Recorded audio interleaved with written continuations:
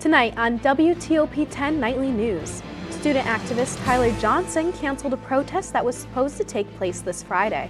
And the 17th annual St. Baldrick's Day fundraiser is coming to Oswego. Plus, e-cigarette maker Juul has agreed to pay almost $500 million in settlements. WTOP 10 Nightly News starts now.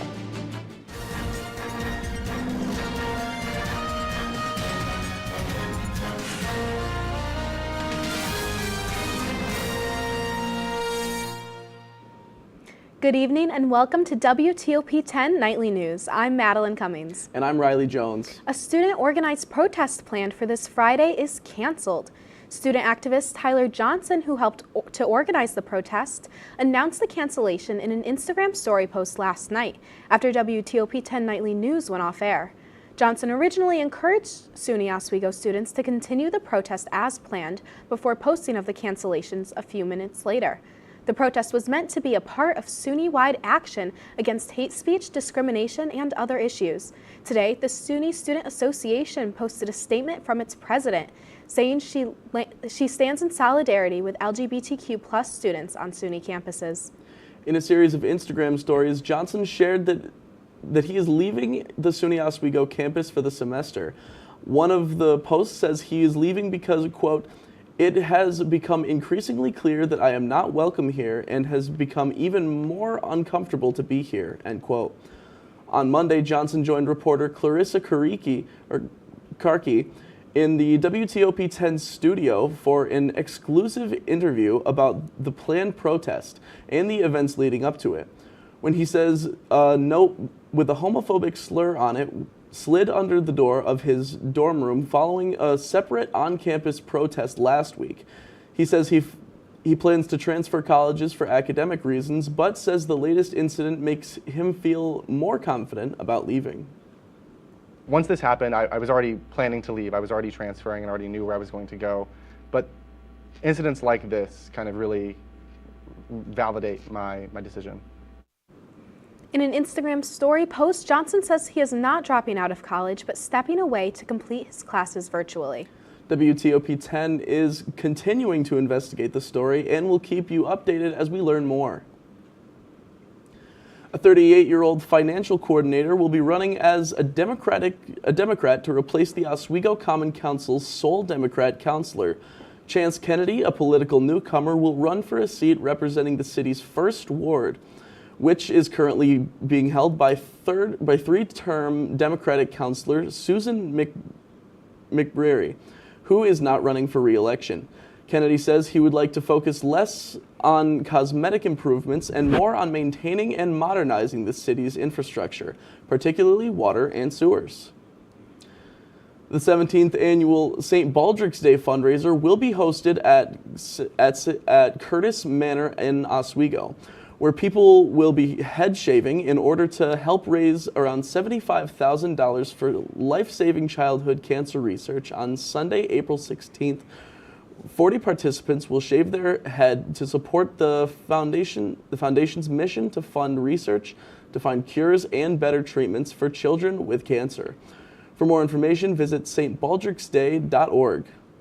A West Monroe man is being charged with assault and criminal use of a firearm at the 1st degree. 18-year-old Nathaniel L. Perry is accused of shooting a 22-year-old man in the leg in Hastings after an altercation involving the two men and other associates. Perry was held overnight and was arraigned this morning, where he was remanded to the Oswego County Jail in lieu of $2,000 cash bail or a $4,000 bond. The investigation is still ongoing.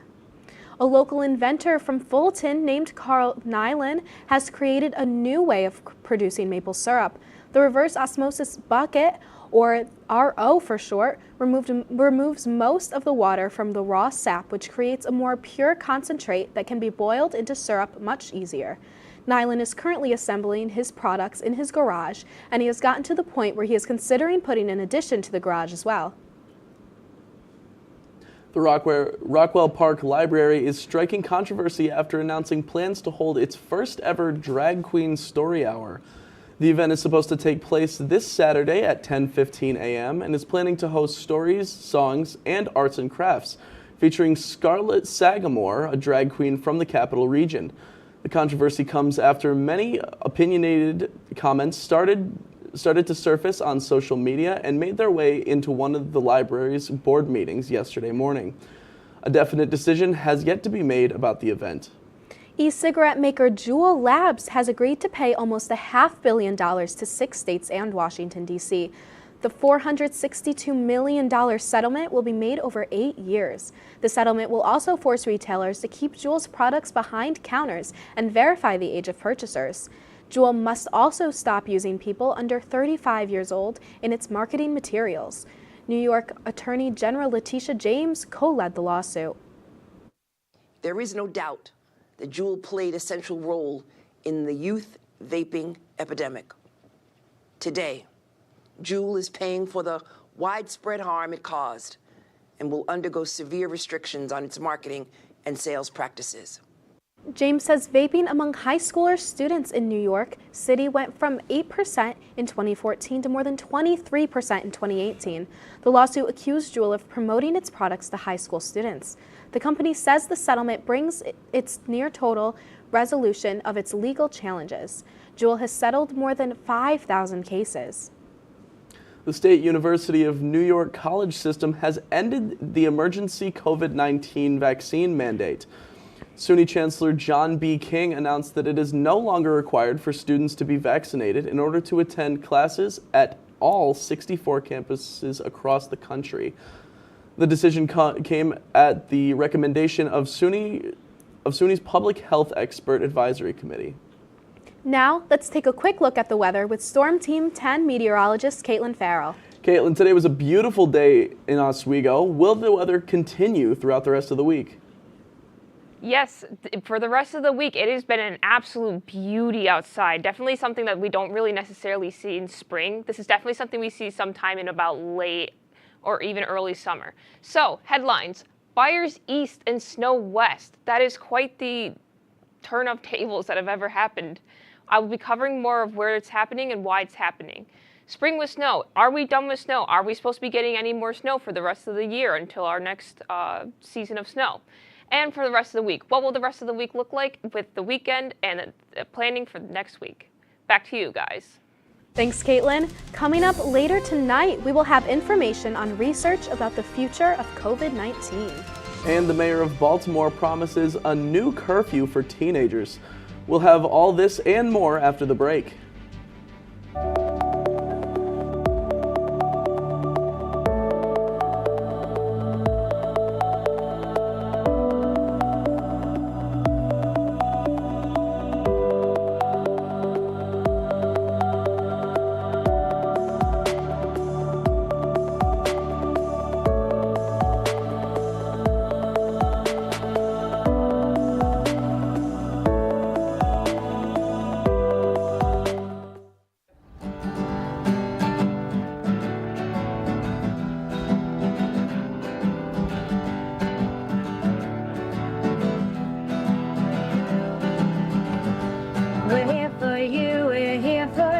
This is your channel 2 with sports and news and what to do. We're here for you. It's your TV, you're watching WTOP. Your TV, thanks for watching WTOP.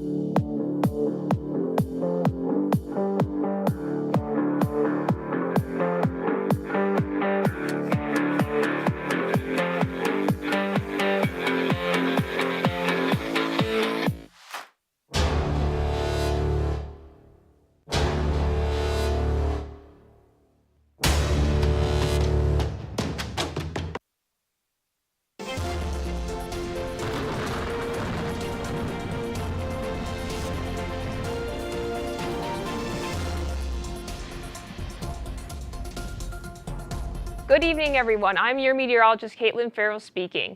So we're going to look across the country. As I mentioned in the headlines, we are having some fire watches.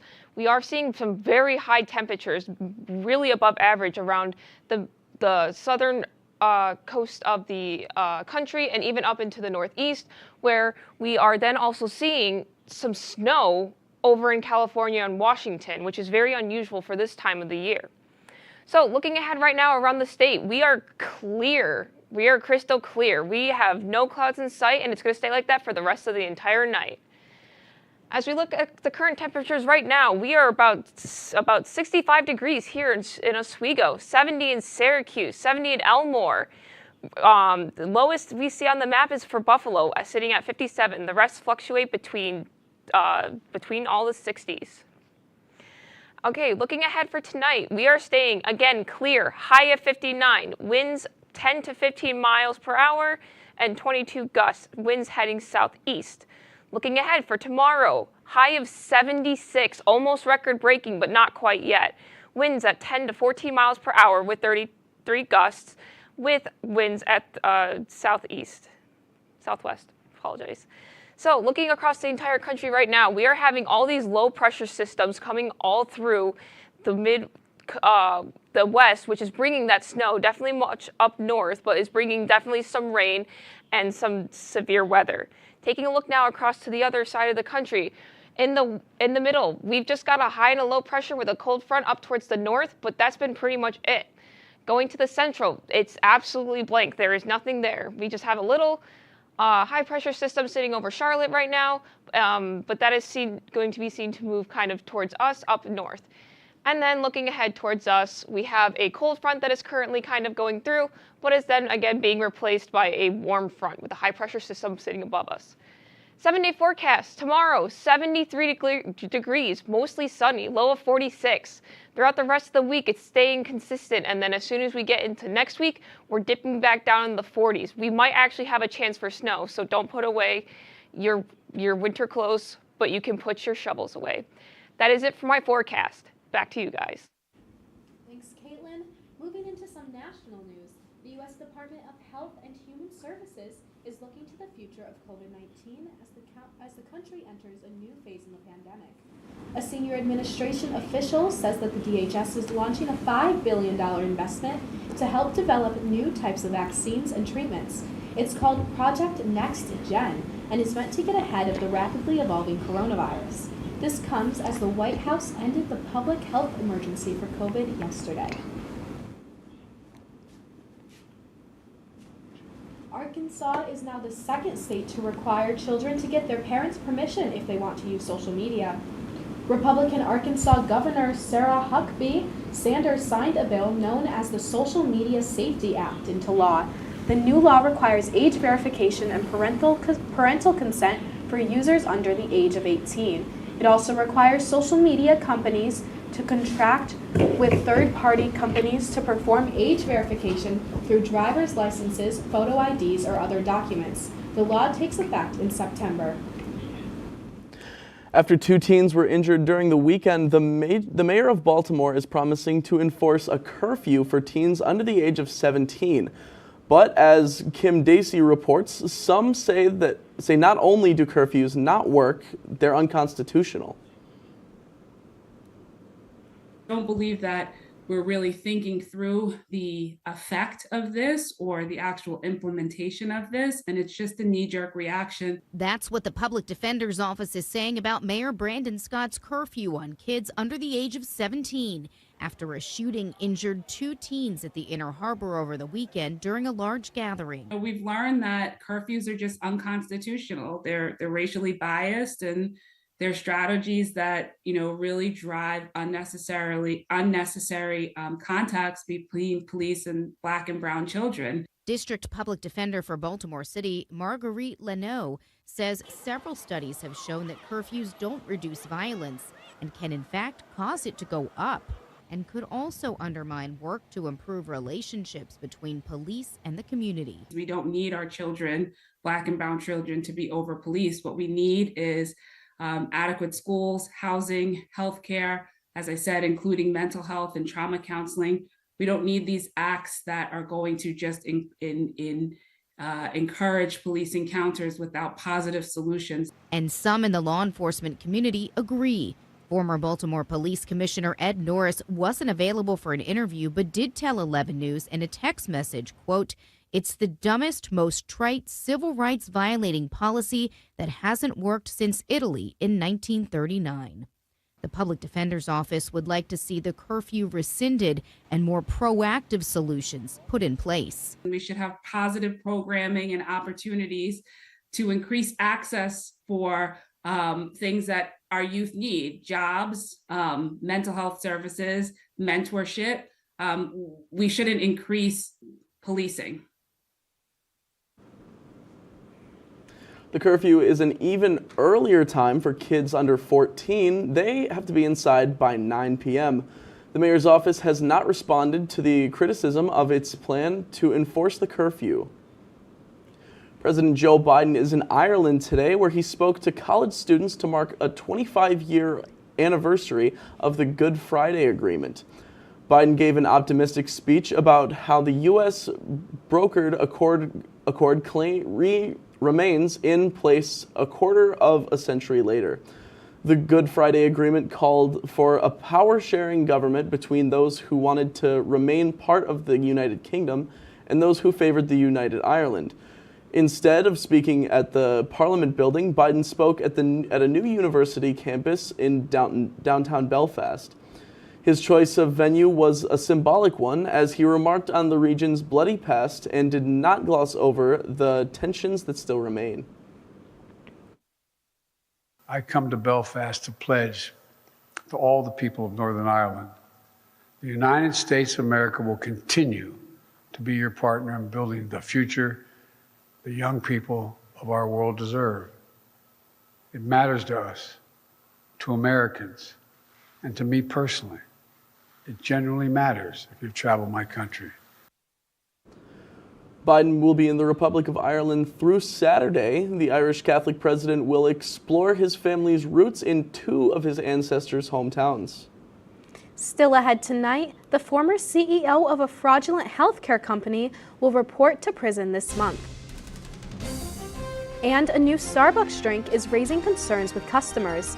These stories and more after the break.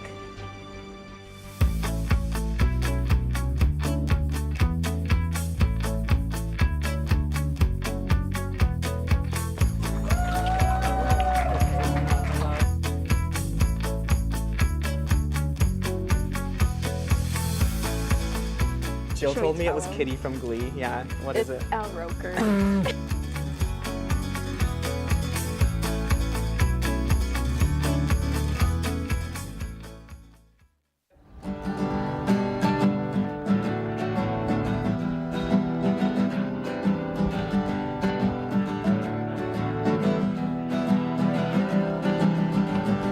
We're here for you, we're here for you. This is your channel 2.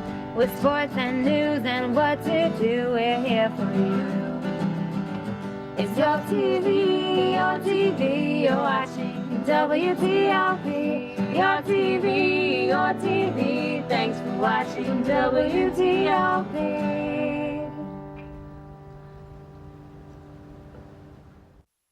What's going on? Yeah, we go on at like 11:30. It's like No.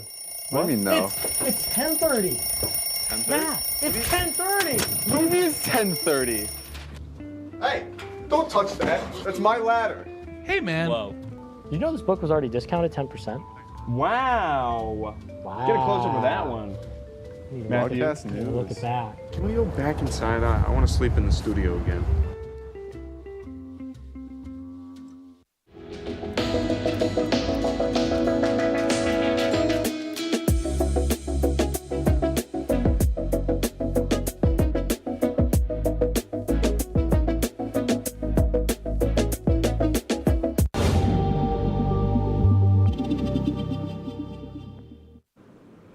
Welcome back to WTOP 10 Nightly News. Here's your health and consumer report.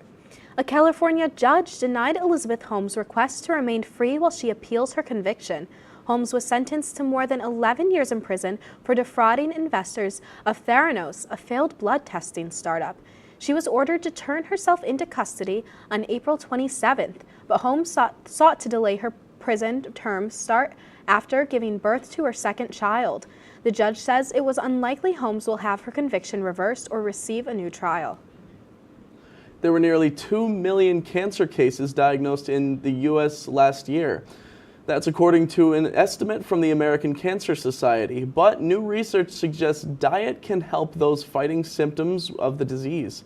In today's Health Minute, Mandy Geither has more on the study that finds food can help cancer patients fight fatigue.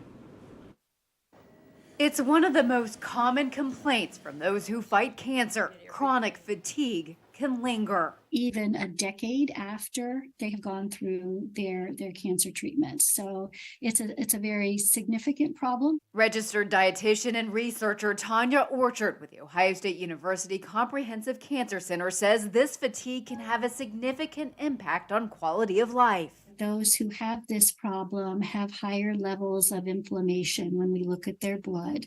Going off findings from previous research which found fatigue benefits from food, Orchard led a pilot study focused on a small number of lymphoma survivors. The majority felt less fatigue after adopting a personalized diet, gradually adding anti-inflammatory foods, which included omega-3 fatty acids found in foods like fish. We're also looking at foods that contain nutrients like carotenoids, lycopene, beta-carotene, those types of things that have very high antioxidant properties, which can also reduce inflammation.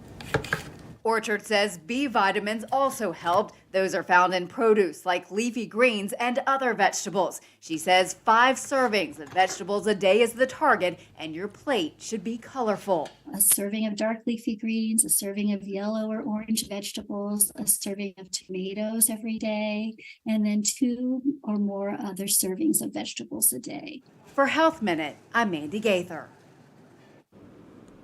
Researchers hope to study benefits of anti-inflammatory foods in all cancer survivors.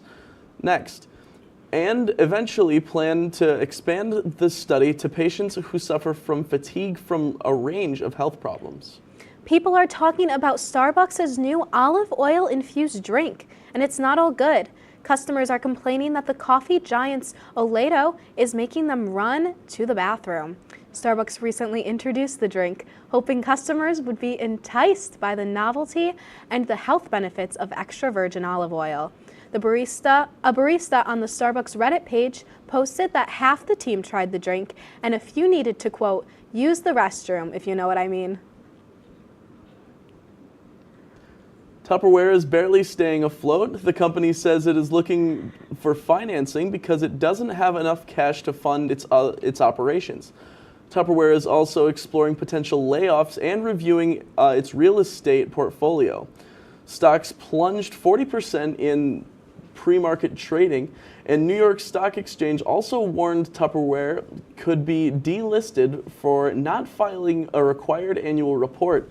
The 77-year-old business has struggled to stay relevant and attract younger customers.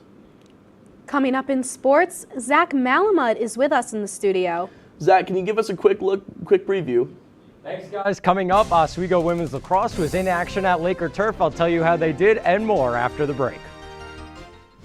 Hey there, I'm Al Roker, class of 76. Yes, way back in 76. Back when the earth was cooling. You're watching WTOP.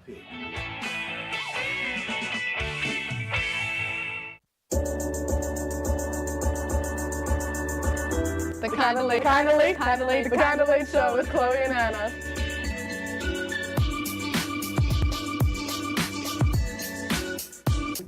Like licorice, Twizzlers, absolutely nasty.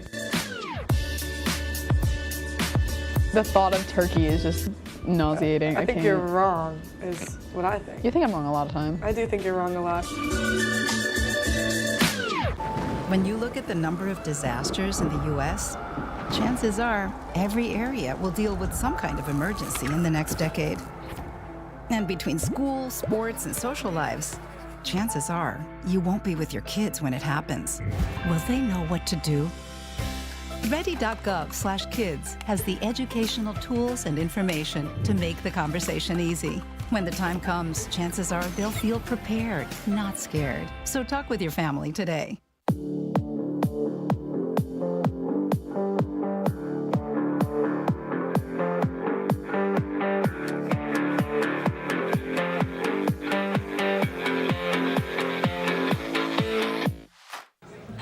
Put the keys down, Kevin. But I'm gonna drive home. There are several warning signs present that you shouldn't be driving. I guess I have really been looking for love in this dating app. Yep, I'm definitely gonna call a ride home.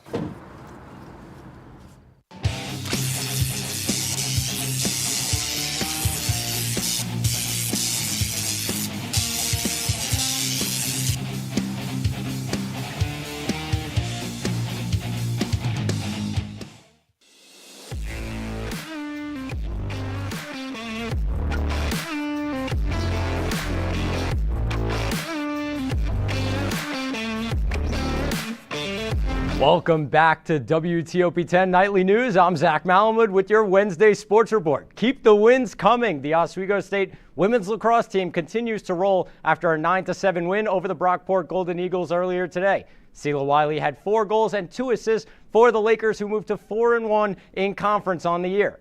Oswego will be in action again on Saturday at 1 o'clock when they host the Plattsburgh State Cardinals at Laker Turf Stadium. The Oswego State softball team have a doubleheader at home this Friday against the first-place Oneonta Red Dragons. The Lakers sit at 1-3 in conference right now, with their 1 win coming against SUNY Potsdam. The Red Dragons are soaring to start the year with 2 doubleheader sweeps against Brockport and Geneseo this past weekend.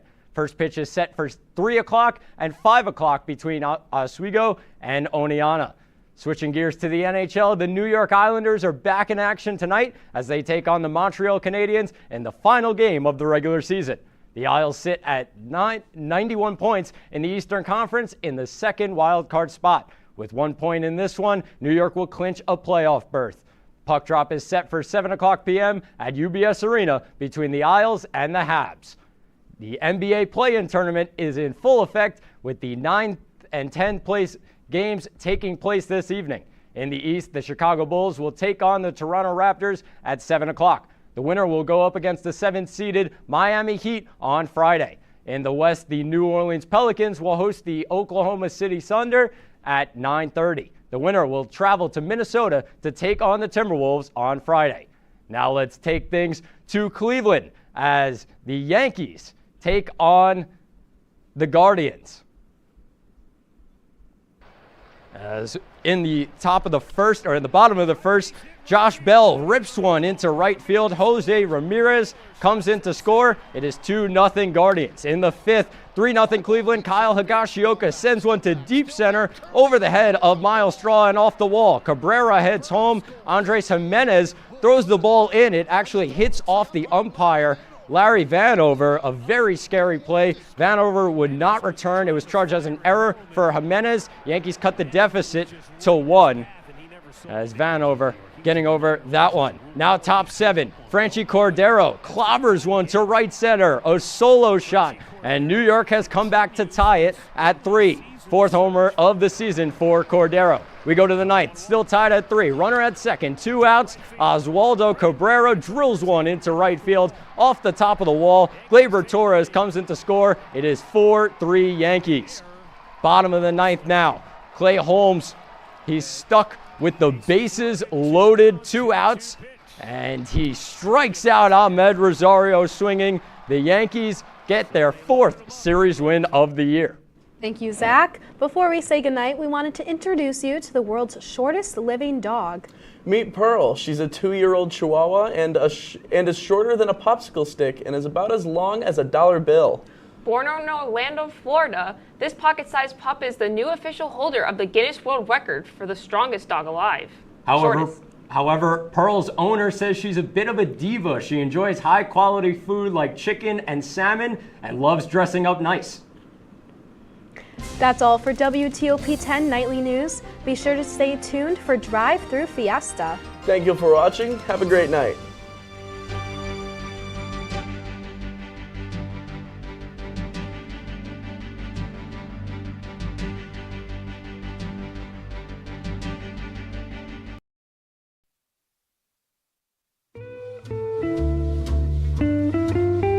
everybody. This is the interview show with Jared Wakefield and Charlie Harkins and Matt Bly and Matt. It's another show day. It is. We got great news today. What's the news? What is it? So I pulled a couple strings. Yeah? And we're officially greenlit. What? We're good to go. They greenlit us? Yeah, I don't know why. Yes! But Oh my God. I'm so excited. Are you kidding me? How much are we going to be paid? Yeah. Oh, nothing. Oh. We definitely talked about this. What's the reach? Did we get it on Univision? Not yet. Is it on C-SPAN? No, we're still working on the Spanish channels. I think today's C-SPAN's broadcast the is gonna get us government. there. Huh? Like the House of Representatives? I don't think you know your Never job. heard of them. You don't know about C-SPAN? I usually stay away from those guys, but. Oh, from TV? You don't like TV? No, I hate TV. Oh, okay, yeah, that makes sense. How'd you do it? Like, what strings did you pull? Was it yarn? Ooh. No, like. Was it like a instrument? Twine? Rope? No, it's like. String isn't an instrument. Like a violin? No, like, it's like instruments. A viola? Like have strings, a though. cello? A bassoon? No, we're talking. A flute? I can play violin really well, and that's Really? the string. I Sounds like plucked, someone actually. who can't play violin. I can get us ungreenlit as fast as you just said that. Yeah. Are we yellow lit now? Quit it. Yeah. Come on. Stop. I want to have the show. I want to have Hey, the show. let's keep it to a bit of a happier note. We're greenlit, all right? That's true. I'm so excited. Greenlit by Greenpeace. Eco-friendly. Green peas? Like what ducks eat? Peas? Frozen peas? Greenpeace, like the organization. The environmental organization. I'm only thinking of food, man. Food all the time. Yeah, Who's that? I mean, Who's that? I don't know. Did you see it? We even got some money for the set. Yeah. Yeah. Yeah, we got money for the set. I mean, we stole that. It's lit super well. Like, we've got a cup. We've got all of this stuff. I mean, Matt, you've done an exceptional job. Thank you. How much did you spend on this? You've done an exceptional job. It's a little complicated. It's complicated. What do you mean by that? You not pay for anything? It's WTOP. I mean, he pays for everything. That's true. Did you steal it all, though? Not technically. Not technically? You ever heard of loan sharks? Like the Great animal guys. in the ocean? I think so. I think I've heard of them. Who is that? I still don't know who that is. They're just Something on going the wrong? set. Oh. What happened? Oh. Well, that is very unfortunate timing. Oh. Are we still live? It looks like we're live. The What is going camera's still on. Could we fix this? How do we Matt, fix this? Did we pay the bill? Did you? Yeah. Did you? Oh, yeah. What's the mailing address for No. this place? Did we? I have set one? I have some coins. See, the problem is I don't think this place has a mailing address. Do we even have audio Is right it now? coin I don't operated? even know if I can hear myself. Are the lights coin operated? I have a quarter right here. Here. Yeah, try putting that in. Put it in. I'm gonna call the bank. The bank has a phone number? What the crap? What the crap, man? All right, don't be too harsh. It's the bank. I'm gonna tell them to shut their mouth. Whoa. They're gonna turn my electricity on. All right, or Jared, I'm Jared, gonna throw this Keurig. Jared, the truth, I may or may not have not paid any of the electric bills. I thought they wouldn't notice. This was lit for like almost a month. Didn't George Soros pay for this? Who's that? Who's that? I don't know. I just thought he was the guy that paid for this. I've heard the name, but I don't know who he is. I will say, you Is know, he you your didn't dad? pay the electric bill, but this pen holder is fantastic. That is beautiful. Oh, thank you. Yeah, it's I picked it this up is myself. fantastic. How do we get the lights Hey, on? Charlie, I got a screwdriver. You want? Yeah. You want to get some let me go at it. screwdrivers? Let me go at it. Yeah, you guys got it. Yeah. Let me try to fix I'll this. handle this. I'm the crisis actor. I got this. Let's get it working. Let's get it working. Yeah. So this is the interview show. I'm Jared Wakefield again. I just wanted you to know I'm Jared. Oh! Hey, we did it. We'll be right back after these brief messages. Whoa, what happened? What happened to the whatever?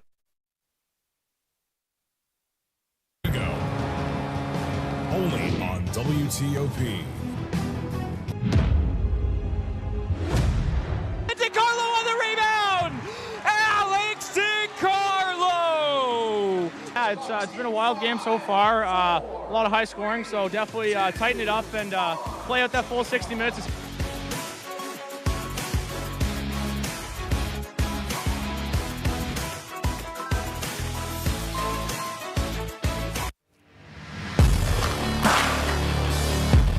Welcome back to the best show on WTOP 10 out on our own Oswego. Did you hear that Bad Bunny's gonna be in Canada over spring break? You know. I heard that one. Drink Kanye. The week. Oh my God.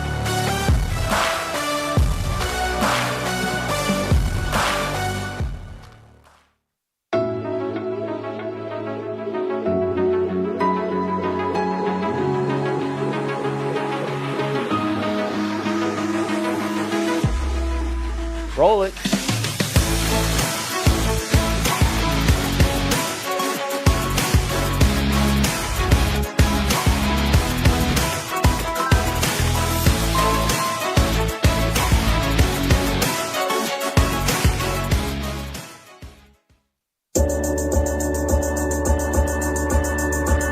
The Kinda Late Show with Chloe and Anna.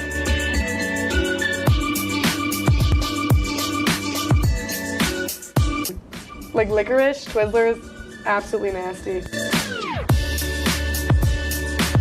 The thought of turkey is just nauseating. I think you're wrong, is what I think. You think I'm wrong a lot of time. I do think you're wrong a lot.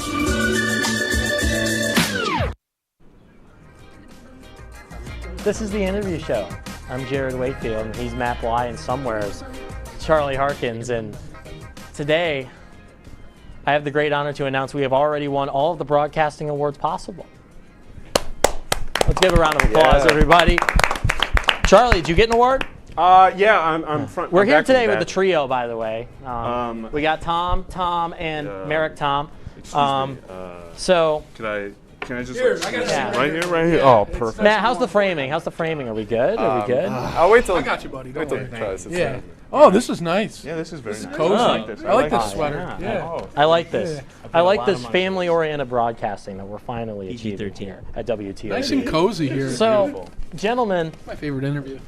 Earlier this week, as in last night, I sent out an email with a survey regarding your lives with each other, since you guys live with each other and all sorts of things like that. So I know you've all spent a lot of time and have brought a lot of prep today on what you think. So guys, let's start off. What's your favorite thing about living together? Merrick Tom, we'll start with you. The free food. The free food. Okay. We'll go with Talarino. I'll say the laughs I get from Merrick playing Call of Duty. And Turge, you said I have your response on the email here. You said you like the stray cat on the front porch. I do love the stray cat on the front porch, but it's not stray. It's Merrick's because he's a cat dad. He is a cat dad. He's lying. What do you think of that? He's lying. I do like the. Oh, you got a mic. Yeah, I'm already mic'd up. I got this. My fault. I don't know why you would call it a stray cat. Yes. Thank you. I don't know how that got confused at all, but I think we're gonna have a great day out there, and let's get into it. Yeah. So let's continue on, and we will start with Tom. What's your least favorite? What's your least favorite? My least favorite thing? Yeah. I thought roommate. Yeah. Oh, roommate? No. Least favorite thing about living together? There's like this door in the house where the doorknob always falls off. You know, it's always banging on the ground. It's just really annoying, man. Merrick Tom, we'll go with you. Probably the other two people I live with. Okay. Wow. And Thomas, you wrote actually a 3-paragraph essay that I can't read on here because it was full of expletives about the two meatballs you live with. Hey, man. Whoa. That's not true. I actually have meatballs in the freezer though, so I don't believe you. Like I have. They're gone. The cat ate it. I love meatballs. Charlie, you saw it. Matt, you saw it. We went through screening when we were bringing these guys in. Oh yeah, it was horrific. Yeah, like if we screened that, if we screened that, Garrett would explode. Yeah, we'd get Garrett would Thanos snap out of existence. Like he would just be so furious. It was explicit pictures. Yeah. It was career. Oh my God! Whoa! Yeah. Career You ending. sick I don't know man. what I'm doing. Career and social life ending. I don't even know how to read. So, guys, let's transition to the more lighter fare. Turge, we'll start with you. We were talking about who's the wildest, and you were talking about Dog Mom? The dog mom. Yeah. Who's a dog mom? Yeah, the dog mom's a very popular thing. Who is said dog mom though? There was something. I'm not too aware of. I was told there was a dog mom involved. Who is this dog mom? You're right. We talked about the dog mom, yeah? Yeah. There is a dog. Thank you, Charlie. I appreciate it. Just trying to brush Yeah, there's a dog mom. There's a dog. I don't know what he's talking about. He knows that there's a dog mom. He's holding out. You guys on said it. something about a cat. You guys need another mic over there? You might need a dog mom. Yeah. Oh, another one? Another one? Yeah. We might need another mic. Oh, you need another mic? Talking to the Yeah. microphone. Oh! Okay. Yeah, hang on 1 second. Right. Yeah, there you go. Here. Okay. Wait a minute. There you go. Okay. Yeah, I got it. Yeah, thank you. So guys, yeah. Anyways, I'm just looking at some things here. Hey man. And guys, you know, let's talk about the house really quick. You know, like your house itself. You know, you guys live in a beautiful chateau right down on the river. Merrick, Tom, what's your favorite part about the house? I got no answers. Go ahead, Merrick. Probably the couch. That's my favorite part. The couch and. What do you mean by that? And. We're doing the interview. Yeah, and Thomas. Oh my God, Matt, you're blind, man. Turge, we got not all of us can be gifted. Turge, we got something from you that said your favorite part about the house is the basement. Why is it the basement? You sick freak! What? Oh my God. You sick fart. Listen, the basement is a very good place. You know, it's very sure, he's cold, right much here. like the bathroom floors that I Guys, you guys are cutting out a frame. You got to get closer. You got to get down. I got him here on the couch, officer. Yeah. Okay. Yep. We're listening. Backwards hat. He's got the slope of a ski slope of a nose. Oh my God! What? Guys. We got to get serious. We got to have a Do we have any microphones? This is real important. Whoa. He never does this. I apologize. We're getting deep now. Yeah. I did not mean to. I received some information from the other two in the roommate surveys, Thomas, that you are a liar, a cheat, and a scandalous man. That is true. Okay. True. Do you know what we're talking about? The fact that I hit all of my sports parlays. That's a lie. Do you remember? As a lie. So it's. Church, I have the New York State. You're gonna tell me hotline here. You're gonna tell me I'm wrong. I'm gonna think. Hello. Please. I think you have an addiction. No, do I? Yes. Okay. This is an intervention. We just want to help you, man. We're trying to. I want you guys to live in peace and harmony. I remember that week of Laker Connections. I shaved and you didn't. Huh? Oh. Can you repeat that? Oh. No. Okay. Confidential. I just want a happy Turge, not one that's concerned about his parlays at night. I want a guy who I can have a peaceful night out with. But no, I'm worried about this schmuck of a hockey player getting over 2.5 goals or 2.5 goal. Blah blah blah. That's what I'm talking about, Turge. I just want a fun, You're a simple goalie. night You don't out. have to get shots on goal. And you just want to talk about your sports parlays all the time. Unless it's me and floor hockey. Now how do you? So, I don't know about that. I gotta wrap. We gotta wrap on a final question here. Our time is limited. We know you guys are actually really big in the sports, so if you guys could talk a little bit about your guys' sports careers on air. Tommy, we'll go with you.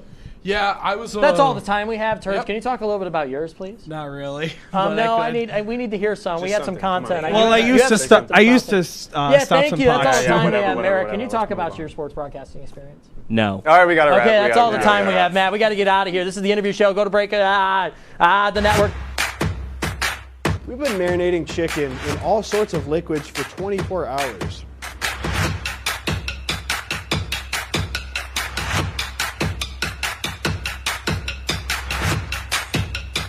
These are vitamins and minerals and things that you need, nutrients.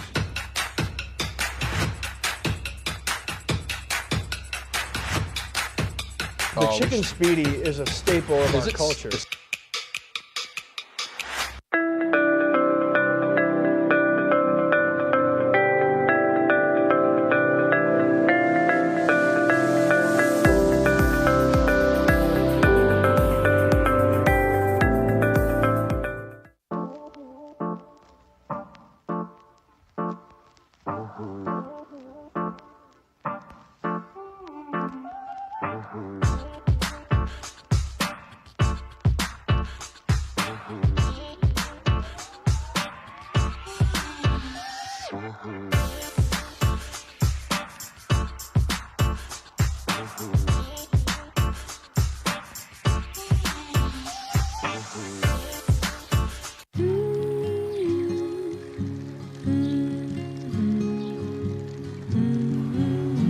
Of all the things you've done with your bike, donating it to Goodwill may be the most incredible of all. Goodwill. Donate stuff, create jobs. Good evening and welcome to WTOP 10 Nightly News. For the governor race with a strong lead, former Governor Andrew Cuomo is... Barlow announced the completion of a large building mural in downtown Oswego. The renovations on the Hewitt Union Building turning it into the new Hewitt Hall. And as we move into tomorrow, that rain is going to be in our area. Moving to the Diamond now, as Sweet Caroline got a lot sweeter last night.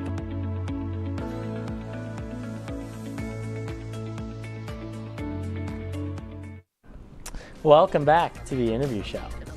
I'm Jared Wakefield, he's Charlie Harkins. And Charlie, it's time for Charlie News Channel, and boy, tough news today. Yeah, it's pretty busy out there. Let's just get straight into it. This guy's made out of clay. They turned a man into clay. Isn't that crazy? I feel like that's an ethical violation. I know, and he's got red eyes. It's really, really kind of cool. Yeah. I don't know how they did that. This is a great photo. This is a great photo. Charlie, do you want to take a look at the next story? Fine by me. Let's move Yeah, on. this is a lot of clay. Do I look Jars like of him? mud in the clay. And you've got the same red eyes. I think we gotta stick on the clay because he's not actually clay. He was 3D printed, which is it's kind of messed up. But it's How kind do of they cool. do that with clay? That's a good question. You should ask that guy. Which guy? The clay guy. Oh, clay? Or 3D clay guy. How did you do it? Oh. He must be camera shy. Charlie, is this your influenza? Yeah, actually. Oh, yeah, I remember this. Oh my God, they're taking my appendix out. This is your appendix. I stole this footage from the hospital where you got it removed. That's a HIPAA violation. And I think I used the do law not care. correctly that time. I don't know what HIPAA is. I have some hips. They don't lie. Do they move? No, not really. Do it fart? Yes. Hell I'm yeah. so glad you asked that. It does fart. Your That's what I hips? needed to know. My hips fart. I'm making a note of that. It's That's a great. whole thing. I don't know. Can we move on from this? Is this Breaking Bad? Yes, I stole this from Breaking Bad as well. I stole all this footage. TD Bank. We called the bank before. Is this the bank we go to, Matt? No. This isn't the bank. Thanks, Matt. Whoa! Whoa! What happened? Oh, we were just looking at a bank. Yeah, I don't know what happened. That guy's in trouble. He must have gone skiing. Maybe.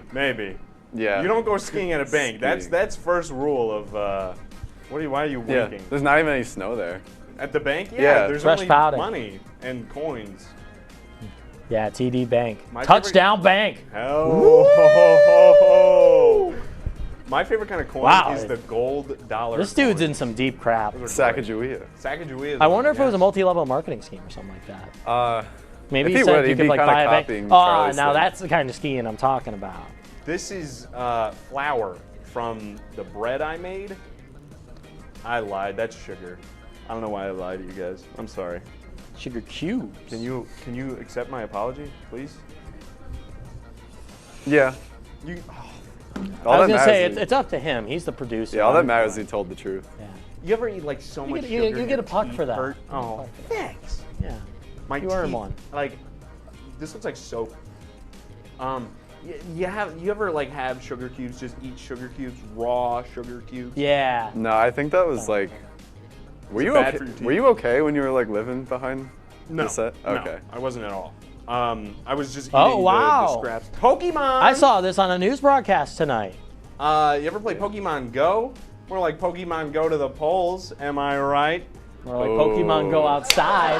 Don't high five that. Yeah, dude. Yeah. That was disgusting. Oh, look at that Squirtle. You win. Look at this. Yeah. I love Sweet Victory. I used to play Pokemon Go all the time.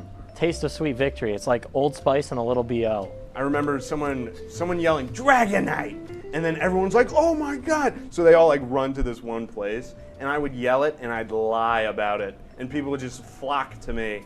It was beautiful, and I'd be like, "Haha, I lied to you guys." And I was a little younger.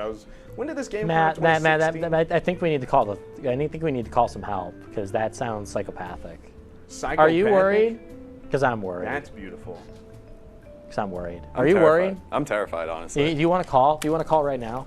Yeah, you got to call. You don't have to be We got to scared get of this off. We anything. got to get this off. Are you sure this thing works? Just call. Call. I'm who? not crazy. The doctor Call said I'm help. okay. This is the interview show. We got to get off. You gotta- We got to get off. We gotta go to break. You get us off the air.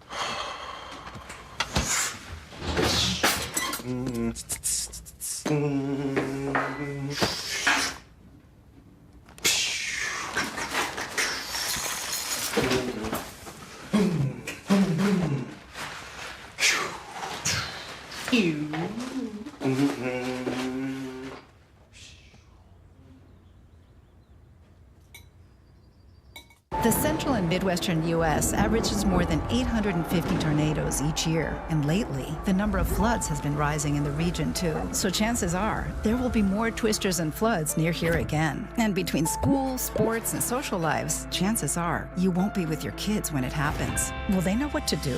Ready.gov/kids has all the educational tools and information to make the conversation easy. When the time comes, chances are they'll feel prepared, not scared. So talk with your family today. When I was in foster care, I never knew when I would have to move. So I always had my suitcase ready to go. Then one day I was adopted. My new parents opened their hearts and home to me. My parents cook my favorite breakfast for me every morning. My parents take me on trips I never thought I would go on.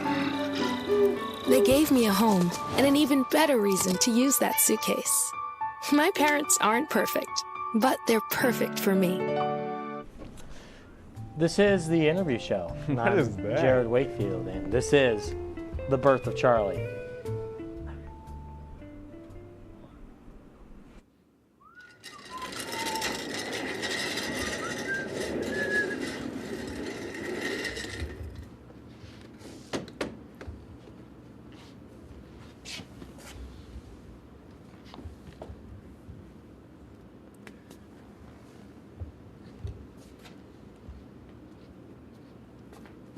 Kid, what are you doing here?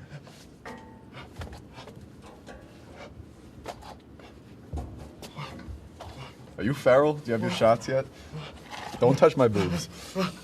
Look at me, look at me. You want a job? Alright. You're not gonna make much money, but it'll get you out of here. What? This is WTOP, the best news network in Oswego, New York. Whoa, whoa, whoa, whoa. Yeah? It's pretty cool, isn't it? And I own it all. What? Oh my God! Hey, don't touch that. That's my ladder. I'm sorry. One rule is you don't touch my ladder. I'm sorry. Sorry. Sorry, sir. Don't do it again. It won't happen again. Oh, look, my bad. I get a little passionate sometimes. Okay. Anyways, this is your desk? No, this is your couch. Mine? Yeah. You can touch it. Oh. It's better than that hardwood floor, doesn't it? Yeah. All right, well, it's not always going to be there. It's usually in front of that magic screen thing over there. That's the magic screen? Yeah, I don't know how it works. I just work here. Looks green.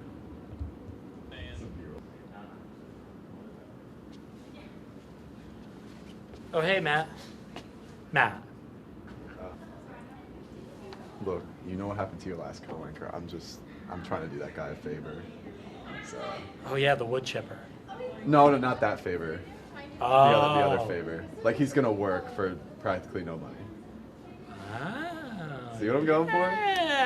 Yeah, let's make some money. Let's check him out. Charlie, this is your co-host, Jerry. Right? What's your name? Jared. Yeah. Jared. Jared. Jared, right. Yeah, Jared, like Radwood. Like radical chemicals and paints. But you like Jared? Yeah. It's metropolitan. Metropolitan. Mm-hmm. You just blow in? Blow in? You just blow in here? How'd you end up here? I woke up here one day.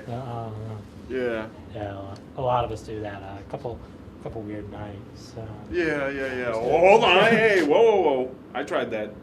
You do not want to do that. I'm talking from experience. No, what are you doing? Stop. Matt? I said someone's touching with my ladder. I just gotta check the lights. We do this every week. Oh, true, The Jared. budget cuts. I gotta do this. Jared is ladder certified. What? Yeah, that's right. You gotta earn this, boy. You gotta earn it, boy.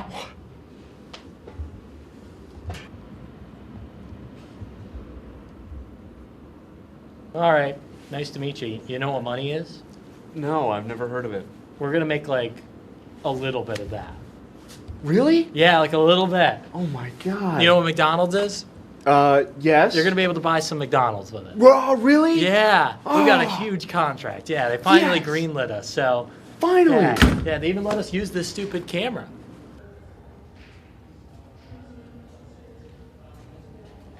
This is it. Peace. Yeah.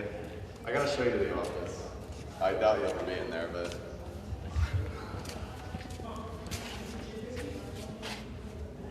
Yeah. What was that? Is there like a monster in here? Sometimes. Anyways, this is the WTOP office. There's no one in here because no one actually works here besides you two. Oh, I work here? Yeah, that's what Whoa. your job is. So all these chairs are mine? No. Oh. You get one. Pick your favorite chair. How about this one? Oh my god. Don't touch that one. Is that yours? That's my chair. Oh. This one. That one. Sure. Yeah. No, not that one. That one? This one? This one's mine? Yay! What's this door? Oh, that's that's like the breakfast nook thing. Oh. Oh yeah, we haven't been able to go there in 3 years because. Oh.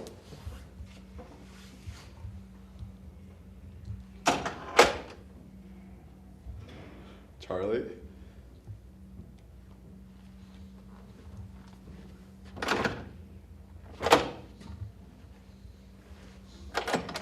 Oh. I lived like 60 years. Yeah, that's why we don't really go in there. I had a wife. I had kids. All gone. You want to sit back in your chair real quick? Yeah, oh, right. Yeah, my chair. You remember the chair? Oh, yay! Yeah. There's your first meal. Now you're ready. Yes. All right.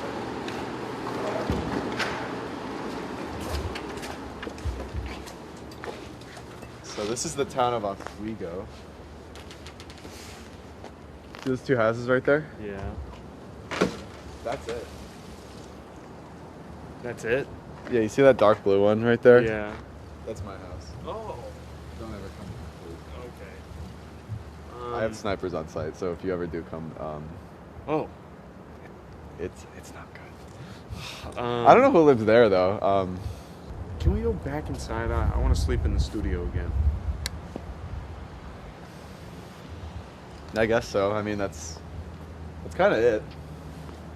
As far as the tour goes, that's Okay. kind of everything. Yeah. Are you okay with sleeping there? Yeah. No, it's I love it.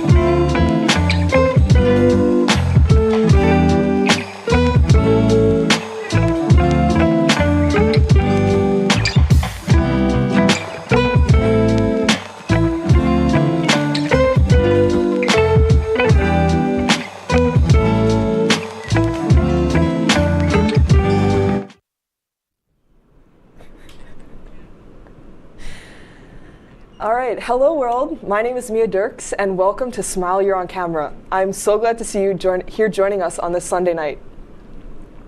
My name is Mia Dirks, like I said. I'm currently a junior studying broadcasting at SUNY Oswego.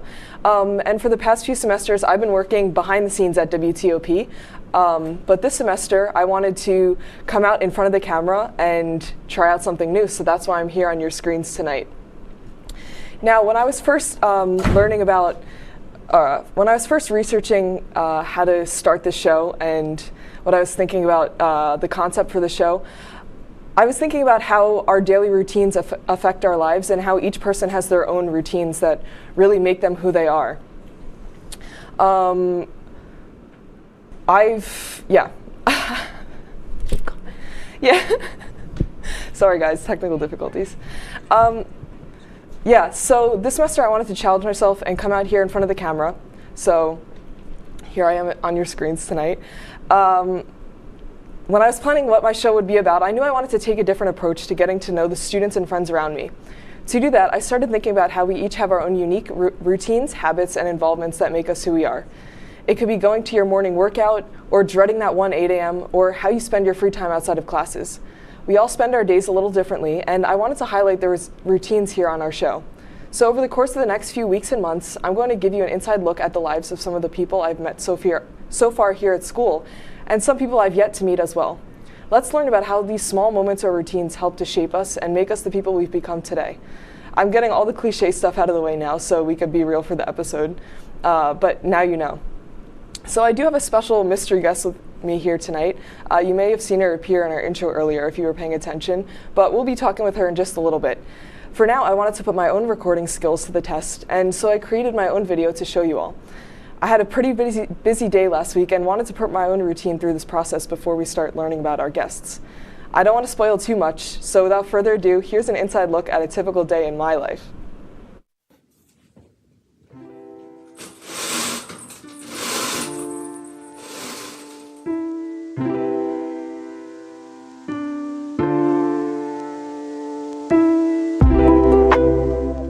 Today's Saturday, and we got a pretty busy day going on today.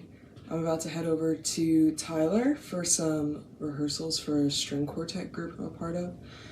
We're going to be recording some pieces today, so I'll try and get some shots of that.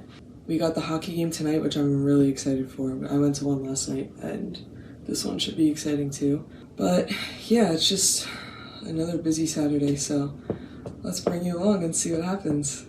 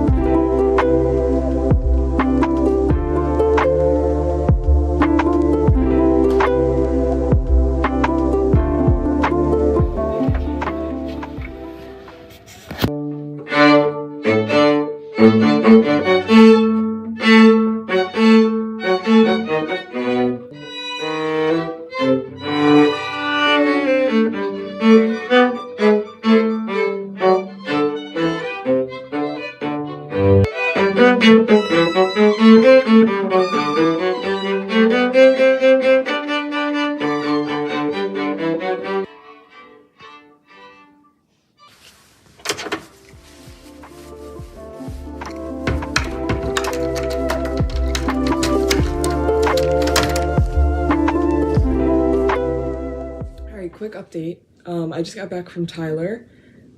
We finished recording one of the Mozart pieces.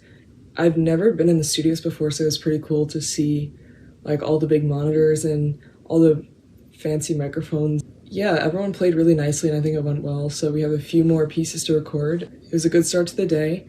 It's around 3 o'clock now, so I think while I have some time before the game tonight, I'm going to try and work on some graphics for the shows. So I'm gonna take you guys along and you can get just a quick look into how I usually do my work and how the creative services team does their work in preparations for production season, and yeah, let's go get started.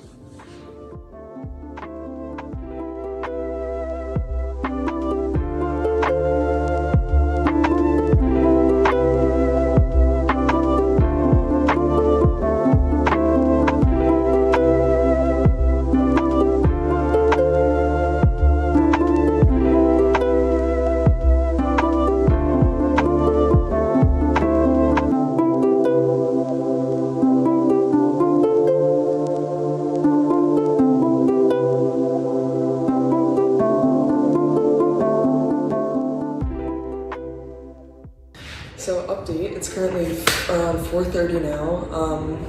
I did a bunch of stuff.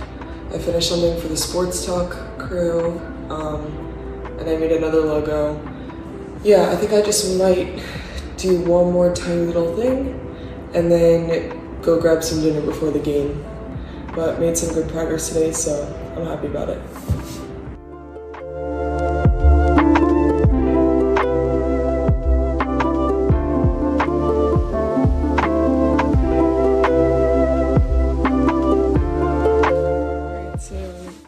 About to head out to the hockey game.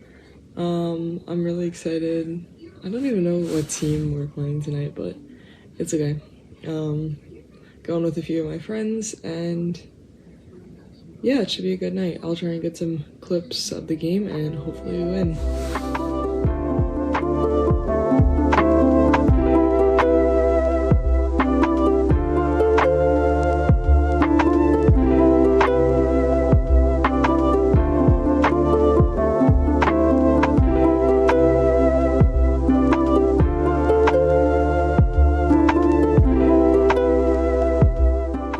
Hey everyone, so I just got back from the game.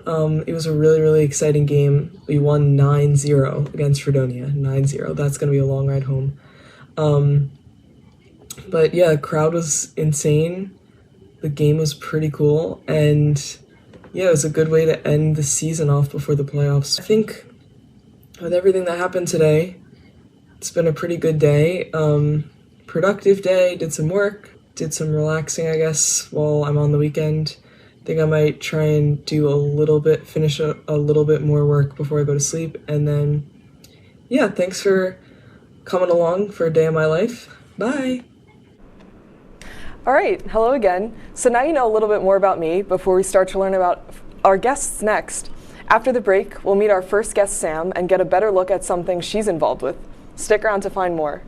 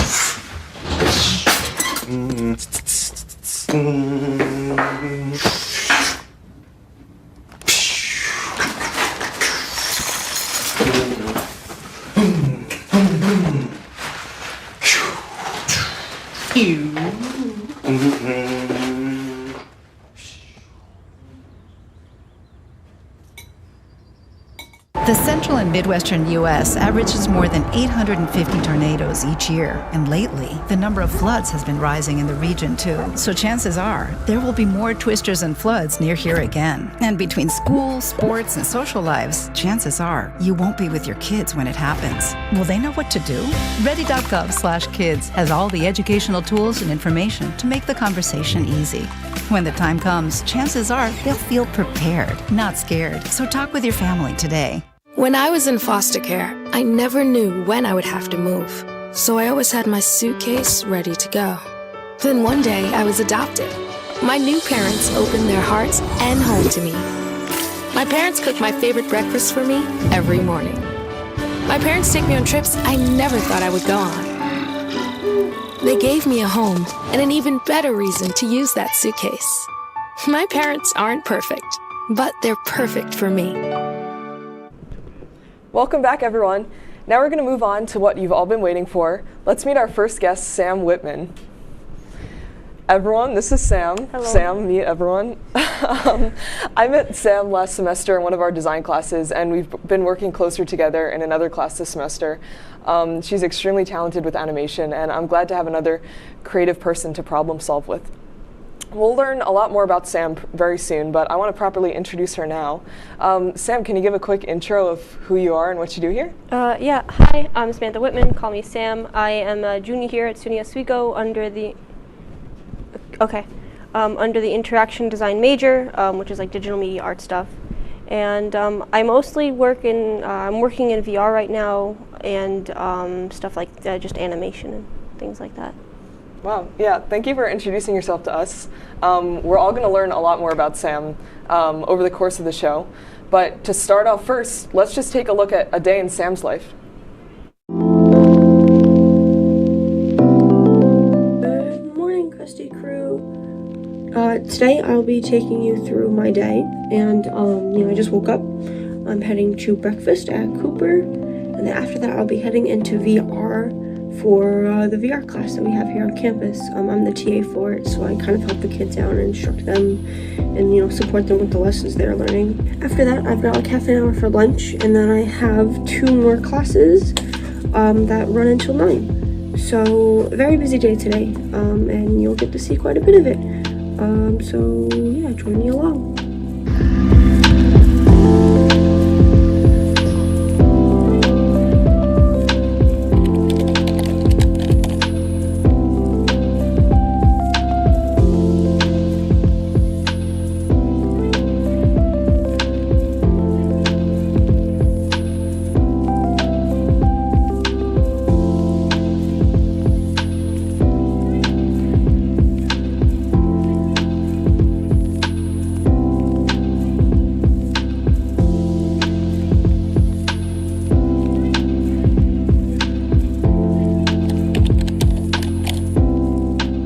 So I just got done with the VR, got half an hour break, got lunch, and then I just went through coding,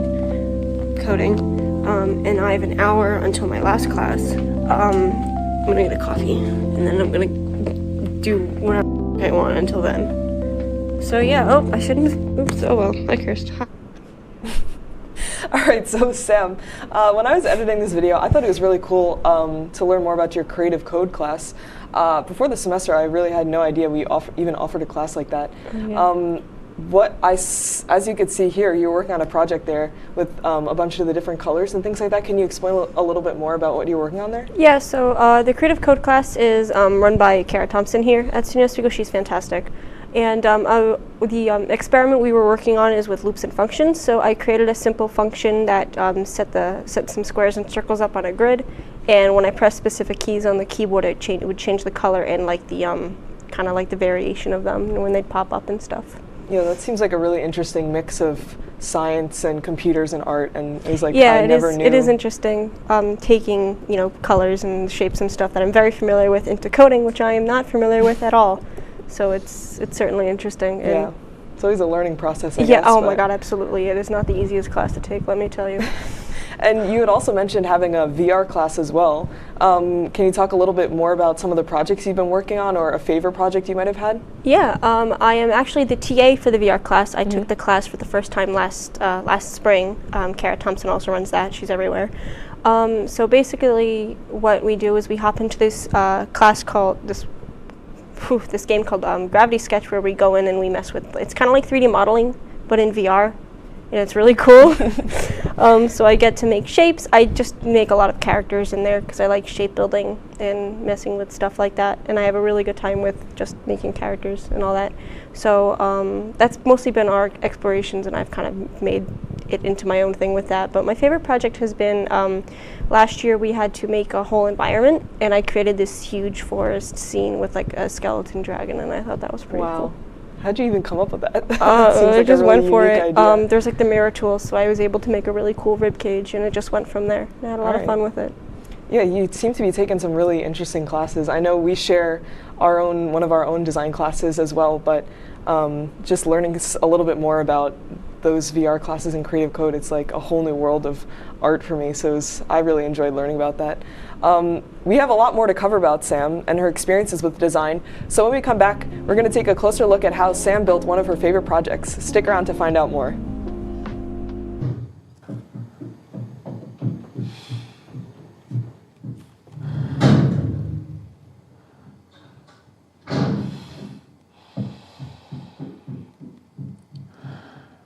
I love you!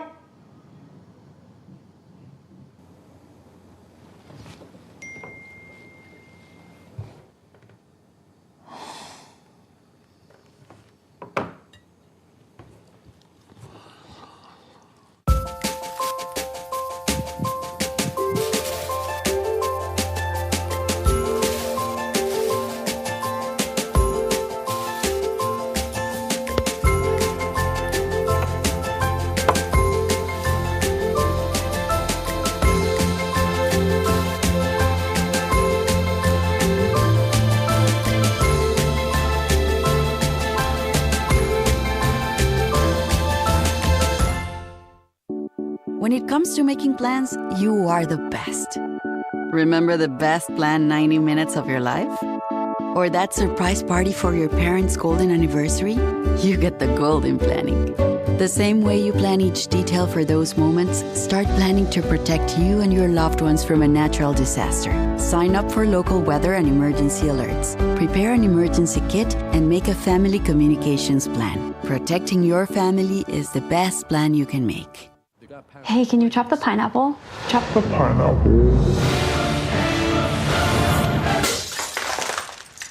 Nope. I'm high.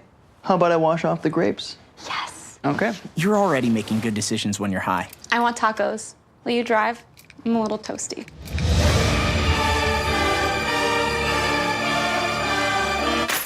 Nope. I'm high. Let's order in. Don't make an exception when it comes to driving. If you feel different, you drive. Hello and welcome back to Smile You're on Camera. Thank you for sticking around.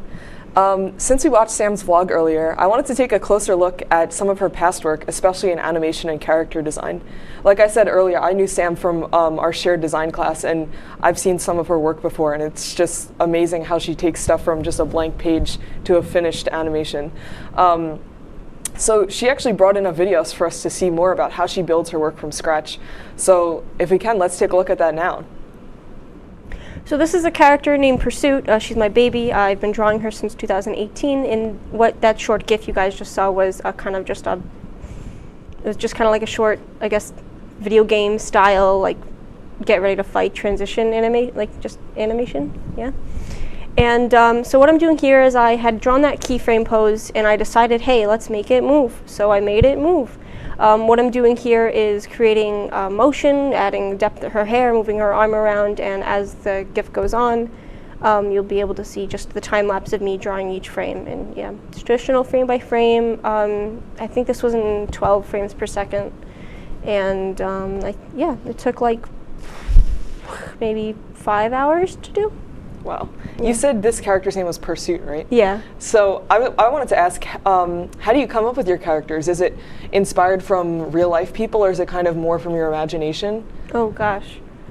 Pursuit came from, I was actually on a trip in Montana, and Pursuit, I had bought, we were hiking, and there was a notebook at a store. We had just gotten out of a cave, and I bought a notebook, and it was called For the Pursuit of Happiness, or In the Pursuit of Happiness, and there was like this postcard at the end, and it was really cute. And so I was just drawing one night, and I doodled a little demon girl. She was a lot darker and a lot more moody than this one, but I ended up calling her Pursuit, and then it kind of stuck. She really became a comfort character for me over the course of summer, and especially during COVID.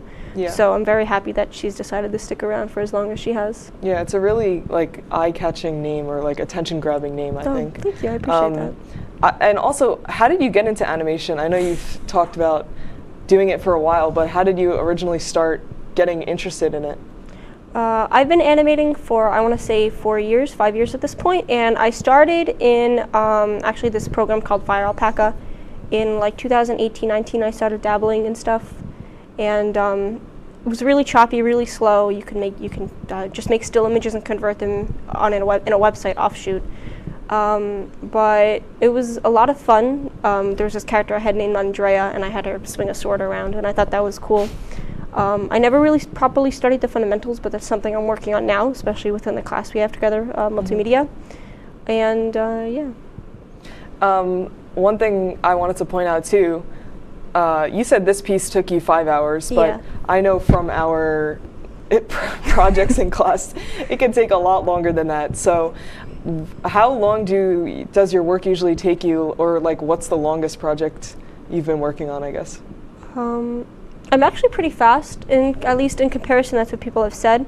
But my longest project has took me about a month and a half. It was the final project I made for last semester class we had. And it was 33 seconds, and it was a lot of work, but I was really happy with how it came out. One of my longest like regular drawings, I want to say 12 hours, but that was more of a, I was studying like depth and form and paint, more of a painterly style with it. But yeah. Yeah, I know we both know that it's a very, it's a very long process, but it's certainly interesting. It's definitely worth it to see it all come together. Oh, in the end, absolutely, absolutely.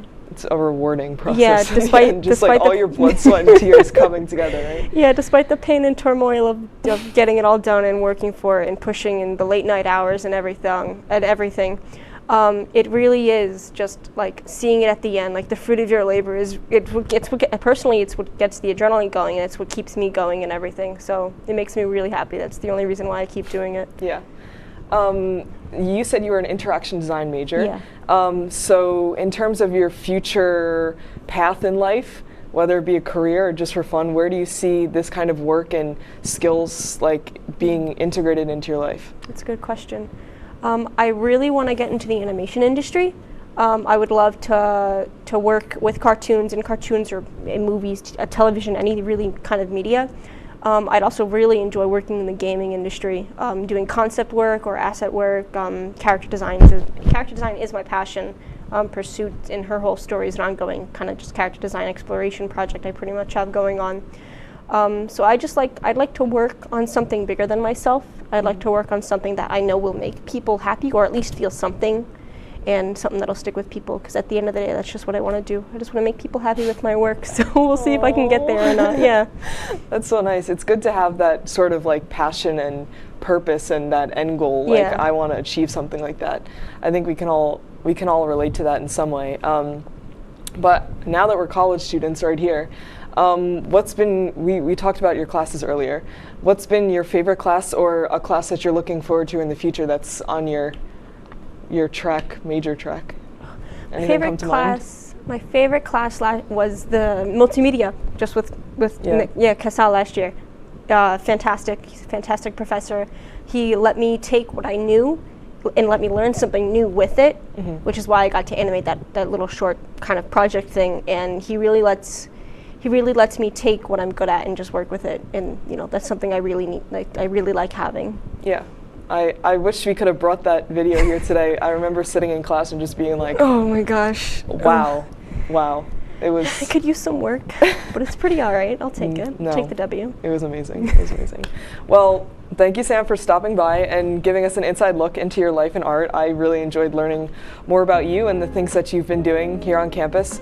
I hope you all at home were able to learn more as well about someone involved in our artistic area here at SUNY Oswego. After the break, we'll talk about how you can be featured on this show in future episodes. Curious? Stick around to find out more.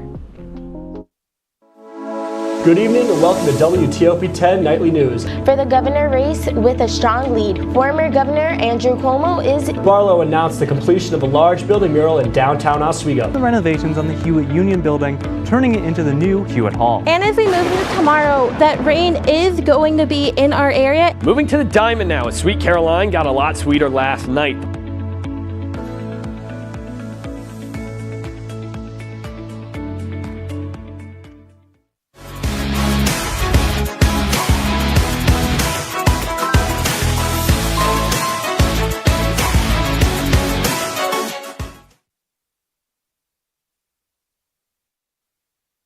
Major Discussions is the new show that explores the stories of students right here on campus.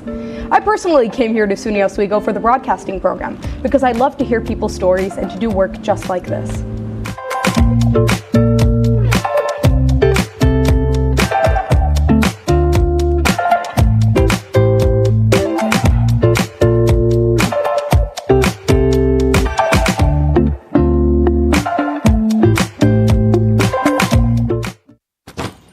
Hart, what's going on? I'm leaving. Why? What did I do? Not enough. The pressure's too much. I quit. I get it. I can do better. Just please don't leave. Don't let your heart quit on you. Get your uncontrolled high blood pressure to a healthy range before it's too late.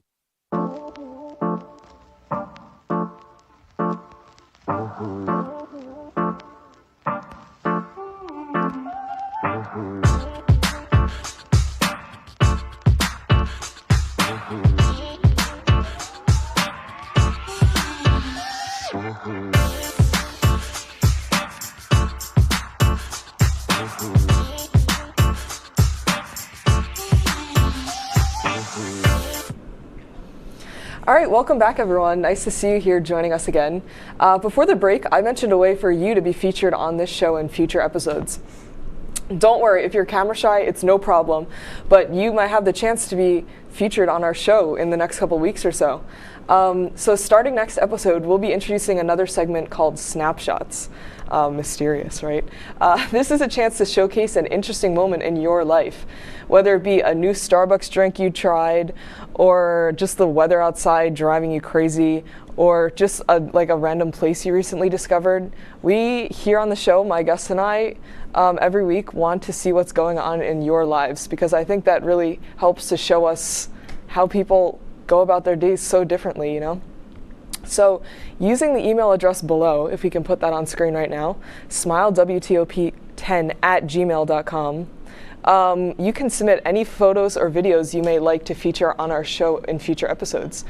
You can also feel free to add a little explanation so we have some more info to include, but my guests and I will be reacting to these photos that we select and just talking about, I don't know, can we relate or can we not relate, or is it a controversy?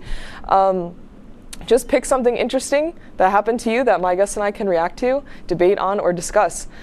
Do you have a moment of mind? Submit it to the email below, like I said, here on screen, smilewtop10@gmail.com, and you might see it on your screen next episode if you're a lucky viewer. So for example, I might take a picture and submit it to this email of me doing this show today, because I've been spending all day today just here in the studio writing out the scripts.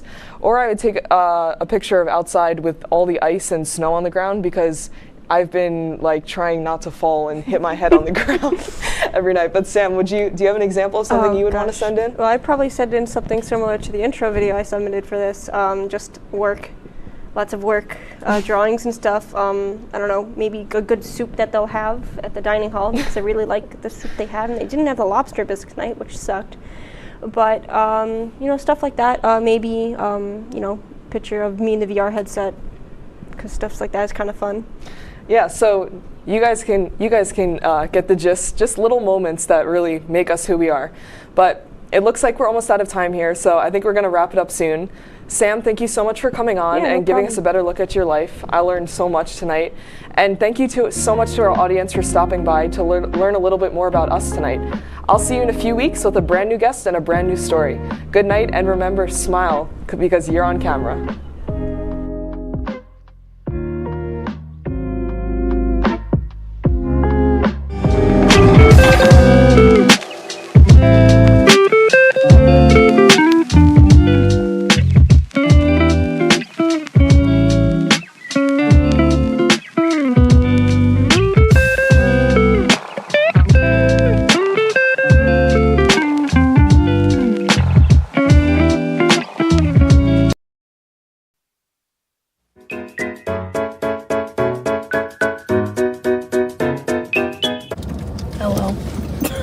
Just me today. So lonely without a passenger. I think it's me. No passenger. So sad. Oh my god. There she is. She said something happened. So before anything else, what I've happened? been on my hydration kick lately because I have not been hydrated. And so I've been drinking a lot of water. I don't know what. I think I coughed, hiccuped, choked all at the same time and spewed it all over the carpet in the MCC hallway.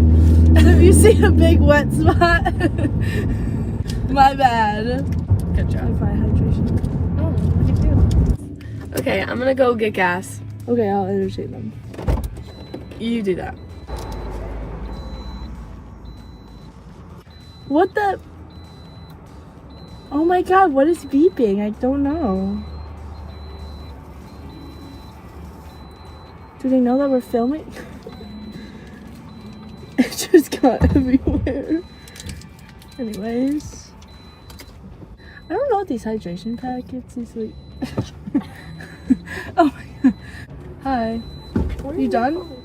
Yeah. Oh, that was quick. Is this gonna turn? No, it won't turn. Why? on. What's Okay, going never on? mind. I was gonna show them the taco pizza slice. Oh. But that's okay. Just believe me. So? Fast track on track. Is there enough room for me to get past? Bars. Like my tiny little pinks. Oh my god, Coca-Cola. My tiny little carpet. Taco. Oh my god, we're going to Taco Bell because we finally are able to film at a normal time. And but Duncan just messaged me. and not at like 6 a.m. in the morning. Okay, my car's actually being quiet right now. Yeah. I'm so proud of you. Whenever I'm in your car, I feel like I'm laying down. Well, like you can adjust the seat. It's probably because the last person sitting there probably was like, nap time. JCPenney's is closing. Literally, no, it's been closing for the past 4 years. Yeah, I know. Because I remember that's when literally every JCPenney is. No, I remember when I first started going to school here, it said JCPenney's was closing. I'm a senior. Thank you for waiting. Whenever you're ready. Alright, we're ready, sorry. Ready, and if everything on your screen is correct, it's going to bring you to 1958 at the window, please. Alrighty, thank you. You're welcome.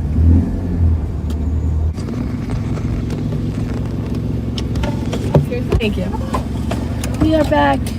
Better than ever. We have not been to Taco Bell in a hot minute. You haven't. Well, yeah, Andrea's been cheating on me recently. Yeah. You're a meanie. They're probably like, ew, these girls are playing. Well, at least they can't see my stickers from where they are because they'd probably come over and beat us up. The dinosaur? My dino sticker, some cat stickers back there. I do have a little Delsart sticker back there. On my car, I have a peace sign and a cow. Oh, bye. Talk about taco. Talk about taco. Are you good?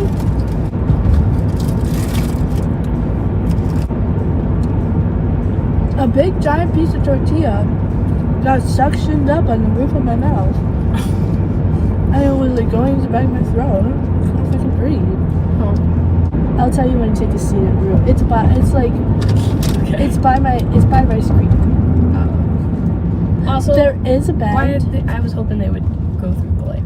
There is a bend that like every time I almost fly off of it because like you can't see the road. But just be like, here it is. They're women. What? They looked like us. I did not. I was not expecting that. I was expecting to see an old, like crusty man. Yeah, like bitter man. I saw 22-year-old women. Maybe they're just borrowing their dad's driving car. their dad's car. Yeah. This is the other day when I called you and I saw that dead bird. I saw it right here, in front of our church. Right. It was kind of crazy. The wings were like this. Where did you see the sign about the missing bird? Oh, at Duncan. Oh, okay. It was not the same bird. It was like a parakeet. I'm like, I hate to break it to you. That was like right after I saw the dead bird. I hate to break it to you. You are not finding that bird. Like, say you saw it flying in the sky. How are you gonna get it? Like what? There it is. Oh my god. Follow it. See, isn't it cute? We gotta come in the fall. And then there'll be pretty leaves. Oh, look at that field. We can make a dramatic taco music video right there. They literally could. Because the hills kind of look like tacos. Like the taco shop.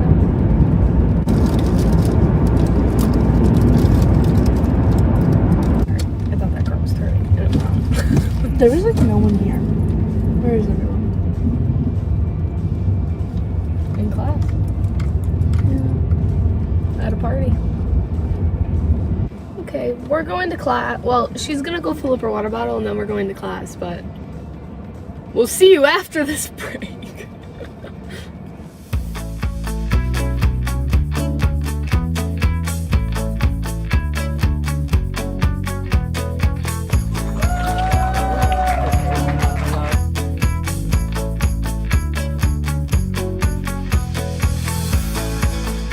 Jill told me it was Kitty from Glee. Yeah, what is it? Al Roker.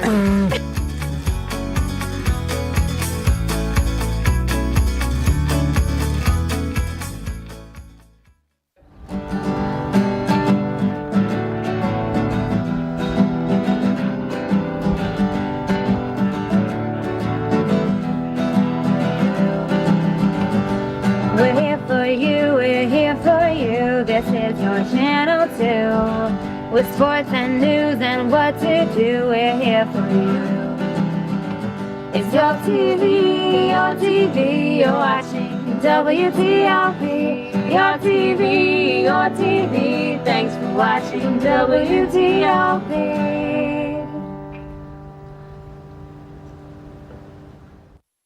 What's going on? Yeah, dude, we go on at like 11:30. It's like No. What do you mean no? It's 10:30. 10:30? Yeah, it's 10:30. What do you mean it's 10:30? Hey, don't touch that. That's my ladder. Hey, man. Whoa. You know this book was already discounted 10%? Wow. Wow. Get a close up with that one. Matthew, Broadcast news. look at that. Can we go back inside? I want to sleep in the studio again.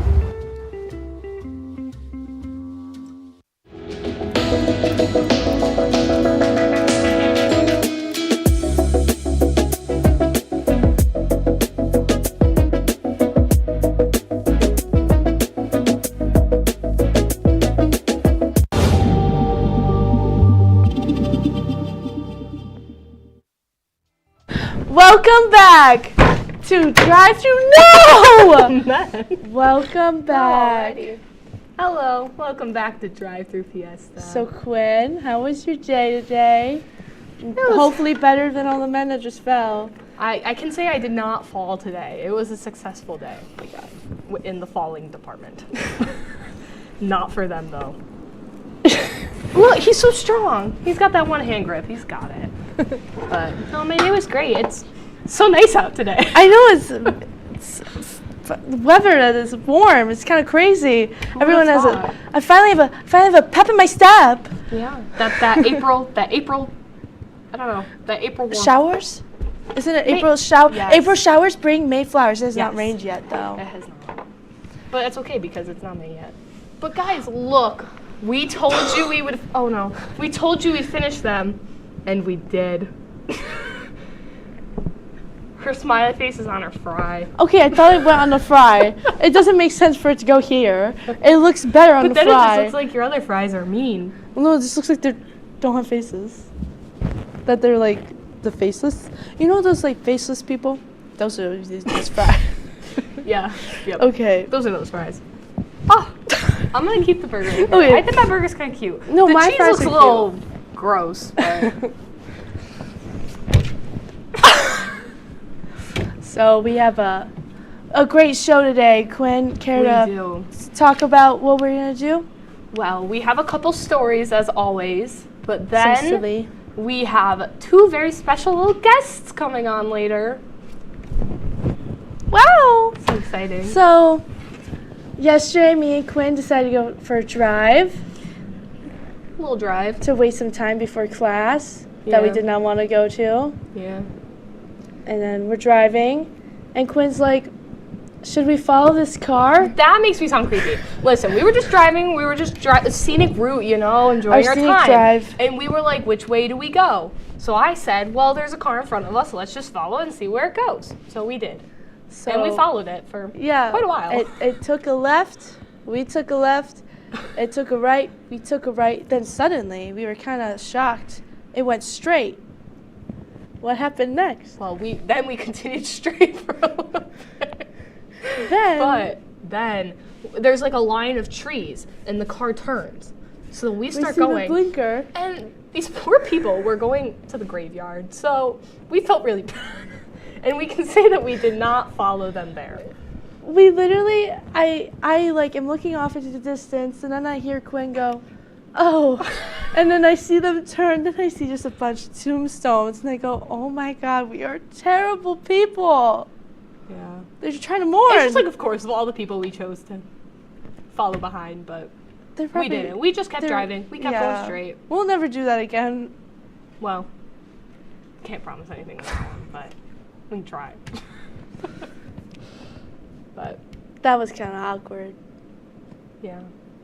We just went to class. I don't remember. I was gonna say, where did we go after that? We continued going straight, and then getting a little lost, and then and then we took this random road, and we ended up right by my apartment again. And I'm like, every road in Oswego, apparently. Don't tell people that. I think they know we're in. Well, no, don't tell people that every road in Oswego leads to your apartment. Oh, well, they'll find that out when they take one of the roads.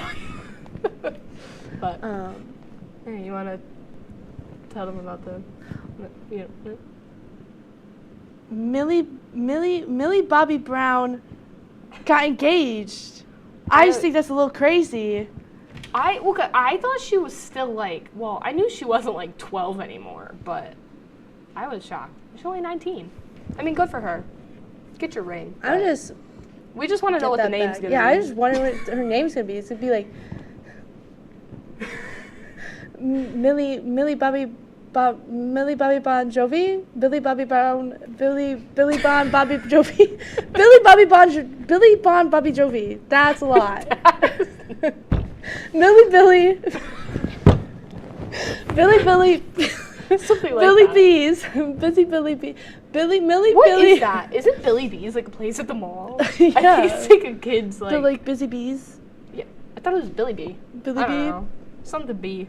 It's Busy like a little Billy. kid's like. Busy. Like a Wonderworks, but for like really tiny children. What's Wonderworks?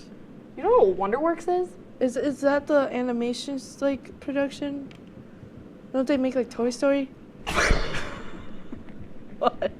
No, Wonderworks is just like this place that has like games and like I don't know different like like Chuck E. they have like a Cheese? wind tunnel thingy. They do like the I don't know what is it called where you're like on a rope and you're walking across.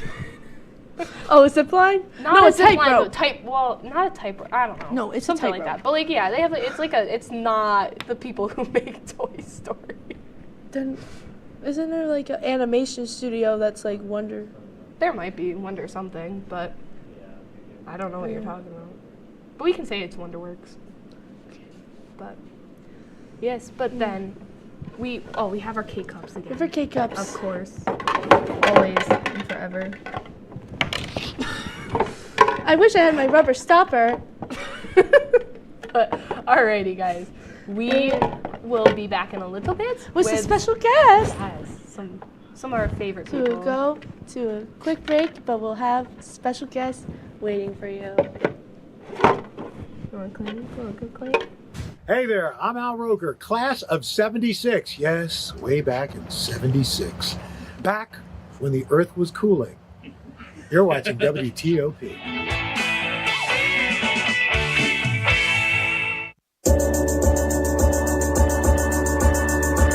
The Candlelight Show with Chloe and Anna.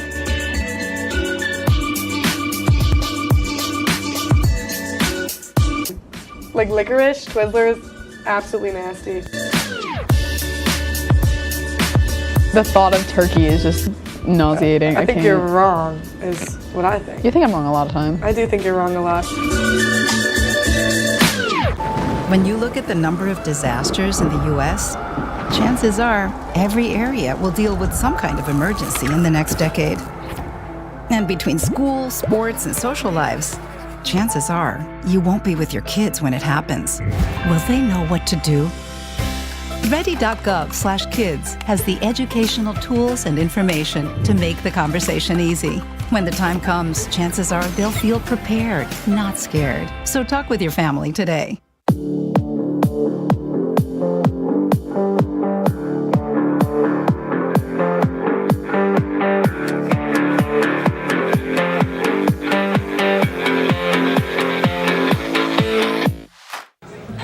Put the keys down, Kevin. But I'm gonna drive home. There are several warning signs present that you shouldn't be driving. I guess I have really been looking for love in this dating app. Yep, I'm definitely gonna call a ride home.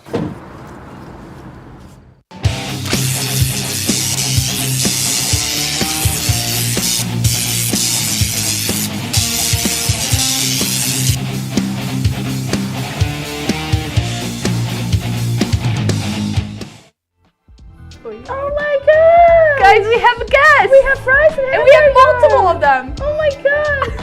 Oh my god, reveal! This is Adriana and Ashley. Hello. Alright, you guys want to give a little introduction? I mean, we just said your names, but... Say your name. Name, major, and your favorite fast food place and or item. Who would like to go first? Raise your hand. I'll go. Ashley. Oh, okay. As we said like 8 times, I'm Ashley. I'm a graphic design major. And I could always go for just a regular soft taco from Taco Bell. Oh, yes. Like, it doesn't have to be super crazy. It's just simple but awesome. Yes. Agreed. Yes. That is a picture of Adriana, who is going to go next. Would you like to enlighten us, Adriana? About me or the photo? You. Yeah, just about you, and then if you want to give some context to the photo, go for it. All right. So I'm Adriana. My major is trauma studies, and probably a spicy crispy chicken from McDonald's, but now known as a McCrispy. Not sure I like the name change, but rename, dude. Yeah. And the context for the photo, well, Andrea was laying in my bed with me. I was? Yeah, you were there. God, you're always cheating. For some reason, the stuffed animal panther ended up on my head, and the photo was taken and sent. Oh, yeah, you just thought it was It was one of the stuff-a-buddy thingies. That we could never, ever get. Oh, ever. wait, that was one of the, like, the from here? Yeah. Yeah, I wonder if I'll never get one. We've tried. I think I have one more chance, right? We'll do, like, there's, like, one There's, more like, a little big event at the end event. of the semester. We gotta get one. I gotta get at least one. I have one when I was like a young lad. I didn't know I was had to a line up freshman. 2 hours before the event started to get one, so now I know. The more you know. The more you know. Little fun fact about Ashley. Our yeah. This is a picture of Ashley. All right, you want to give some context to this one? I think we can kind of figure that one out. But Yeah, that's me partying hard at my first Del Start formal ever. And they gave out free swag. So I participated in that free swag and had a jamming time. Wow, you said the Del Start formal now, didn't you? Oh my God! What a segue! At not that one, the latest one, me and Quinn did a little costume change, little dress swap, because they're both my dresses, but everything I was wearing that night was from a new shop called Andrew's Closet. $5 for every item. Anyways, Ashley was the only one who noticed after like a half hour. Yeah, so we were like, you can be on our show now because you noticed that. Yeah, we said the first person to notice the switch would a be lot on the of show. this And today. A lot of we hands. thought we'd come out of the bathroom and people would notice, but I guess we should have just known that nobody would care. But it was like I won a mystery prize. It was Yeah. honestly great. Like you walked out and I was like, whoa, you're wearing other clothes. And then you were like, congrats, you win. And I was like, whoa, I win. So it was like, yeah. Sneak attack surprise right there. Highlight of my night. Yeah. Yeah. All right, what? Oh, I was gonna say, what did we do after? But never mind.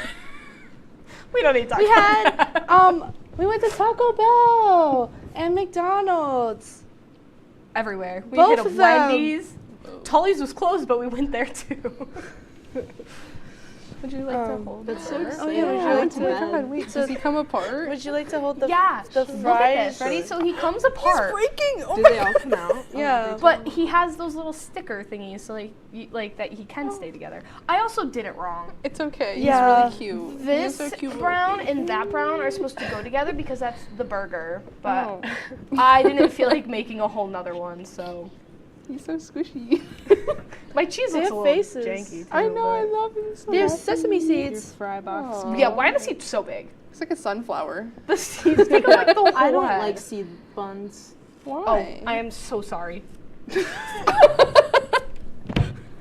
Oh my god. It's like, Here you go. Ew, it looks No seeds. Naked bun. Naked. wow. Nudity. Scandalous. Censor. Censor. No, he felt No. Well, he was holding on by one He arm. is the He probably he got a is little the sore. strong. He is Strong the man. strong one. He's the He's probably sad. Oh my god. Okay, Andrea didn't tie like half of the ties on there. Hey, I worked. And it was like all the stuff it was popping I worked. out. Oh my god. Oh my god. It's like a massacre. I'm stealing that. I worked very hard on that. Did you? I apologize if you like tomato and lettuce or maybe condiments on your burger. I didn't have any of those. How do you guys like your burgers? Quinn, why would you do I like that? my burger. Medium. Medium, yeah. I mean, I meant condiment wise. Okay. Oh, I thought you meant how you like them cooked. I always say medium. They're never medium. They're always burnt. But Yeah, I like burnt. lettuce, onion, and tomato. But I always take the tomato off. Yeah. But I always ask for it because sometimes I am in the mood. But that's rarely, ever, never want the tomato. But and then I also like pickles on it. I do something a little kind of crazy that people are gonna think it's weird. I take ketchup and I take mayonnaise, mix it together, throw it on top. Perfect. Why do you have to mix them together? They make that. You can buy it in the store. Yeah, it's like a Russian dress. It's like it's like ketchup. Mayo chup. Name. It's like mayo. It's mayo chup. Yeah. But you're using all of mayo. I don't think you can use the whole mayo if you're combining them. Like it has to be mayo. Maychup. Maychup. Yeah, there you go.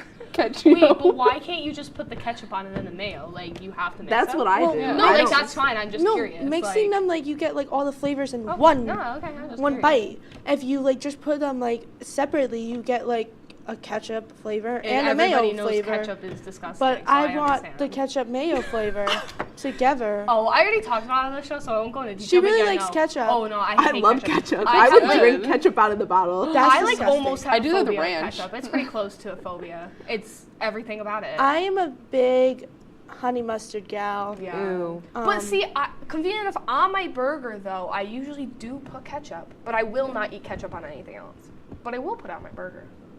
I won't put honey mustard on my burger. What about blue cheese?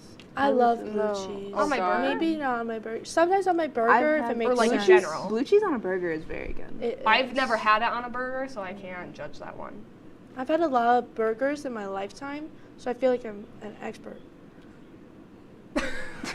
I've had a lot of McDonald's burgers, but I feel like you can't compare that to I've had like real burgers. burgers. Like you Burger flip on burgers? the grill. Thank you. I forgot. I worked at a little golf course and I had to make food. Yeah. And so I have flipped a lot of burgers in my days. Burger flipper? I was a professional burger flipper.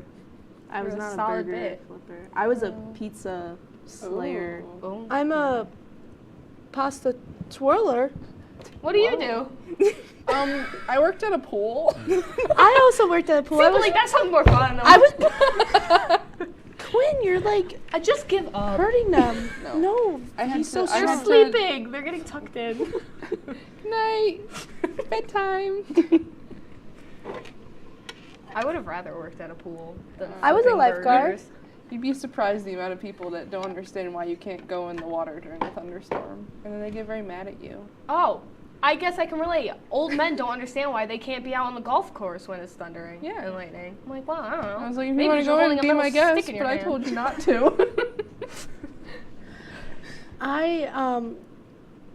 Were you a lifeguard? I Or a mean, pool- I was pool I was attendant. a pool attendant, but I was lifeguard trained because there was no lifeguard. Just me. I was a lifeguard. Don't know why they would let that happen. Was it an indoor or outdoor pool? Both. Both for you? Outdoor. What for you? Outdoor? Yeah. Okay, that's cool though. At least it was outdoors. Both. I would switch. Then you're not like stuck in there with all that chlorine. Yeah. That's nice. Get the fresh air. That April fresh air. April showers bring May flowers. I hated that. Why did I say that?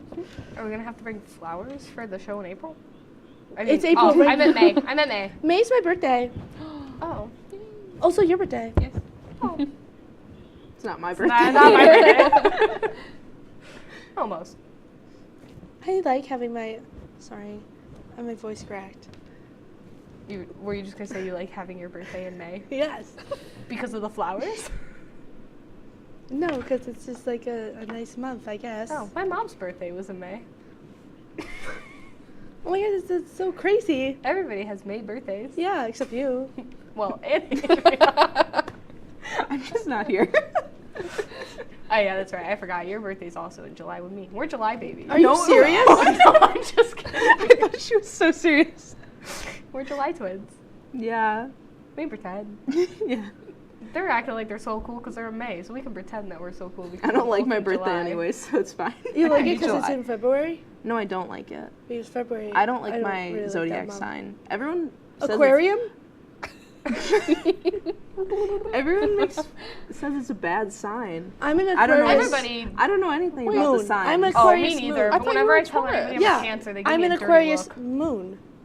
I don't understand. I'm a Taurus sun, Aquarius moon, Leo rising. See, she knows this I don't know stuff. what I it don't is. know. What's your moon? I can't follow. Leo. I don't know what any of it means. I just Yeah, know that's I'm born in crazy. July, I'm and like apparently Leo I'm a rising. Cancer, and everybody gives me dirty looks when I say it. Oh. And I'm like, Yeah. I'm gonna go cry about it now. I don't know. Everyone just tells me I should be crazy, but I mean, I'm just kidding. we don't gotta talk about that. Yeah, I don't know actually any.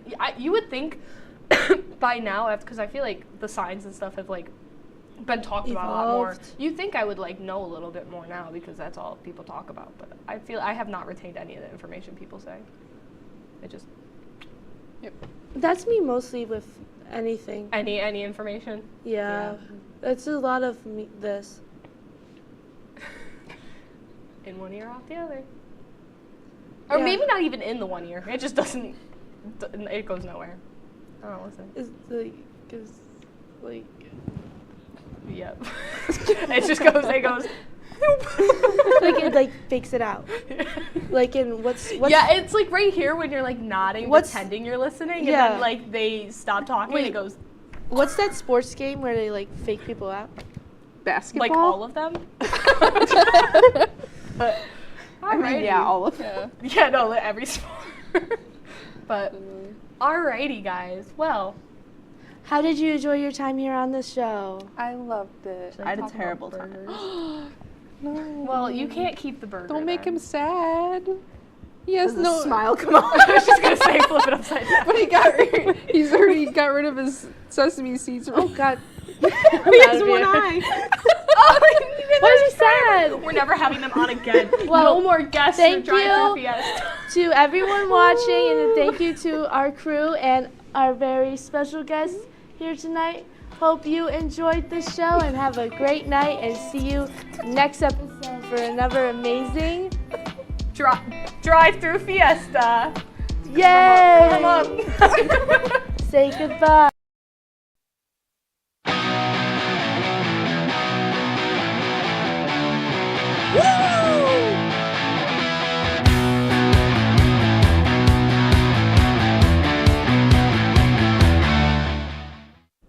Hello, everybody, and welcome to the first episode of Kicking It with Kyle. That's right. You know, the studio gave me an upgrade. I was rocking with a single block on Sports Talk last year. You know what? They decided to upgrade my pay a little bit. You know, give me a couple extra million to do the solo show. It's whatever. We're moving on. But you may be wondering, hey, what am I about to watch?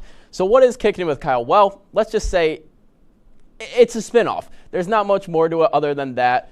So you might be thinking, what the heck am I getting myself into right now? Well, you'll be getting a lot of college football, a bunch of other random ideas in the abyss that is my brain. So let's not waste another second. Let's run it right into the college football. So the Big 12, currently, they just went out and asked a bunch of Pac-12 teams about their interest in joining the Big 12. They contacted Arizona, Arizona State, Colorado, and Utah about joining the Big 12. So now what does this mean for college football in general? Well, we already know that the Pac-12 is pretty much a poverty franchise, or poverty conference, my apologies. And it's really fallen apart, and it has been falling apart for a hot minute now. They lost UCLA to the Big 10. They lost USC to the Big 10. Oregon's in the threat of leaving. So everything's kind of all just going all over the place for the Pac-12 right now. So would I be surprised to see another team join them? Probably not. Not really, honestly.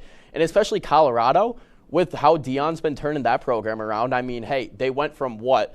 They didn't even get 30,000 fans in the last couple of years. They have 30,000 tickets sold for their spring practice. That's right. They've sold more tickets for their spring practice with Deion than they have the entire last 7 years. So we'll see what happens when it comes to the Pac-12. But now we're going to move on. Jalen Hyatt, I'm jumping ahead of myself. We're going to go to quarterbacks. Who is the best quarterback in this draft? Well, so a lot of speculation in the last couple of weeks has come out about, is Anthony Richardson him? Is he the guy? You know, he's coming out of Florida. Is he him? I personally don't think he's the first overall guy. I don't think you put him there. I still think Bryce Young, despite all the hate that the NFL scouts have been giving him, McShay gave him a horrible take on it, saying that he wasn't one of the best quarterbacks, that GMs should be worried about his height. I mean, Bryce Young's gone out and he's shown himself. I'm not a Bama fan. Everybody that knows me knows I hate Bama. But that guy is a baller. He will throw it down the field. I think he's better than C.J. Stroud. C.J. Stroud chokes in tight games, in really important games. I mean, we saw it. He's been to the playoffs twice, choked in both games. I'm not taking him first. I'm not taking Richardson, who hasn't proved anything, first. I'm taking Bryce Young. Bryce Young is still the best quarterback pick, in my opinion. So now we get into Jalen Hyatt, as I was mentioning. You know, tried to jump ahead of myself a little bit. But, you know, I'm a speedy guy, just like Jalen Hyatt, who we're talking about right now. The Tennessee receiver, is he the best receiver in the draft? See, personally, a lot of people say that he's just he's not a good route runner. He can run a fade, and that's it. He can run down the field really fast and catch. But here's the thing. A lot of people said about Julio Jones. A lot of people said about Justin Jefferson, who's turning up right now. They had fantastic NFL careers. And fun fact, in the combine, he ran a faster 40-yard by 0.2 seconds faster than Justin Jefferson, 0.1 seconds faster than Julio Jones. Two of the best guys who just run fades, go down, catch the ball. Jamar Chase does that all the time. It's worked out for the Bengals pretty well. Why wouldn't it work out for Jalen Hyatt? He balled out. He single-handedly took Bama down pretty much. How many touchdowns did he have in that game? I don't got anything else to say. Jalen Hyatt, besides maybe Quentin Johnson, he's the best receiver in this draft. Simple as that. So now we move into who is the best coach in college football. A lot of debate's been going on around this lately. And you know what? I'm going to have to go with Kirby Smart. Is Kirby the best? I think Kirby probably is the best. And why, you may ask? Well, he is the only one Jimbo Fisher beat Saban. But he is one of the only assistants of Saban to beat Saban, one. And in his 7 years as a head coach, he is 81-15. He has won 84.4% of the games that he has head coached in college football. Do you see a better percentage than that? I don't. This dude is literally winning. What's mastery on a Regents? 85? This dude's basically in the mastery Regents range for college football coaching. Right now, he is the best coach. He is 8-2 out of 10 bowl games that he's had as well. So I don't think there's much discussion up there. I think Kirby's probably the best that they got right now. But Now we're going to move into one of my personal favorites. You guys know, you know me pretty well by now, a lot of you. I don't like Alabama, and I don't like Nick Saban. So what is Nick Saban crying about now, you may ask? Well, he's crying about his schedule. Real ironic, Bama, you know, the team that's always number one, Bama's best. He's complaining about a tough schedule. Yeah, it's part of the reason why they get in every year is because their schedule is normally a cakewalk. But this year, SEC said, I don't know, Saban, pump the brakes a little bit, not so fast, right? Nick Saban said, quote, they're giving us Tennessee, Auburn, and LSU. I don't know how they came to that decision. Well, probably part of the reason that they came to that decision is because they're in your conference and you never play hard conference opponents normally. Who does Bama normally play? They normally play somebody like Vandy, Mizzou, teams that are just trash. So, wow, you got to face some actual competition. We'll see how good your team really is this year. You lost to LSU last year and you lost to Tennessee. Be better. Auburn sucks. So now moving on. NCAA making some rule changes when it comes to the time clocks in college football.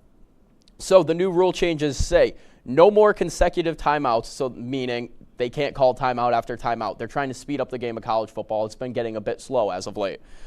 No on time down at the end of the first quarter or third quarter. You know, I mean, that's just basic clock management stuff we're working with. There's really not too much to dive into here. But the one that I noticed, clock will run after first downs unless within the 2 minutes of a half.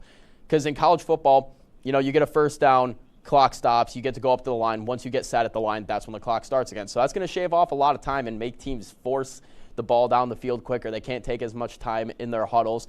And I think it's much needed because as much as I love college football, oh my God, the media timeouts kill me. And the games just take so long and it gets very, very repetitive. So now, last but not least, in this graphic you see, is Texas dumb? Yes, that's a SpongeBob reference. Texas is a dumb state. Sorry, but is Texas back? Are they actually back this time? That's what we're getting into here. I mean, you got to figure. They got Quinn Ewers returning for his senior year. He came in from Ohio State last season. He played fairly well for him. They almost took down Bama in the first game of the season. If Ewers doesn't go out hurt, they probably end up doing so. They probably end up taking down Bama if Ewers doesn't get hurt in that game. I mean, you got Xavier Worthy coming back at wide receiver. He's one of the better wide receivers in college football. The big loss you're going to have is no Bijan Robinson, the best running back in college football last year. You're going to miss him. How's that going to go? But we'll just have to see. But that's all we got for right now. We're going to throw it over to break. When we come back, we're going to get into a little bit of Division I college hockey. I know we normally talk about D3 here, but that's right. We're getting into D1. Stay tuned for more Kicking It with Kyle.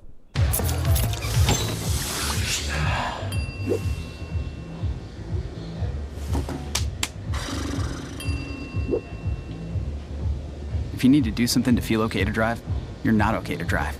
Don't drive buzzed.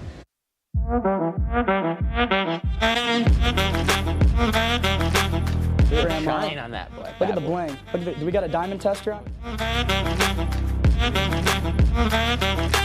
Yeah, that's getting bad. Yep. 10 out of 10 recommend on Yelp.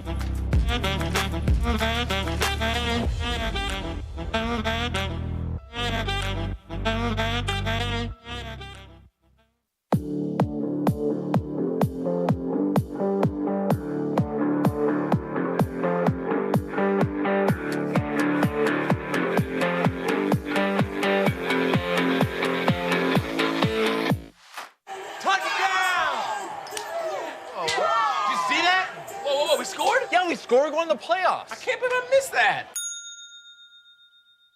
Every time I'm buzzed, I spend too much time on my phone.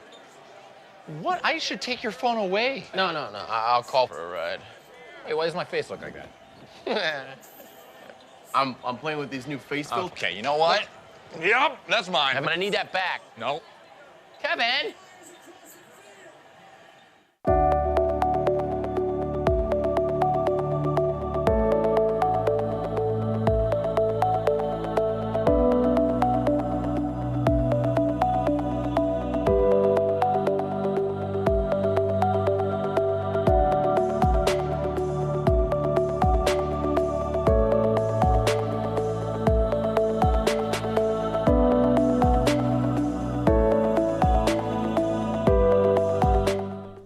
and welcome back to my magic wonders that I call a TV show.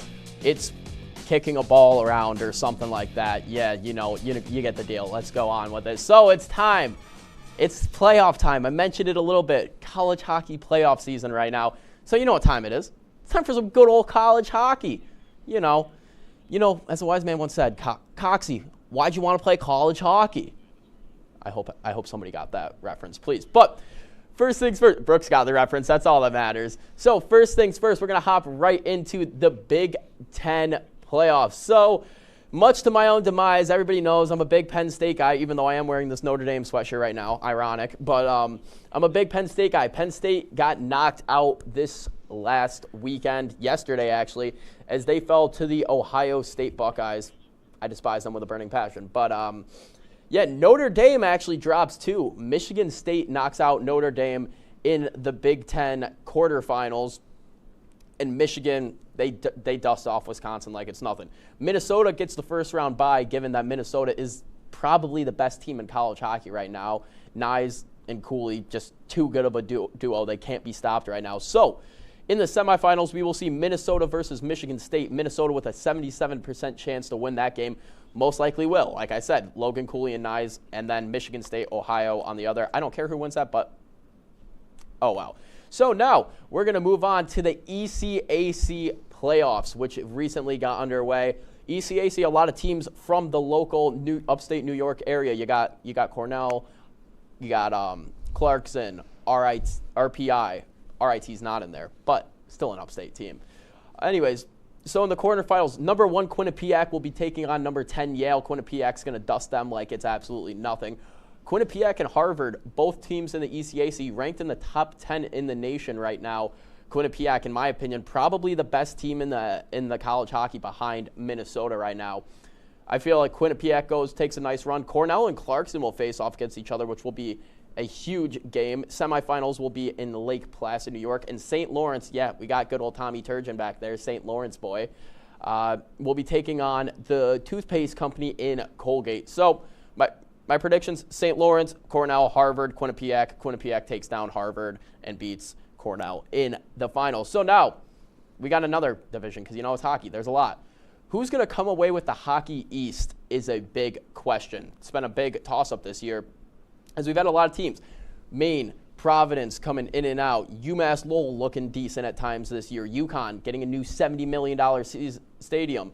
Northeastern winning the Beanpot tournament, which wasn't expected, knocking off Harvard and Boston University, Boston College in there as well. Merrimack, they're going to name in there. So some of the matchups that we're going to see, Vermont and Maine tomorrow on Wednesday. I can see Maine taking that one. New Hampshire, Providence. New Hampshire beat Providence not too long ago. UMass Lowell and UConn. I'm not a big Husky guy, so going to have to pass on them. Massachusetts and Boston. That's going to be a good one. UMass or Boston College.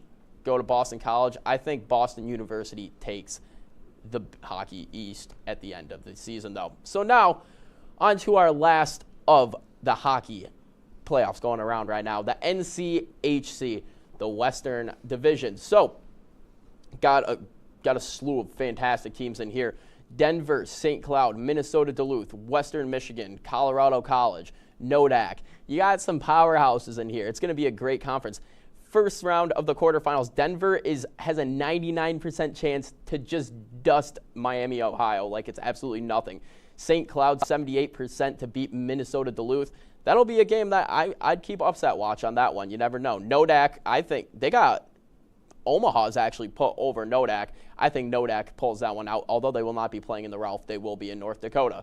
When Western Michigan, them Lawson Lunatics, they're too crazy, man. They're going to go crazy. Colorado College doesn't stand a chance against that. At the end of the day, though, I think Denver takes the NCHC. But now we're moving on to a new segment. I know, it's a whole new show. How can it be a new segment? But this is called Questions with Kyle. And yeah, I know I'm stealing more from Sports Talk. Crazy, right? Mr. Brooks, if you want to come in here real quick. Yeah, what's up, man? We got it. What's up, Brooksy? I was trying to find your guest, and I don't know who's going to be answering these questions. I don't know. Well, I guess you can take a seat then. All right, Come on, thanks. Come on, pop Appreciate the seat down. it. All right, let's go. Let's go. We got some questions we got to answer. Let's do this. All right, Brooks. You know what? I'm a nice guy. You're the contestant. You're coming on the show. You get the first pick. I get the you first get the first question. Pick a question. Do I ask you the question or do I answer? No, you take it away yourself. I take it away Read myself. It and okay. answer the question. All right, let's go. So great first question. Whoa. How many isosceles triangles are there on Spaceship Earth in Epcot? I have a feeling on who asked this. Yeah. Our Disney geek in the that back. One together a little bit. Isosceles triangles? I'm not really a big math guy. Not really a big triangle guy. Let's say like number. 20. 2,000. Yeah. 2,000. Oh no, we don't have an answer, so I can't really give out to you. All right. All right, now it's my time. Go into the bucket of death, because that's pretty much what this is. This is scary. This is scary. scary. All right, so let's get that. That didn't take long. All right. Skinner, I know this was you. Skinner, that one was you, and I know it was. Oh gosh. All right. How many bowling pins are required to be left standing to be a Greek church?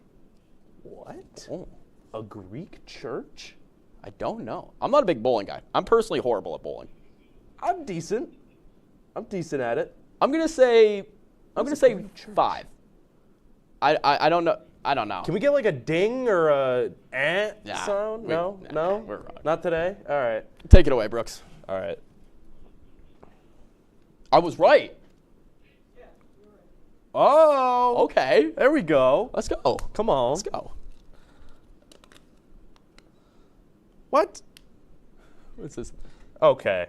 Oh. It says Garrett or Jake. Garrett or Jake? Wow. Did Garrett write this one?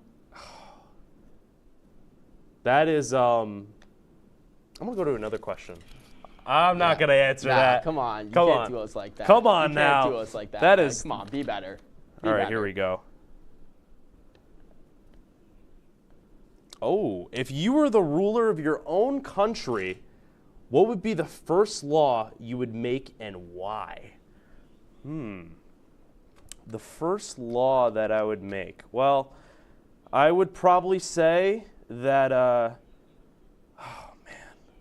that everyone has to be Philadelphia Eagles fans, because I'm a big Fly Eagles Fly guy. Hell yeah. Come on. All right. Do you put ketchup in the fridge? Yes. Yes, ketchup belongs in the fridge. Yes. You cannot have, like, what? You want some moldy ketchup out? Like, no, come on, be better. So we're going to toss it to break real quick, and when we come back, I'm going to review a movie with my roommate. Stay tuned. Now it is time for Black Card Revoke. Like, what's this apology about now? At least that's what I feel like. I don't know. I thought it was cute. You know? I thought it was too. Yeah, definitely. Okay, so what about this Black Lace ensemble? You did a little song. Yeah, I see it. You did a little something. Yes. I'm gonna figure it out though. But it won't breathe to the swag. Yeah.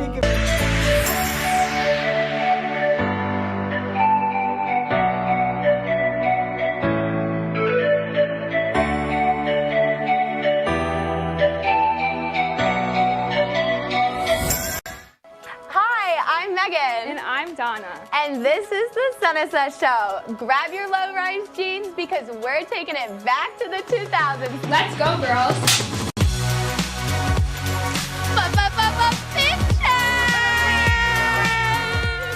Uggs and low-rise jeans. Together. One of the boys. Boy. Sorry, it's my agent. He told me that you're canceled. Shebangy.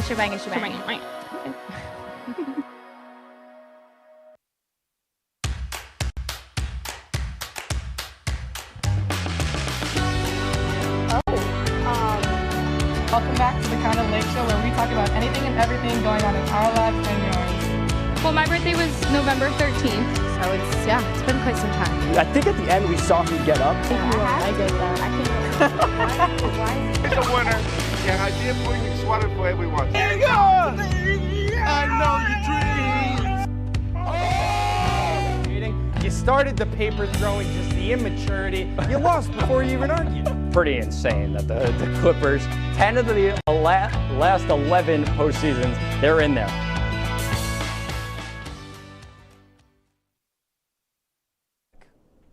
Well, I can't say the best show on WTOP because everyone says that nowadays. I wonder where they stole that from. Maybe Sports Talk. Subtle flex. Cream Frige, Laker connections. We're better. So for this block, Steve and I here, well, we watch quite a bit of films, to say the least. So we consider ourselves to be the top movie critics that there are. So our opinions to be trusted the most. And today we review Puss in Boots. Now, Steve, let's start off talking about the plot. We went and we saw Puss in Boots yesterday. And just, wow, what a film. Oh my God. Even before we get into the plot, just looking at the scenery, it was like a comic book feel, you know? It was. Mm-hmm. Yeah, it had a, like, look. Look at it. Look at exactly. it. Come on. Like, it's adorable. It's adorable. Kitty Softpaws right there. Boom. Mm-hmm. Like, come on, we got the characters and everything out here. We're too nice. So, basically, the plot of the movie, Steve, if you want to detail us a little bit about what was the theme around Puss in Boots? The whole point of Puss in Boots is, his whole motto is he laughs in the face of death. And he has 9 lives, because he's a cat, of course. Mm-hmm. But in this movie, he was down to his last life, you know? So that was the big thing, and he was just eventually scared of death. 9 lives, as Kyle portrays. Now he has 1. Mm-hmm. And in all of his past lives, he was very confident in himself. But when it came down to 1, he started getting scared, and he really started doubting himself. And let me tell you, for a children's movie, there was so many underlying themes in this movie. I mean, the fear of death, 1, that's the main one of it. 2, he ran away from the altar, man. Oh my God. Out of nowhere. They pull out the fact out of nowhere that Puss in Boots was about to get married, and then he dips out from the altar. He just leaves in the middle of his wedding. Never shows up. Love backstory, just out of nowhere. And that really hit, that one hit the heart. That one hit. And then there's Burrito, the dog. Oh, love Burrito. He was annoying at first, but he was just stuck around. He really loved Puss in Boots, and he wanted to be his friend because he didn't have any other friends. Exactly. You know, heartwarming. Like, come on, what else can you ask for? But basically, so yeah, they're just chilling out there, enjoying their time, having a great time. He's Puss in Boots. He's him. He is literally Himothy. Yep. What happens? Boom, he takes down a giant rock monster. Yeah, look at this. Look at this boy. Oh, handsome. Look at this boy. Come on. Too good. But yeah, so basically, he takes down this rock monster, and then giant bell, like church tower bell, falls down. Boom. He's got 1 life left. What happens now? Oh, death's coming for him. He runs away. Becomes a house cat. Yeah, the most legendary cat of all time. He literally has a song that says, "Who is your fearless hero?" That's right, Puss in Boots. Fearless hero. Man's ego. Through the roof. Through the roof. He was him. And then all of a sudden, boom. 1 life. Now he's a house cat, growing a gray old beard. He's just out of it. Mm-hmm. Yep. And a great comeback story, really. Legendary. He buried Puss in Boots. It was dead. He buried him, and he was just a normal house cat. And then he had to come back. And he did. Mm-hmm. So now we're going to get into our second point of analysis on this fantastic film. Steve, quite the character development, one would say. Whether it's ranging from, there's just so many characters. Mm-hmm. You had Goldilocks and the 3 Bears. And remember, the whole Puss in Boots is part of Shrek, and Shrek's whole thing is they just make fun of every fairy tale, which was actually, it makes it really funny, because Goldilocks was kind of like a runaway from home girl, and she just like trained the 3 bears to like help her steal stuff, and they were like a whole family. Yeah, they're a crime syndicate bear family. Yeah, that's exactly. Like, come on, man, come on, you can't get better than that. And then we got the backstory. We got the love backstory of Kitty Softpaws and Puss in Boots, and then they rekindle that and fall back in love at the end. Yeah, look at that. Oh Come on. How can you not love that? How can you not? Adorable. So really, and then you really just see Puss go from being the super overly confident, super egocentric, I'm the best, and then he faces fear for the first time in his life. He runs away from it. Yeah, and that's how he be feeling. That's how he be feeling right there. He's like, come on, bro. But no, he faces fear for the first time in his life. He runs away, and then at the end of the movie, he reclaims himself. Yes. And realizes the beauty in only having one life. Exactly. And in like the beginning of the movie, when he was really scared, his lives were flashing before his eyes. But at the end, when he got scared, it was his life, the one life he was living right now, and that's the one he wanted to keep. That was his realization. It's so deep, man. It's so deep. And then you got Burrito. Burrito. Talk me through the development of Burrito. Well, he met Puss in Boots because he was impersonating a cat, because he wanted to be a house cat like everyone else, just to have a place to stay and food to eat. And he just wouldn't leave Puss in Boots alone. He just kept bugging him, but he just wanted to be his friend. And he wasn't greedy or anything. He was just happy to have a friend, so he was there for Puss in Boots when he was scared. And he was kind of like a therapy dog, and he just, made him feel a lot better. Yeah, and this cat also, like, cussed out the entire Goldilocks family, and, like, absolute menace for that. And then at one point he's like, yeah, no, my backstory, I got put in a sock with a rock and thrown in the river, and I swam out and existed. Like, this is a kid's film. Yeah. This is a kid's film, man. And you feel so bad for Burrito, the dog, but he was just always so happy. He didn't care. He didn't. He was just always living out his there, life. just having a great time. Really can't ask for more of that. But now, yeah, look at him. That's Burrito right there, man. Love that, man. What a guy. He's trying to do the cute face, like he's trying to do Puss in Boots the what is it, the eyes, the cat eyes. The cat eyes, yeah. He had it at the end of the movie, but this is him trying. Yeah, he gave it his best. He gave it his best shot, man. But now we're really getting into the deep part here. Here's where we really, get the pickaxe out, Minecraft. We're really digging into it now, right? We got the hardest movie villain to ever hit the screen. That's right. DreamWorks just decided, let me drop the most menacing villain of all time. Who'd they drop, Steve? Death. That's right. The main villain in this movie is Death himself. Not metaphorically, not theoretically, just Death. And he's portrays as a big wolf character. And Puss in Boots has his little sword, but Death has these two hooks. He's got like scythes almost. Yeah, scythes. Yeah, and he's going crazy on Puss in Boots, and he just really proves to Puss that he's not the best. Yeah, because every movie, you got Puss going around. He's just like saving the day. Being the hero. Nobody can stop him. He's the greatest swordsman there is. Well, swords cat, I guess. He's the best swords cat there is. And then he runs into this wolf, this giant wolf named Death. And he literally said, the part I liked, the irony in it, they set it up great, is he goes, Puss in Boots laughs in the face of Death. And then Death looks at him and is like, well, no one's escaped me yet, because obviously nobody escapes Death. That's the whole point of it. He's literally the Grim Reaper, but in wolf form, man. Come on. And then he takes him to school. Yeah. He whips him. The fight scenes are awesome in this movie too, with the whole comic book feel of it. And the thing about Death was he wasn't like evil or menacing. He was just scary. All he wanted to do was just kill off Puss in Boots and finish off his last life. Yeah, literally the most menacing character. He whistles when he walks in. He gives us like super menacing whistle. Every single hair on Puss in Boots stands up.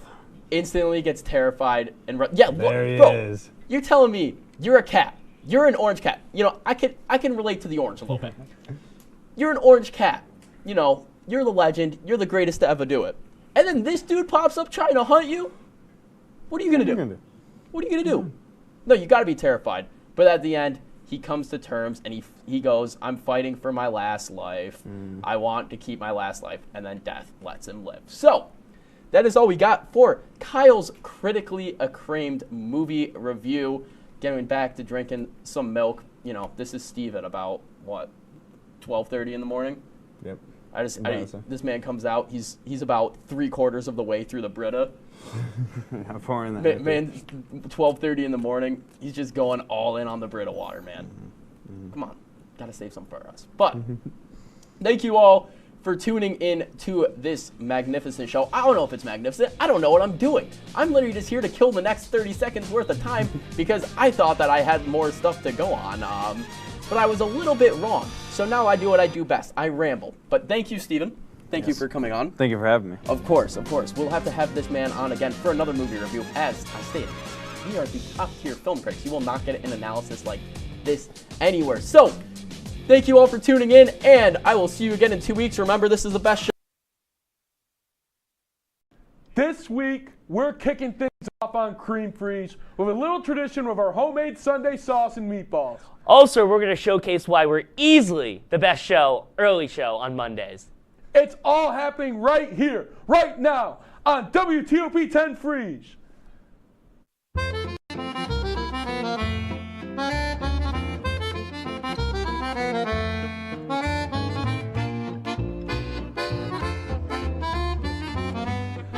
Welcome into the number one show on Mondays. My name is Tommy Tellerino. And my name is Mark Metalski, and welcome to our brand new venture called Cream Freeze, where we show off why we should quit being our broadcasting majors and instead become professional chefs. Each week we will bring new recipes, then have our crew give us their best Gordon Ramsay impressions on how we did by trying all the common food we make and hopefully enjoying it. What do you mean by common food? I don't know. I don't. That's a Thomas Turgeon question. Right. This week, we've got a great one for you. It's a staple in the West 4th 213 round, and it's our Sunday dinner special. This dish is comprised of pasta, Sunday sauce, meatballs, and a dash of love.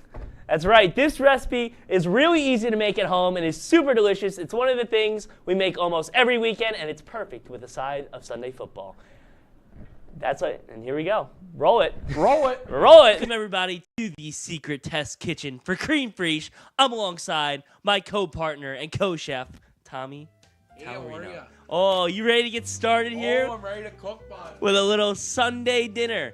Tommy, what are we getting into today? So we got some nice sauce with some meatballs, maybe a little pasta in there. It's going to be a great episode, I'll tell you that. Yeah. Yeah, if you want to make a sauce and meatball combo like Cream Freeze for Sunday dinner, this is what you're going to need. You're going to need some crushed tomatoes, some tomato puree, some garlic, onion, some sugar, salt, olive oil, black pepper, basil, grated cheese. And what we got for the meatballs, Merrick? The meatballs, we got ground beef, seasoned breadcrumbs, milk, garlic powder, parsley. We're going to have Parmesan cheese, salt, basil, and a couple eggs in there as well. Oh, yeah. Oh.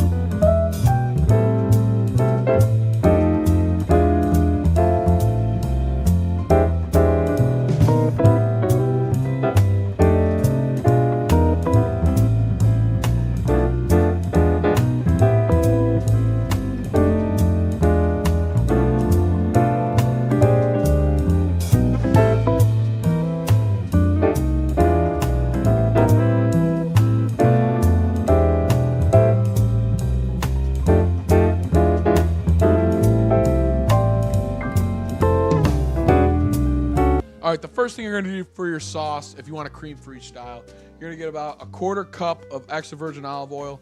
You're going to put it into a big kind of bowl like this. I don't know what the exact term is. Get something like this for it. Yeah, a pot, whatever. Same thing. And then you're going to cut up one onion. We have this nice little dicing machine. Merrick got it. It was you, right? Not your parents? Yeah, it's a nice little handy tool. So I'm going to chop this up and throw it into the pot real quick for you guys. How big of an onion we talking about? It depends on what size of people you're feeding it to. So if you got like 8 people, I'd say about an average size onion. But if you're doing like 4 to 6, maybe like a smaller type of onion. You say it's like a baseball size? I'd say it's about a baseball size. It fits my hand like a baseball. Okay. Yeah, hey, how are ya? Just like that, you're gonna cut that onion kind of in half. I kind of do quarters maybe with the dicing machine, just because I don't want to break it on Mr. Mary, even though he does like breaking things. That's true. Throw it in here. It's got to sit flush, just like that. Oh. Some diced onion, just like that. How are you? Look at that. Look at that diced onion. Oh my! That's a good old-fashioned dicing machine right there. I'm gonna go another dice. Just like that. There we go. 2 more. Light work. Lightweight, baby. What are you gonna do? Throw it in the pot real quick. Put that in there. Get it all in there. Got about a 1/4 cup of olive oil right here. Get it all in there. I'm gonna do a little bit more. Oh yeah. What are you gonna do? Turn the stove on real quick. Let it simmer a little bit. You don't want this to burn. If it burns, you're in for a rude awakening. All right, next thing you're gonna do, got your cans of tomato puree. Just gonna open those up real quick. Dump those right into the pot. Get things going for you. Usually do about 1 or 2 cans of tomato puree. Depends on, like we said earlier, how many people you're feeding. There's 1 can. Throw that in the sink right there. Tomato puree is very important depending on how thick you want your sauce. Merrick, how thick do you like your sauces? We like it thick. You like it thick? Okay. We do like it thick. What do you mean by that, Merrick? What do you mean by that? We have to get thick sauce. There we go. God, we're cooking for a much larger crowd. Really, we're gonna have the whole office really have this after the show if they want it. So we'll get the 3rd can of tomato puree in there. Get that opened up real quick. Nice and slow for us, Tommy. Oh yeah. Oh yeah. Well, that's what I call can opening, baby. Get that right in there. That's all 3 cans of tomato puree. And then you got your, I usually go crushed tomatoes. You can go peeled tomatoes. I like the crushed tomatoes better because it's kind of a nuisance having to deal with the peeled tomatoes. But it's all right. You can do whatever you want. But we recommend here on Cream Frige some crushed tomatoes. Going on around low heat. Do it about low or maybe 2. Depends on how fast you want to cook things. We're going low and slow. Yeah, we're gonna go low since you know, we like it to come out the best option. That's right. That's right. We're no B-week show. We are the A show. We just got screwed over by question mark. That's right. I mean, stealing our thunder. It is what it is. Trying to bury us in the B league. Exactly. Unbelievable. Tune into the next segment if you want to hear more about those schmucks on question mark. They're not getting any Sunday dinner. No, they're not. No Sunday sauce for them. What I'm gonna do? Get the teaspoon of basil and salt right here. Throw that in. Oh yeah, look at that. Look at that. Right into the pot. Spread it out a little bit. Then you're gonna get your salt. Get a teaspoon of that. Get that in there. Gonna mix it around a little bit after that. Every time you add a couple ingredients, you know, it's important to mix things around. Helps the consistency with the sauce right here. 4th teaspoon of that. You a big black pepper fan? Yeah. Yeah. Oh yeah. Yeah.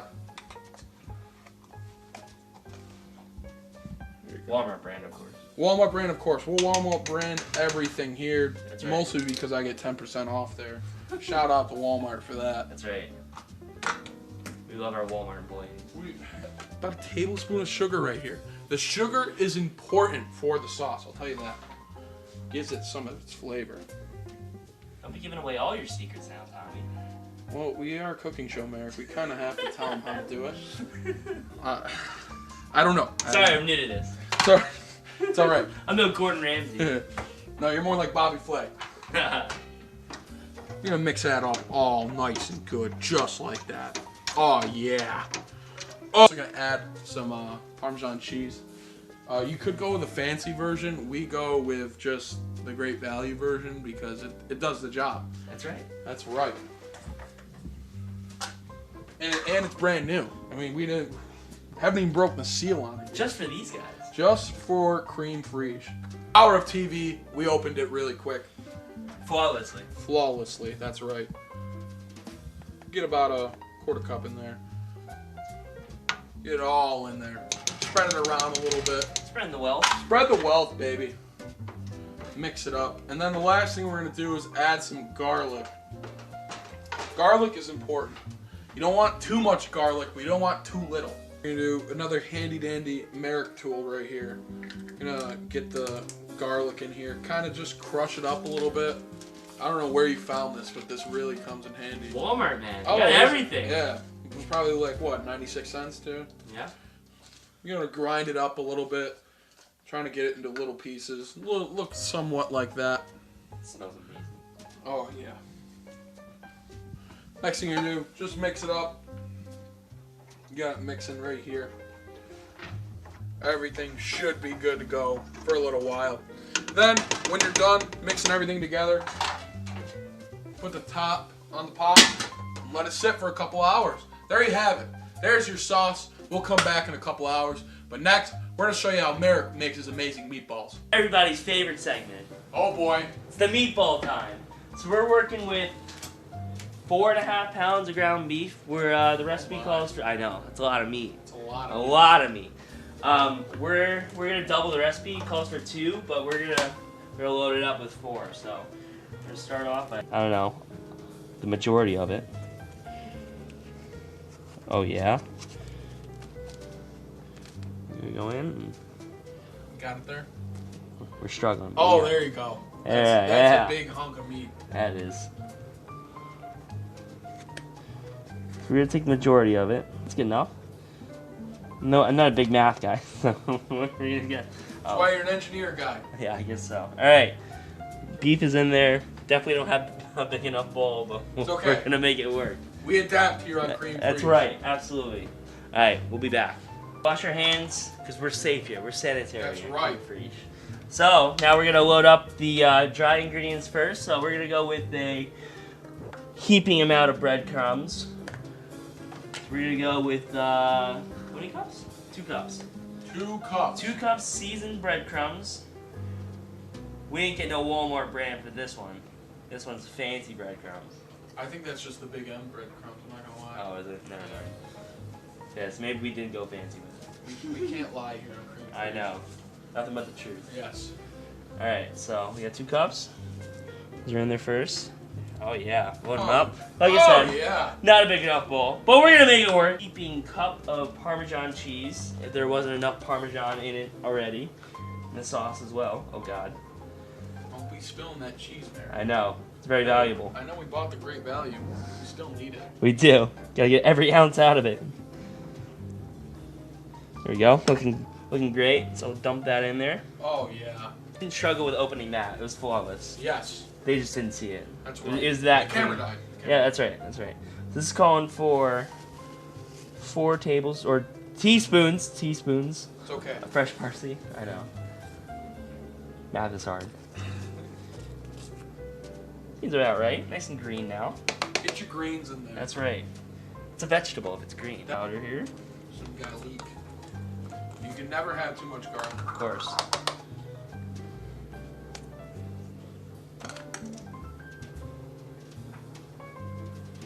Slowly but surely. It's coming. There we go. Precision. Come on. Precise. Look at We're that. Oh, yeah. We'll have 2 of these. Get that close up. Get in. Get in. Oh my God. That's how it's done. Too easy. Too easy. Look at that monstrosity right there. How many meatballs would you say you make on this? A lot. So we're gonna go. You got salt here? A little bit of salt. Not too much. There's a little bit of salt in the cheese as we know it, but so we're not gonna go too salty here. Probably. Don't want too salty. We're gonna underestimate it a little bit. That's all right. Oh God, my phone's dying over here. Okay, It's so all right. 1 cup. Our eggs. We have the 36-pack here because That's right. somebody in this household is a Mondo fan of eggs. Yeah, I mean, we spend a lot of money on eggs. It's true. Look at this, ready? No shell or anything. No shell. Yeah. Oh, yeah. For 2, but we're gonna go with 4 since we're doubling. Okay. The sleeves for this one here. Oh, boy. You get messy. Haha. Haha. I don't know where the meat starts and the ingredients end. So you're gonna get in there and you're gonna try your best to incorporate all of it. So it's gonna get pretty messy, but once you start, okay. Yeah, that's right. Anything for the recipe. Right. So it's gonna be a little clumpy at first, but trust me, once you get everything all mixed together, it's gonna be great. So you grab a little bit of meat here. You know, like I said, you don't want to overwork it for too long, but we're gonna say it's about the size of a golf ball, right? Yeah. Look at that. Kind of press it together so that way it doesn't fall apart during the baking process. Then you're gonna get a baking sheet, a little bit of foil on there, a little bit of cooking spray, and lay that down. And we'll come back to you when we have a full tray and probably more trays than one.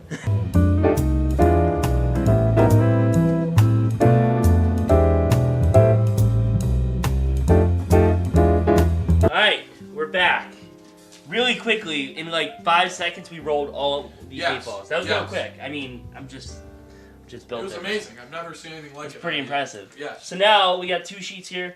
We're gonna throw them in the oven. We preheated it to 350, so we're gonna load them all in. Oh yeah. Oh yeah. Take note of the spacing on the meatballs, right? You're gonna see they're a little close together, but that's all right because it's not like cookies where they're gonna expand. These guys are actually gonna shrink, so you don't have to worry about the proximity too much. All right, we're gonna leave these in there. We're gonna check on them at about 10 minutes, and then about every 2 to 3 after that. So we're looking at about 15 to 20 minute total cook time. We'll see you then. Merrick had to leave real quick, but we're gonna show you the finished product. This is what the sauce is looking right now. And then you got the meatballs over here. We'll add all this stuff together, and then you got yourself some nice Sunday dinner style pasta, sauce, and meatballs. All right, and just like that, with a little TV magic, we got the final product here. We'll hand some free samples to the crew and give them a taste test. When we come back, find out whether or not our school would hire us to become cafeteria chefs so we can cook our fresh mozzarella.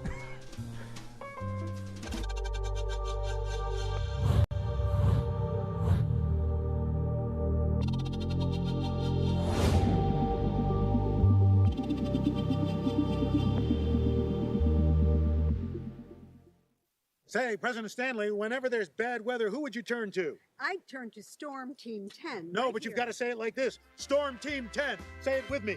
Storm Team 10.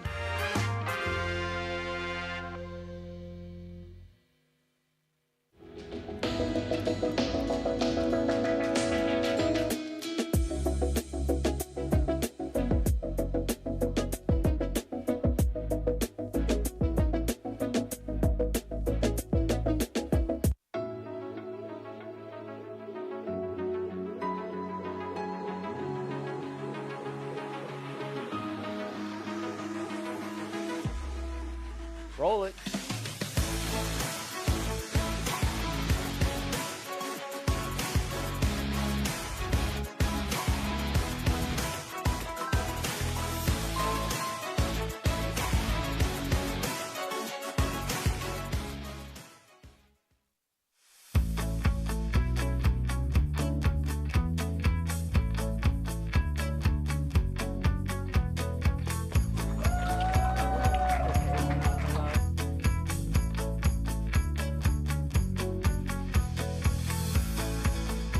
Jill told me it was Kitty from Glee. Yeah, what is it? It's Al Roker.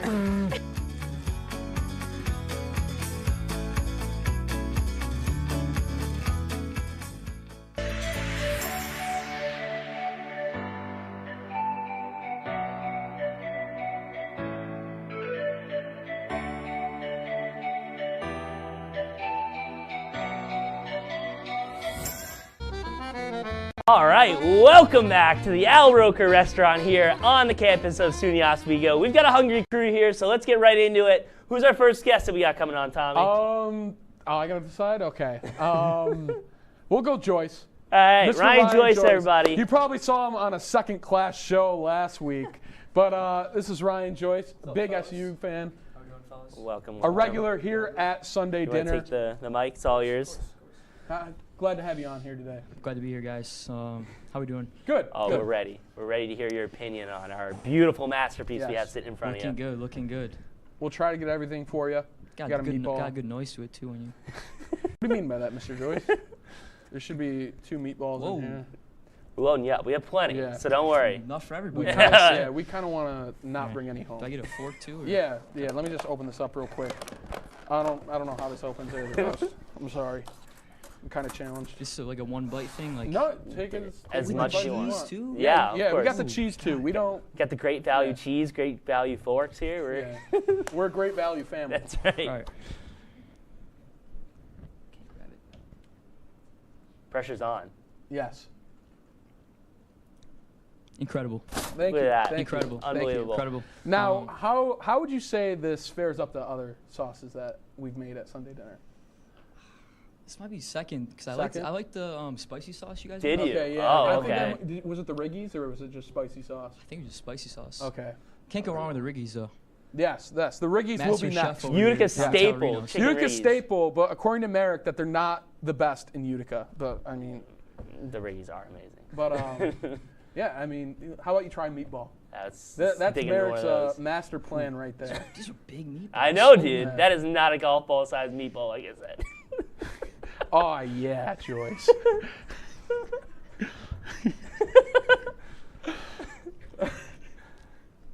It's pretty good. You like good? it? All right. All I right. can tell it was made with care. Good, so- you? A little bit of love in there? Love and care. Yeah, a so- little dash of love, little hey how are you in there. On a scale of 10, we'll do the one bite ratings. How are you rating that? Am I overall or Yeah, just meatball? overall. Okay, overall. 8.8. Okay. All right, we'll that's take good. it. That's That's a pretty good high. solid first score. Not the We'll best take it. meatball I've had. Oh, but wow. I'm not surprised. Whatever. Not the worst. Not so surprised. 8.8 is my. Whoa. I'm kidding. I'm kidding. Yeah. But All right. yeah, Sweet. thank you for coming Ryan on. Joyce, appreciate it as Enjoy always. enjoy your plate. I'm gonna of- come for seconds too. Come back Hey, and get some. please do. If there's gonna any make sure left. yeah, we're gonna make sure the whole office has some. But thank you for coming on. Sure. It was a Sir. pleasure Thank to you, have sir. you. Thank you. All right, All we got next. Who wants to go on next? We got Steph. Come Is on, it Steph Steph. or Come Mo? on. Come on up here. Steph. Stephanie Janisi, everybody, our lovely production Great at floor hockey. expert. Yes, fantastic at floor hockey. Steph, have you had our Sunday sauce yet before? I have not. Oh boy, so you're I'm in for a treat. excited to Yes. try All right. this. A little bit of everything in there. Yeah. I'm trying to not just get a meatball, but there's I know, there's a lot. like 35 meatballs in here, so They're taking up the majority of the Yes. space. here's a fork. There we go. Dig in. Yes. Enjoy. Let's see. Kind of beat up the pasta a little bit. Yeah. I was editing the video. I know. I was You too guys busy. just saw an A block. Absolutely destroying the pasta. We in had there. we had a little bit of a transfer misfunction, but it's all right. It's all right. What do we think, Steph? Good. The pasta and sauce, I like it. Nice. It's Okay. definitely Good. Enjoy Good. your meatball now, Merrick. I'm not gonna take a bite out of it like that. Nice. Wow, that's actually All right. really good. We got wow. That's Yeah. good. We'll take it. Okay. I like it. Scale 1 to 10. Rate what you think. I gotta give it like a 9. All right, A little bit above 9. Here we go. That was good. That's We're great. here to stay. SUNY Oswego, hire us for the cafeterias, please. We'll work anywhere, please. Yes. Thank you, Steph. Thank you, Appreciate guys. it. Thank you for coming All on, right. Steph. Last but not least, the man Mr. himself, Zach Malamud. Zach Malamud from He Stick to calls Sports. basketball games. That's right. He does it all. He He's rates really pasta. good. He's a good point guard too. Can confirm. It's dinner time. Zach, another staple at Sunday dinner. That's right. Is this I gave you 2 meatballs. I'm sorry. You can grab more too if you want when you. But yeah, I got you. Is this one of your favorites at Sunday dinner? Is this sauce and meatballs? This is a classic. Yeah. It is. This is usually like the Goodfellas move that I usually do. Hey, bada bing, bada boom. Hey, how are you? Yeah, a little hey, how are ya action. What are we thinking? All right. It's really good. There we go. As usual. There we go. Thank you, Nice, sir. I nice. appreciate that. Some people like to trash my cooking, even though they had it for weeks and weeks. Take a Bradley. All right. It's really good today. Really? Meatball Okay. solid, sweet. Take sweet. it. Meatball is really good today. Good. Yeah, the good. meatballs. I'm shocked we ended up getting 40 out of that. Yeah, I know. We did have a lot of meat in there. So what are we thinking on a scale of 1 to 10? What's the final rating? So my favorite Sunday dinner was Yeah. when you guys had garlic bread. Oh, Yes, that one- garlic bread is a that staple. hurts the score a little That bit. was, no, but it's okay. We'll All right. It's baby steps. That's right. That's right. We're growing here. We had a busy week. We did. I'll go at 9.6. All right, nice. Okay, we got better as we went along, but all right, we'll take it. Thank you, Zach. Sports. Yes, that's Tune right. in to Stick to Sports. I don't even we know. love that show. All right, so that'll do it for the crew ratings. We will be back with some more serious talk. It's coming about up. to get super It serial is. in here. We'll be back.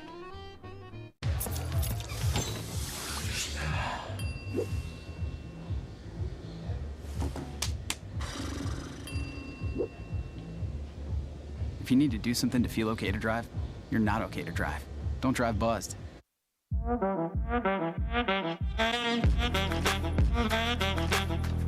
Shine on that black. Look at the bling. Look at do we got a diamond tester on? Yeah, that's getting bad. Yep. 10 out of 10 recommend on Yelp.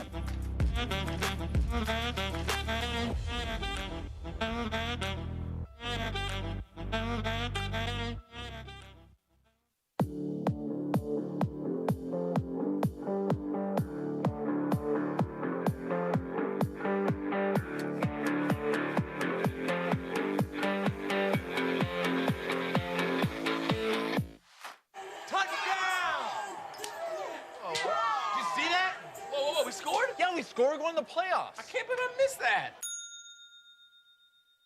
Every time I'm buzzed, I spend too much time on my phone. What? I should take your phone away. No. I'll call for a ride. Hey, why does my face look like that? I'm playing with these new face filters. Okay, you know what? Yep, that's mine. I'm gonna need that back. No. Kevin!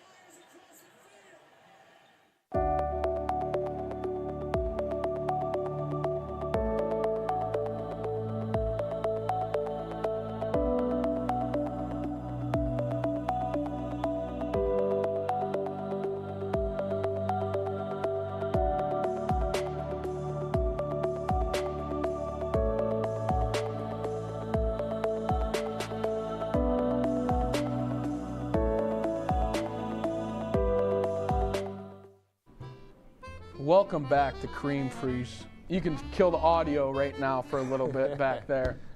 We're taking a serious turn here. We were called out last week by a certain crew name, formerly known as Sports Talk, now resides as Question Mark. Well, we'll have you guys take a look at what they said. Roll it. After this. Speaking of another show, we got a rivalry. Oh yeah, Cream Freeze. Just cut off my B-week. attachments. Sorry, Maddie. Okay, all right. Running short. Yeah, Cream Freeze, you're on B-weeks for a reason. Make sure you're aware of that. You can cook whatever you want, but you ain't cooking the 5 of us. That'll do it for this episode of Question Mark. We'll be back with you in 2 weeks. Don't bother watching next week at this time, because it's just going to be 2 guys cooking absolute garbage. But we'll see you.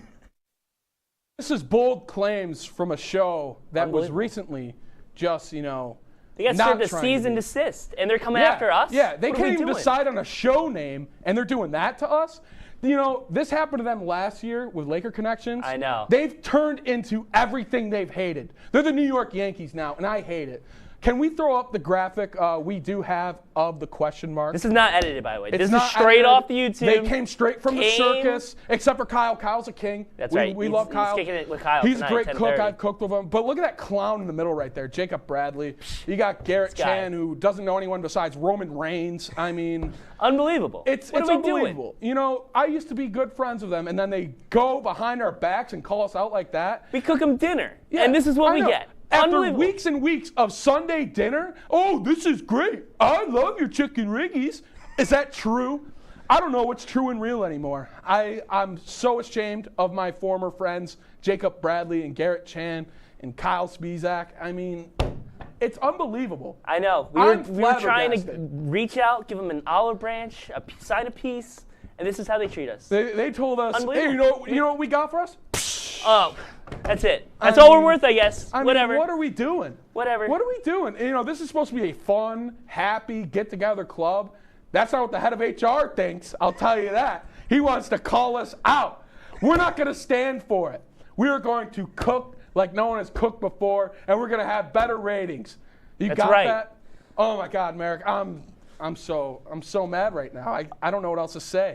You know what? We're gonna have to show them one of these days We'll show exactly 'em. how serious we are about this. But that's going to do it for us here is. tonight from the Al Roker Cooking Studio. My name is Tommy Tellerino. I'm alongside my amazing chef, Merrick Patowski. Thank you guys for tuning in to the first episode of Cream Frige. We'll see you guys next time.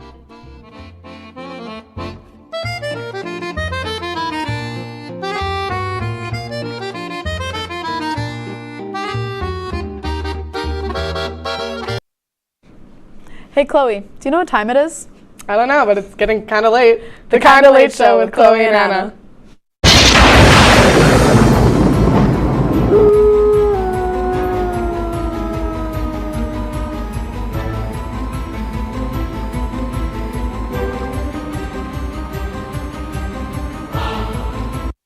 Welcome back to the Kinda Late Show. The show where we talk about anything and everything going on in our lives and yours. So for today's episode, we're going to have a special guest come later, but for right now, we have to do our recap, of course. All right, so our recap, we're going to start with spring break. How was your spring break, Anna? My spring break was a blast. I went to Florida with a few of my friends. We flew down, except our flight, me and my one friend flew down to Florida, and then all of our other friends drove in one car and met us down there.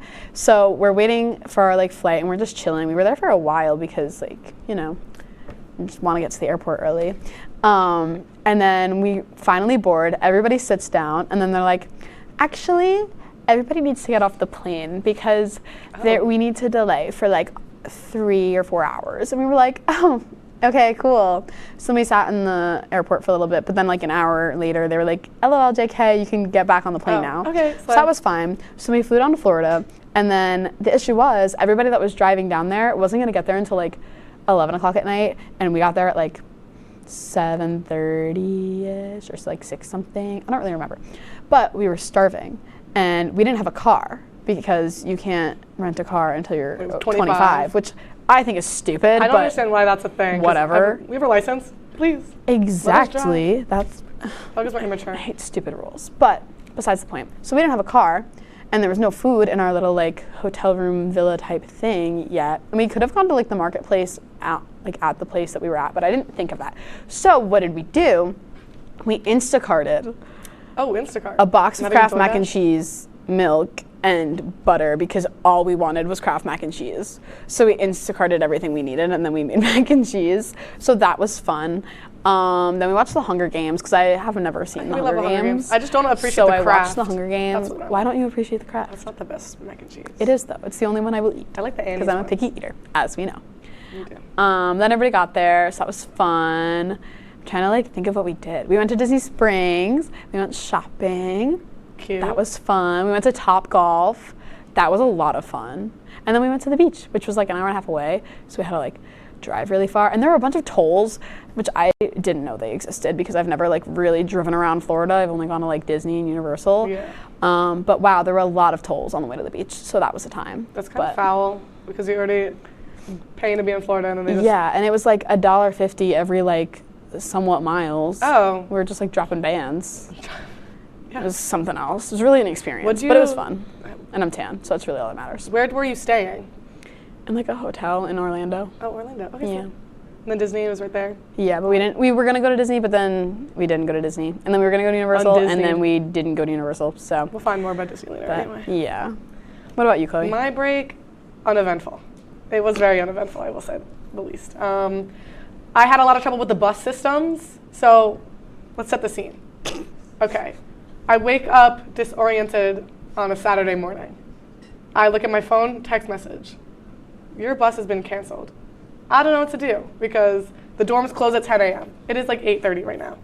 I have to get back to the dorms and somehow unpack and find out how I'm gonna get another bus. All the buses are sold out for Saturday. So I'm oh my God. She's mega stranded.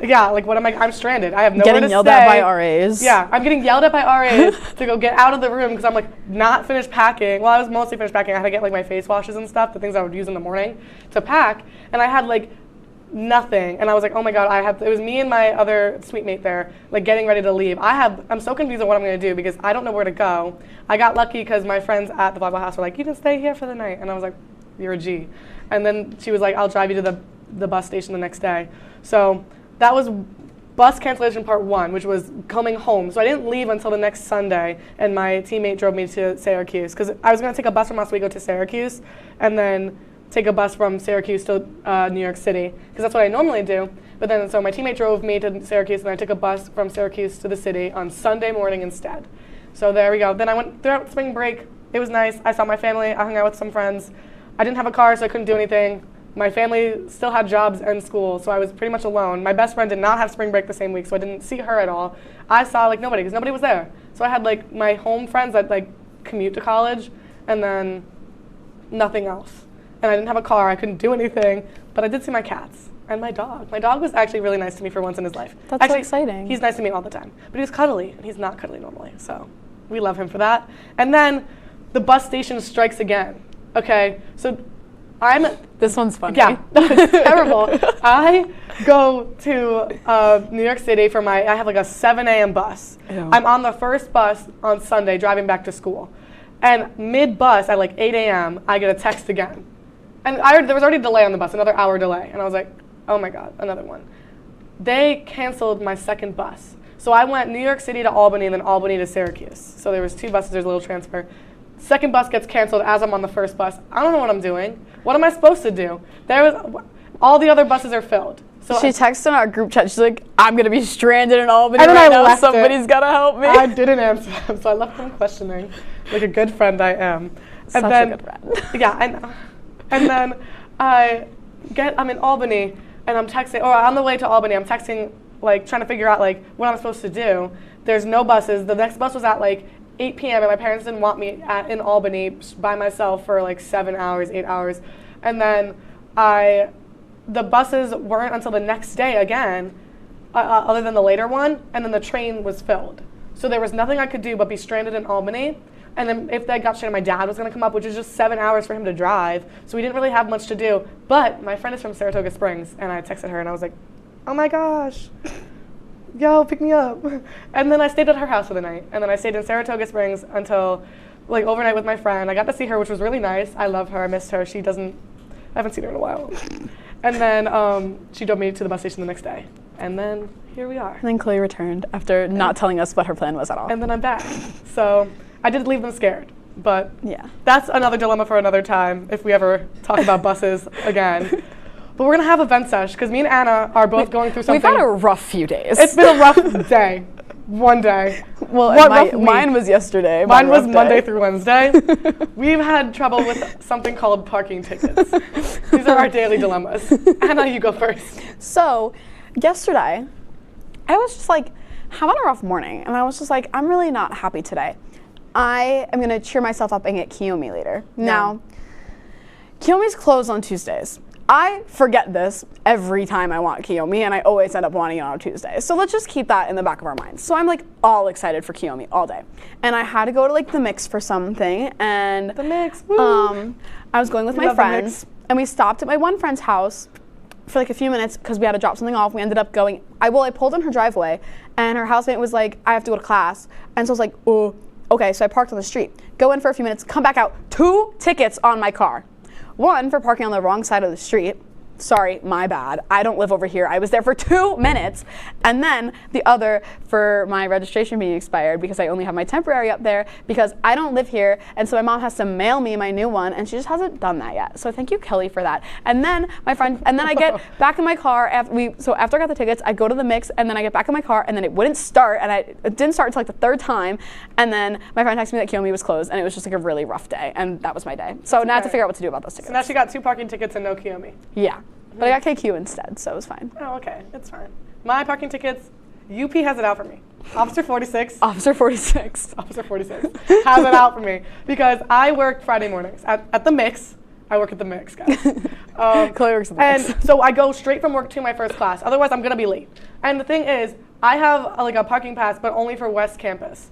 West Campus is nowhere near the buildings. It would literally take longer to walk than to drive and park in I'm going to park in West Campus. So I park in the resident spot East Campus, but it's residents. So I'm like, okay. At first I was getting employee tags for parking tickets because I was accidentally parking in the employee section. So I was like, okay, whatever. I got like one.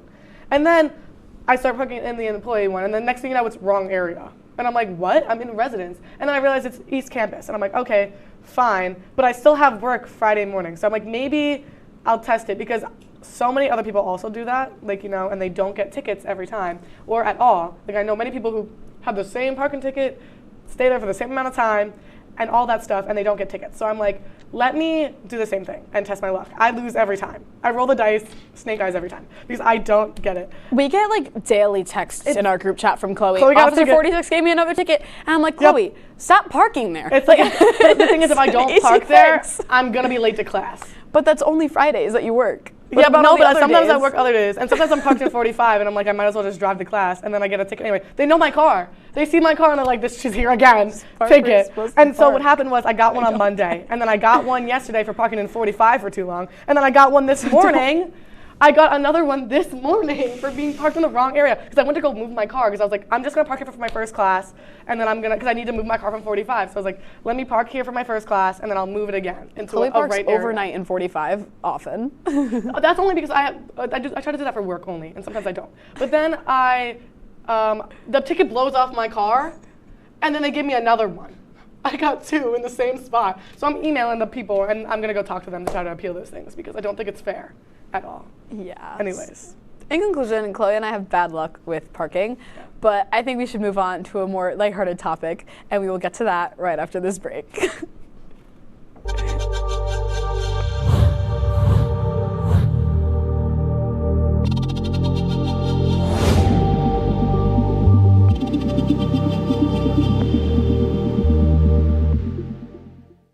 Say, President Stanley, whenever there's bad weather, who would you turn to? I'd turn to Storm Team 10. No, right but you've here. got to say it like this. Storm Team 10. Say it with me. Storm Team 10.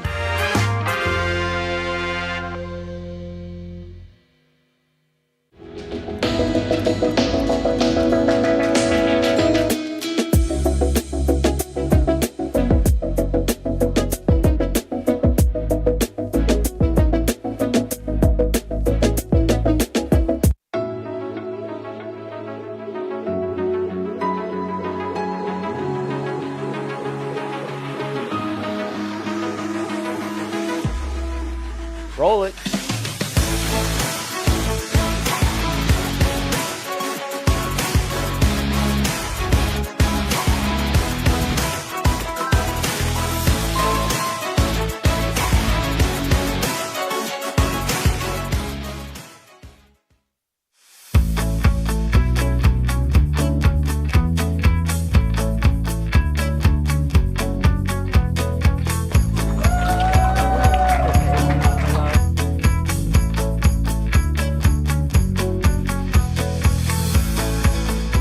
Jill Should we told me it tell was him? Kitty from Glee. Yeah. What is it? Al Roker.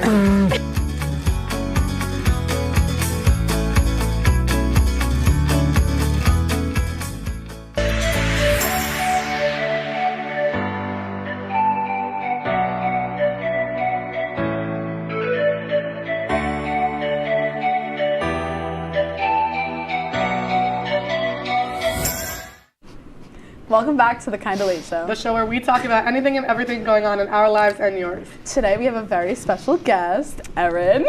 Erin, introduce yourself. My name's Erin Blank. I'm a cinema and screen studies major, creative writing minor. I am a senior this year, thank goodness.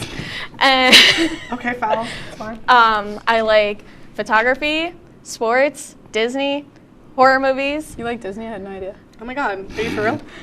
Oh, you know, I just things I just like. Yeah. What's people. Anywho, Anywho, what's a pet peeve of yours? Pet Do you have a pet peeves? peeve? Not listening. Oh, see, I don't listen a lot. So do you not like me? Your pet peeve is actually. I your didn't Starbucks say job. that directly. Anyway. Guys, I actually just gaslit her to come on the show today. She did. True story. Yeah. Now that we know a little bit more about Erin, let's really get to know her with these next few questions. Yeah, we have some fun questions. I really do hope you're scared, though. The first question is, do you think aliens exist? Am I starting? Well, yeah. You go first, and then we'll think the same thing. There's definitely something out there.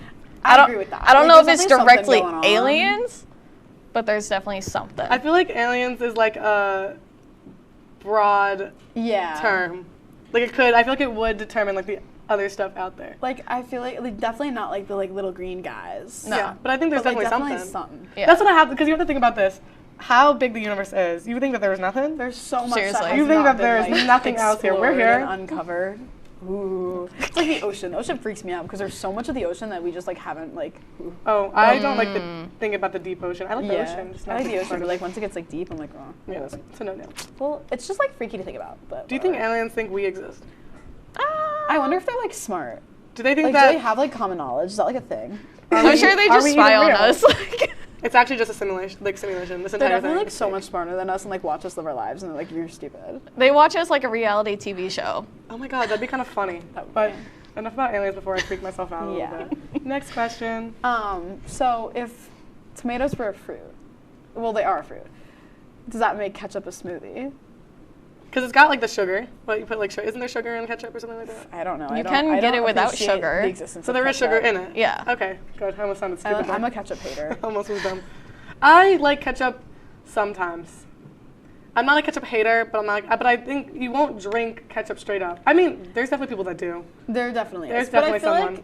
like ketchup, like is it blended like how smoothies are blended, or is it just? Well, how are you making ketchup is the question. What do you like mash it until it's ketchup, or is there like? You know, I really wish I knew. We should have Googled this. What's the process of ketchup making? What is that? Over break? I'm looking up how you make ketchup because now I'm curious. Yeah, because I feel like that also determines on if it's a smoothie or not. But it's also like you wouldn't use smoothie as like a condiment. True. You know. Well. Because wouldn't that make mayo? No, because mayo is literally eggs. Because I was like, oh wait, yeah, like mash the eggs up, but eggs are just not literally a fruit. Anyway. It's okay. Anyway. Next question, and this is like a really opinionated one. If someone smelled terrible, would you tell them? And if so, how would you go about it? I actually have a story about this, a really traumatic story about this, and it was really I honestly, I have a traumatic story as well. I'm gonna be so straight up, and you guys can't hate me for this. I would not tell them, but I would definitely tell somebody else after. See, I would have been, yo, that person was rank. I was at this like little like 3-day conference thing with my school, and there was like a dance at the end of it. And it was at this like hotel, and our rooms were like way over here, and the place where the dance was like way over there. That's important, I promise. And we're all like dancing, having a good time in our nice little dresses. And my guy friend, looks at me and goes, Anna, you might want to go grab some more deodorant. And I was like, and then I like just like left, and all of like my girlfriends that were staying there, they're like, why would you say that to her? Like if anything, say it to one of us, and then we like that's like a girl to girl thing. Like you don't say that, and it traumatized me. And I would be traumatized. And then he came to my room after, and he's like, I'm so sorry, and I was like, no. I was like, I'm like not doing it was trying to be nice, but like that kind of hurts. What do you think? Would you tell somebody? No, because my story, I did not tell the girl, but everyone, we were staying in a hotel room. The one girl smelled bad. I was sick, so I couldn't smell anything. The other two girls, they said, we can't stand the smell. So they hopped in another girl's hotel room, and I had to stay in this poor room with the girl. So then when she woke up, she's like, where'd they go? And I'm like, they went to go get breakfast. Yeah. We just all have that one kid that you know smells, but you don't say anything. But moving on. This is making me insecure. How would you handcuff a one-armed man? I was talking to, when I was looking up these questions before, I was talking to Dom, and Dom Perone, bestie. I met a man with no arms once. Really? He came into Dairy Queen, and I didn't know how to give him his ice cream. No. It was really weird experience. He said to the belt. Handcuff them to the belt. Yeah. I feel like that makes the most sense, but I feel like it's a funny thing. That does make sense. What about someone with no hands? How do you handcuff someone with no hands? Their arm. Yeah, but you just... I don't really know.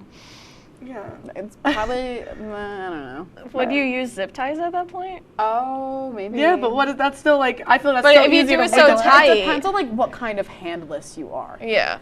Yeah, are you like nub handless? Or are you like how? Anyway, I feel like that's enough of that one. Last question. Describe the color yellow to a blind person. I don't think I could. I genuinely don't think I would know what to say. Like, because you'd want to say, like, when you close your eyes and look up at the sun, but they're not looking up at the sun. Bright. Like feel the warm. I like warm. I feel like Warm. Bright. Yeah. Sometimes Bright. really ugly. Depends on like what This kind depends of on the yellow. Like, is it mustard Like, yellow? Is it? I'm gonna be Don't so do honest. Don't do Stitch like that. I would not want this color yellow as like a shirt. Don't do Stitch But like it's that. cute. It's cute though. How dare you? Right. Well, anyways. Anyways, yeah, no, I really don't think I would know how to like explain yellow to a person who cannot see. Right. You know what? Well, and is blind. do you think maybe to like? Do you think bald people get dandruff? That's the next question. I feel like depends on how if they take care of their scalp. Because it's scalp like if you get if you're pieces, bald and you get flakes. sunburn on your scalp and then your scalp. Oh yeah, I used then to get you're- bad dandruff when I was a kid. Yeah. I had to use Head and Shoulders. I was a Head and Shoulders kid. But now I don't have dandruff, so we're chill. I got lice a lot when I was a kid. So did I! I got lice like 3 times. I had to stop being a softball catcher because I had lice. I told that story once. I never got had judged lice. in kindergarten for having lice. You never had lice. Knock on wood. Really? Nah. We had the special coming shampoo. from We had the special shampoo in our like shower. They knew. Yeah. Everybody No, me knew. having lice like almost 20 years ago is gonna come back right now and give you lice. I'll give you Just the hop in sweatshirt my that I hair. wore when I was 8 and had lice, just so you No, can get I'm lice. good. It was actually in the cubby of another kid who had lice, and that's how I got lice. Oh. Because there was another kid in my grade that was known for lice, and then He was known for he lice. was known for lice in 3rd Imagine grade. being known for having. Because he had like lice. longer That's so hair, and tragic. it was always kind of crusty. Rest in peace, brother. That's tragic. Sorry. But it's okay. Back to the dandruff question. Do you think that they could? But isn't like you're constantly getting depends. water to the... Yeah, I mean, like it depends on how well you take care of your bald scalp. You know. Yeah. Scalp care. Scalp care. Is there something You gotta special for bald moisturize. people to get rid of scalp? Like to get rid of dandruff? Get rid of the scalp, actually. They scalp them. Like what would be, I don't even know. I don't know. But anyways, that's too much thinking. That's enough for now. So that's enough questions. After this break, we are gonna get into a little more fun. So we'll see you then.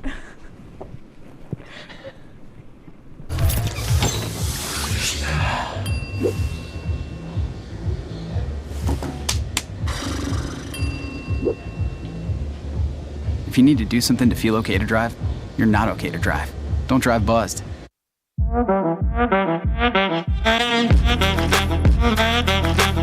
Shine on that black. Look at the bling. Look at do we got a diamond tester on? Yeah, that's getting bad. Yep. 10 out of 10 recommend on Yelp.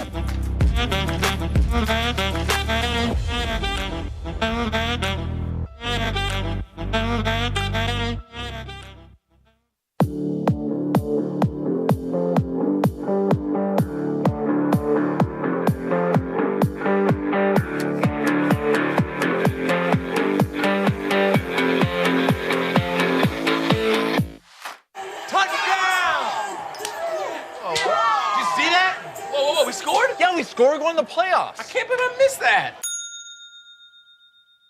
Every time I'm buzzed, I spend too much time on my phone. What? I should take your phone away. No. I'll call for a ride. Wait, why does my face look like that? I'm playing with these new face filters. Okay, you know what? Yep, that's mine. But I need that back. No. Kevin!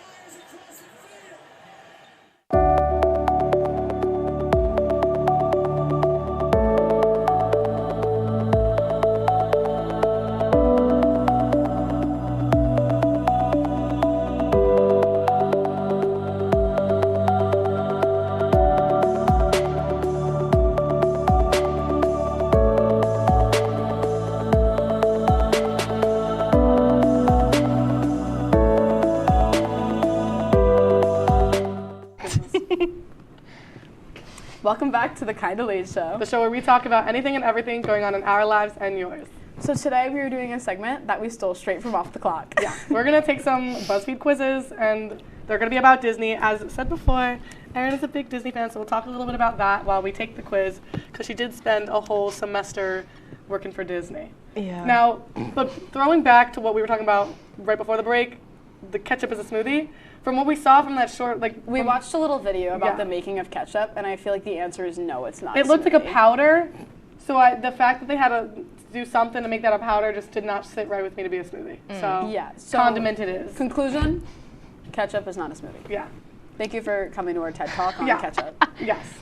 So the first one we're doing is which Disney villain are you? Now, how do they handle Disney villains in like Disney? Like working there from a working perspective. Honestly, there's a mixed crowd. Like a lot of people do love villains because they talk about possibly having their own villain land. Ooh. And a bunch of people got so excited for it.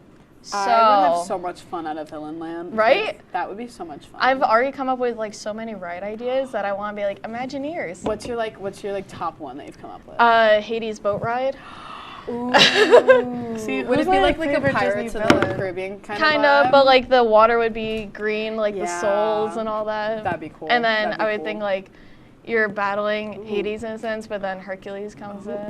Of course, as he does. You know. See, I like Maleficent. Oh, you're answering. Oh, yeah, you're answering. The first one was, what's your greatest quality? And I said being manipulative. Oh, I'm saying the because same I'm thinking gaslight, girl. Gaslight, gatekeep. Girl boss, for real.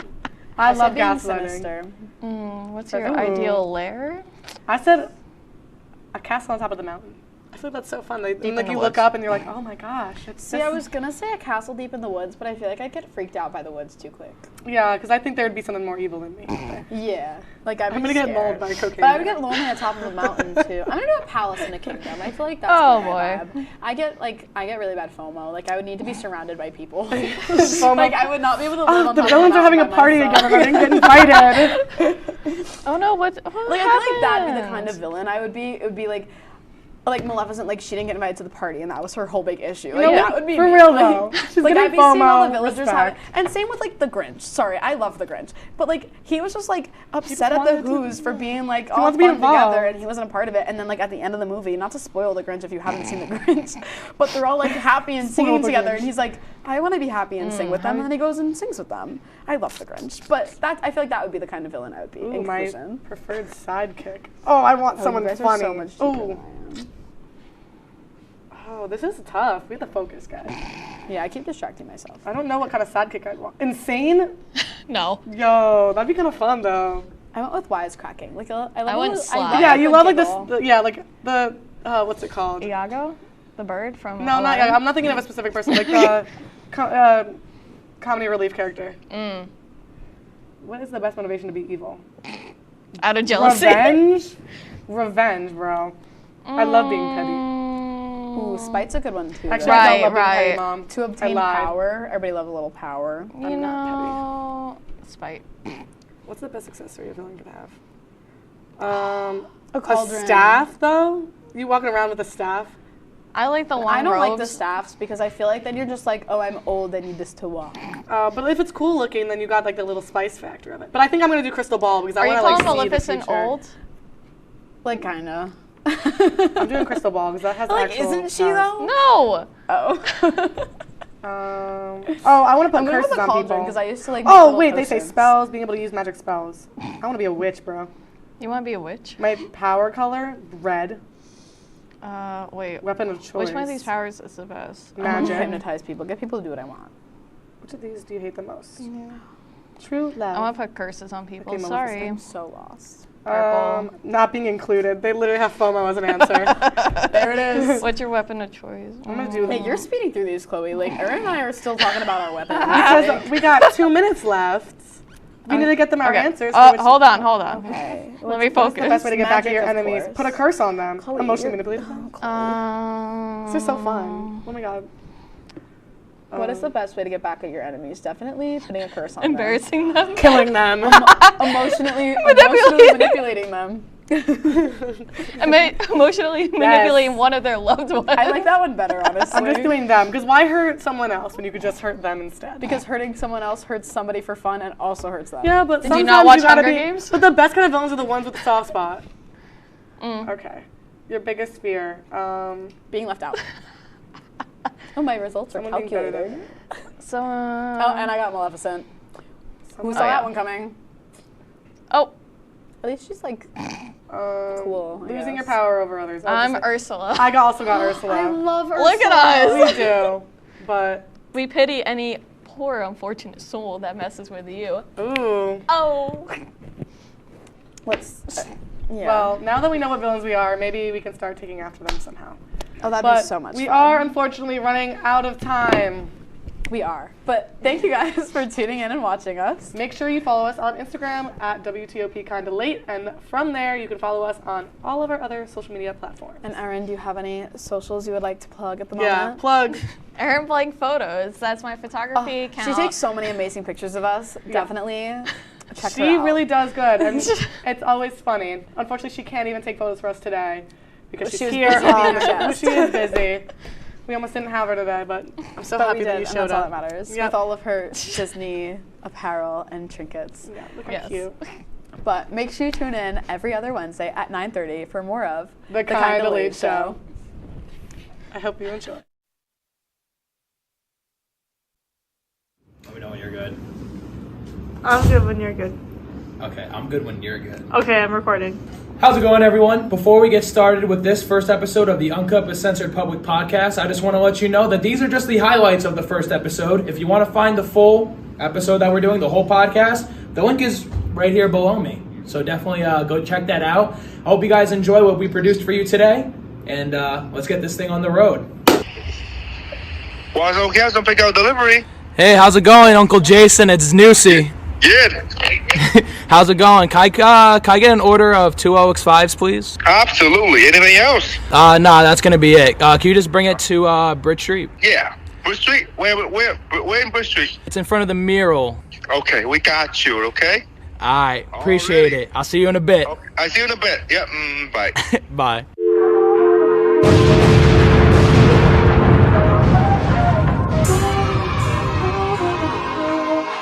Okay, everyone, welcome to the Uncut but Censored Public Podcast. I'm your host, Newsy, and just a little bit about myself for the people who don't know who I am.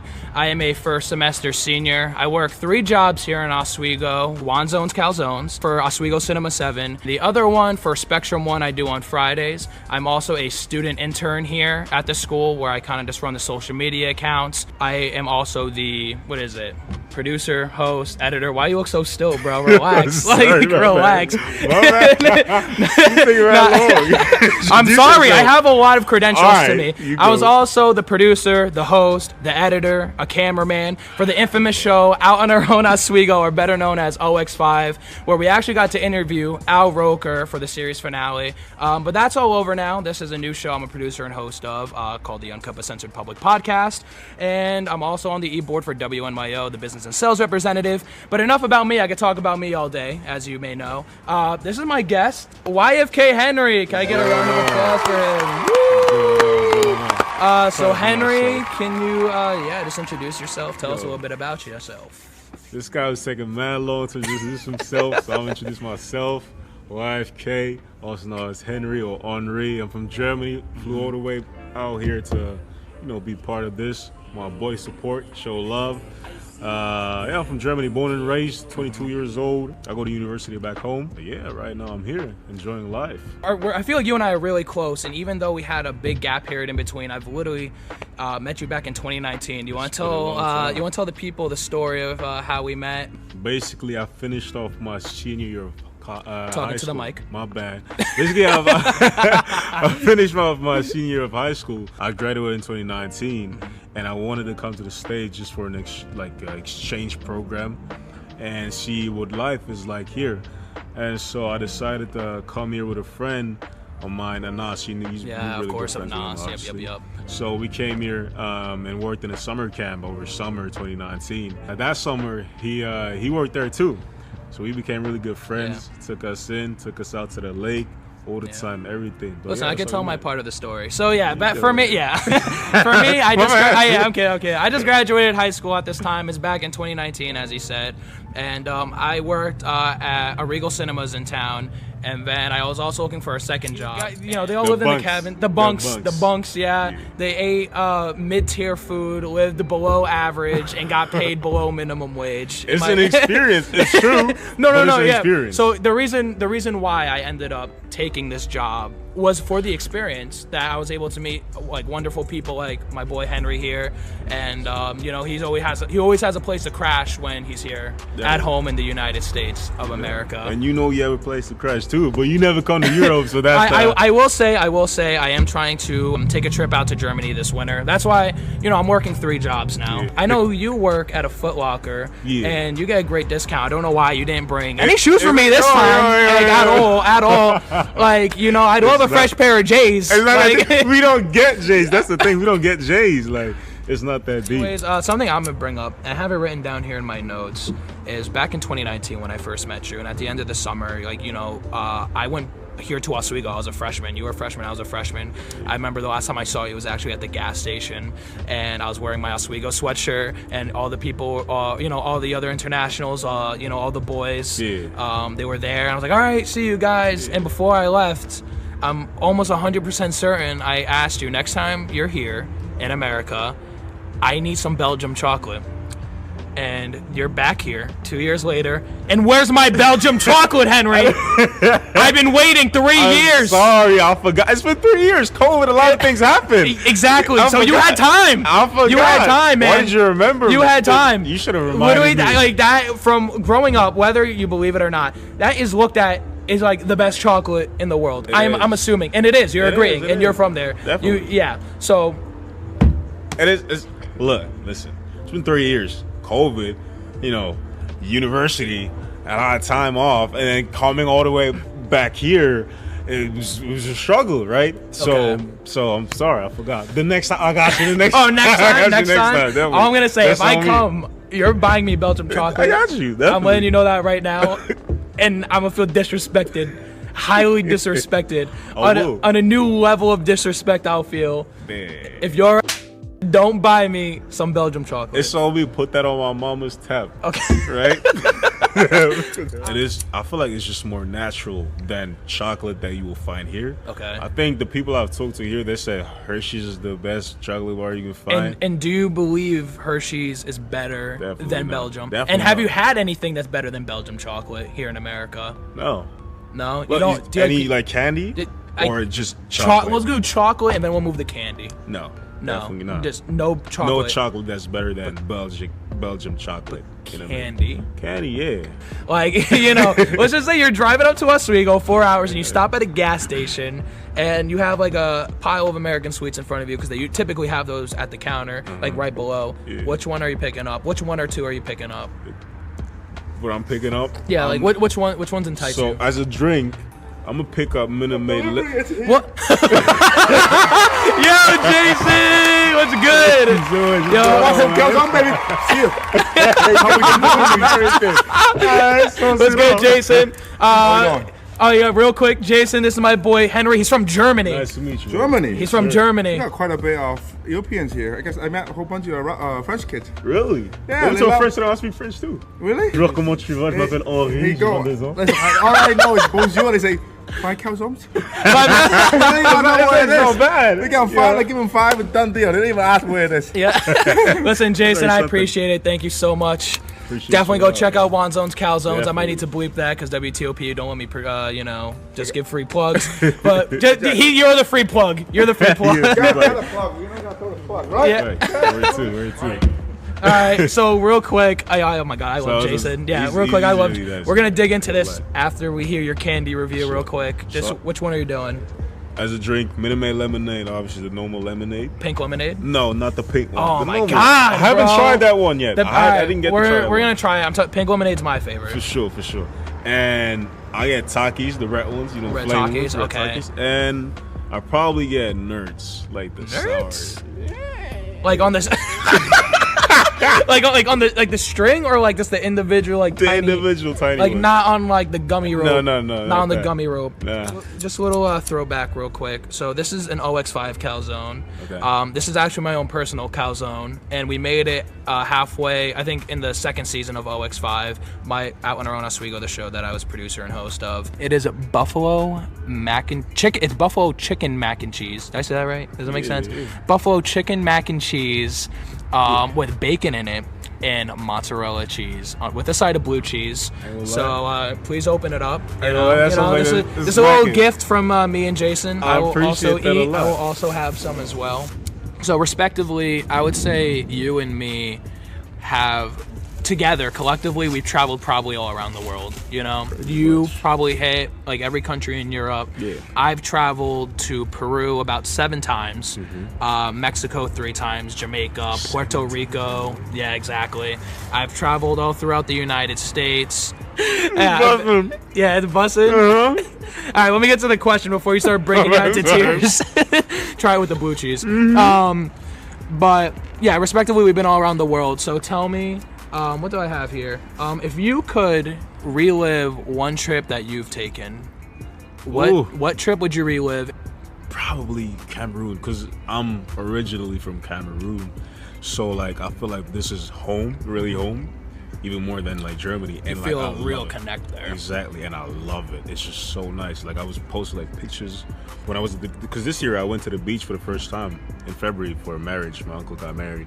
And it was my first time on the beach in Cameroon. I got to the beach. It was beautiful. Every beach that you say is the most beautiful, this is the place to be. Even like Africa, well, you've been to Jamaica. Yes. The beaches there are really like similar to that. So like, I feel like that if I could choose, that would be the place. And what's a typical like food? Caribbean dish? Yeah, dish. It's like Caribbean food, to be honest. So we have like things like jerk chicken. It's not called like that. But my personal, for like my favorite one, I'll say is probably what's it called? So we have fried fish, but like the whole actual fish, right? The whole actual fish with plantain, either with plantain or something called bobolo, which is basically manioc or yam, and then you basically put that in leaves and let it dry out. It doesn't have a real taste. We eat that with hot sauce, and it's just like chili sauce. Smacks hard. Yeah. So that's if you could put any of those dishes into a calzone, what dish would it be? Yeah. I don't know if the Cameroon calzone. All right, tell us right now, Cameroon calzone. What would be inside the Cameroon calzone? Plantain instead of the mac and cheese, and jerk chicken instead of the buffalo chicken. That's what I put in there. Okay. Yeah, 100%. And what is it? What's the side? The like, side? You have blue cheese right there. Like, what does side be? Like, you dip inside. Chili. It's homemade chili. Homemade it's like chili. Really, it's not called like chili, but it's really hot. Okay, so I can't handle that. If any of you guys will eat it, they'll probably die on the spot. But I'm used to it. You know what I'm saying? I'm used to it. Get my boy Tim. He wouldn't be able to survive. Cletus, get my boy Tim. He would not be able to survive that. I don't think so. It's different. Yeah, you got to be born a warrior to eat that. I got warrior blood in me. Alright. No, it's smacking though, I ain't gonna lie. They only use Facebook. I don't know what's good with Europeans. They don't use Snapchat, or even South Americans. Sorry, I'm burping a lot from this calzone. No, but like y'all don't use like Snapchat or Instagram. Y'all use like Facebook Messenger. And, that is not me, bro. Yes, bro. Honestly, I will say half the camp from 2019, I only have them on Facebook. Okay, I hear that. I ain't gonna lie to you. I was not in the 2019 group chat, bro, because I didn't have Facebook back then. I had to reinstall it just for this year. Real quick, without him knowing, please zoom in on Henry's face. He has an immense amount of hot sauce. Side. Yeah, look right to the camera. Also, while you're looking to the camera, this is my calzone. I want you to know there's an infamous calzone called the Tomcat that everyone gets. I want you to look into the camera, give them your honest rating of my calzone right here. This thing, I don't lie, I think it's the blue cheese for me. And that like gives it the whole package, I give it a 9.5. It's not a 10 yet. Yeah. It's good, but it ain't it. If you had to pick between this calzone and Italian calzone, a calione, I don't know.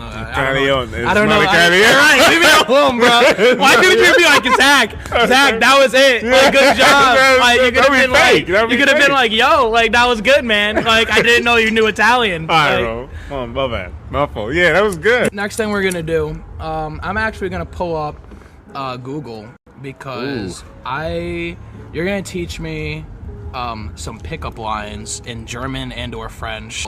I'm gonna call my girlfriend. She doesn't speak either, but I'm just gonna try to say it. For sure. Okay. That was that. All right, so if I were to say this one right here, it says on a scale 1 to 10, or sorry, on a scale of 1 to 10, yeah, you're a 9, I'm the one you need. How do you say So, that? What's it gonna sound better in French or German? First off, In French. In Always, French? everything sounds better in French. Ain't gonna lie. On a scale of 1 to 10, you're a 9, I'm the one you need. All right, so you're my teacher, teaching me right now. Sur une scale de 1 à 10. 1 à 10. 1 à 10. 1 à 10. Tu es un 9. Tu es un 9. Tu es un 9. Tu es un 9. Je suis le 1 dont tu as besoin. Alright, you know what we're gonna do real quick? Write this down on your phone, because honestly, it's just gibberish at this moment. On a scale of 1 to 10, you're a 9. I'm the one you need.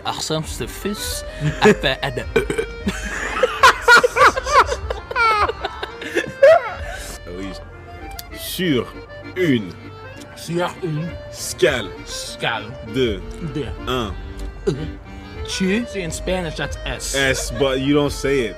So just write an E, delete the S. Bro. Okay, Delete sorry. They're just supposed to make it easy for Tu you. es un nuevo. Tu es un 9. Tu es un 9. Je suis. Je suis. Is it le or It's lu? le. It's like. Oh, okay. All the. right, keep going. All right, Okay, le. je suis. I think I'm ready. Okay, I think I'm hope so. ready. All right, keep that right there. All right. All right.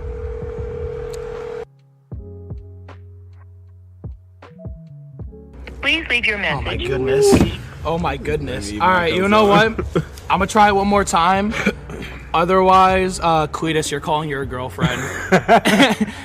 If she doesn't pick up this FaceTime call, Cletus, you're calling your. You know what? You know, I'm gonna call my boy. I'm gonna call one of the, you know, because you could always rely on the homies. Honestly, I'm sorry, Cletus, but you know, I'm sorry. I'm staying behind this table. You could always rely on the homies. I'm calling my boy Jake. Actually, Jake Mason. Jake Mason. If you guys don't know, me, Henry, and Jake all make music, and we actually made a song called Summer 21. So please go check that out. Where I need my notes. I need my notes if he answers. Yo. Yo, what's going on, Jake? What's up, man? I just have a little message for you, whether you understand it or not. Yeah, what is it? Sur une scale de 1 à 10, tu es un 9, Jesus le un dont as besoin. Sounds like French. Yo! Yeah, that was French, bro. I just want you to know, I'm doing a podcast right now. I literally just called Simone twice. She didn't answer. Yeah, that's why I could always rely on the boys, you know? I don't know what it means, but I know that I can hear the language. Just know I'm trying to seduce you. Yes, sir. Nah, I'll tell. Sexiest language. No, I'll tell you right now. It says on a scale 1 to 10, you're a 9. I'm the one you need. And also Henry's with me right now. What's good, yo? What's up, bro? You good? Yeah, but listen. Y'all could catch up later. We're doing a podcast. Hold on. Do you feel like you got seduced? What do you say? Do you feel like you got seduced? Like 10% maybe. 10%. You know what? You know, maybe I just need a deeper voice or something. I don't got a deeper voice like Henry. But you know, you enjoy your night. Hello, people. Hello, yeah. Yeah. All right. Have a good night, Jake. Thank you for answering. You know, yeah, I might need to wife you up. All right. Yeah. He sounded. 10%. Yeah, 10%. You know, I don't like those odds, man. I don't like those odds. But I'm sorry, yo. This calzone getting to me, man. Yeah, I think we're gonna keep eating our calzones, but we're gonna swing it to the best B block you guys have possibly ever seen. It's a segment called Cletus's Corner, where our camera guy, our editor, our everything, he's everything to me. Cletus is my everything. He's gonna go out and interview guys in the streets. It's gonna be a lot of fun. You guys are gonna be able to talk to him, say your opinions, and kind of just like whatever, you know, kind of just like shoot the shit. So I'm gonna kick it to Cletus on this week's Cletus's Corner segment. Roll it!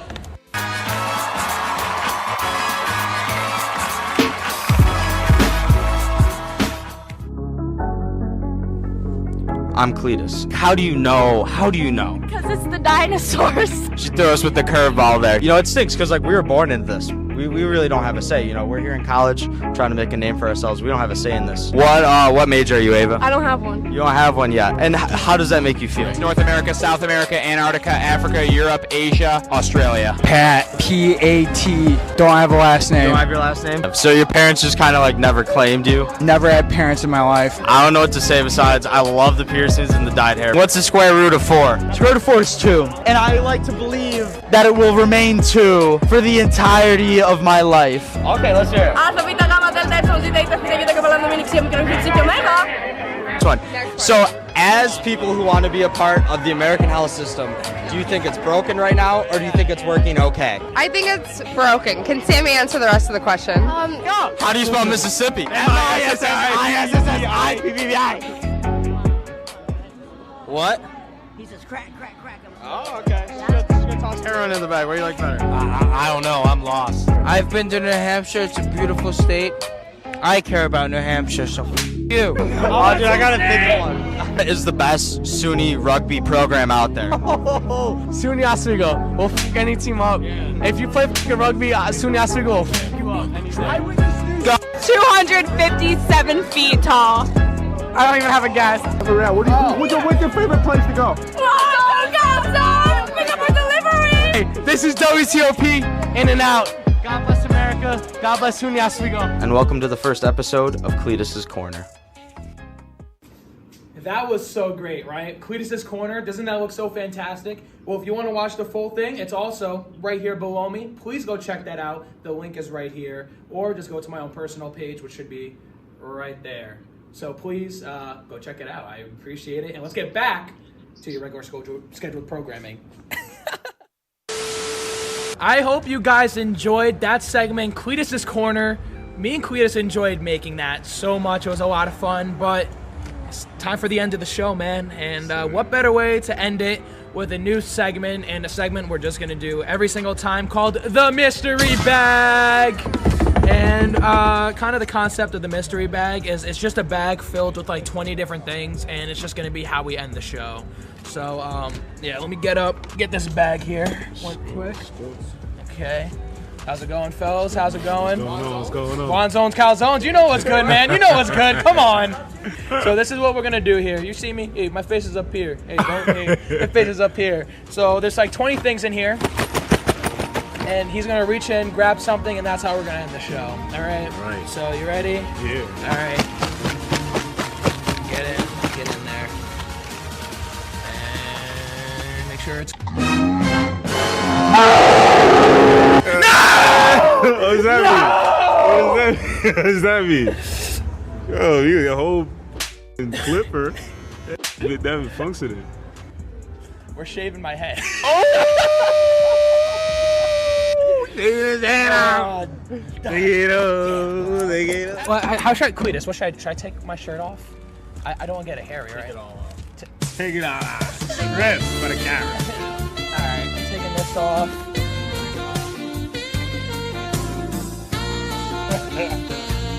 Alright, I'll show you guys actually while he's gonna getting his stuff together. So I always wear the bun. It's pretty, not super long. I had it longer, but you can kind of see. Kind of curly. It's pretty. Is that tall? Yeah. Wait, are you sure? Wait, which one are you gonna use? Which one are you gonna use? That one? And that Attach one. it. Attach it. Attach it? I'm scared. Attach it. Okay. Attach it. Attach it. You see, that's the 3. I'm gonna say our social media Oh my god. Antonio, you better be getting this for social media. That's all I'm gonna say. Cletus, show Antonia. That's our social media person for the night. She doesn't know how to do anything else but work a phone. All right, all I'm gonna say. Are you ready? Real quick, for OX5, I shaved the beard off almost a year ago to date, and now I'm shaving my head for television. Man, you can do it like this. You know how they do it in the sumo movies, the Japanese ones? Yeah. Bro. No, bro. I feel it. You're a man long too, I ain't gonna lie. It hurts. It feels like my soul is being ripped out of my scalp right now. Ow, that kind of hurts. Ow. My bad. No, I'm kidding. Just say, oh no. Oh no. That ain't no professional. Oh no. Oh no. Ow, ow, ow, ow, ow, ow, ow. That doesn't look good. You know? Straight on the kitchen, cooking up. You wanna hold your own hair? No! Real quick, wait, let's hold this up to the camera, bro. That's crazy. How much for me to eat this? All in. You know, my girlfriend didn't want to pick up my call. This is now her present. I'm leaving it right here. Please, and make sure that camera's working. Make sure that camera's working. Any specific haircut or fade you like? Just fade me up nice, man. Fade me up nice. I don't like the look on Tim's face. I don't like the look on Tim's face right now. Let's go. Yeah. What you looking at? Oh no. I'm trying to make it even. I didn't even put it on the 3. I put it on the 5. Oh no. Just to make sure. Hey Alexa, play Despacito.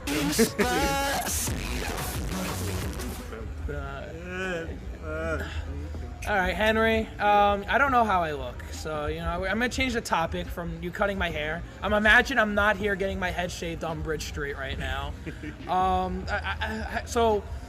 my God, I can't even think straight. This is like so traumatizing. I know. All right, you know what we're gonna do? I have 3 people in front of me. I have cameraman 1, Cletus, cameraman 2, Tim Rogers, and useless person number 1, Antonio Morales. And you guys are gonna need to rate my cut before I even see it. And you guys need to tell me what I think, how I'm gonna think it looks. How about that? I don't like Antonia's face. Cletus, get Antonia's face. I don't like her face. I can rate it now. No, please. Ain't gonna lie, if you get a fade, that might even look good. Like, I don't want to hear that. That's one of the last things I want to hear. Yo, if you actually went to a real barber, it would actually look real nice. All right, are we done? Yeah, we done. I like your cut, G. Well, rate on a scale 1 to 10. 11. All right, Antonia, you're next. Antonia, what do you think of the cut? Which is 1 being the worst? Yeah, 1 is the worst. Like honestly, as real quick, everyone, Antonia's been my friend probably since elementary school, so she's gonna be 100% honest with me. A solid. You shaking? 2.5. Are you serious? But wait, I think you might cry when you see this because you've had long hair for a while. Okay. And this is Sebastian. Okay. This is not Zach. Okay. This is Sebastian now. Okay, and Tim, you're the last person, and then we're gonna mean average this thing.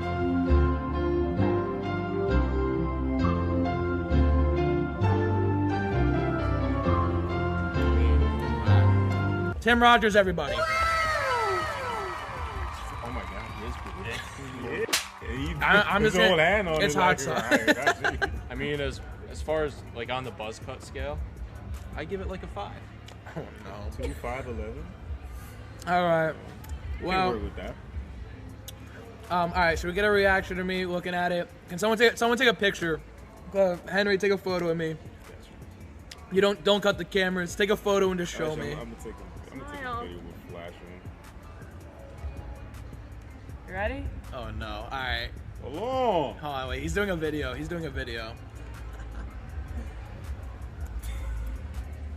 All right.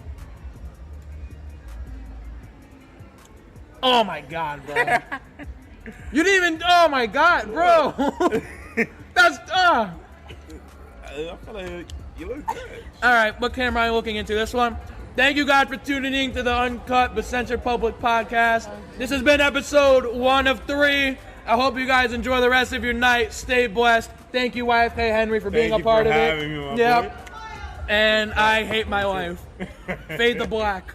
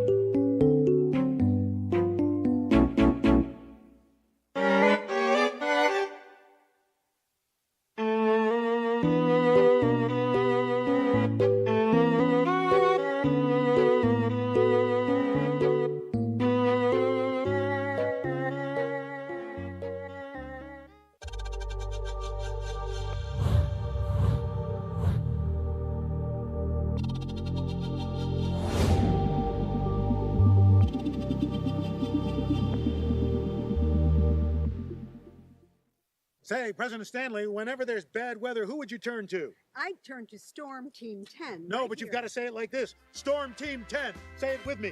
Storm Team 10.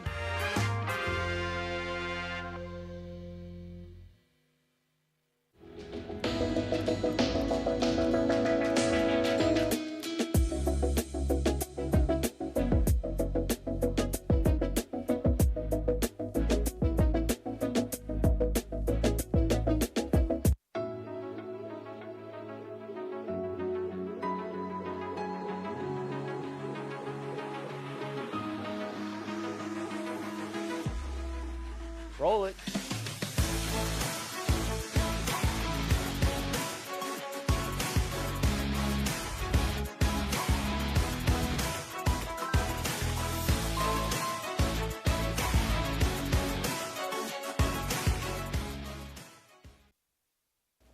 Oswego is full of family-style diners. From Maria's to Wade's, you can get a satisfying, delicious breakfast for relatively cheap. But what if you don't want to spend that much money on one meal, or you just don't feel like going out? I'm going to teach you how to make what they call a lumberjack-style breakfast, all for under $15. So go wash up and get ready to eat, because you're watching Dom's Dinner Bell.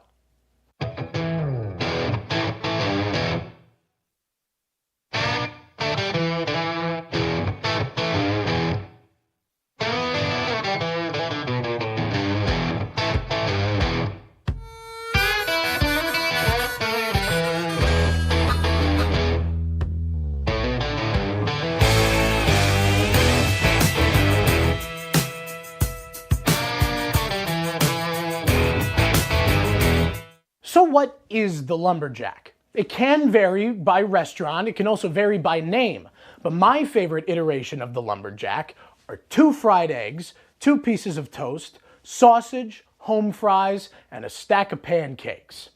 You don't need a whole lot of fancy ingredients for this one. It's pretty straightforward. You start the recipe off with 3 eggs total. You need 3 because 1 goes into the pancake mix and 2 you're going to use for frying. These only cost you about $2.67 for a dozen at Walmart. You need 1 log of breakfast sausage. This stuff here only cost me about $2.35 for this whole big old chunk of meat here. And what we're going to do with that is season it up a little bit and turn it into some patties. You need a bunch of potatoes. This bag here is from Aldi. It only cost me about $3.50, but if you go to Walmart, they sell a big bag of russets for about $3.50 as well. You also need a loaf of bread. You're only going to need 2 of these slices because you're making just 2 pieces of toast. And that should pretty much do it for the protein part of the lumberjack. Now for the pancakes, you can buy a boxed mix for about $1.98 at Walmart. But we don't play that game here on Dom's Dinner Bell. We have flour, which should only cost you about $1. You're going to need a cup of that. You're going to need 2 teaspoons of baking powder, not soda. That's a big difference there. But this stuff's pretty cheap too. You need 1 cup of milk. This half gallon only cost me about $1.59 at Aldi. And then you need 2 tablespoons of melted butter, which is still sitting in the fridge, unfortunately. You need a little bit of vanilla. You need a little bit of cinnamon. You need some sugar. And you need some confectioner's sugar to make it nice and fluffy. With all of these ingredients that cost about under $15, you can make yourself more than 1 lumberjack breakfast as well.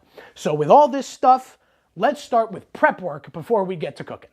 So with the prep work, what you're going to want to do with the home fries first is take your bag of potatoes, open them up, and you're going to want to cut these little guys into 1-inch pieces. Now with how small these potatoes are, you can cut them about into quarters and you should be good to go, but I'm going to cut them just a bit smaller than that so we've got a little bit more surface area for them to get nice and crispy. And what you do with these cut potatoes is you drop them into a little bath of cool water.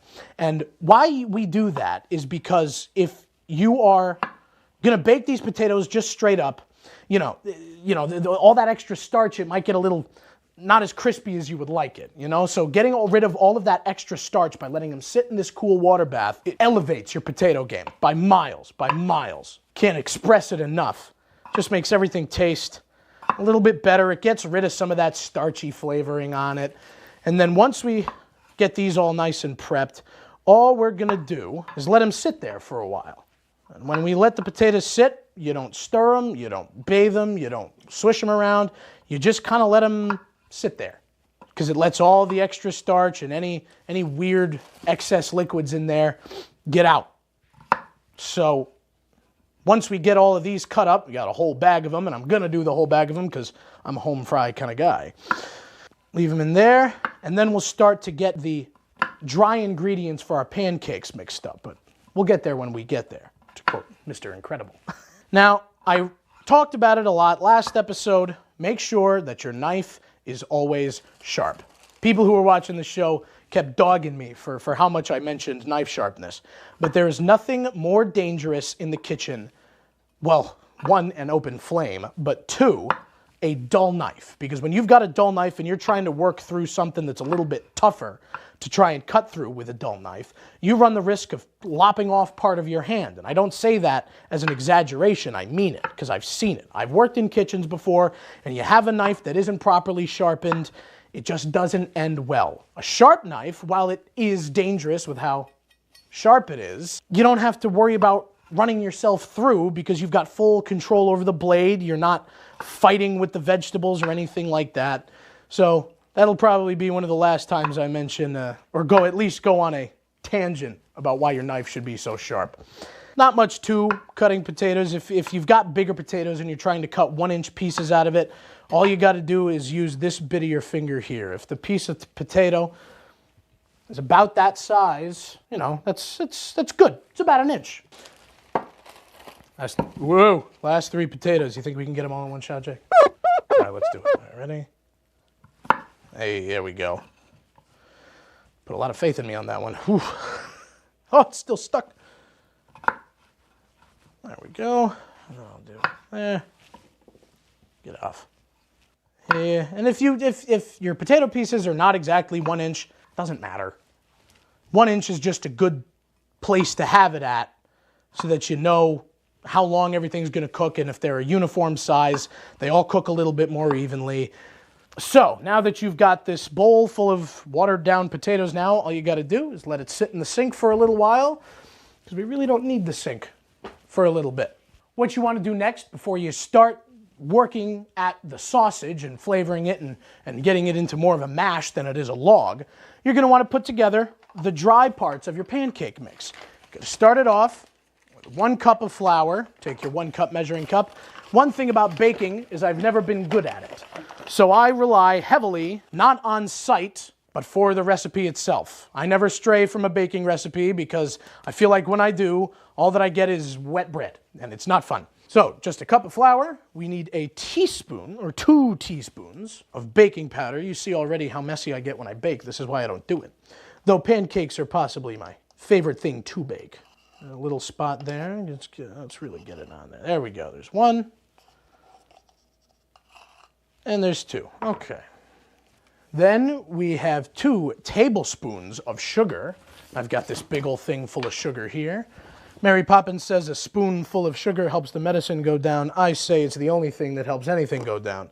I love sugar. Anyway, there's 1 there. Oh, another 1 there. So there's our sugar. You got to do 1 teaspoon of cinnamon, which this one I kind of eyeball. You know, cinnamon's a good flavor to have in pancakes. It brings a nice warmth to them. Looks about good. Yeah, let's do that. Nice a teaspoon of cinnamon. And then we do 1 tablespoon of confectioner's sugar. That keeps things nice and fluffy. Nice in there. And by confectioner's sugar, I just mean powdered sugar. It's got a whole lot of different names, but it's the nice white fluffy stuff that you can very easily confuse for flour. Make sure it stays in a bag labeled powdered sugar. I've made that mistake one too many times. Wrap that back up, and of course, just to give it a little bit of savory flavor, we're going to add in a pinch of table salt. Just a little touch more. And that's about good right there. So we will take a whisk and we'll just break out and combine all these ingredients. Now, obviously, there's no wet stuff in here yet, so we're not going to worry about that because we're just getting all of the dry ingredients to get to know each other, try and get rid of any errant lumps that you can, because, you know, you can still see a little bit of the baking powder and some of the, I don't know, it's all white in there. I can't tell what's what. That's beside the point.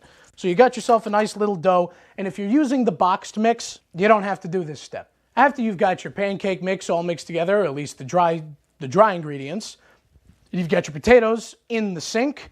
What we're going to do is take this nice log of original premium sausage with added spices. This stuff already comes spiced, but to me, it's never enough. So be very careful cutting around the top end of your sausage log. Got good sausage in there. And this is where you can't be afraid to get your hands dirty, because we're going to take that out there, and then we're going to squeeze like a push pop all the sausage into the bowl.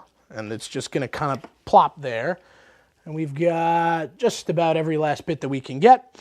And I always say, taste while you cook. This is raw meat. Don't eat raw meat. This is not a good idea to start tasting while you're seasoning. So what I do is with this sausage log, you just add, for me anyway, a touch of salt. You add a little bit more pepper than you might think you need. And the classics for breakfast sausage are, and it's just like in Scarborough Fair, parsley, sage, rosemary, and thyme. That's what makes sausage taste sausagey, if you will. So you take the parsley, you pop that open there, drop a little bit of the good stuff in there. Got a little bit of parsley. I would say that's maybe a teaspoon, half a teaspoon. Up next is thyme. The thyme are leaves, so you can add these a little bit more liberally, but you know, they produce a nice earthy flavor. The rosemary, of course, can go in this way here. You see that the rosemary, here, I'll show the camera too.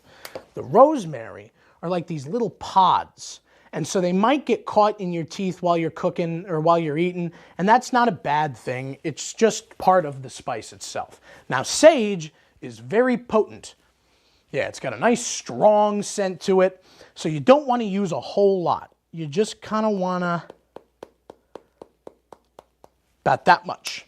And you're good to go. It'll be a very nice flavor. Now, what you do next is get your hands dirty. Now remember, when you're mixing with your hands, you just gotta kind of go for it. So you just kind of get everything together there this way, move it between your hands. Don't worry, I wash my hands. And after we work with meat like this, always wash your hands, because then you're touching raw meat and then you're touching everything else in the kitchen. And if you forget to wash your hands, you got to burn the building down. That's simple. I'm kidding. Don't burn your house down. Don't burn your apartment down. Just you're going to have to disinfect everything after that. And that's a pain. And I don't think it's worth the effort.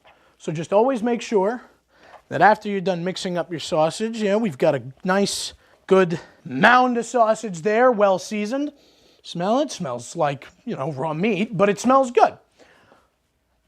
Hands are all nasty. We'll take the potatoes out of the sink. We will wash our hands, and then we should be ready to cook. You've got your pancake mix done, you've got your potatoes soaking, and you've got your meat all set and ready and seasoned.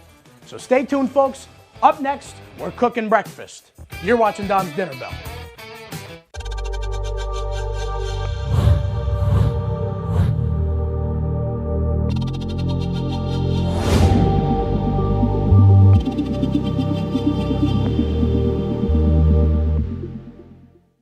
Say, President Stanley, whenever there's bad weather, who would you turn to? I'd turn to Storm Team 10. No, but you've got to say it like this. Storm Team 10. Say it with me. Storm Team 10.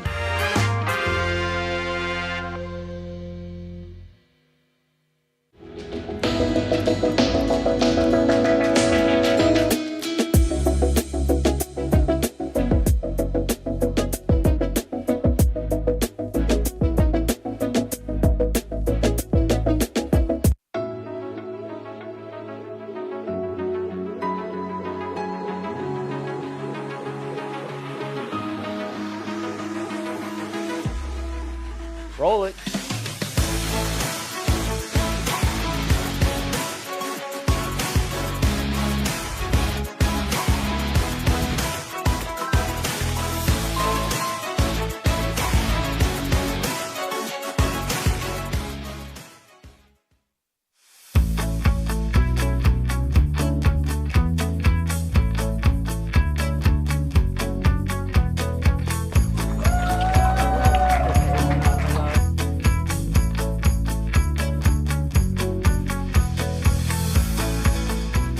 told me it tell was him? Kitty from Glee. Yeah, what is it? Al Roker.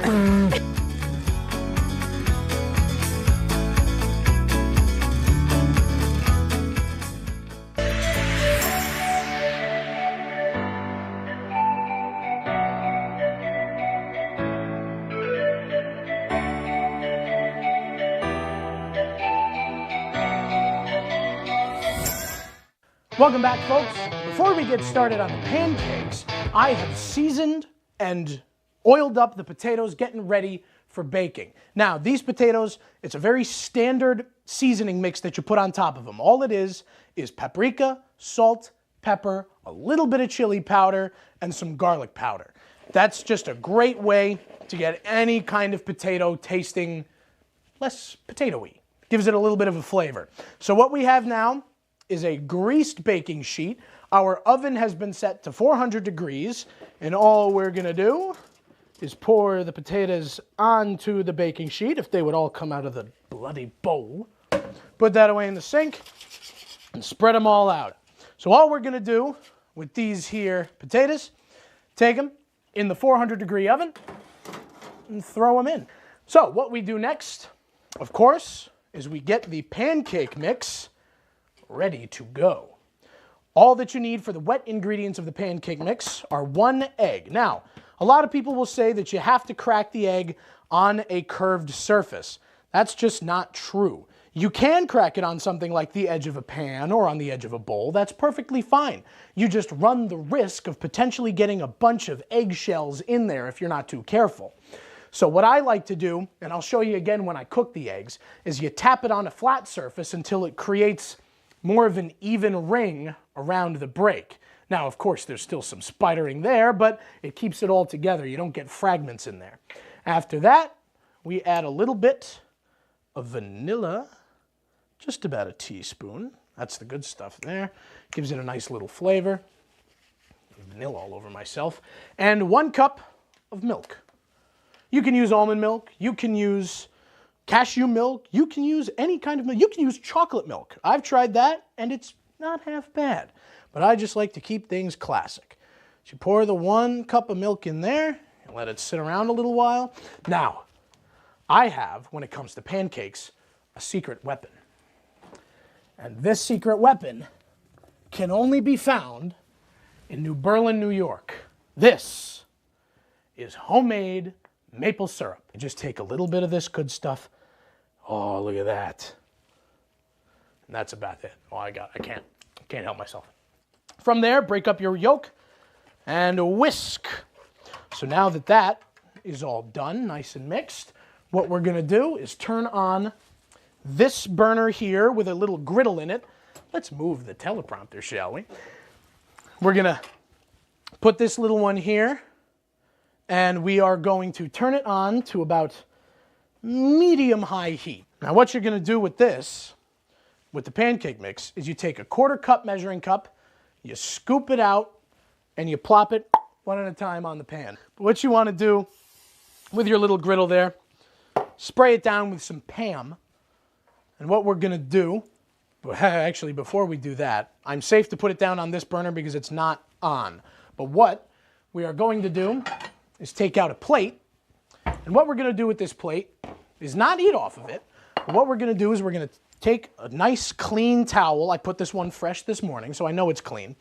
And we're going to lay it right on the plate here. Because with the pancakes that are done, we're going to put them on this plate, cover them up with a towel, and it keeps them warm. So I'll demonstrate that now that my pan is getting nice and hot. That's another thing, always check heat with the back of your hand. You don't want to go hand down on it. That's just no fun.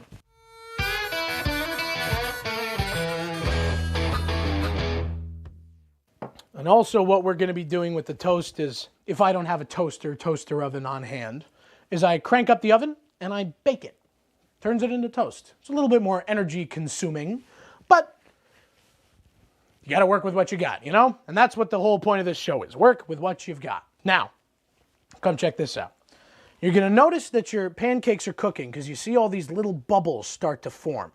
And now what you want to look for is a bunch of little bubbles and the edges of your pancake to get firm. You know, because if you pick it up too early, it's going to fall apart like slop on your spatula. And if you pick it up too late, you're going to have a burned pancake, and that's not any good. But you start to see all these little bubbles form around the edge there, and you can kind of see that it's starting to be whole. So we'll take a quick sneak peek. Still a little blonde to be flipped, but it's getting there. You see all the bubbles start to pop too?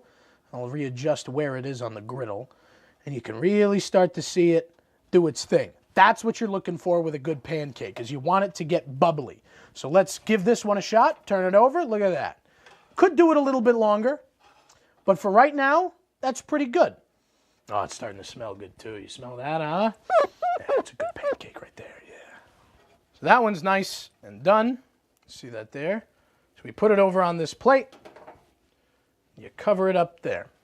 Pancake mix will make you about a dozen pancakes.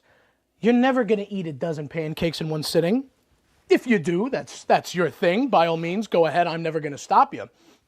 But you can save these in a bag, wrap them in tin foil, anything like that. That's my smoke alarm.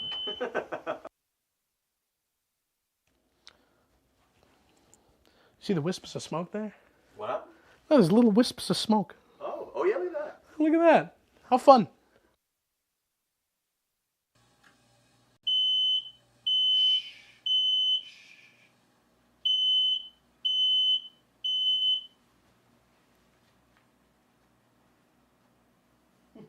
So, one thing that I forgot to mention is you have to take your potatoes out of the oven and flip them. You see how they're getting nice and brown on this side here? That's great. They're not all doing that at the same time though. So you just got to take them, move them around a bit so they don't get stuck to the bottom of your pan. And most of the time, if you were really doing traditional home fries, you'd cook them in the pan as well. We don't have the time for that, because that would just be another step. And if you're trying to get everything done so that it's all hot all at once, doing the home fries in the oven is your best bet. Because when you do the home fries on the pan or on the pot, you do them with a little bit of onion, and you load them up with bacon fat or butter, and you give it that traditional diner taste. But unfortunately, that's not quite what we're operating with. And you saw me use the flapjack flipper for the potatoes. Totally fine. You're not working with meat in these two situations. The pancakes were cooked. You're good to go. Sausage. Again, since I'm going to be handling this stuff, I'm not going to be handling much else. But the way I like to do sausage when it's raw like this is patties. I like to do patties. So what you do is you take about a little bit bigger than a golf ball sized handful. What you do is you press and you use the side of your thumb there to kind of bring in that edge. So while you're pressing, really get it out towards the middle. You want these kind of thin too, so that you can just kind of slam them onto the pan and you're good to go. So use that thumb to try and bring in that edge. Squeeze it down a little bit. Make sure that it's nice and even all the way around. You know, and that looks like a pretty good patty there. So then what you do, right onto the pan, it's going to sizzle up. And we're going to go again. But you got to let these cook a little bit. Using metal on metal is never my big thing, but that's what you're looking for, that nice brown crust. Paper plate, a plate that you lay paper towels on. Because what you're going to do is you're going to lay the cooked sausages on that paper towel. You're going to move your pancakes over a bit so they stay warm. Move these over here. Flip that. See, now we're rolling. Now we may not be cooking with gas, but we are certainly cooking. Yeah, but you can see, now come here with this. You see how it's soft and squishy in the middle? That means that sausage is still raw. You don't want that. That's not good for you. You see all the pink stuff come up? That's still raw sausage. That's no good. That's not going to taste nice. So we flip it back over, let it cook some more. This one, let's see how it's doing. Not even close. Pull that back over. So these are looking good. These are looking finished. So we go over here, put it right down there. That one's looking good as well. Plop it right down there. It's hot. So, with that done, let us take this. You see all that swimming fat. And when you take anything off the burner, if you're going to leave the burner on, cover it with something because you don't want to put your hand down on that burner. What we're going to do, I'm going to use one of these mugs here. Place it down this way in the corner. And you're just going to pour off that grease.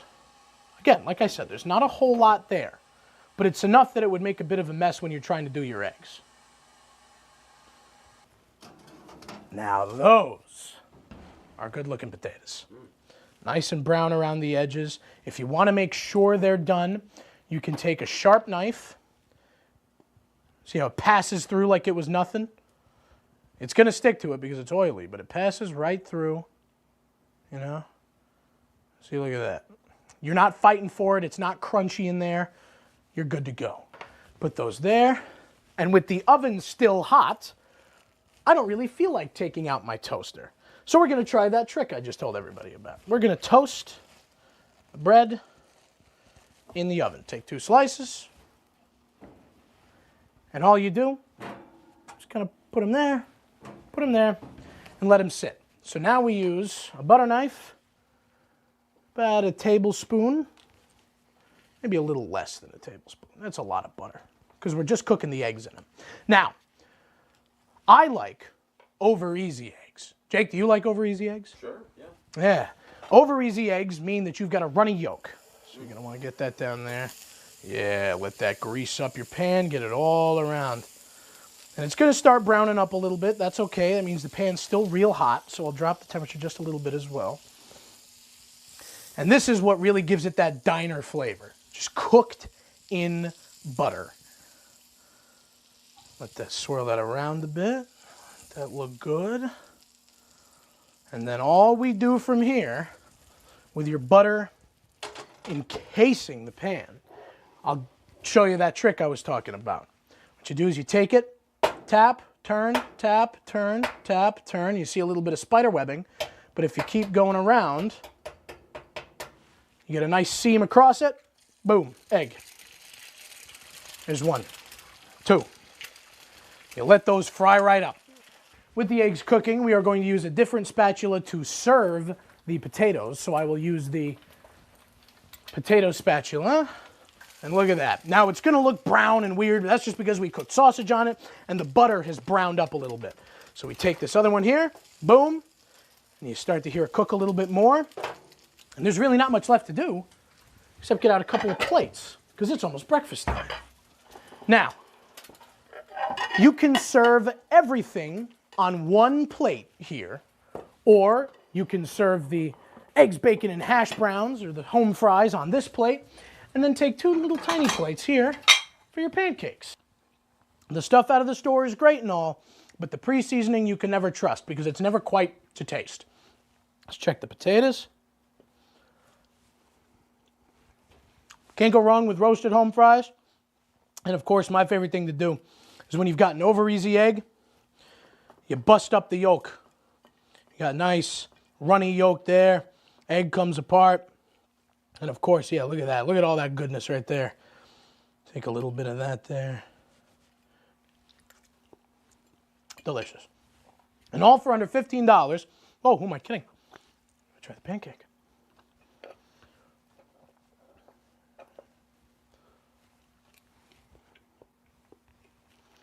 Love that recipe. I love that syrup. So all for under $15, you have yourself 2 breakfasts or breakfast for the next few days. Bunch of eggs, bunch of potatoes, bunch of sausage, bunch of pancakes, all for under $15. Thank you for joining us here on Dom's Dinner Bell. We hope to see you next time. Who knows what we're going to cook?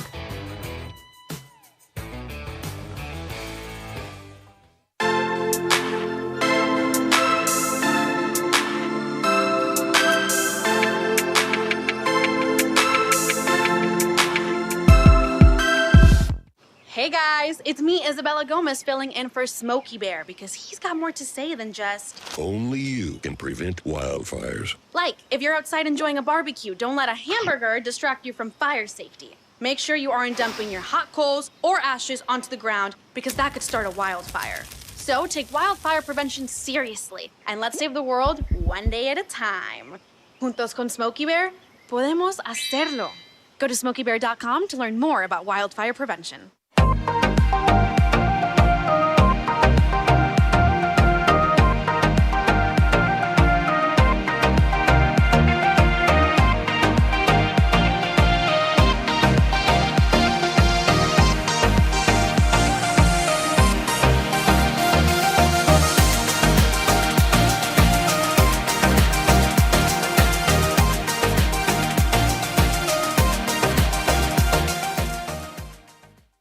When I was in foster care, I never knew when I would have to move, so I always had my suitcase ready to go.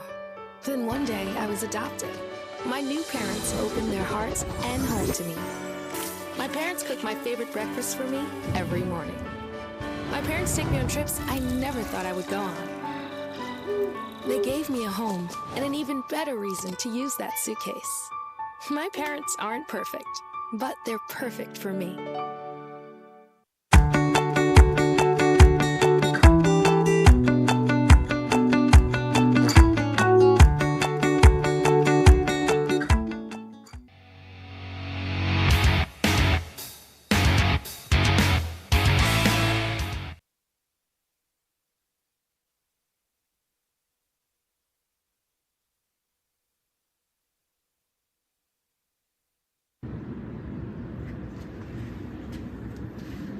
Bradley, what is this all?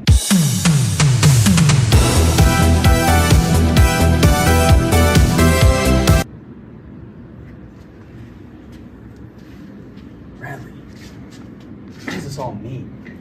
I mean, It's so exhausting. I mean, if we start here, That's the root of our issue. that's the root. But then we got to keep Jake in mind. See, I wasn't around. How did for he get this. to Jake? How did he get in your head here? So I don't even remember that.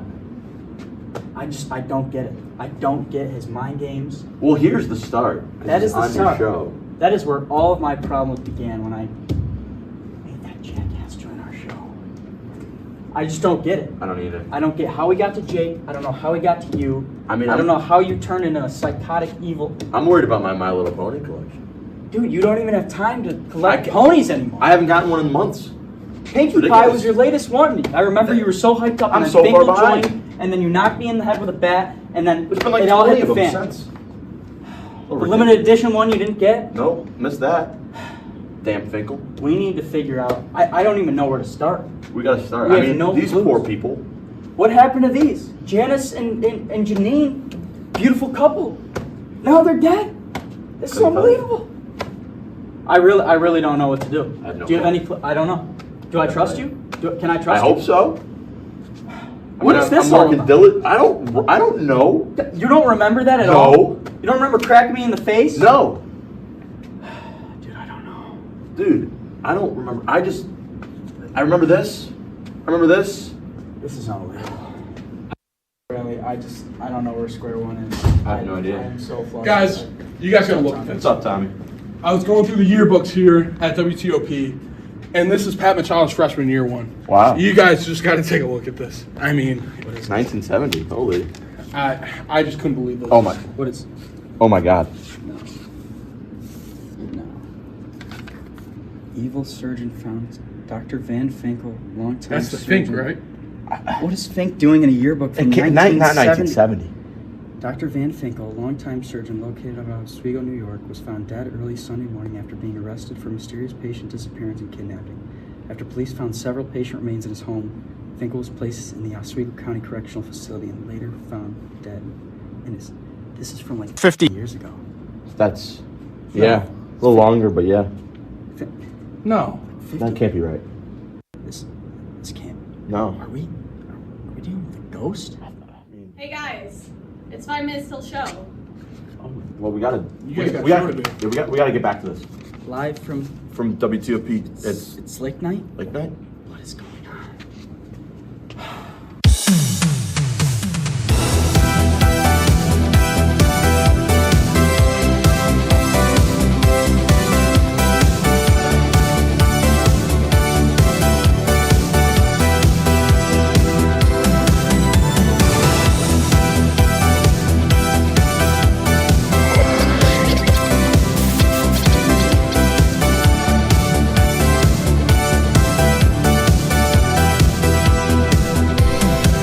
Mr. Bradley. What's up, sir? Reunited once again. Let's go ahead and grab this beautiful, lovely championship. All right. All right, don't mind me putting on my Luke Rosenthal heavyweight championship. There it is, the Luker Continental Trying to put that on. Championship. It's even got a nice little spin to it. Oh, yeah. Oh, yeah. Luke, Gotta love it. you're always in my heart and my mind. Anyways, Ladies and gentlemen, welcome to the most thrilling 30 minutes in all of WTOP. Welcome to Lake Night. Good to be back after a long, well-earned spring break. And as always, we've got a lot on schedule for you tonight.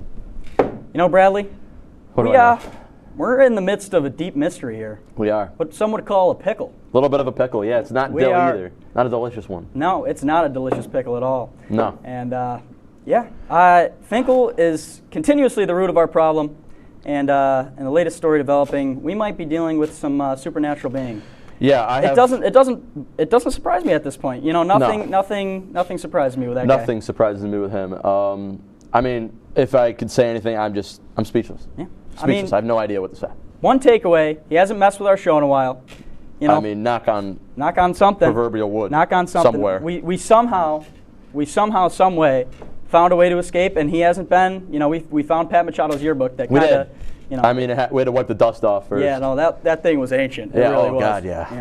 But, you know, he hasn't messed with us, so we'll see for now. Because tonight, we have a doozy of an episode planned for you guys, per usual, with 2 segments guaranteed to blow your socks off. So call your Aunt Bertha and tell her to tune in, make yourself a nice egg salad sandwich with some canned Vienna sausages, and buckle right up. Because, ladies and gents, Lake Night's going to get spicy right after the break. Stay tuned.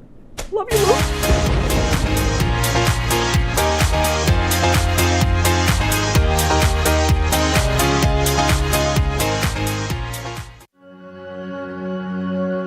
All across the country, people are coming together to speed up what we can learn about health.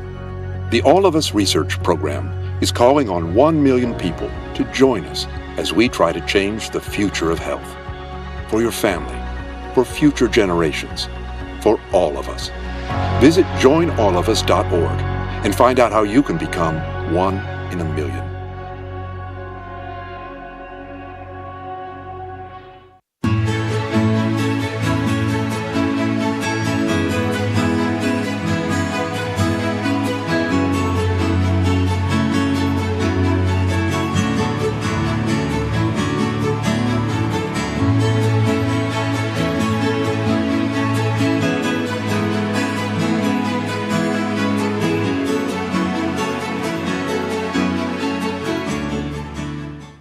Our son Arjun was born with cystic fibrosis. CF is a genetic disease that shortens lives. When the foundation was founded in 1955, children with CF rarely lived long enough to attend kindergarten.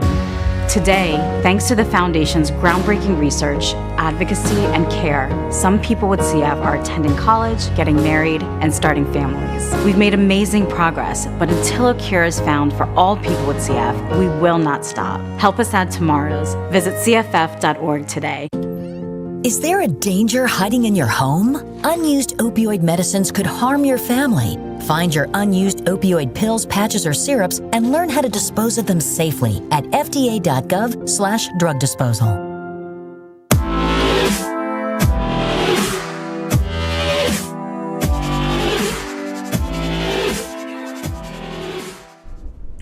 Welcome back to Thomas Turgeon's favorite OP. Welcome back to Lake Night. It's time to play a little spooky, funny, stupendous little game I like to call Jousting Death Battle. Actually, that one didn't get approved by HR. Instead, we are going to be playing. That would have been a great game. That would have been a great game. Just a shame the guy's a stick in the mud. Yeah. Doesn't like any fun. So unbelievable. But anyways, we're going to be playing a little game called Musical Impression Challenge. So we are going hostless this time, but it's okay. We're gonna take the bearings. But, I can give the rules. Yeah, if you want to state the rules with the nice pop ball, I like that ball. Sorry. What happened to it? I don't know. That HR guy came in or something. But unbelievable. The rules of the game are simple. We will be picking on a paper from this here. Paper dish. Paper dish. Major discussions. Cheap plug. Dish, and the person that's up will have to perform the song based on the genre/artist to the best of their ability. For example, Michael Jackson singing Itsy Bitsy Spider. The control room back there will then be evaluated, or I'm sorry, they're not going to be evaluated. They will be evaluating our performances. So let's get this show right on the road. Shetler, absolutely. Do you want to go first? Because you want me to do the honors? I'm shaking in my boots right now. I'm a little worried, to be honest with you. Sorry, the Luke Continental title's got to sit down for a second. We're going to see. What one looks good? The ladder match. All right. First up, we have... We're We're going row. acapella. You ready? You ready? Row, row, row your boat. Elvis Presley. Oh boy. Oh. Okay. Luckily, shout out Grandpa. I got a good Elvis impression going. I think I got this. Should I pull up the lyrics? Actually, I don't think I know the lyrics. Row your boat. No, I know. I'll just do the chorus. All right.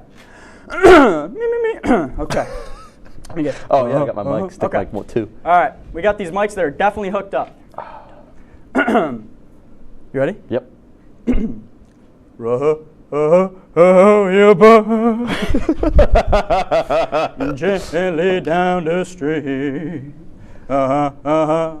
Merrily, merrily, merrily, life is but a dream. You ain't nothing but a hound dog. That's all I got. Thank you very much. I got to follow That's Elvis. You got to follow that. Little snap for you. We got an audience reaction. What's the control room thing? That was pretty gas. That was Elvis to a T right there. Here he comes. What do we think? Hey! It was a hit. All right. Former floor manager Dylan would have liked that if he wanted to join our show again, unfortunately. We still love you, Dylan. Yeah, it's okay. Dylan Zielinski, it's okay. Right. Not the other Not Dylan. Dylan You're still Sentlowitz. great. Yep. All right. Oh, boy. It's a tough act to follow. I got a feeling Black Eyed Peas sung in the style of Louis Armstrong. Oh, God. What's he saying? He's a... Life is a dream. I got it. Yeah. Let's hear it. I got a feeling... Oh, God, what are the words? I got a feeling tonight's gonna be a good night. Tonight's gonna be a good night.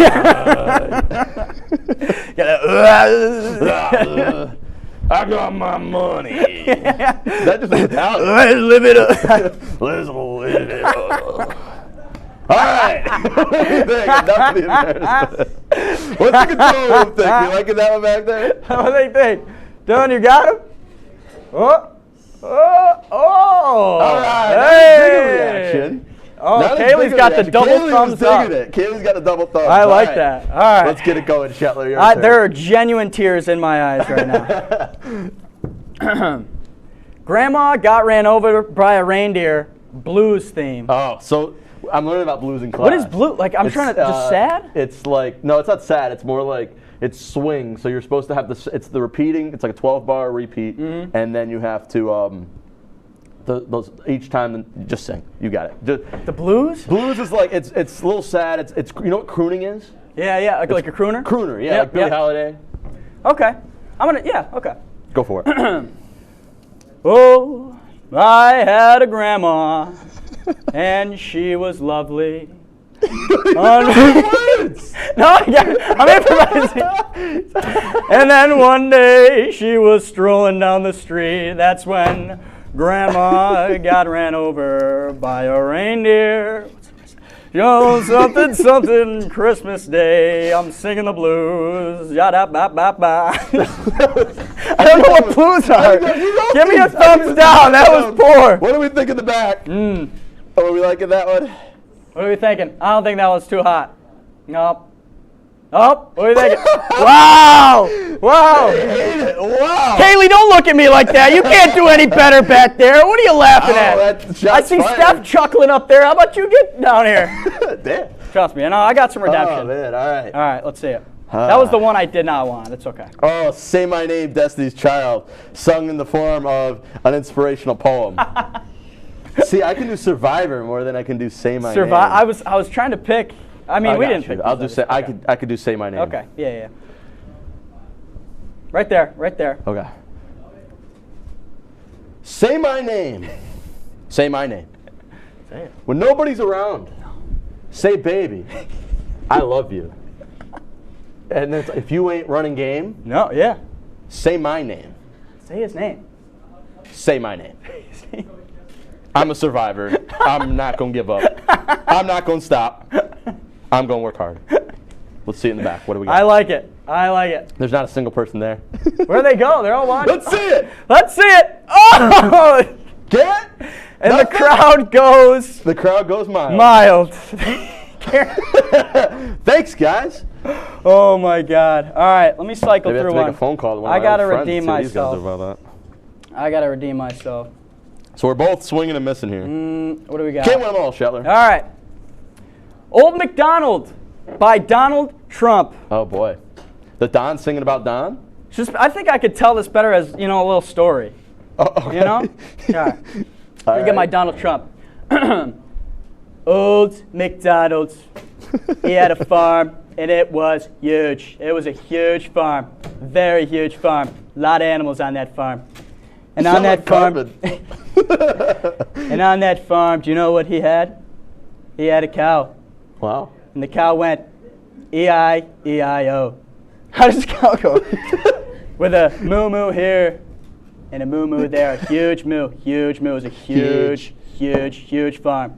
Here a moo, there a moo, everywhere a moo. Old MacDonald, he had a huge farm. There you go. Thank you. Thank you very much. Some snaps for you. Get a little nice snap. What do we got in the back? Grizz. Yeah, Grizz. Grizz a big fan. He's got the Trump going too on his face there. All right, we got time for like 2 more. We got to speed run these, Let's I think. see. All right. Stacy's Mom, sung by Frank Sinatra. Oh, I like that. All right, we got 2 more. We got time for 1 more. My way. You and me. I got to get in the mindset. Yep, Frank Sinatra. Yep. I'll pick one, get one on the back burner. My way. Stacy's mom has got it going on. You bet she does. Stacy's mom, I only know the one line, has got it going I'll catch on. Baby, can't you see that she's the only girl for me? And then you got to get in the game. Right. Stacy's mom has got it going on. Thank you. What do we got going on back there? They gotta love it. They gotta love it. They gotta love it. Yeah. Yeah. Love it. I don't care if we're going over because this one is juicy. I just picked out one more. Started from the bottom. Disney Channel musical. Aaron can get in here for this one. Aaron, get over here. Get over here. You're gonna be singing. You're not gonna be singing, but you can be joining me. All right. You ready? Yeah. I started from the bottom. Now we're here. Just one voice for I started from the bottom. Now the whole team's here. What else you got? Started from the bottom. Now the whole team's here. Aaron, get in this. You ready? Started from the bottom. Now the whole team's here. Thank you. Thank you. Teen Beach movie. I don't know. Then like Sinatra again. We love it. What's the back thing? Anybody? I think we've sang Sinatra like 8 of these times. What do we think? Oh, it brought tear to Kaylee's eyes. Oh, that's beautiful. We love it. That's fantastic. Wow. We got a lot of laughs back there. I am quite sweaty in this studio. That's great. That's my line. That is your line. This wraps up this thrilling musical impression challenge. Steph, even though she wasn't the host, we forgot to fix that in the script. We thank you for being such an incredible host. You've now entered yourself amongst the likes of Dr. Phil and Steve Harvey, and you're welcome back anytime, says Shetler, not me. For now, we're going to toss to another break, but don't you dare leave that seat, because it's almost time for our main event here on Lake Night. We're going off the clock.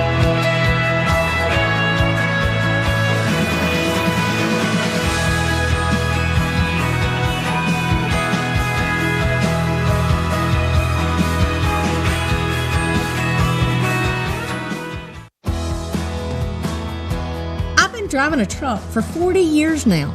If people knew what I know, lives could be saved. Like that trucks can't stop quickly. It takes my 80,000-pound truck 200 yards to come to a complete stop. So I always do my best to give a lot of cushion. It helps when other drivers realize that and do the same. Please give trucks the space we need so we can all stay safe. It's our roads. It's our safety.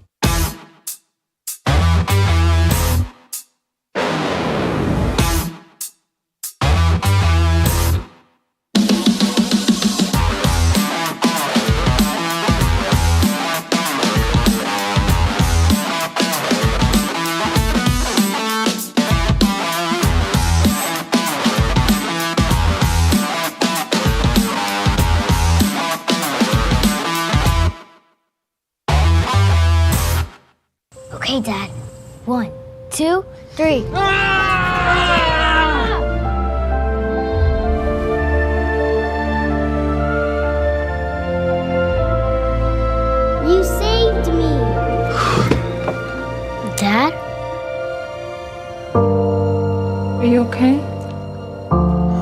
fine, dear. Your hero needs you now, and AARP is here to help. Find the care guides you need at aarp.org/caregiving.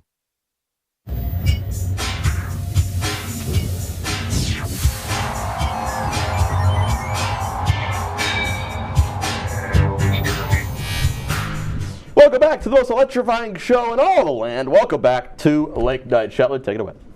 All right, for our last little game here, we're going to be playing a little blindfold drawing challenge that's sure to knock your socks off.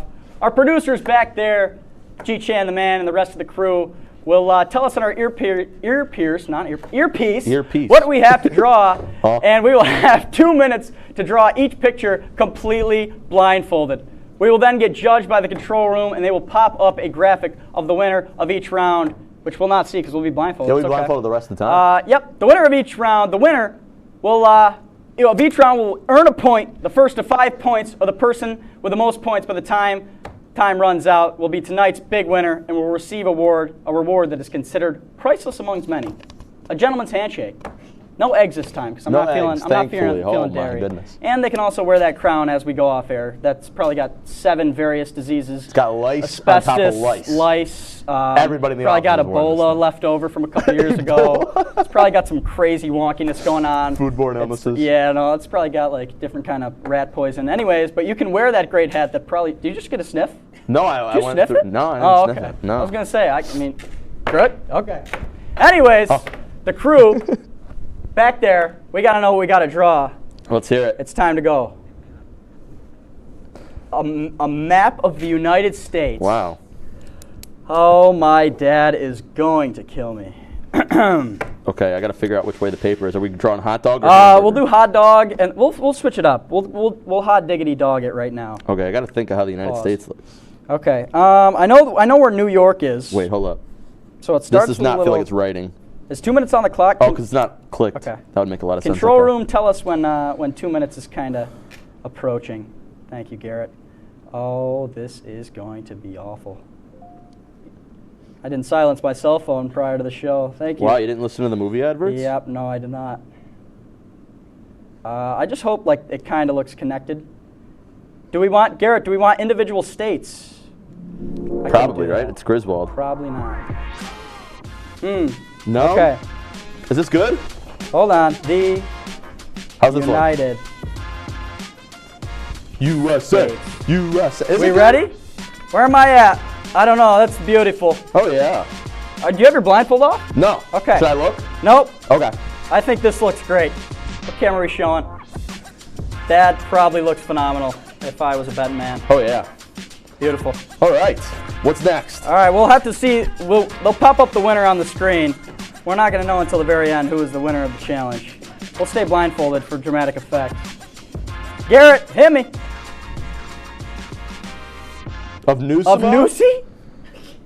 Can he have a calzone in his hand? All right, we're going hamburger for this one. Okay. All right. I got to get the feel here. This one might take up the whole duration of the 2 minutes. Yeah, I'm going for detail here. Okay.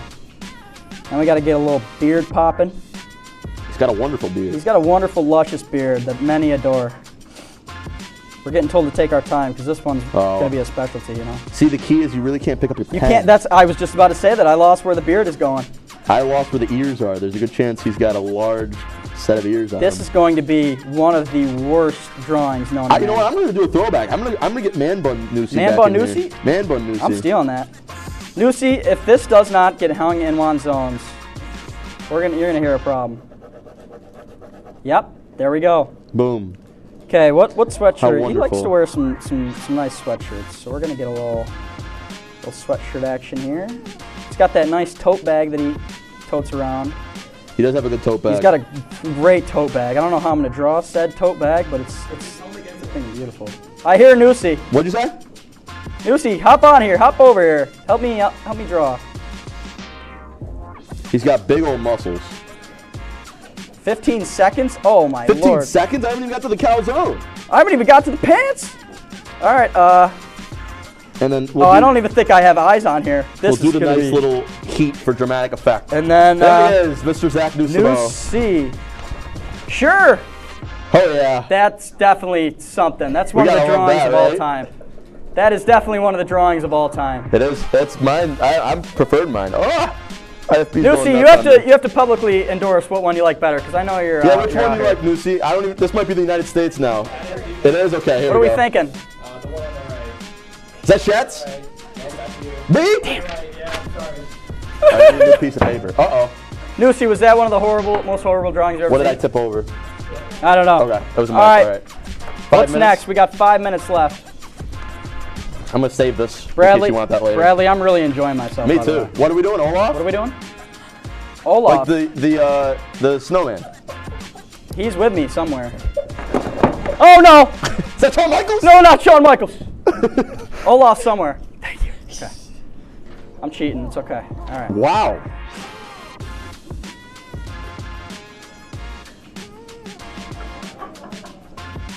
I'm going off the paper. Who, I am? No, I am. Oh no! All right, new sheet of paper. Scrap it. What's Scrap on? it. All right. Nope. Is that on? Okay. Big nose on that guy. I'm sorry if I get pen stains got a hat, on man. Olaf. No hat? No hat. He has All right, we're going. Screw Olaf. He has what? All right. tree branches on top of his head. It's like sticks. Sticks? How have I seen this thing before? I don't know. Table. He's got some buttons. Here? To your right. And he's got some Down. No. some sticks hanging out and 2 eyes. Oh, Olaf. And then I'm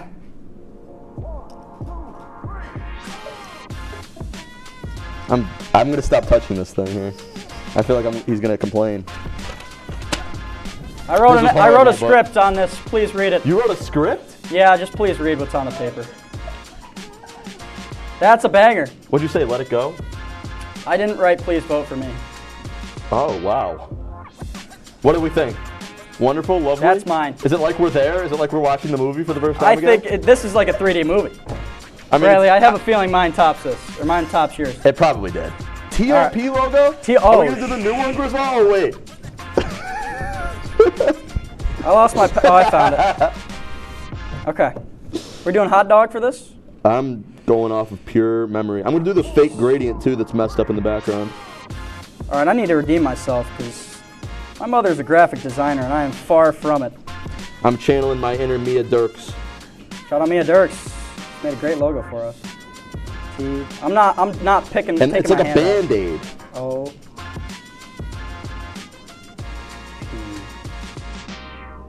Shoot, I need a 10.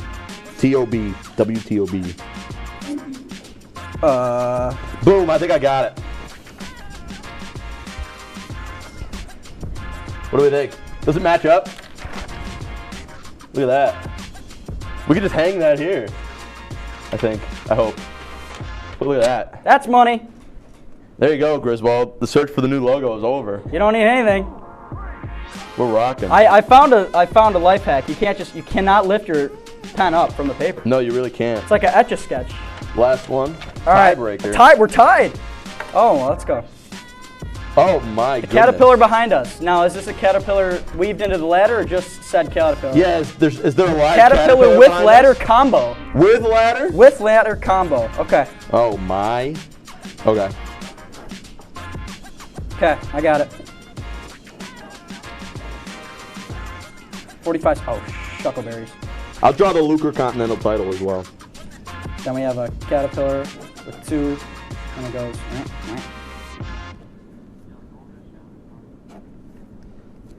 All right. They have eyes. I think I drew eyes. A couple eyes in there. What do we think? That's definitely a caterpillar and a ladder. That looks like it. Come on, money. Take the blindfolds off. I'm being told. Whoa! Wow! You were right in my face. Holy! Oh my! That's a thing of beauty. Look at that. That's beautiful. We gotta hype up next week. We gotta hype up next week, though. As beautiful as those paintings are, we have what you would call a doozy in for next week, as we have a very special guest joining us next week, Bradley. Draw on yours. Yeah, who is it? We have a very special guest because it is going to be the grand return of none other than Tommy T, Mr. Tommy.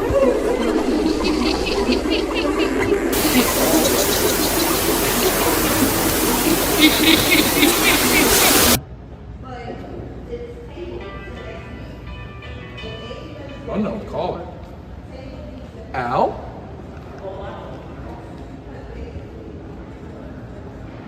Who is this?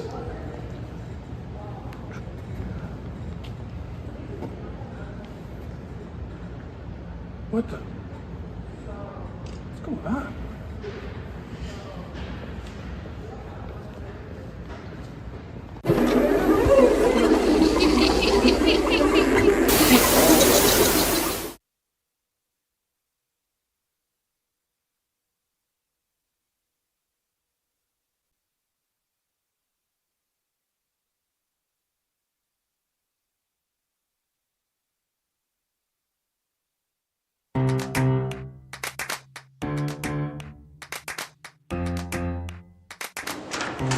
Hey, how are you? You want to chat? Well, you're in luck. The Mick and Nick show is about to start. Oh, Nick! The Mick and Nick show is starting. Oh, wait, let's go then. Let's go.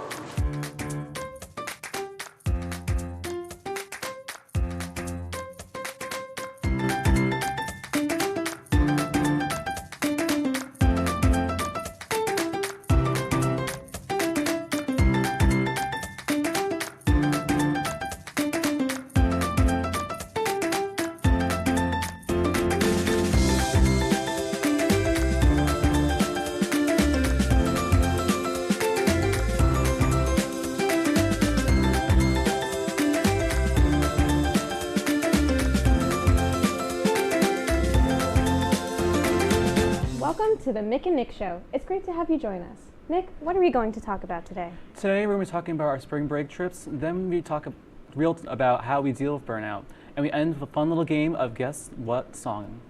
Last week, I took a trip across the Atlantic Ocean to Italy. Let's take a look. It's your girl, Michelle. Recently I went to Italy. I wanted to take you guys along with me. Come on.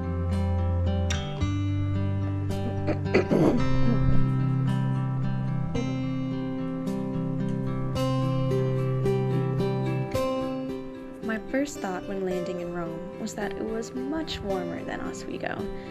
After a short exploration of the hotel, I found a wonderful rooftop lounge and had a minute to bask in the sunlight.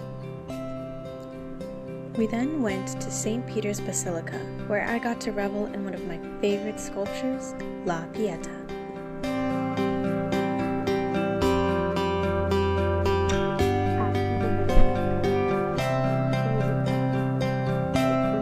The next day, we toured the Vatican Museum.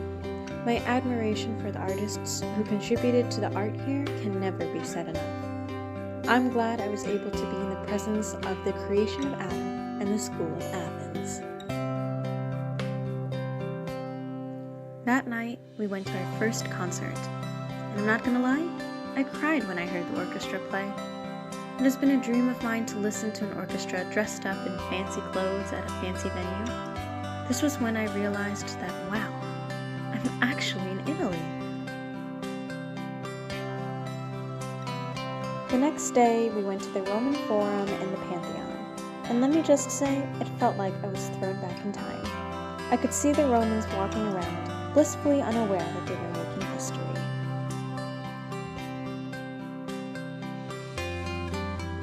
On our last day in Rome, we went to the Galleria Borghese and the Colosseum.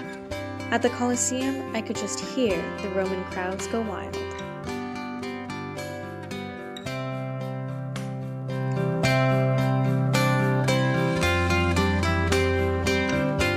Our next stop was Florence. We took the train and got to see the countryside of Italy. When we arrived at our hotel, all of us were in awe at how beautiful it was.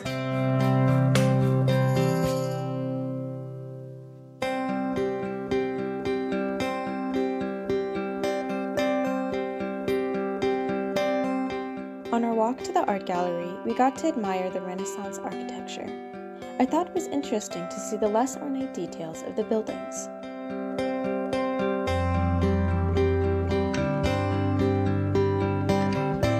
The art gallery we went to in Florence is called the Uffizi. This gallery was massive, and I wish I had time to look at everything. One of my favorite paintings is The Birth of Venus. I hope one day I can go back to each of these galleries and spend an entire day there learning about the art.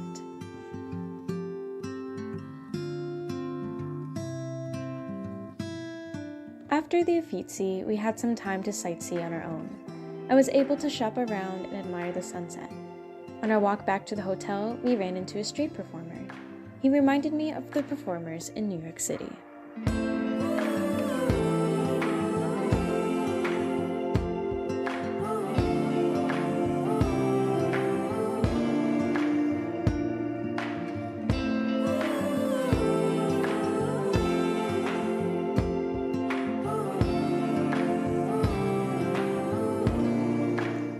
We ended our night with a concert showcasing Beethoven, Mendelssohn, and Brahms. The pianist was amazing, with his fast fingers and technique. I thought the conductor was also amazing, and that her movements reflected the sound of the piece. Before going to bed, I was able to have a quiet moment on the balcony.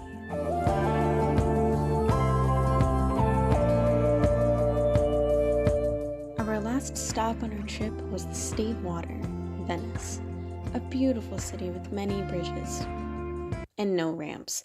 You see this video? In this video, you see excitement and wonder, hope.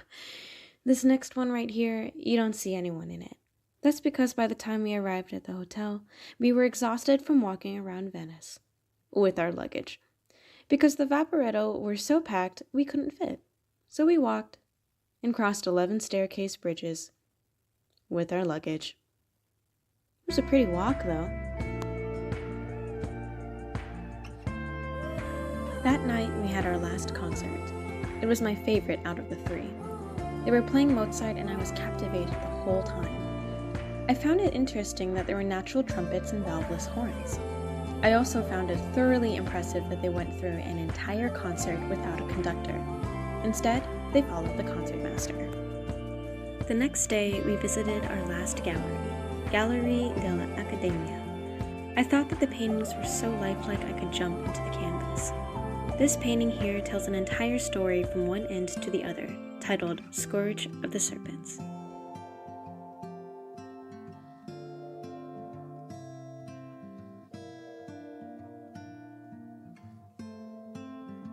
Our last visit was to St. Mark's Basilica. Everything shone gold, and I had the honor of watching the 24-hour clock strike noon.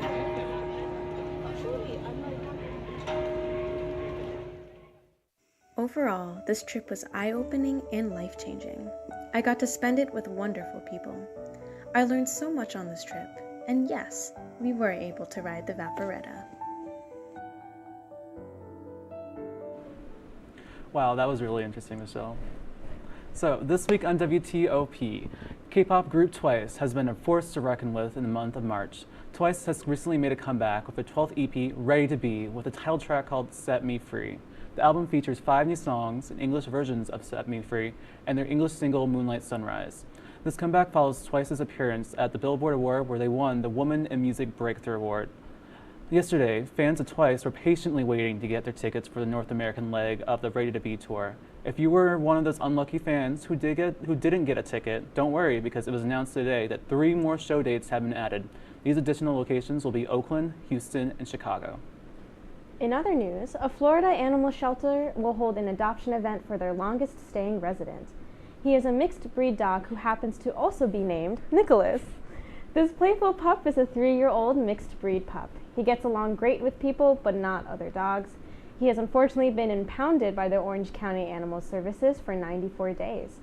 A probable reason of why he has not been adopted is because mixed breeds are not as desirable as purebreds.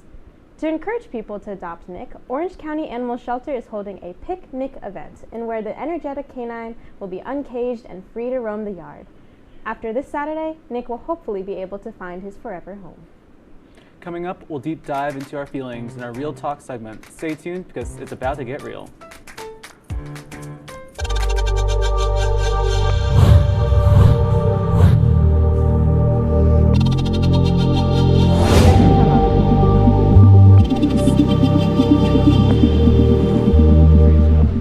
Awesome. Say, President Stanley, whenever there's bad weather, who would you turn to? I'd turn to Storm Team 10. No, but you've got to say it like this. Storm Team 10. Say it with me. Storm Team 10.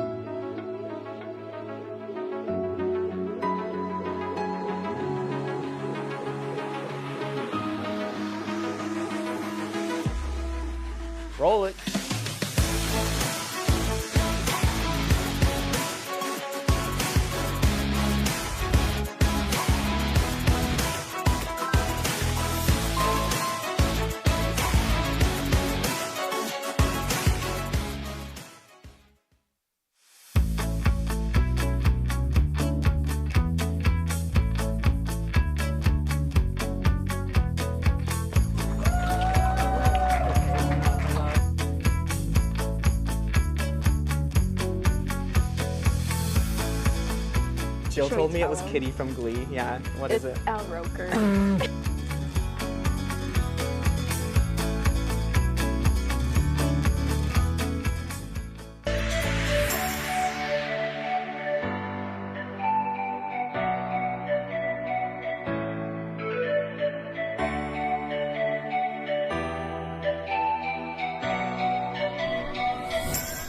Today, we are joined today by Molly DeMarco and Megan Donnelly. Why don't you guys tell us a little bit about yourself, such as your majors and interests? Okay. Hi, my name is Molly DeMarco. I am a music major and a history minor. I am president of Vocal Effect. It's a student-run show choir on campus. Yeah. Hi, I'm Megan Donnelly. I'm a psychology and music double major with a minor in expressive arts therapy. I'm president of Ubiquitous Psi and the Harry Potter Club on campus, and I'm also treasurer of State Singers. It's great to have you guys on here with us. Let's get right on to the disclaimers. Heavy topics such as trauma and deep emotions will be discussed in this segment of the show. Some topics may be easily triggering and may be hard to listen to. The answers to the question of the day pertain to our experiences only. Please listen to our experiences with an open mind and leave your judgments behind. This is a safe space. We find it very important to delve into these topics because we want to spread awareness about the importance of healing and mental health. We are not licensed therapists, nor studying to be ones. Therefore, if you feel called to ask for professional help, please visit the Mary Walker Health Center on campus to speak with a counselor. You are never alone. So the question of today is, how do you deal with burnout? And to answer that question, we're going to be painting on mini canvases with acrylic paints and some water and paint brushes. So join along if you want. How do you guys deal with burnout? I deal with burnout by recognizing my emotions. Like every day I have this app where I, think about how I'm feeling, and if I'm not feeling that great, I let myself feel it. I have a cry, I have the emotional experience, and validating myself allows me to, feel it and move on and get to what I have to do. Validation is a huge part. I kind of struggle with it, just recognizing certain emotions, but going through it and letting myself feel those emotions, I feel like our generation has been accidentally taught that to hide our emotions, to push them down, to keep working through it. So it was kind of a battle to unlearn that. And for burnout, I still go through it. I was telling you guys earlier, I am going through it right now. Ever since last month, it's just, I felt like I've been going. Then we went to Italy. Then we came back to school. And I'm like, okay. So to help out, I just, talk it out and do art therapy, music therapy. And and just feel it out, kind of ride the wave, Yeah. Megan and I, we were talking about this earlier.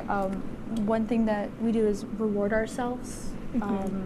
I reward myself by buying myself a plant because I love plants, but it's also because if my day is going I'm giving a plant life and I'm giving a plant meaning if I feel that I'm not giving anyone meaning at the moment. So it helps me put some positivity into the world if I am feeling a little negative. So I like that a lot. Nick, how about you? For me, I usually, I like playing video games, so usually being surrounded by friends playing games, that's nice for me, a way for me to kind of relax, deal with that burnout, because as I say before, I'm a meteorology major, STEM, it gets hard sometimes, and so being able to have that nice little, network of people that you can talk to, trust, and just have fun with is a nice little balance that I can have. Yeah, and one thing I have to pay attention to is it's good to feel out your feelings, take some time for yourself, but also to make sure that you don't let those emotions overcome you to where you don't do anything, if that makes sense. You could slip into a depression and just not want to leave your room for how many days. Sometimes it's so easy to succumb to that. No, I totally agree. For me, it's, sometimes, especially since we're in dorms, that bed's right next to you, so it's tempting, but, it's just ride that wave, you know. Yeah. A lot of that has to do with learning how to say no to things, learning what things have to take up your time, and learning when you need to take a step back and be like, genuinely, I can't do this, and I need help from somebody else to be able to do it. Yeah. Especially student orgs, classes. Yeah. It's a lot of responsibility on top of just like social situations and family. Like you have a lot of priorities, and you're not replaceable in your family, but you're replaceable in certain orgs, you know? Oh, that was a great way of putting it. Yeah, and like you as a person, not replaceable in any means, Oh, but in yeah. terms of like position, I always think to myself, like, if I can't do it right now, that's okay, because someone will be able to help me out, you know, asking for help, which is sometimes I don't want to do, and like it's also another thing I'm working on. But like in terms of what you were saying on adding too much on our plate, I feel like a lot of us also do that. I mean, we're all in music groups, so we definitely we have other stuff outside. We all take voice lessons or piano lessons, and you know, we got to balance out all these different things. And that's also the nice thing about it, though, is we're in these groups where, you know, we're all sharing the same thing. Like, I'm stage singers with Molly and Megan. We're all working towards a common goal, and that helps me keep motivated a bit, you know, especially seeing the progress over, like, the semester. For me, when I think about how stressed sometimes my music major makes me, it can actually, music itself can make me feel better. So when we do sing in vocal effect, and it's a good time for those a few hours of rehearsals. I forget about all the work I have to do and all of the because sometimes I don't want to be tested on music. You know. And for vocal effect, we're not testing. And it feels rewarding in a sense, because, you know, we're the ones that, me and Molly, we're both DCs. We teach some music, and, you know, it feels rewarding to kind of go in there and like see that our efforts are being recognized and that everyone's having fun. Yeah, especially last year. I always talk about it. We did "You Will Be Found" from Dear Evan Hansen, and everyone, even if they didn't love the song, it was so powerful. I remember that was my first semester in the group. That's definitely one of my favorite songs we've ever done. Yeah. Music definitely helps, like, give you an outlet, you know. And I don't usually like sing, but I'll listen to like sad music if I need to.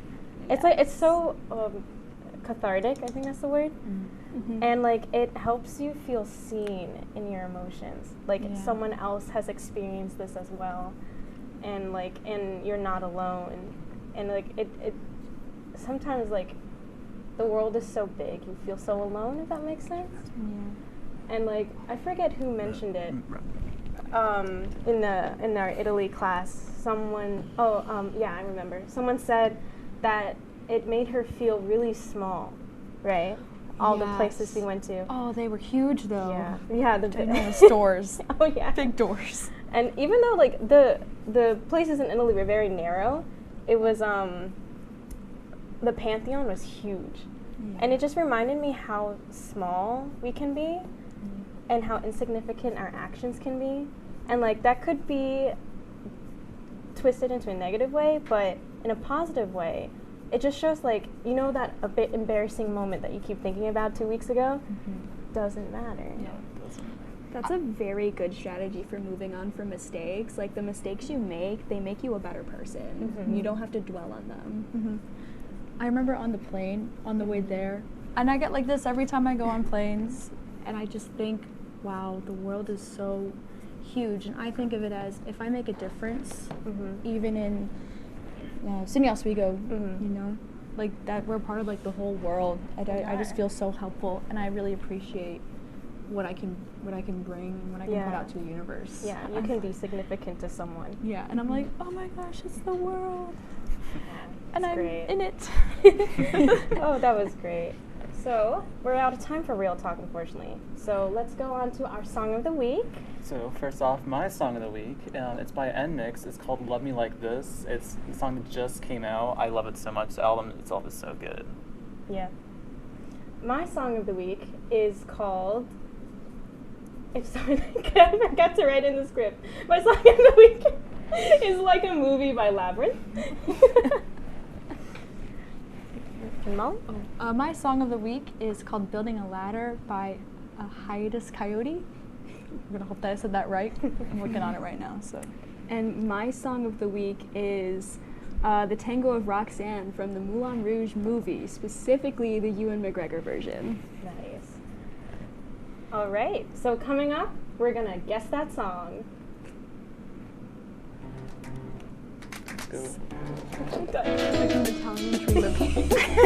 I have.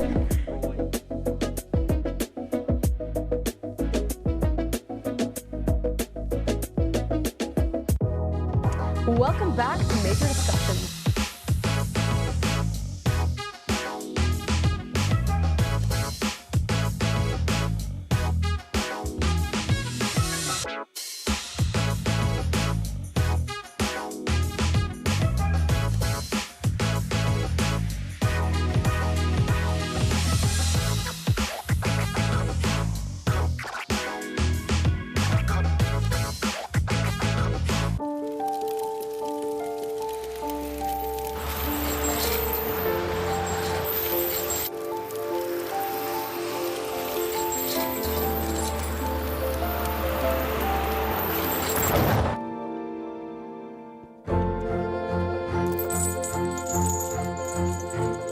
Did you know dragging chains can spark a wildfire? Only you can prevent wildfires. When I was in foster care, I never knew when I would have to move, so I always had my suitcase ready to go. Then one day, I was adopted. My new parents opened their hearts and home to me. My parents cook my favorite breakfast for me every morning. My parents take me on trips I never thought I would go on. They gave me a home and an even better reason to use that suitcase.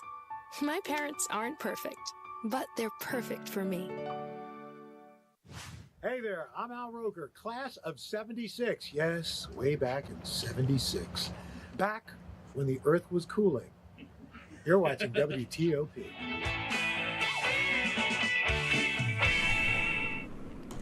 Welcome back to the Mick and Nick Show. After those hard topics, let's wind down with some fun games. Today we are playing Guess That Song. Yes. Michelle, how do we play this game? So to play this game, it will be me and Molly versus you and Megan. We will take turns showing the other team a song lyric we picked out, and you guys will just have to guess a song. The theme is Disney songs. And we will do 5 rounds of this, or whenever we would have to end. And the winner gets bragging rights. So, yeah. Serious. Well, I will start off with mine first. So, for me, the lyrics are, when the wind's from the east and the sun's from the west and the sand in the glass is right, come on down, stop on by. Oh, wait, I know this one. Oh, wow. Is it? Oh, goodness. Yeah. It's not from Belle, is it? No, it's not. Or, I mean, for you. I'll give you... Come on and stop on by. Stop on by. Stop on by where? To the Disney movie. It's a Disney movie. I'll give you guys 5 more seconds. Can we get a hint? Yeah. You want the movie name? Sure. Aladdin. Oh, that makes sense. Arabian Nights. Yes. Yeah. I don't know Aladdin. I'm sorry. Okay. All right. What's the next song? Alrighty. Let's get down to Mulan. business. Sorry. Let's get down to business. To defeat the Huns, did they send me daughters when I asked for sons? I'm so sorry. I jumped the gun What's there. the song? It's I'll make a man out I'll of make you. a man out of We you. did that back in I started off easy, so you're good. No, Thank you. Can't give them the win. Okay, so next one is, it will pop up. There it is. Again, you're gone, off on a different path than mine. I'm left behind, wondering if I should follow you, had to go, and of course it's always fine. I probably could catch up with you tomorrow. Now I know you're marching north, cause I am lost in the woods. Yep. That was so bad. It's Sorry. from Into the Woods. Frozen 2. Oh, Frozen 2. Yes. Wow. Yeah. I'm so bad at these. Nice. Jonathan What was the song name? It's In the Woods. Oh, Lost in Yes. the Woods. Gotcha. Sorry. Next one. Next song, we have And at last I see the light, and it's like the fog has lifted, and at last I see the light, and it's like the sky is new. Tangled. Mhm. At last I see the light. Yes, yes. Next up, we have, where does it say you gotta live and die here? Where does it say a guy can't catch a break? Why should you only take what you've been given? Why should you spend your whole life living trapped where there ain't no future? That's not, is that? It's from a musical. A musical? A musical, Disney musical. It's not High School Musical? No. Oh. It's like an actual musical, like Yes. a Broadway musical. It has, Jeremy Jordan. Yes, Jeremy Jordan. Lead. Oh, wait. And, Jeremy Jordan. Jeremy Jordan. He wasn't something, Into the Woods. He was in Newsies. Yeah, Newsies. That is from Newsies? Yeah, what song from Newsies? Oh. Is it like Now's the Time to Seize It? No. I'm so sorry to every musical person out there ever. I promise. is. I did the musical. I did not. Or like I watched it at least. It's a place. Yeah. No. I guess not that's really a nice high. Yeah. A nice high note. You can Santa Fe. Okay. I'm losing my voice, so Yes. that was You did well. Okay, what's the next song? Okay, yeah. Is there? Yep. Well, it goes to St. Louis, down to Missouri. Oklahoma City looks oh so pretty. Is this Princess and the Frog? Is it no? I don't think so. Wait. Wait, what movie is it from? You were right on the movie. I was it is right. Princess and the Frog. Is that the opening? Is it Almost There? Yes. Oh, it is. Yes. They're winning. Yeah, I did it It's too okay. easy. It's okay. What's the next one? Okay, I gotta say what's on my mind. Something about us doesn't seem right these days. Life keeps getting in the way. Whenever we try, somehow the plan is always rearranged. I got to move on and be who I am. Why do you have to go? I gotta go my own way. Yeah, High School Musical. What's the name of it? Gotta go my own way. Yeah, you already said Vanessa High Hudgens. School Musical too. Nice. But what about us? Yeah. What about trust? And I think we have one more, right? No, you have one more. Yeah, so I you're have one more. next. For even if I'm far away, I hold you in my heart. I sing a secret song to you each night we are apart. Remember Me from Coco. Yes. Made me sob. Oh, Absolutely I love sob. that movie. So- I watched it like 3 times. Yeah. Yeah. We have one more, right? I think we have 2 more I actually. think I have one one each. more. Yeah, we do. So Yes. mine is, I believe we all have a soulmate, the chance for a perfect duet. I believe in hopeless devotion. I just haven't found it yet. But in my mind, I see the chick who is meant for me. She'll be someone who is loving, someone wonderful and true. Molly's ready. The kind of boy that makes you smile even when you're feeling blue. Meant to be from Teen Beach Movie. Nice.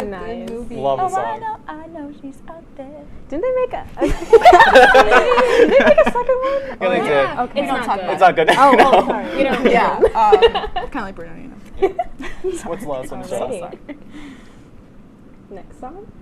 This old town can slow you down, people taking the easy way, but I know exactly where I'm going. I'm getting closer and closer every day. 'Cause I'm almost there. Yeah. Yes. From Princess and the Frog. Yes. Yes. They're doing way too easy ones. I feel like, did we repeat one? I think we might have. Well, no, because No. the last song was The Oklahoma City one. yeah, Was but it- wasn't the Oklahoma No, City yeah, one the- from the opening song of Princess and the Frog? I don't No, wait. Can you guys bring up that graphic again? The I one know after that. the Oklahoma City one. I think it was. Oh, yeah, what was I the think song? it don't was think not it's Down in almost New there. Orleans. It was the other one. So then Really? we're Down in New Orleans? No, it was Route Route 66 66 for for cars. cars. I'm Oh. sorry, you didn't know. Yeah, I was like, wait a minute. I gave you guys a hint for the future, but yes. It's okay. I don't know the backing score from Cars. Not. I don't know. We Other technically than get Life the is a point since Highway. you told us we were right. Yeah, you know, so basically, That's fine. You guys are still winning. Yeah. Thank you. So It's okay. I guess that's all. We're the winners. Bragging Megan? rights. Bragging Yeah. rights. Let's Hell go. yeah. It's fine. It's fine. It's okay. Yeah. We went to Italy. Yeah, we did. What'd you guys do over spring break? I went to NESC, but that was Love a fun it. time. I stayed here in Oswego, I did homework, and I slept, and I ate a quesadilla. Love it. Yes. Well, that's all we have for today, folks. If you need any help, feel free to call the number for counseling services at Mary Walker. And tune in next time to the Mick and Nick Show. See ya.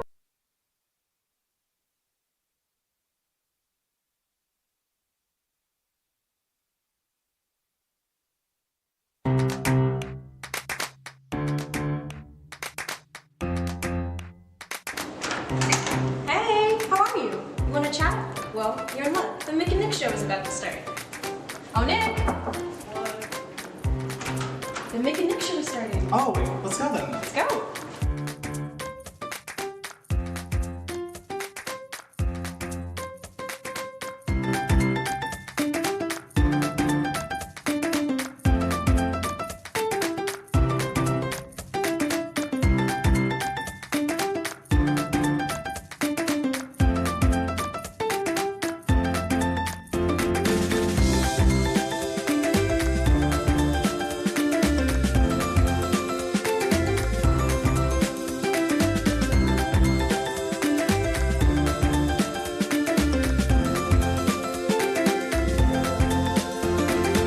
Welcome to the Mick and Nick Show. It's great to have you join us. Nick, what are we going to talk about today? Today we're going to be talking about our spring break trips, then we talk real about how we deal with burnout, and we end with a fun little game of guess what song.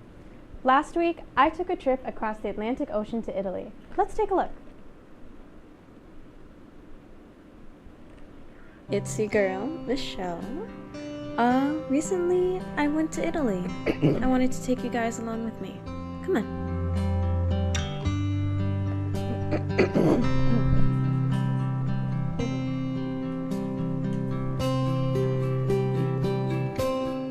My first thought when landing in Rome was that it was much warmer than Oswego. After a short exploration of the hotel, I found a wonderful rooftop lounge and had a minute to bask in the sunlight. We then went to St. Peter's Basilica, where I got to revel in one of my favorite sculptures, La Pieta.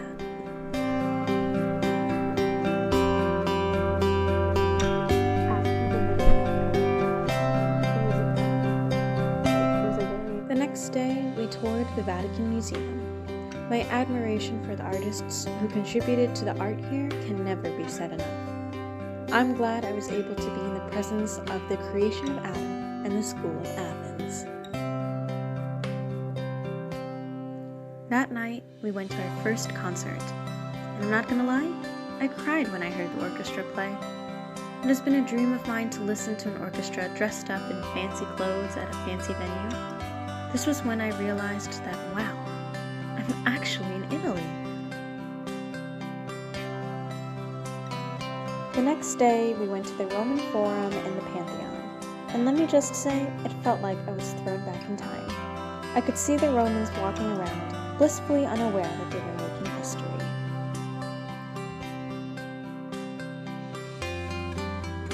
On our last day in Rome, we went to the Galleria Borghese and the Colosseum. At the Colosseum, I could just hear the Roman crowds go wild.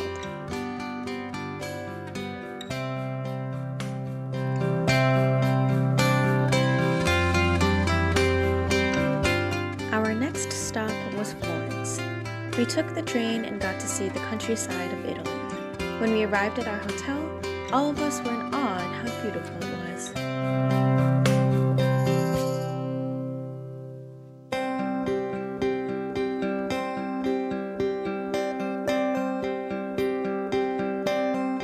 On our walk to the art gallery, we got to admire the Renaissance architecture. I thought it was interesting to see the less ornate details of the buildings.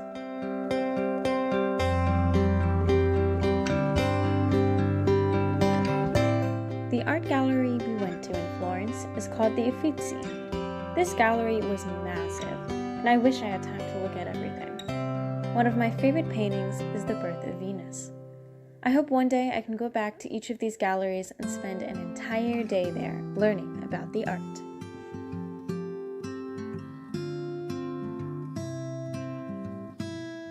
After the Uffizi, we had some time to sightsee on our own. I was able to shop around and admire the sunset. On our walk back to the hotel, we ran into a street performer. He reminded me of the performers in New York City.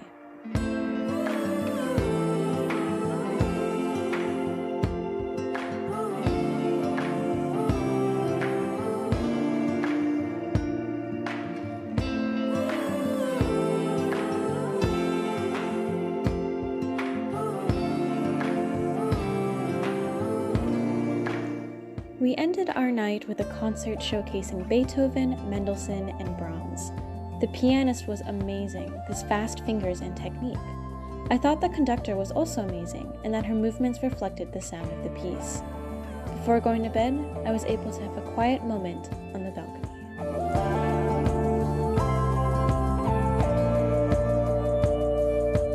Our last stop on our trip was the state water, Venice, a beautiful city with many bridges and no ramps. You see this video? In this video, you see excitement and wonder, hope. This next one right here, you don't see anyone in it. That's because by the time we arrived at the hotel, we were exhausted from walking around Venice with our luggage. Because the Vaporetto were so packed, we couldn't fit. So we walked and crossed 11 staircase bridges with our luggage. It was a pretty walk, though. That night, we had our last concert. It was my favorite out of the three. They were playing Mozart, and I was captivated the whole time. I found it interesting that there were natural trumpets and valveless horns. I also found it thoroughly impressive that they went through an entire concert without a conductor. Instead, they followed the concertmaster. The next day, we visited our last gallery, Gallery dell'Accademia. I thought that the paintings were so lifelike I could jump into the canvas. This painting here tells an entire story from one end to the other, titled Scourge of the Serpents.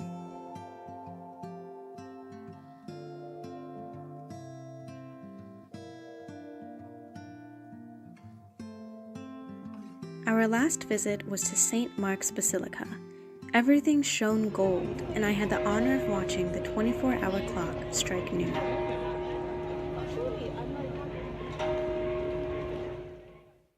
Overall, this trip was eye-opening and life-changing. I got to spend it with wonderful people.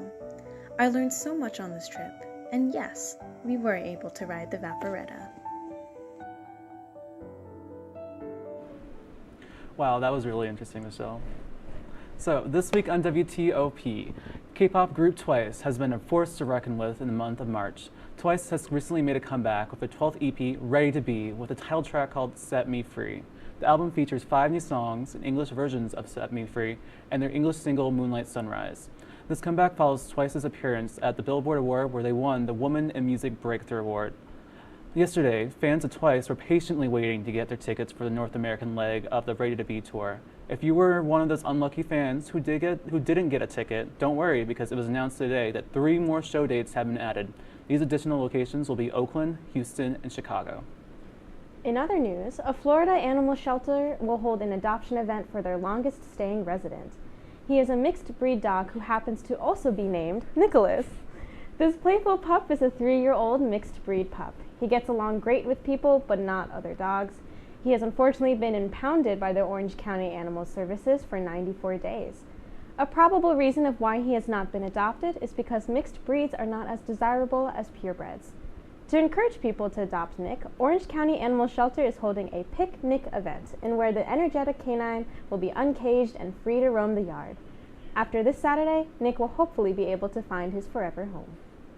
Coming up, we'll deep dive into our feelings in our Real Talk segment. Stay tuned, because it's about to get real.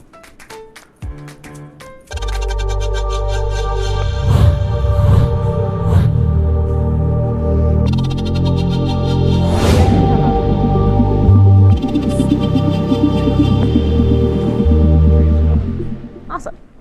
Say, President Stanley, whenever there's bad weather, who would you turn to? I'd turn to Storm Team 10. No, but you've got to say it like this. Storm Team 10. Say it with me. Storm Team 10.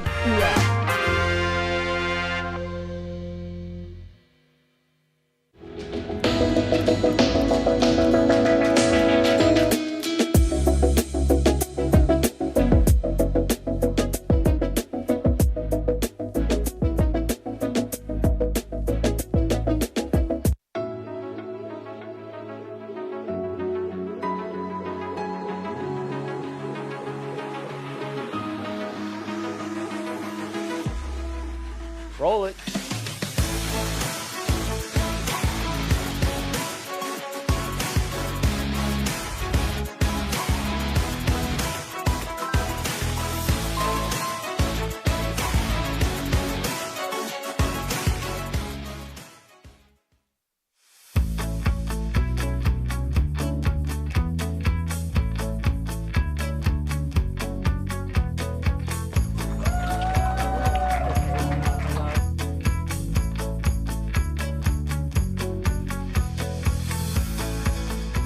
Jill Should told we me it tell was him? Kitty from Glee. Yeah, what is it? It's Al Roker.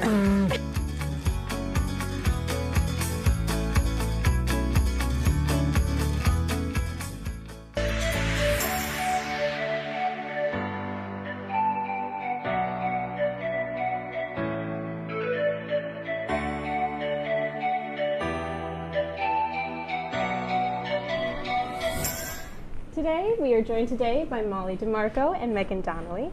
Why don't you guys tell us a little bit about yourself, such as your majors and interests?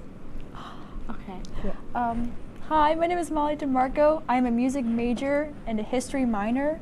I am president of Vocal Effect. It's a student-run show choir on campus. Yeah. Hi, I'm Megan Donnelly. I'm a psychology and music double major with a minor in expressive arts therapy. I'm president of Ubitus Psi and the Harry Potter Club on campus, and I'm also treasurer of State Singers. It's great to have you guys on here with us.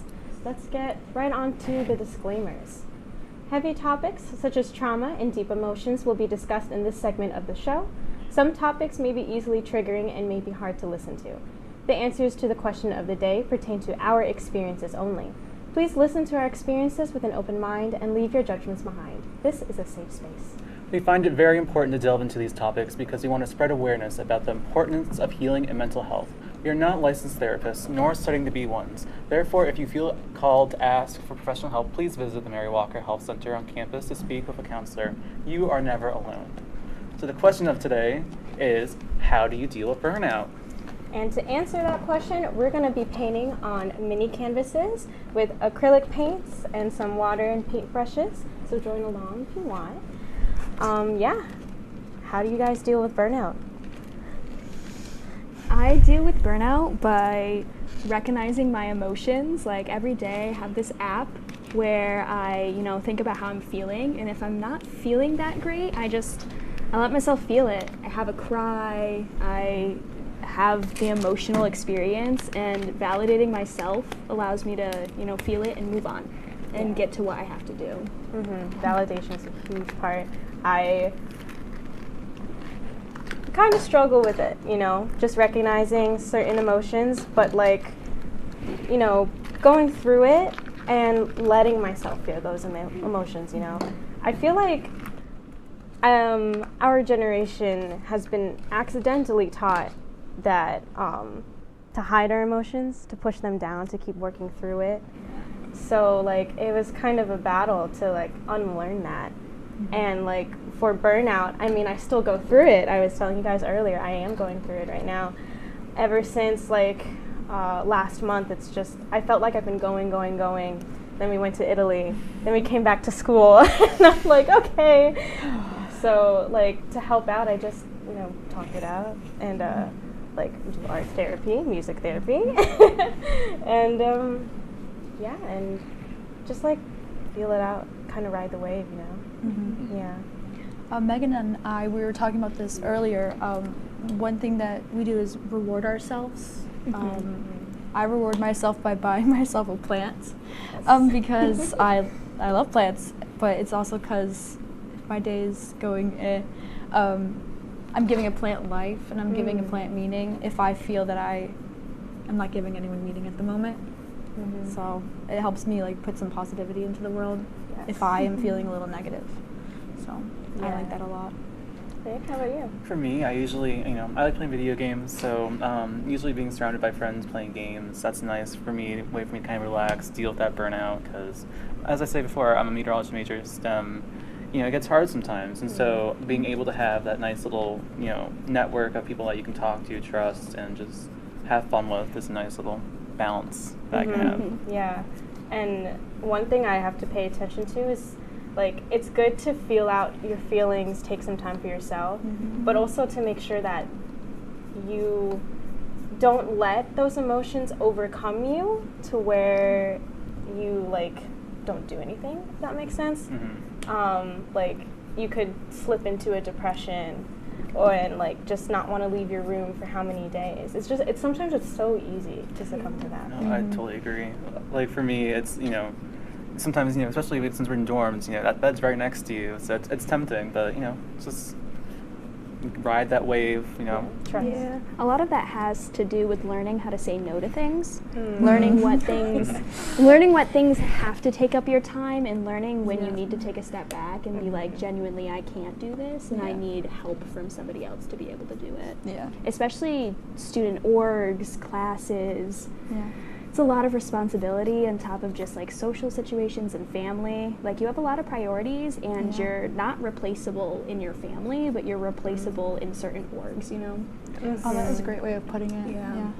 Yeah, and like you as a person, not replaceable in any means, Oh, but in yeah. terms of like position, I always think to myself, like, if I can't do it right now, that's okay, because someone will be able to help me out, you know, asking for help, which is sometimes I don't want to do, and like it's also another thing I'm working on.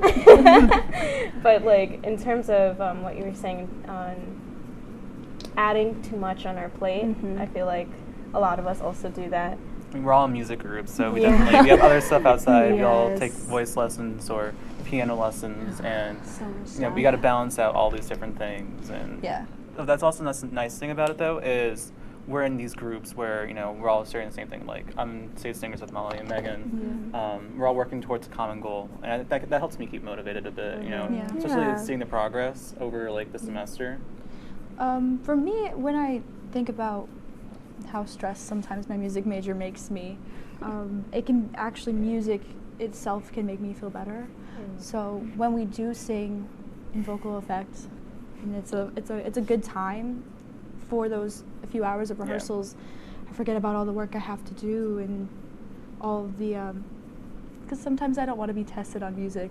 You know. And for vocal effect, we're not testing.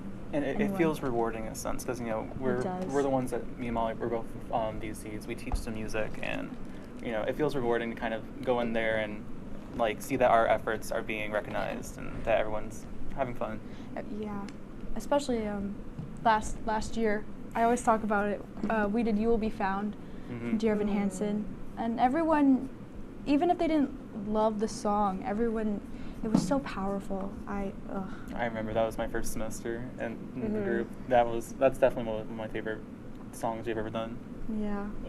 Music definitely helps, like, give you an outlet, you know.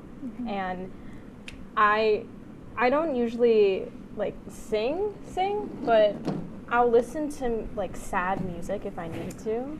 It's like, it's so cathartic, I think that's the word. And like it helps you feel seen in your emotions. Like someone else has experienced this as well, and you're not alone. And like it sometimes, like, the world is so big, you feel so alone, if that makes sense. And like I forget who mentioned it. In our Italy class, someone, I remember. Someone said that it made her feel really small, right? All the places we went to. Oh, they were huge though. Yeah, the stores. Oh yeah, big doors. And even though like the places in Italy were very narrow, it was the Pantheon was huge, and it just reminded me how small we can be. And how insignificant our actions can be. And like that could be twisted into a negative way, but in a positive way, it just shows, like, you know, that a bit embarrassing moment that you keep thinking about 2 weeks ago doesn't matter. That's a very good strategy for moving on from mistakes. Like, the mistakes you make, they make you a better person. You don't have to dwell on them. I remember on the plane, on the way there, and I get like this every time I go on planes, and I just think, wow, the world is so huge, and I think of it as, if I make a difference, even in SUNY Oswego, you know, like that, we're part of like the whole world. I just feel so helpful, and I really appreciate what I can bring, what I can put out to the universe. Yeah, you can be significant to someone. Yeah, and I'm like, oh my gosh, it's the world, and I'm in it. Oh, that was great. So, we're out of time for Real Talk, unfortunately. So, let's go on to our Song of the Week. So, first off, my Song of the Week, it's by NMix. It's called Love Me Like This. It's the song that just came out. I love it so much. The album itself is so good. Yeah. My Song of the Week is called... I forgot to write in the script. My Song of the Week is like a movie by Labyrinth. Molly? My song of the week is called Building a Ladder by Hiatus Coyote. I'm going to hope that I said that right. I'm working on it right now. So. And my song of the week is The Tango of Roxanne from the Moulin Rouge movie, specifically the Ewan McGregor version. Nice. All right, so coming up, we're going to guess that song. Let's go. I have.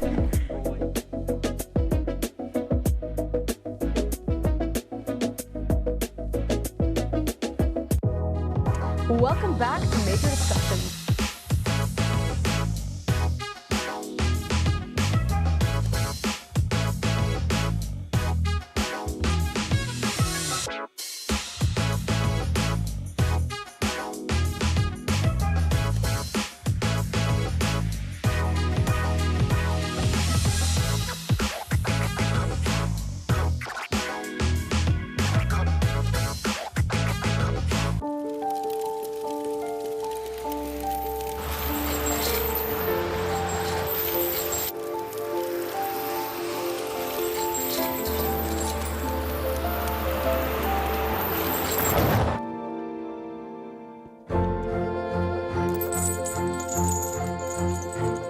Did you know dragging chains can spark a wildfire?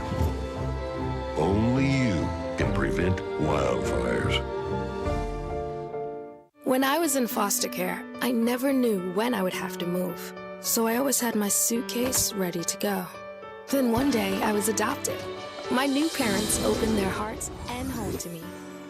My parents cook my favorite breakfast for me every morning. My parents take me on trips I never thought I would go on. They gave me a home and an even better reason to use that suitcase. My parents aren't perfect, but they're perfect for me. Hey there, I'm Al Roker, class of 76. Yes, way back in 76. Back when the earth was cooling. You're watching WTOP.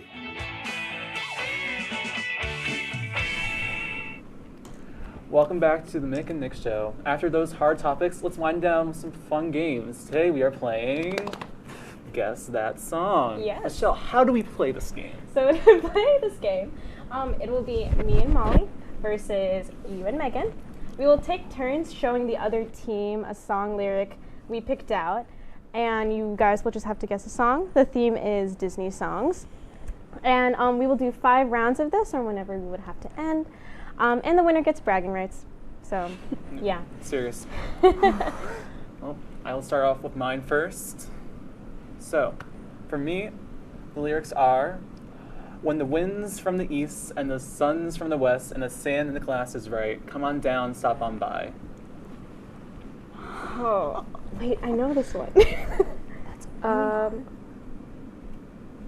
Oh, wow. Is it? Oh, goodness. Yeah. It's not from Belle, is it? No, it's not. Or, I mean, for you. I'll give you... Come on and stop on by. Stop on by. Stop on by where? To the Disney movie. It's a Disney movie. I'll give you guys 5 more seconds. Can we get a hint? Yeah. Do you want the movie name? Sure. Aladdin. Oh, that makes sense. Arabian Nights. Yes. Yeah. I don't know Aladdin. I'm sorry. All right. What's the next song? Alrighty. Let's get down to Mulan. business. Sorry. Let's get down to business. To defeat the Huns, did they send me daughters when I asked for sons? I'm so sorry. I jumped the gun What's there. the song? It's I'll Make a Man Out I'll of Make a You. Man Out of We You. did that back in I started off easy, so you're good. was too Thank you. Can't give them the win. Okay, so next one is, it will pop up. There it is. Again, you're gone, off on a different path than mine. I'm left behind, wondering if I should follow you, had to go, and of course it's always fine. I probably could catch up with you tomorrow. Now I know you're marching north, cause I am lost in the woods. Yep.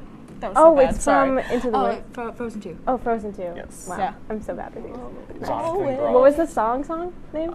It's In the Woods. Oh, Lost in Yes. the Woods. Gotcha. Sorry. Next one. Next song, we have And at last I see the light, and it's like the fog has lifted, and at last I see the light, and it's like the sky is new. Tangled. Mhm. At last I see the light. Yes, yes. Next up we have, where does it say you gotta live and die here? Where does it say a guy can't catch a break? Why should you only take what you've been given? Why should you spend your whole life living trapped where there ain't no future? Is that? It's from a musical. A musical? A musical, Disney musical. It's not High School Musical? No. Oh. It's like an actual musical, like Yes. a Broadway musical. It has Jeremy Jordan. Yes, Jeremy Jordan. Lead. Oh, wait. And Jeremy Jordan. Jeremy Jordan. He wasn't something, Into the Woods. He was in Newsies. Yeah, Newsies. That is from Newsies? Yeah, what song from Newsies? Oh. Is it like Now's the Time to Seize It? No. I'm so sorry to every musical person out there ever. I promise. is. I did the musical. I did not. Or like I watched it at least. It's a place. Yeah. No. I guess Not that's Santa really Fe. nice high. Yeah. Yeah, that's high notes. Santa Fe. Okay. I'm losing my voice, so Yes. that was You did well. Okay, what's the next song? Okay, yeah. Is there? Yep. Well, it goes to St. Louis, down to Missouri. Oklahoma City looks oh so pretty. Is this Princess and the Frog? Is it? No. I don't think so. Wait. Wait. What movie is it from? You were right on the movie. I was it is right. Princess From Frog. Is that the opening Is it song? almost there? Yes. Oh, it is. Yes. They're winning. Yeah, I did it It's too okay. easy. It's okay. What's the next one? Okay, I gotta say what's on my mind. Something about us doesn't seem right these days. Life keeps getting in the way. Whenever we try, somehow the plan is always rearranged. I got to move on and be who I am. Why do you have to go? I gotta go my own way. Yeah. What's the name of it? Gotta go my own way. Yeah, you literally said Vanessa name. Hudgens. High School Musical 2. Nice. But what about us? Yeah. What about trust? And I think we have one more, right? No, you have one more each. Yeah, so I you're have one more. next. For even if I'm far away, I hold you in my heart. I sing a secret song to you. Each night we are apart. Remember Me from Coco. Yes. Made me sob. Oh, Absolutely I love that sob. movie. So- I watched it like 3 times. Yeah. Yeah. We have one more, right? I think we have 2 more actually. I think I have one one each. more. Yeah, we do. So Yes. mine is, I believe we all have a soulmate, the chance for a perfect duet. I believe in hopeless devotion. I just haven't found it yet. But in my mind, I see the chick who is meant for me. She'll be someone who is lovely, someone wonderful and true. Molly's ready. The kind of boy that makes you smile even when you're feeling blue. Meant to be from Teen Beach Movie. Nice. The movie. Love the Oh, song. I know she's out there. Didn't they make a Did they make a second one? Yeah, they did. Yeah. Okay. It's not good. It's not good. Oh, No. sorry. You don't Yeah. Kind of like Bruno, you know. What's the last one, Michelle? Alrighty. Next song. This old town can slow you down, people taking the easy way, but I know exactly where I'm going. I'm getting closer and closer every day. 'Cause I'm almost there. Yeah. Yes. From Princess and the Frog. Yes. Yes. They're giving way too easy ones. I feel like, did we repeat one? I think we might have. Well, no, because No. the last song was The Oklahoma City one. yeah, Was but it- wasn't the Oklahoma No, City yeah, one the- from the opening song of Princess and the Frog? I don't. No, wait. Can you guys bring up that graphic again? The I one know after that. the Oklahoma City one. I think it was. Oh, yeah, what was I the think song? it don't was think not it's Down in almost New there. Orleans. It was the other one. So then Really? we're Down in New Orleans? No, it was Route Route 66 66 for for Cars. Cars. I was like, you didn't know. Yeah, I was like, wait a minute. I gave you guys a hint for the future, but yes. It's okay. I know the backing score from Cars. No. I don't know. Do we Other technically than get Life the is a point since Highway. you told us we were right? Yeah, you know, so basically. That's fine. You guys are still winning. Yeah. Thank you. So It's okay. I guess that's all for we're the winners. Bragging Megan? rights. Bragging rights. Let's go. It's fine. It's fine. It's okay. Yeah. We went to Italy. Yeah, we did. What'd you guys do over spring break? I went to NESC, but that was Love a fun it. time. I stayed here in Oswego. I did homework and I slept and I ate a quesadilla. Love it. Yes. Well, that's all we have for today, folks. If you need any help, feel free to call the number for counseling services at Mary Walker. And tune in next time to the Mick and Nick Show. See ya.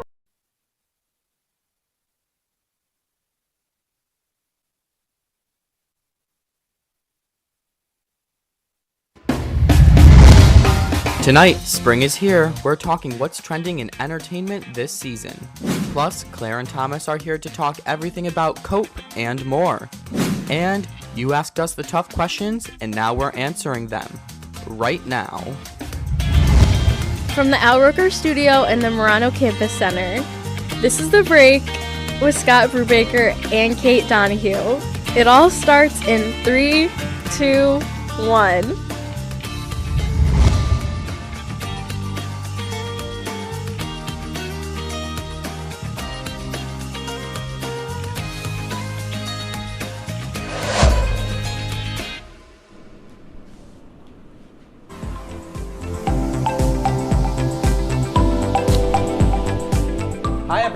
Welcome, everyone, to The Break. It's so nice of you to be joining us tonight. Kate, how are you doing today? I'm doing good. How about you? I'm great. It is one of my favorite times of the year. I'm going to admit to you all, I'm a fall guy, but it is spring. Spring started yesterday, and because it's spring, we decided we want a new background. So, drum roll, please. Aww. Tulips. They said that's Tommy's favorite flower, right? Mm-hmm. We're all decked out for spring. We're all decked out for St. Patrick's Day as well. What's your favorite season? Oh, that's such a difficult one. I like spring and winter, I guess. I don't really have a favorite. Not summer. I hate sweating. You don't like summer? I hate sweating. Oh. I hate it. I understand.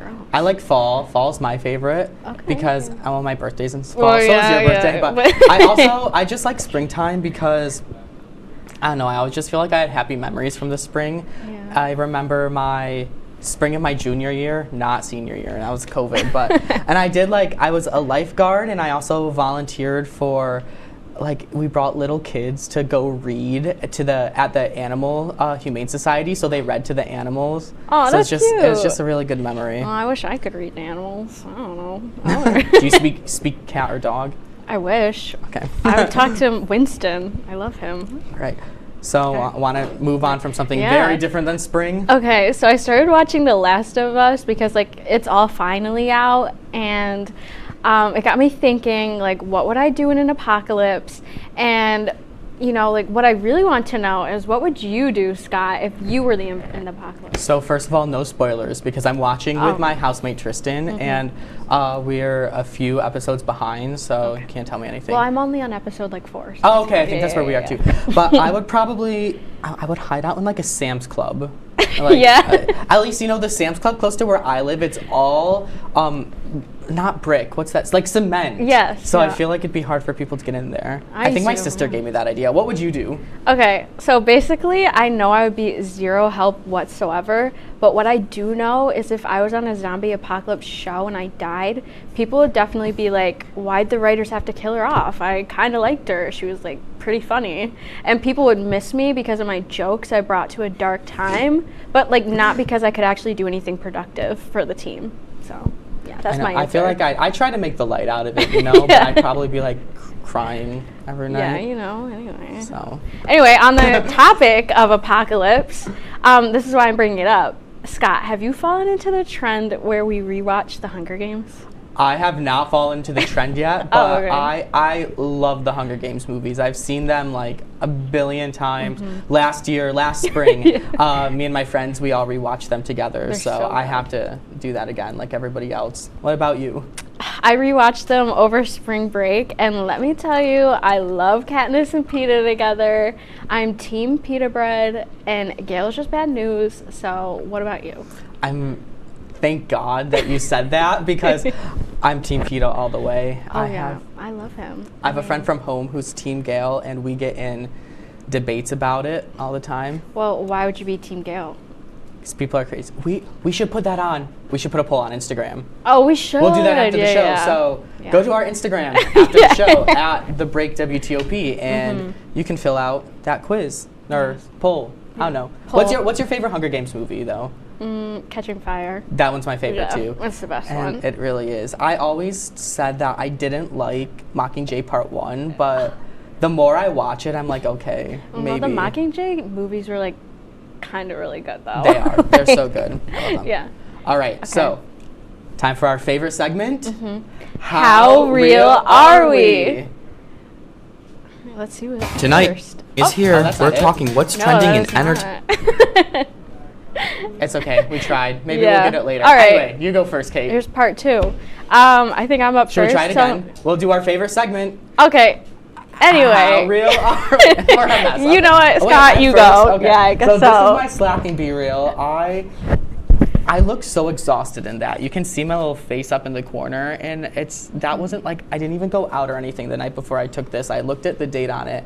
It was just a random morning, and You're so sleepy. I know. Anyway, my favorite be real is this was on St. Patrick's Day. We went to a hockey game, the Elmira Mammoths, which used to be the Elmira Jackals back when I was a kid, and we used to go do their hockey games all the time. So it was really cool to go back there, do it again. They lost. It was really sad, but yeah. Take it away, Kate. Okay, so my slacking be real, you'll notice in my be reals that Tommy is covered up in both of them, and I thought like if I saved it and my picture was on the other side, it would stay like that, but anyway, I guess it didn't work. This is slacking because the flash was on and I wasn't prepared for it, so yeah. I like the little minion in the background of that one. My favorite be real, we were driving back to my house after a little shopping spree, and we went out to lunch. I got Tommy his birthday present at LL Bean because he's kind of outdoorsy. And then I went to Target and Bath and Body Works and got some candles. And then we went to Tully's in Fayetteville because it's like an actual Tully's with a good menu and not just tenders. So yeah. Anyway, yeah. So, last season during each episode, this season during each episode, we want you guys to get to know our crew a little more. So today, can you take it away while I go? Okay, so today, let's go around and answer what's your name, what's your position, and tell us something funny about you. Here we go. Oh, hello. What is your name, what's your position, and what's something funny about you? I'm Cletus Tepaz. I'm the floor manager here, and a great fact about me is I'm the fourth Cletus to exist. Okay. Very interesting. Thank you. Next. Hey, I'm Matt J. Bly. I'm teleprompter. And something interesting about me is I'm in a YouTube video with 4 million views. Wow. I need to know that video. Yeah, we'll share later. Yeah, all right, let's move to the back. Okay. Hear my grunting. I don't know if this door is going to stay open. Matt, can you hold this door open, please? So. Aaron's got it. Okay, hi. What's your name? My name's Jacob. I do technical directing for The Break with Scott and Kate. And what's a fun fact about yourself? I was once fired wrongfully from this show. Yeah. Okay. My name is Thomas. I am the director for The Break, Scott and Kate Season 2. What's a fun fact about yourself? So something fun about me is I'm from a really cool place called Potsdam. Congrats. Okay. My name is Sam. I'm graphics, and I have a pet frog named Pistachio. That's adorable. I love that. Okay. Hi, I'm Eric. I'm video playback. I always tell people I'm from Albany because my actual town is too small and they won't know it. What town is it? It's Guilderland. Guilderland! Okay, so people do know it. Okay, next. Hi, I'm Sydney. I do audio, and a fun fact about me is I have a radio show at NYO. So tune in. Pat, you want to be introduced? I'm filling in, and we gotta move. Oh, we gotta move. Kate, Kate, you take it away now. We have a new segment on The Break called Q&A with S&K. We've asked some of our viewers to send in questions from our Instagram story, and we've picked a few we'd like to answer this week. Don't worry if your question wasn't picked this week, we might use it another week, or just send in another question next time and we might choose it. Oh, check out that awesome video. Did they hear me say that? Or? I don't know. Hopefully. What's our first question? Yeah, first question. Okay. Go-to bagel order. What's your go-to bagel order? A jalapeno cheddar bagel with butter. Just butter. I'm not sorry. Do you get that from Riverwalk? Mm-hmm. I know. I do the jalapeno cheddar. I do it with cream cheese though. Oh, okay. So, yeah, that's a good choice. Thank you, Hannah, for sending in that response or question. What's next? Oh, this is a good one. Is a hot dog a sandwich? I say no. I think it's just a hot dog. It's a hot dog. Yeah. What's the audience think? Give us a cheer. Give us a boo. Oh, okay. Not a sandwich. Okay, not a sandwich. Not a sandwich. Okay. Okay. There we go. Next question. All right. Oh, who's your favorite Glee character? You I go was just first. telling my friend about this last night. It's Sam Evans, actually. So. Oh, really? See, we got some Gleeks in the audience today. I'm a so Santana girl I through love and through. Santana Lopez. She's amazing. Okay, what's next? If you had superpowers for only 5 hours per day, what superpower would you choose? Do we get to choose the hours we have them? I don't know. Or is it just like randomly? Or Well, is it like something that runs out? We need Brock to elaborate on it. Yeah, I would choose flying just because that's the superpower I would want. I would choose talking to animals. Okay, next question. Where does the funding come from? We need more funding. Good question. Next. Okay. Oh, Jacob Bradley asks us, why'd you fire Jacob Bradley? Why he was did so we fire awesome and Jacob funny. Bradley? Well, remember when he was talking crap about us live on our show? Jacob Bradley. Jacob Bradley. Anyway, next. We're nice. We let him hang out in the Yeah, back, thanks, so. Jacob. Is We that it? appreciate you. That's Yep. all of them? Okay, Oh, well, perfect. we have to talk. Okay, so have to don't talk worry about if your this. questions weren't picked this week because we might use them another week or just send in another question next time and we might choose it. Mhm. So we can't wait to see what our viewers ask us next time. So before we take a break, Kate, I wanted to address a book that we received from our friends over at the interview show. Oh, we were gifted a book? What is We were. it? Let's see. It's called, you want to zoom in on this over here?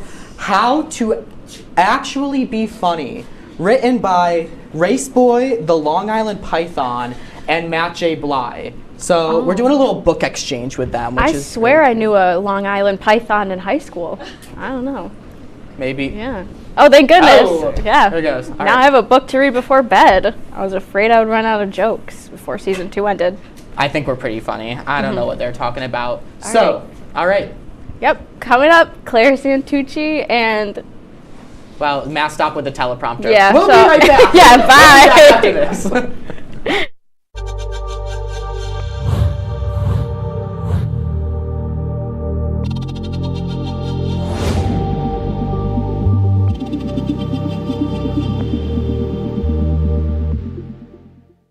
Say, President Stanley, whenever there's bad weather, who would you turn to? I'd turn to Storm Team 10. No, right but you've here. got to say it like this. Storm Team 10. Say it with me. Storm Team 10.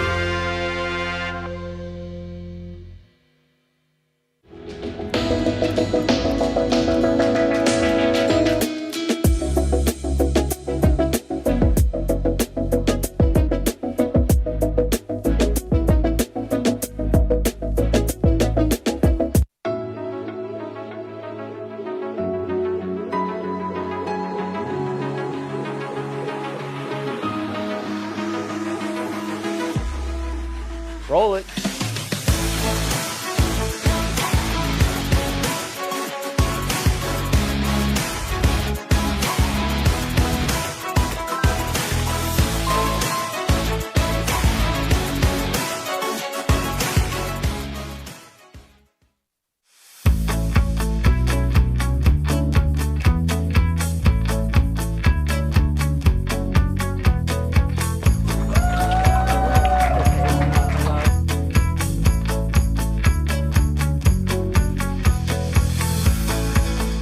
Jill Should we told me it tell was him? Kitty from Glee. Yeah. What is it? Al Roker.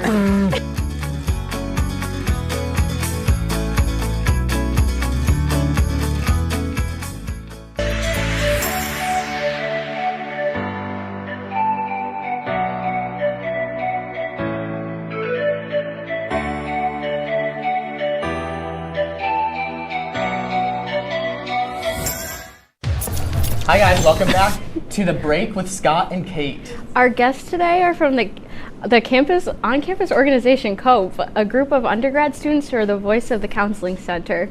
Claire, Thomas, thank you so much for joining us. Yeah, thanks for having us. Thanks for having us. Thomas, sorry we didn't say your name Yeah. when we were teasing you right before the Yeah. break. It's all good. Sorry. So first question, tell us a little bit about yourselves. My name's Claire Santucci. I'm a second semester senior here at Oswego.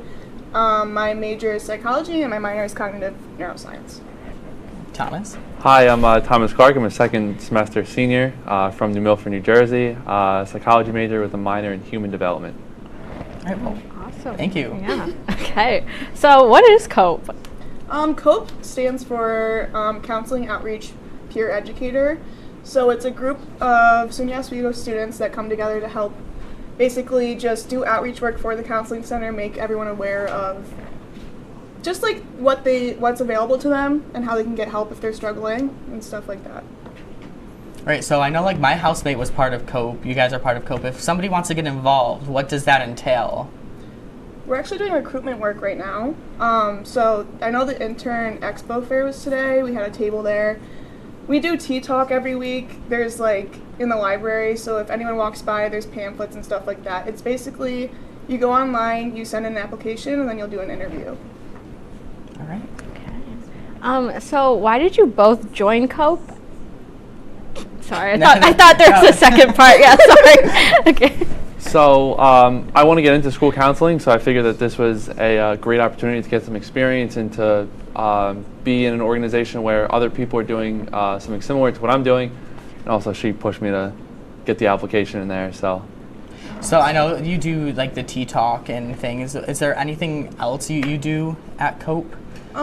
Basically, it's pretty free. Like if you can come up with a program and you can get it together, you can make it happen. So like that's a good reason why I like it. It's just it's very much up to you what you want to do, and you can get the resources for it. And that's what Kyle, who runs COPE, he helps us do that and achieve all that. But mainly it's a lot of just outreach work. It's a lot of just making sure that people know what's there and how to help them and stuff like that. All right. All right. What advice can you give the audience if they're feeling stressed? So I would personally say counseling center is always open. Go in, you can book an appointment there over the phone. Some great counselors here. So I would say that, or just reach out to friends and family and those close to you. And we're in college, you know, a lot of stuff can happen, and there's always people there that can help you out. I would like to add, we also have a thing called Let's Talk. If you're not looking to actually commit to the counseling on campus and go every week and stuff like that, there is something called Let's Talk for certain hours during days where you can just walk in and they'll have someone available. And if you like that environment and you like talking to someone, you can always then look into joining counseling, because I know that's scary sometimes to jump in and just immediately be going to counseling and talking to someone about everything. So Let's Talk is a really good program that we have that not a lot of people know about.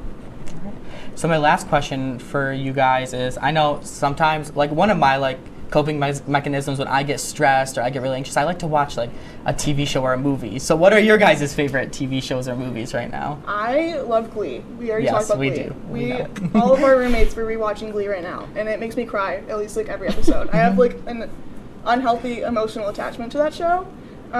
So yeah, that's my answer. All of my friends have been getting me to watch The Bachelor, and I can't lie, I'm pretty invested in this. I have to be completely honest. I've never. Do you watch The Bachelor?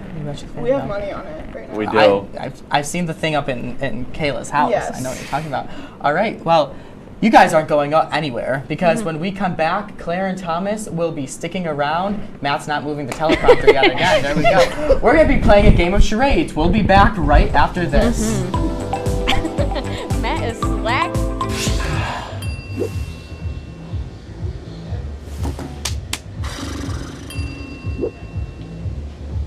If you need to do something to feel okay to drive, you're not okay to drive. Don't drive buzzed.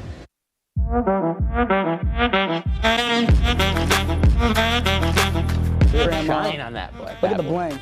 Do we got a diamond tester on? Yeah, that's getting bad. Yep. 10 out of 10 recommend on Yelp.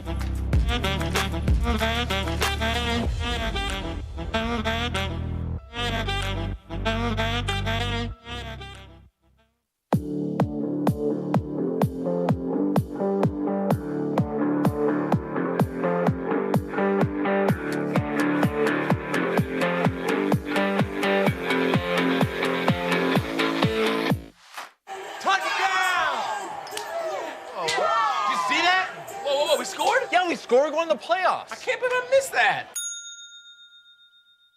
Every time I'm buzzed, I spend too much time on my phone. What? I should take your phone away. No. I'll call for a ride. Hey, why does my face look like that? I'm playing with these new face filters. Okay, you know what? Yep, that's mine. I'm gonna need that back. No. Kevin!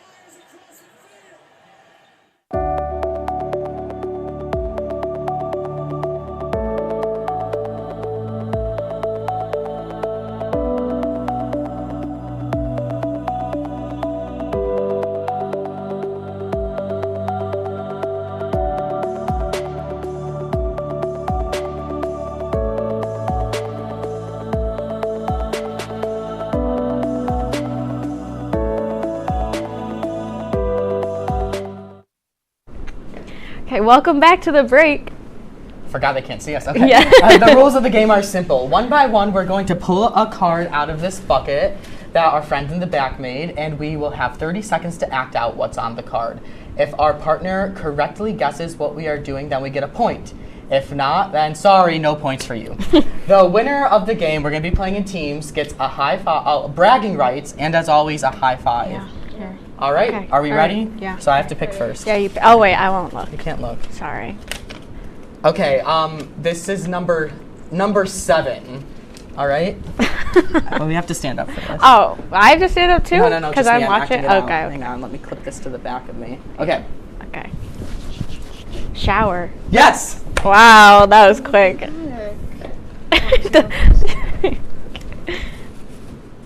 You can't look at them. Okay. Just say the number. I have 16. Okay.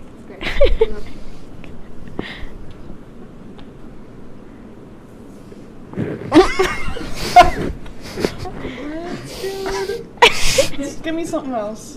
Give me something. Okay, do it again. Sorry, I'm not. We're not even timing this. Hope someone in the back is timing. Shoveling? Like gardening? What are you doing? Raking. What are you doing? You gotta do something else. This isn't working. Sure. Hammering? I think it's been 30 seconds. Yeah, okay. yeah. You're Where's done. that buzzer? Where's that buzzer What was noise to it? me? Room. That is not grooming. I tried. How is that room? That is not. I tried. Sorry. I tried. Oh wait, Oh I gosh, have to yeah, do you're next. it. Okay. Oh god. I don't want to do this. I won't look. I have number 9. Are you a TikTok dancer? Pointing? Are you swimming? I don't know how I'm supposed to act this out. Can my 30 seconds be done? I'm too embarrassed. Fine. Okay. It's elevator. Oh, that's hard. Yeah. There we go. Okay. Okay. Thomas, you ready for this? Alright. I got number 8.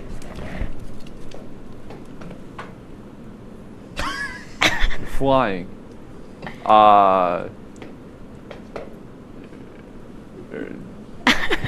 What? You're sticking your nose. You're flying. You're like. You're moving your arms. You're. Should we count them down? I don't know what. 5, 4, You're- 3, 2, I don't know what 1. What? Bird. No, come on. Beak. Oh. Wow. I thought. I'm upset with my No, you partner. can't. Yeah. You Oh, put it sorry. back in. It's It's okay. don't, It's since okay. it's 8, just don't. Just don't do 8. Don't do 8. Okay. I thought it was like. All right, I have number 6. I can do this one. Okay. Well, hopefully. Yeah, Ready? we're doing pretty bad right now. Tightrope walking. Yes. Yes. What the We just know. I promise you, we did not Okay, see these don't before we did screw this. this up. Don't suck. We're down by 2. I have number 2. Okay, get up.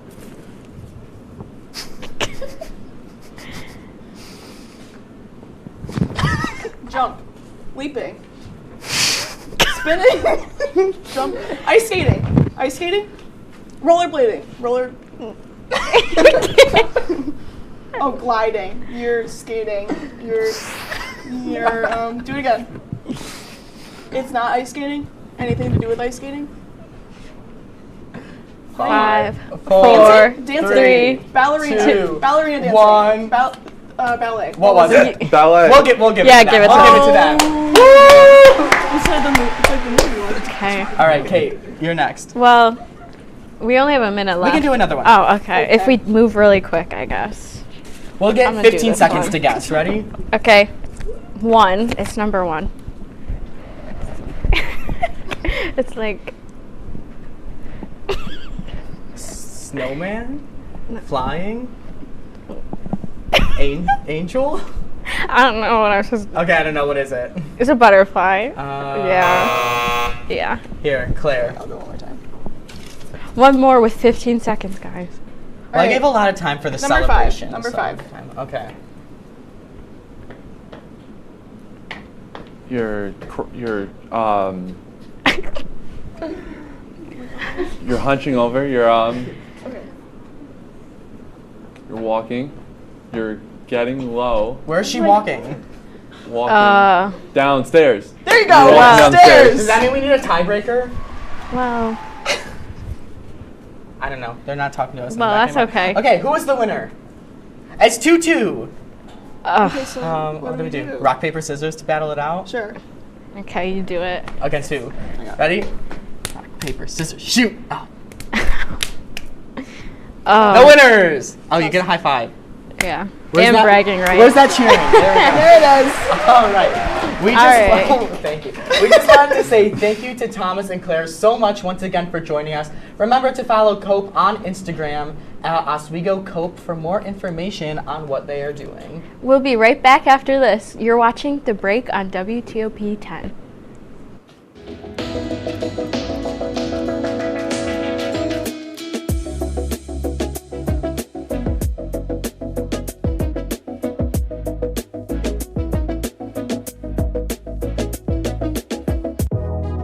Welcome back to Major Discussions.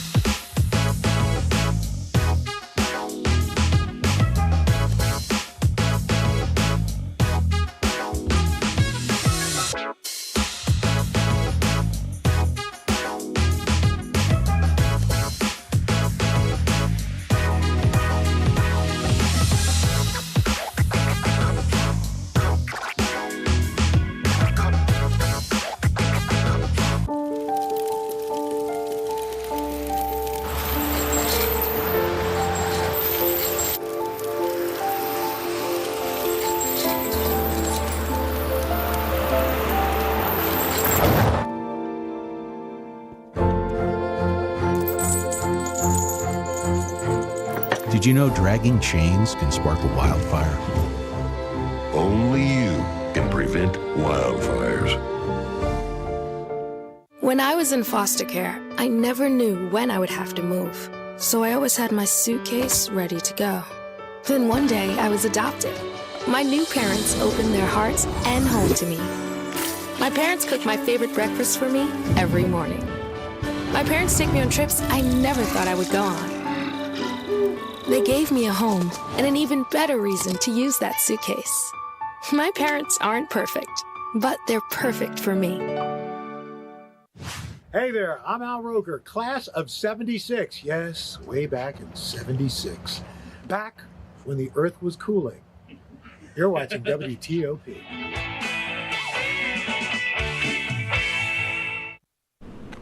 All right, welcome back to The Break. Now, you know we can't go a whole show without doing a cute pet story. So here it is for you. Make sure to give your four-legged furry friend some extra love because tomorrow is National Puppy Day. It's a chance to pay tribute to the gift of unconditional love that puppies give so freely. It's also a chance to consider that the many puppies currently in animal shelters and to think about possibly adopting one. According to nationaldaycalendar.com, author and animal behaviorist Colleen Page founded National Puppy Day in 2006. So make sure to give your furry friend an extra hug tomorrow or every day. That's so cute. I wish I could see my dogs tomorrow. But I know you have a little message you want to give before we go. Yeah, happy early birthday, Tommy. Woo, yeah. I also wanted to congratulate Kate has a new role at WTOP. She's our floor manager for Thursday Night News. Yeah. Thursday Night Best Night. Oh, yes. But Thursday anyway, Best Night, yeah. we got to go. All right, so that's our show for tonight. Thank you so much for taking a break with us. We'll see you all again in 2 weeks.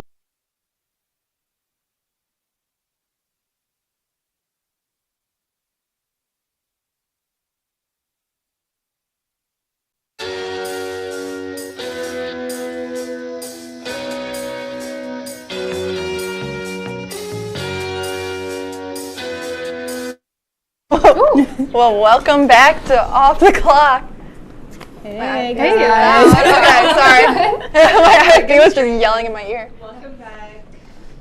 Yeah. Yeah, it was great. It was really good. How was yours? Yeah, you might have noticed we were gone. We all had spring break and then another week off, but your favorite girls are back, not to worry. Oh, yeah. The all-girls show here. We're here. All the girls in the back are here, too, after a good say spring hi, break. Ladies. Someone take the bump cam, or not the bump cam, the back cam.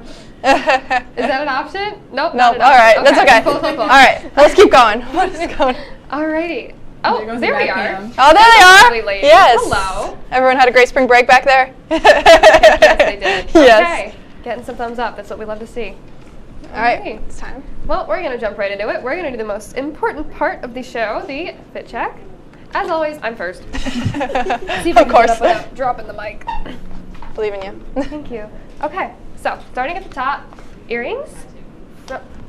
Oh, okay. Earrings I said no. from my mom. Dress I got from TJ Maxx. Everyone was asking about it. I do admit I love this one. And It is very pretty. I think DSW, maybe? A little old, but I love this the is outfit fit today. Thank you. I'm very proud of this one. I know, feel it's like very pretty. You need to have an excuse to dress up every once in a while. Yes. You want to go next? You can go. Okay. I feel like we have an order now. Oh gosh, so this is my fit.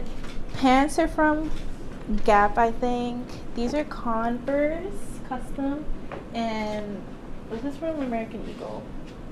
One of my favorite tops. That's really cute. Yeah. The top matches the Converse in a way. Yes. Like the colors. You wear those Converse a lot, and I always like them so It's a much. staple. They're so pretty. It's a staple of your style. My faves. All right, so my outfit today, well, I just got my hair done over break, so I don't know, it's a little lighter, I'm a little blonder now, guys, if you were wondering. And then my shirt is from, I think, Abercrombie? I don't remember exactly, I've had it for a little while. And then my pants are Levi, and then I have my Nike blazers on, of course. And yeah, that's my outfit. Pretty boring, pretty basic, same thing. Thank you guys. Love it. All right, well, now that you're all caught up on our outfits, we're going to try something a little bit different today. We're going to do some games. Yeah, we never play games much. We never play games. We're doing something to, spice it up a little bit. We're doing spring break versions. So, first game, classic game. You guys know it. Never have I ever. And the premise of the game is to answer a question about whether or not you've experienced something. So, for instance, I was going to say, never have I ever owned a pet. And if you guys had owned a pet, like you would say, I have, or I have not, or I've never. I'm explaining it really badly, but you get the gist of it, right? So that's what the game is. We're going to jump right into it, onto our first question. Who wants to start? You made a great little signs that we're going to have to use. I did, that's right. Here you go. Okay, here you go. So we have a little, I have not, and then I have. I have, and I have not. All right.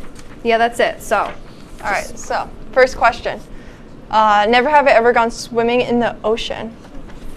I definitely have. I think all of us have, right? Yeah, all of us have. Who's have? Yeah, who hasn't? I feel like go to the yeah. beach, you go swim in the ocean. Unless when people are scared of the ocean, I guess. Sharks. I mean, I get it. There's some of the TikTok videos I see of the super deep oceans, and I'm like, no, not putting my foot down there. I stay until the water hits right here, don't I? That's what I thought. Smart. You always want a way out. Yeah. All right. All right, what's the next one? I guess I'll go next. Never have I ever seen questionable things at Burn Dairy at Oswego. that one I think Natalie put in for us. Oh yeah, we've all seen I that. have a crazy story from Burn Dairy. You haven't? Can you tell it on air? Okay, well, I'll make it more okay. It was just some guy on a little bit of some drugs, and he came in. I think I told you this story. I saw you later that day. Yes. And he was on some drugs, and he came in, and he called me mom, and I was like, this is the most awkward situation I've ever been in. Some guy on a bunch of drugs just trying to talk to people, and then another guy that was in the store at the time just was like, no, go outside and wait, and I'll talk to you outside. And it was just a very weird experience. Oh my God. That was fun. That was a fun Burn Dairy trip. She lived. I did. I lived I'm gonna go to be Burn here Dairy today. Are you really? I don't know. Don't do it late at night, apparently. Don't do it late, that's when my crazy experience happened. I remember that. That was, yeah. He told us a story, too. It was a weird time. I'm not going to go too far into we'll that. Move on to the next question. Next one. Okay. You want to read this one, Cece? Yes. Never have I ever had a near-death experience.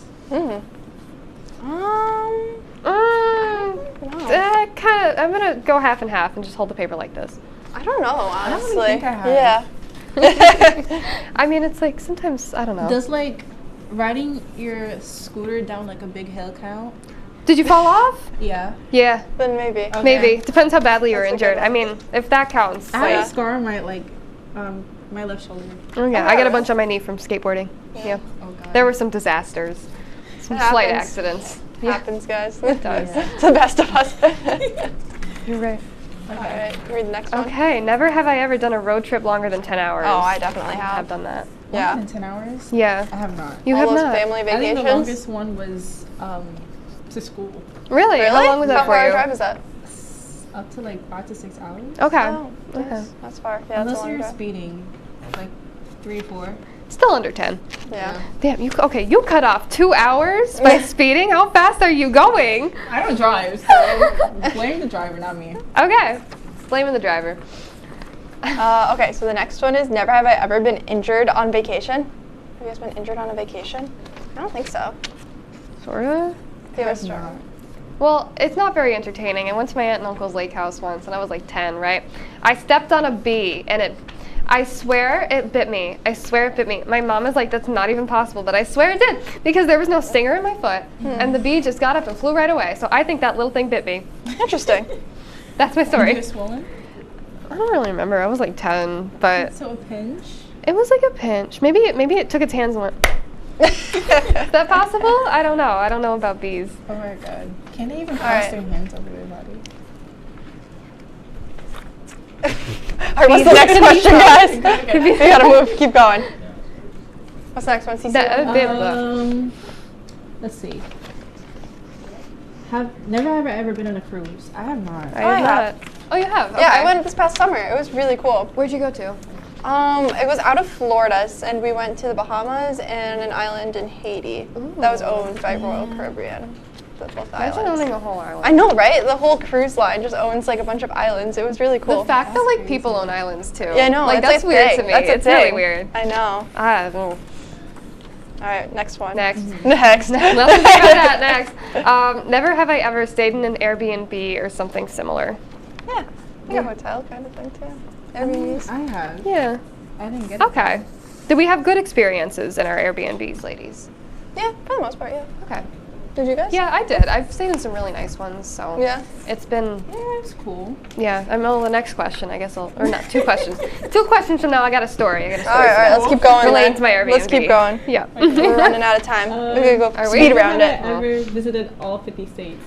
No. I have not. No, I wish. Great. That's a goal, though. So we're all uncultured, all untraveled. Great, All right, good let's to know. keep going Okay. then. Never have I ever experienced severe weather on vacation. That one I have. Yeah, I have. I got stuck in an elevator once because of severe weather. I think that's another question. Oh my god, it is! Never have I ever gotten trapped in a hotel elevator. Okay, I a have. few years later then, I guess. But my turn. I needed some of my weather experience. What's So your we turn? stayed in this townhouse. We went down to South Carolina, Hilton Head. It was really nice. But my sister and I, right? My sister and I were in the top room and like right in the sky. And the last night we were there, this thunderstorm forms over our house. Literally not even kidding, it formed directly over the house. And so I wake up and the beds are shaking and I'm like, what is going on? And it was horrifying. And then we just kind of waited it out. There was really nothing else we could do, but it was pretty cool. Yeah, I'm looking to Pretty experience cool. that. All right, so you've been trapped in an elevator. Yeah, we were on a vacation at the beach, and we were walking on the beach, and then all of a sudden there was just a bunch of lightning and thunder and lightning struck the sand, like right next to where we were. So me and my siblings were like, all right, let's go back to the hotel. So we go back to the hotel, and we start to go up the elevator, and all of a sudden it just stops. And we were in there for probably like an hour, and I was just calling my parents, like, I don't know what's going on, but we're stuck in the elevator right now. So they had At to least you call. weren't outside. Yeah. That would be bad. So I think there was 2 buildings too for that hotel. So then the other building, the elevator got stuck too. So they Oh were my fixing gosh. that one at the same time. That's horrifying. But yeah. All right. But stay tuned because after the break we will be taking some BuzzFeed quizzes. So we should get some interesting answers. Oh yeah.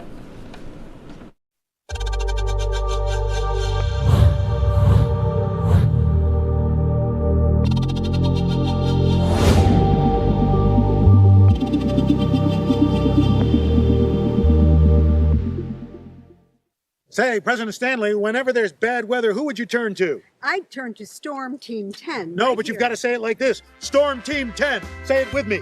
Storm Team 10.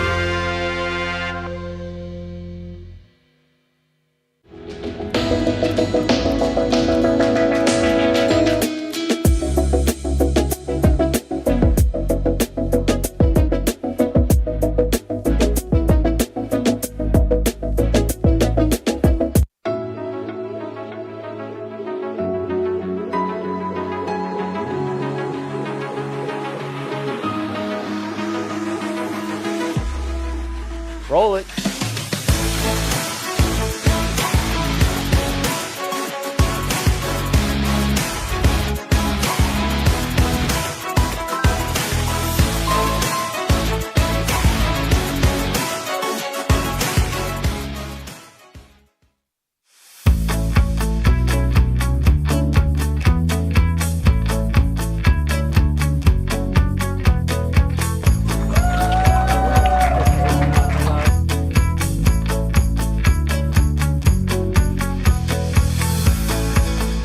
Jill Should told we me it tell was him? Kitty from Glee. Yeah, what is it? Al Roker.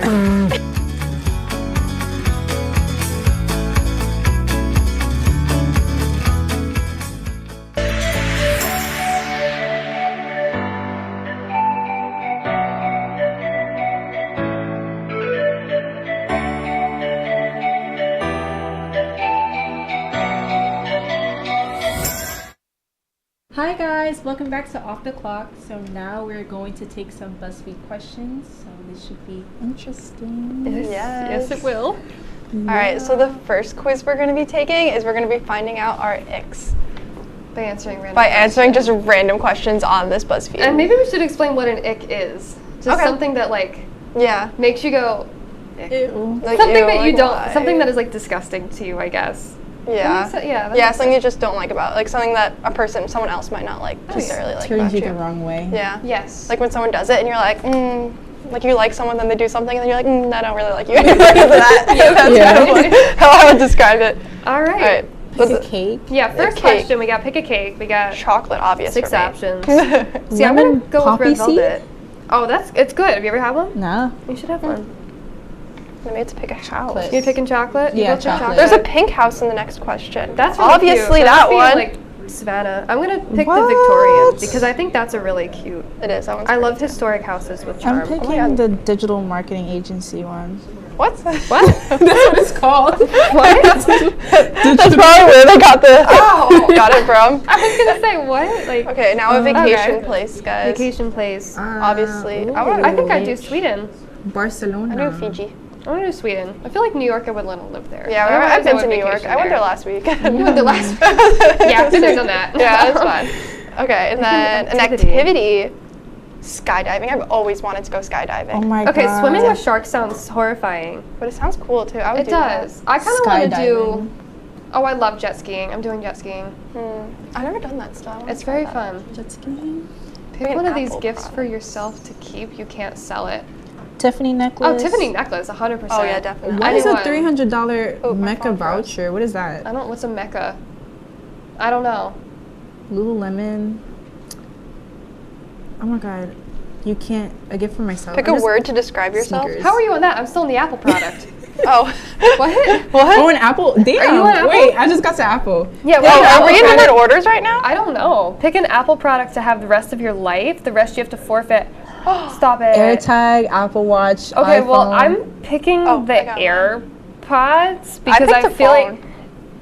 But it says specifically the 14, so like I feel like you could replace it with different phones as that gets outdated. I'm picking the AirPods because I literally I walk around all over the place with them. I need music at all times. The Yep. MacBook Pro because I edit on the go. I mean, you can get another laptop, but like I just like my laptop that I have right now. So. Fair. That's pretty All right, fair. so what's a word to describe Word to yourself? describe We gotta move yourself. along a little faster. I don't know what I am. Smart, cheeky, funny, silly, outgoing. I'm all of these. I'm all of these. All of these, that's an answer, yeah. Yeah, I'm gonna do all of them. All of them. Okay, Some of pick them are one to bring questionable, with I you. don't know. Stranded in an Pick island. one item to bring with you on a stranded island. I'd say I'm gonna mattress. say. I want to say. I would say a knife. I say knife. I say knife. That sounds 'Cause you scary can- to you say can- out loud. Well, but like if you have to get an animal, you can like stab a squirrel. I was thinking a or match something. because like if it's cold at night and you can't start your own fire. Just I guess. With the stick, or like you could use sunlight during the That's day. true. That's like true. If you had Okay, glasses you're on. right. The knife's probably the smart option. Pick a job to have. A doctor, teacher, professional I athlete, feel like musician. A business CEO. I would like business CEO. Yeah, I feel I like want that business one. CEO would be very fun. I would want to be a musician because That's a I good want to one. learn how to play one instrument. That'd be fun. That'd be fun. Ooh, the next question's good. Would you rather be rich but sad or be happy but poor? Happy but poor. Yeah. Happy but poor. Yeah. I'm very materialistic, but if I'm sad, there's no point. No, then I won't want everything that I I'd have. rather be happy right? and rich, but like. Maybe because I'm poor right now.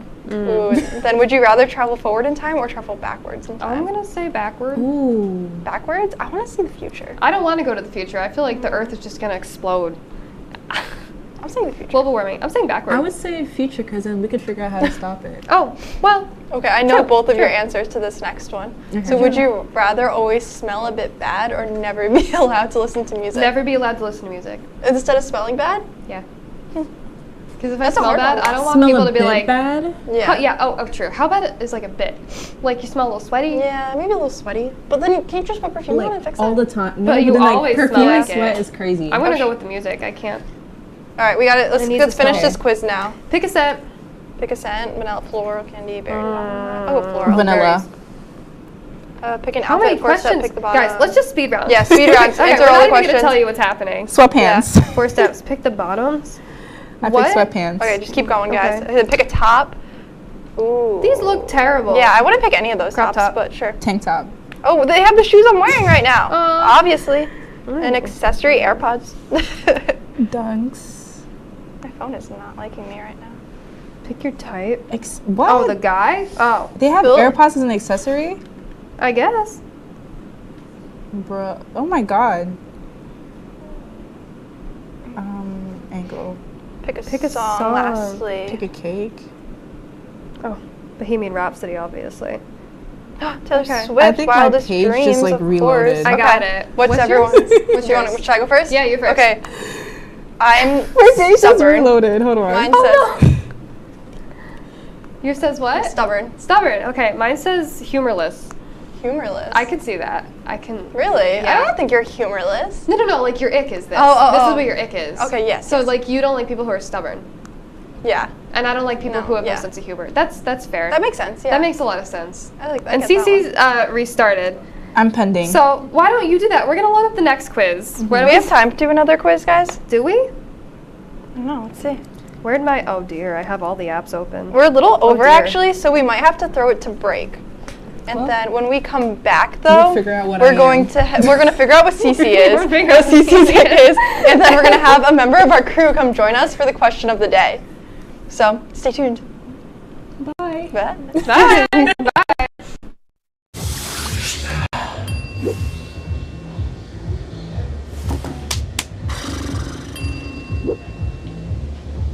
If you need to do something to feel okay to drive, you're not okay to drive. Don't drive buzzed.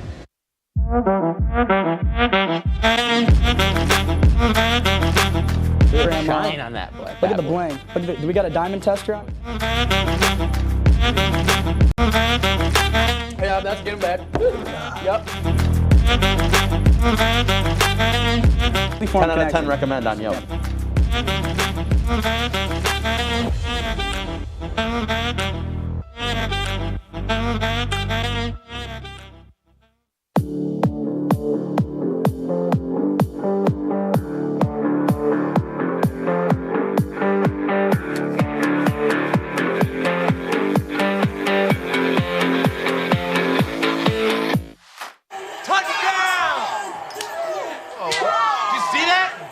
We scored? Yeah, we scored. We're going to the playoffs. I can't believe I missed that.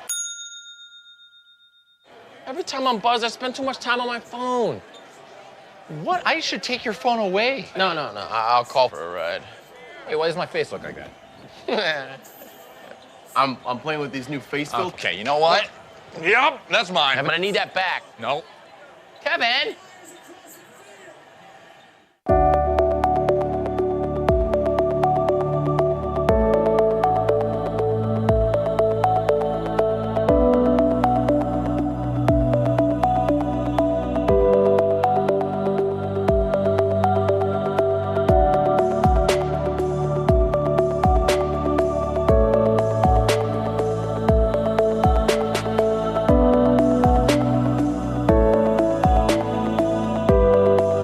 Welcome back, guys. During the break, we realized we have a little bit more time, so we're going to take another quiz. Yeah. Can you describe the next quiz for me? All right, the next quiz. We found out I'm stubborn, by the way. Oh, yeah, we forgot. Casey's result. Your ick is that you don't like people who are stubborn. I don't like people who are stubborn, I guess. That's fair. That makes sense. Me too. Yeah. Me too. There you go. All right, so guys. Next. Pick a country to visit. Well, this next quiz, guys, is going to tell us what dog breed is our vibe based on a vacation that we plan. I'm so scared. Let's get started. Yeah, pick a country to visit. Let's see. Japan, Monaco, Chile, yes, because there's a Jordan. Formula One race there, and I've always wanted to go see. I'm gonna do Brazil because that sounds fun. Japan. Pick a country. Pick a country to visit. Singapore, 100%. Singapore does seem pretty cool. Singapore Why is USA cool. an Crazy Rich Asians option? is great. Pick a country to visit. Yeah, honestly. Another Why country. Singapore. Naples seems I'm cool. in the UK. Oh, they're all pick a country to visit. Wow. I'm so No, so it's just different countries that you would pick. Okay. Norway. Italy for sure. Venezuela. Oh, Bulgaria was Thailand. fun. China. No. Pick a Where is country to Ireland? visit. I want my Ireland. Oh, they're all countries? Yeah, it's just picking different. Excuse you, why can I not pick Denmark? I've never seen what Cambodia looks like. Peru looks really pretty. Oh, Greece is an option France. too. Ooh, I think I'd pick Greece there. Y'all seen the France meme? Kenya. Like, The Maldives, though. You would go to France over the Maldives? yeah. I don't like sun. I'm really pale. I would definitely go to the Maldives over. Pick a country. Which country now? Australia, yeah. No, I said Ooh. Austria. You said Australia. Oops. South Close. Korea. Sorry. Switzerland looks so pretty. Oh my god. What? I got the result. Oh, you already got it? Yes, I okay, did. hold on. I'm almost You done. were speeding through. Yeah, you went through that like fast, girl. I Hold don't on, know. hold on. I know what I want. I got mine where too. I wanna Okay. go. Did you get Chihuahua? No, I got Pomeranian. Oh, okay. What'd you get? I got a Shiba Inu. A Oh, what? those are so Shiba. cute. Yeah, look at them. Aren't they adorable? Shibus. Oh, those are You guys want to see? Look how cute. cute Yeah. he is. Can they see that?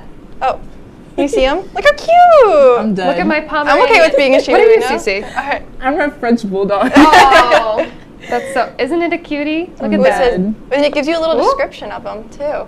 Mine says you're bold, intelligent. You always tell it like it is.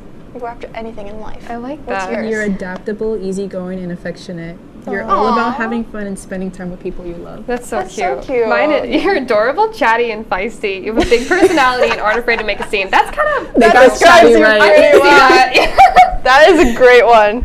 Oh my god. I guess I am a Pomeranian. Look at that. These All are right. scarily accurate. Should we do the next one? Yeah. How much time we got? Do you guys want to Do do we the have, last how much time do we have? Do we have enough time? Yeah, we have enough time. Okay. We have until. Okay, speed round. Let's do this one quickly. What though. is this one? I don't know. Let's see. Plan a 10-stop international trip, and I'll tell you what your future career will be. Oh, so we're gonna find out what our career is gonna be. Okay. So we have 10 stops. So pick a stop in New York City. Stop it. Where would we go? So I would do the New York Public Library. Really? Of course. I love the library. Broadway. I love books. Broadway's Rockefeller nice. Center. I think it'd have to be Rockefeller Center. Rockefeller Center was smaller than I imagined Place it to in be. France. Place in France. Oh, Paris. Ooh. Palais Garnier. Obviously. Phantom was I set where there. I'd go in Paris. London. That sounds pretty. Ooh, Westminster Lafayette. Abbey. But Hyde Park is gorgeous. We're doing that one. Rome. Ooh. These Oh are my such God. pretty pictures they give to you. I know. It's like, how do you In pick? Italy? Bangkok. Oh my god, how do you pick this, guys? Exactly. Taipei. I'll probably pick. I don't even know how to say that. Just pick whichever Terrified is the Fountain. nicest. Oh no, Roman Forum. Ooh, that park that looks Trevi? beautiful. Trevi? No, I'm not picking that one. Roman. Okay, Choose a Tokyo. Okay, speed round, guys. Let's go. I'm confused. There's too many trees. There's too many trees. There's too many trees. Japan. Market. Tokyo. Well, that looks pronounceable. Definitely. Come on. My phone is being so slow right now. Yeah, mine was like really. It's really lagging. mine I don't totally know I'm why. speeding through this. Ooh, Australia. I don't Okay. even know what country. Did you get your this is. answer? I did. Did you? I kind of like this. Oh, not yet. Hold on. I'm in Australia.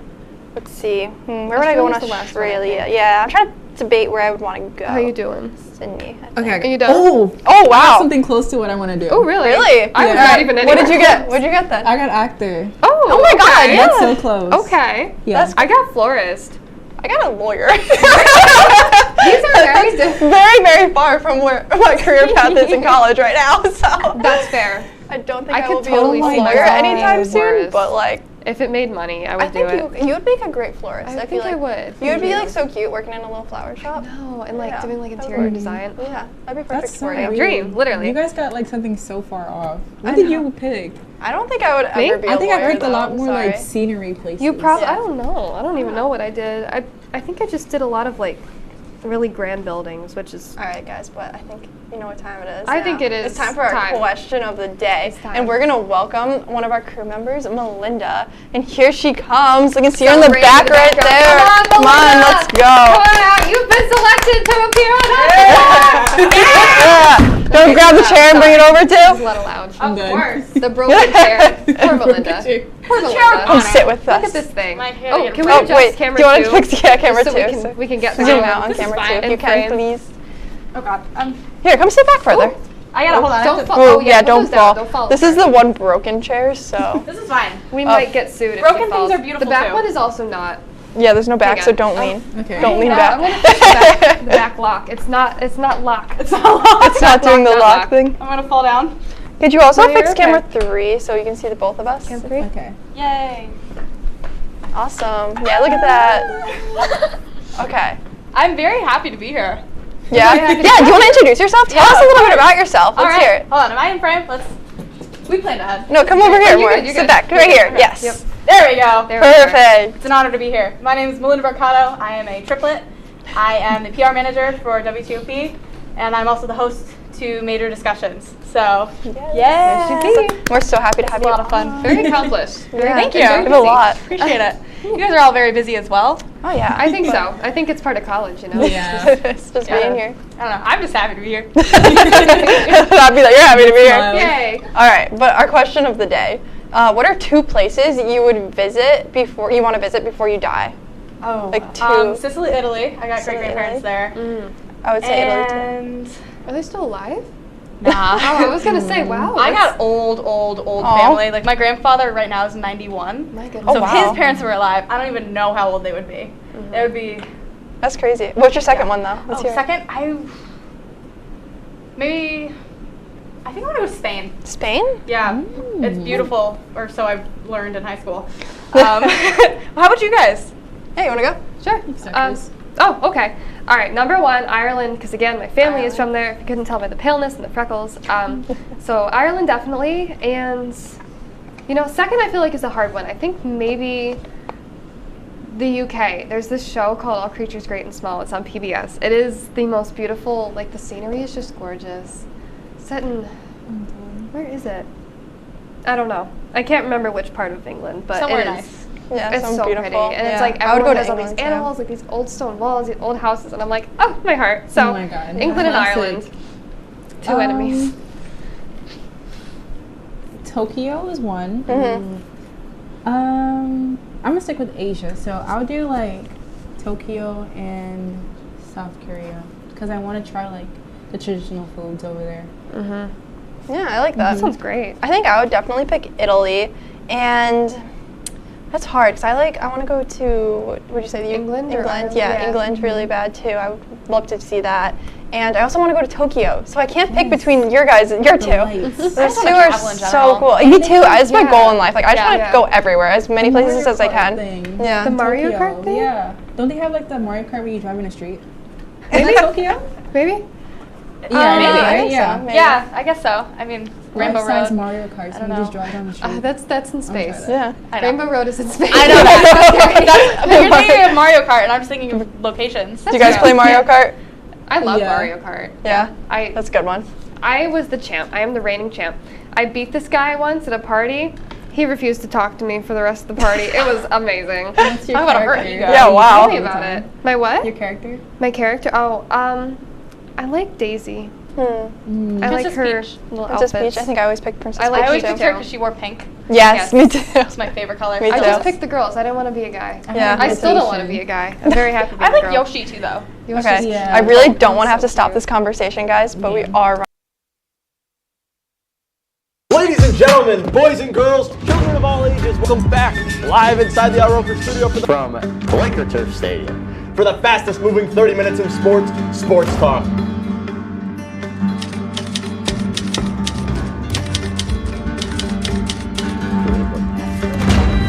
Oh no.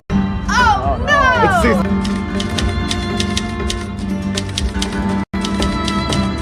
We don't exactly own the rights to the game that we've said for the last year and a half. So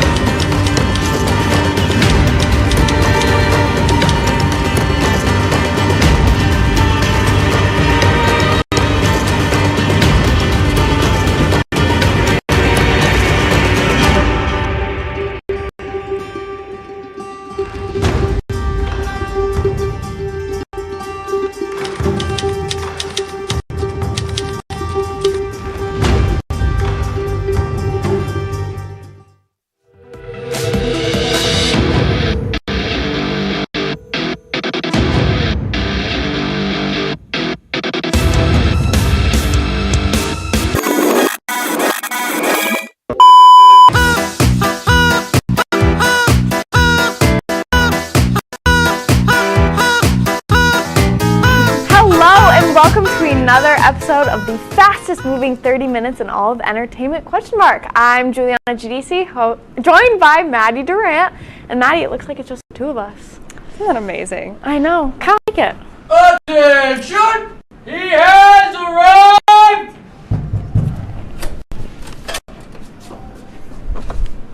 Gentlemen, pleasure. Right this way.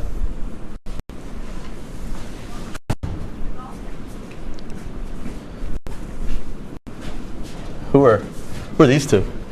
Those look like Garrett and Kyle. The professor has returned. The professor is back.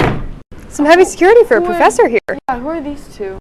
Only the best security team in the land. Security Man Chan and Security Man Bezak. Care to introduce yourselves, strangers? Well, I'm Juliana. This is Maddie. Are you related to Inspector Jason? I am actually. Yeah. I knew the name sounded familiar. Knew the name sounded from. And you?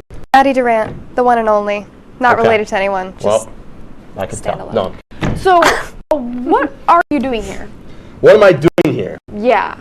Well, you guys must not be familiar, but I have been summoned. I heard there was a direct force, and once again, much like last year, where I was brought in as a result of the don't mess with my security guards. They're not moving. Sorry. They're not moving. Sorry. Just like there was an issue last year with the guys from the Laker Connections team. I hear there's another new show, New Kids on the Block, Cream Free. Oh, yeah, that's right. That I've got to come in here and try to take care of. So I guess that's why I'm here. Okay. Well, also to have a little bit of fun. I don't mind doing the show every now and then when my identical twin brother decides to step out for the day. So your identical twin brother right. is Bradley? Yeah. Oh, okay. Could you not tell? No. I know the glasses. I think the glasses. I think it's the glasses. That's really confusing. They throw you. Makes sense. Just a little. I mean, he is way better looking. What? So. Why? I thought they. Oh, they moved. No, they move. They're that good that they're gonna move. They're like SpongeBob when he runs around that one volcano. You want to see me do it once? I'm gonna see me do it again. All right. I think that's it, right? We can go to break. I don't know. I feel like we can keep talking. Okay. I like this. This is nice. Yeah, it's nice. It's cozy. Maybe I don't like comfortable That's atmosphere. Right. We can keep talking. Why do they do that? I hear the names as well. Is that something that so what happened there? Basically what happened was somebody stole our name, so now we have to work together to get it back. Okay. Well, Jim did some investigation. Did you? As we saw. Really? Must have missed that one. Oh. No? No? Well, I mean, he would know as his identical twin brother as well. But, yeah, I mean, I will say, much like, stop touching the security guard. Sorry. I mean, come on. I'm sorry. your sister or your cousin would never. That's yeah. true. So Okay. much like Santa Claus, Professor Bradley's come bearing gifts. Oh, okay. Lovely. That comes for the two of you guys. Oh. Because I'm gonna denounce you guys today as my students. You're gonna be my new students. Much like I was able to hang out with Kyle and Garrett, I'm gonna hang out with you two. Okay. And I'm gonna test your guys' knowledge and your ability to work together Okay. against my two security guards. I feel like we can do that. Hey, Yeah, what is- yeah. You know, yeah, we're Team Plaid. Exactly. Team Plaid? Team Plaid. Wow. For the win. Plaid. Love that color. Just screams excitement. So that's going to do it for our black today. Yeah, they're little. I know. You guys got your hands full. Well, now that that's over, let's throw it to a break. And we're going to have a little bit more coming up on the other side. The security guards are going to talk a little bit about sports. We'll be right back.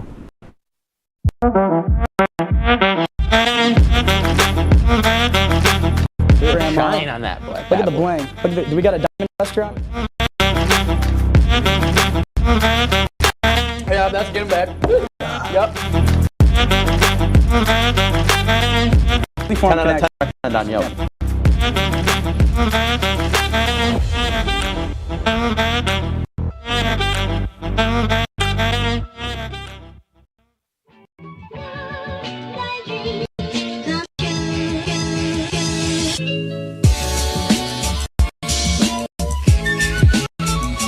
I think you could build a house here with how many bricks are being made in this game. That is a rapid nosedive, and it's at the point of no return, guys.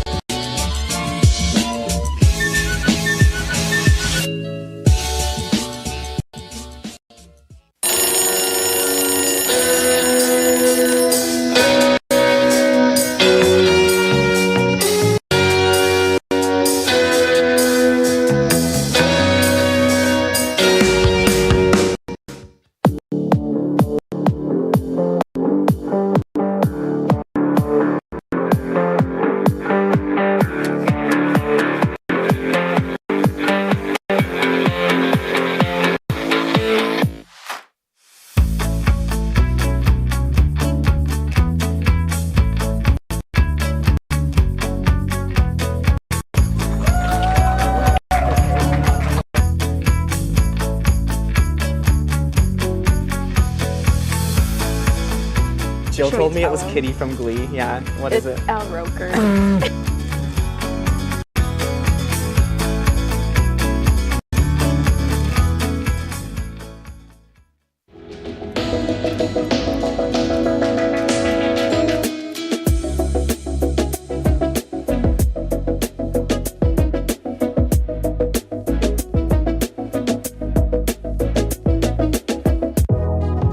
Welcome back to Major Discussions.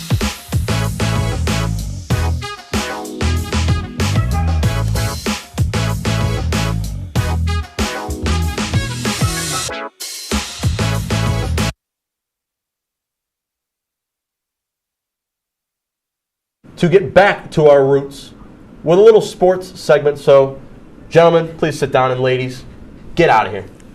Get out. Okay. Nope, leave the chairs. Leave the chairs. Dylan, no chairs. Chairs away. We're not doing chairs. None of that. Gentlemen, you may speak. How are we doing today? Oh wow. We're doing great. Doing great. My seat is so low. Thank you for letting us talk. Absolutely, of course. Thank you guys for all the services you guys do. Of course. Much like your predecessors, you guys are big sports fans. So why don't you just give a little piece to camera, the both of you, real quick, and just say your favorite sports teams. Who do you guys root for? I root for the New York Mets. Ooh, I think we're going to talk a little bit about the Mets here in a minute. Indeed. Well, if we're sticking on baseball, New York Yankees. All right. Well, my cousin is a Boston Red Sox fan, or my brother, all my family's Boston Red Sox fans. My identical twin brother is a Boston Red Sox fan, but I don't like baseball. I think it rots the mind, and when you can be studying things like psychology and life, watching baseball is a waste of 3.5 hours. But that's just me. It's going to be shorter now. Is it? Yeah, they got pitch clocks now. Well, wow. That gives me less time to not watch. So, yeah, I guess so. It's gonna be awesome. I Isn't mean, it? I can't disagree with you. So. Yeah. But all right, let's start talking a little bit about sports. So I'm gonna send it over to the security man Chan for a little bit of baseball. Yeah. Let's talk about the World Baseball Classic, which has been happening over the past couple weeks. We've had a lot of teams compete against each other. We started with 6 pools, I believe, 4 pools. I gotta get that straight. And now we find ourselves in the championship round, or close to the championship round, the U.S., led by Trey Turner, who's been an absolute dog the last couple of games.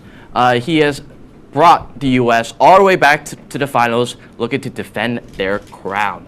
So, gentlemen, thoughts on the WBC? Professor Bradley, I understand it's not your cup of tea. But I also, though, I have been in contact with my identical twin brother who did watch the WBC. So I'm just going to relay some of the information that he told me. I didn't watch. My identical twin brother watched Great Britain play the United States of America. That was interesting. It made me root against the United States of America. But I thought Great Britain team thought was great. Thought they he thought that they huh? How can you do that? Oh, I'm sorry, my brother rooted against the United States of America. How could your brother do that? He just did. He just wasn't into it. The underdog story. It's the miracle on dirt and grass. Yeah. So I watched a little bit of the W. My identical twin brother, force of habit, has watched a little bit of the WBC. But Kyle, did you watch any of that? Miracle on dirt is right. Nah, I watched a little bit of it. Haven't watched any full games. More been keeping up with it. Yeah. I'm glad the U.S. is in it because we created the sport. We should probably be in the final of it. They're jacked. They've got a jacked up team, I'm told. Dude, Mookie Betts, Mike Trout in the outfield. Wow. What was that? Mookie Betts and Mike Trout in the outfield is unreal. I mean, yeah. I mean, my twin brother saw the Canada pitcher, the young man Brett. Oh, he had it rough. He had it rough. Poor guy. Yeah. Maybe he'll pick up a 9 book runs instead of a first glove. inning. Something like that. Yeah. It was not good to be on that mound and facing, might I say, probably the best hitters in the world. Yeah. The U.S. lacks pitching, but I still think they're gonna win it all. I don't know. Japan, if it ends up being Japan, we'll know later tonight. I think Japan probably poses the biggest threat for the United States. I mean, Shohei Ohtani's the third rotation pitcher on their lineup, and he's one of the better pitchers in Major League Baseball. Dude's got a bat like none other, and the rest of the team can. Because the thing is, you got to think baseball is just as big as it over there as it is over here. That's true. So a lot of their best players are like, why would I leave Japan when I'm already in a huge league that's super competitive and is paying me also tens of millions of dollars? Why would I go to America where it's a completely different culture, completely different language?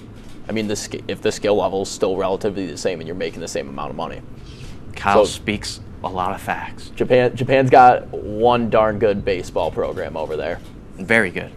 Let's move on to my rant. So one of the big headlines during the World Baseball Classic was, of course, the devastating injury to New York Mets closer Edwin Diaz.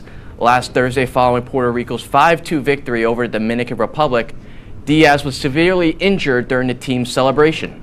Unable to put weight on his right leg and taken off the field in a wheelchair, Diaz is expected to miss the entire season after suffering a torn patellar tendon. Everyone has been saying low Mets and Mets gonna Met. As soon as the injury happened, I got a DM from a person, name will not be said, where he was ridiculing the Mets, saying, same old Mets. But guess what? Keep that same energy. Who could that be? I'm not going to say on air. Who could it be? I'm not going to say on air. Who could it be, Garrett? Come but on. all I'm going to say is... I generally don't know who it is. You keep saying it. Keep saying it when we win it all this year. I'm going to leave it at that. You say that every year. Well, we're not the Cowboys. Are you guys done talking about sports? I'm doing equations, things that actually matter. So, you guys done? We're not, though, actually. You're not? That's the crazy thing. Cause, okay, well, I'll keep going. I'm going to finish my equation. Yeah, because my brain there's something going on right now. Actually, you should know Math Boy. It has a little bit of numbers. Don't call me Math Boy. What's wrong, Math Boy? Professor Bradley. Okay, whatever, Doctor Math. I'm almost a doctor. Go ahead. Anyways, talk about the Mets some more. 64 teams enter March. Oh, all right. Oh, you're talking about March Madness. Yeah, 64 teams enter March, but only one remains after a few weeks. So March Madness spends. Well, let me get centered up real quick. Wrong way. My apologies. Breaking the barrier. I don't care. March Madness been going on, Garrett. Yeah. What are some of the games that you've been watching? Because obviously this bozo doesn't watch them. Who do you think you are? I think you have to realize that March Madness, you got to think about probability and odds, you know? Like, can you imagine picking all the number 1 seeds to go to a Final Four, Yeah, and you want to talk about numbers? the major upsets, like you having a number 15 seed. Yeah. You know how much money was made off that? Are you talking to me? This guy's impossible. You can't. What's your rating on? What's your rate my professor? Huh? That's what I want to know. I find the internet impossible and also ridiculous. So I do not look up anything on the internet. Everything that I know comes off of my own brain or an encyclopedia or the Merriam-Webster dictionary. Sounds like you have a 1 out of 5.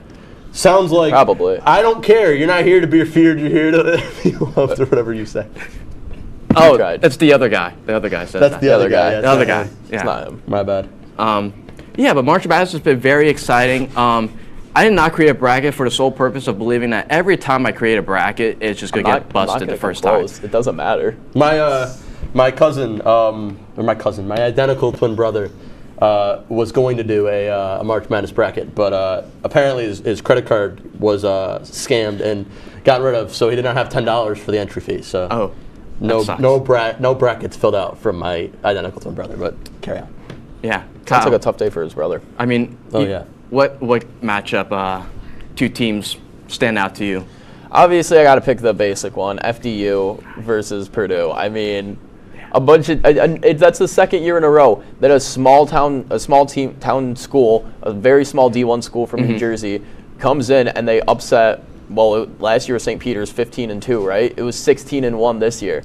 That was unreal. They came in, pulled off the impossible. The odds were were like 1 to 150, so they're now 2 to 150. They pull off the impossible. That's already, and then you had the other team upsetting Virginia right off the bat. That was good. Penn State for me. I mean, they weren't expected to beat A&M. They went out, beat A&M. They put up a really good fight against Texas too, who was the number 2 seed. So pretty solid. There's been a lot of good games. I mean, just all around. And I'm not even a basketball fan, and I've been watching all these games very closely just because it's been really interesting to watch so far. I think March Madness, like basketball programs, are just so strong all over the place. Where It you really have is. like these schools you've never heard before. Now they're playing competitively in their division, in their conference. Now they're getting the main spotlight in this national tournament, and you're like, wow, these programs are a lot better than I thought. As we got a deep dive inside Professor Bradley's mind. Yeah, I'm doing long division. Carry on. You want to? Kyle.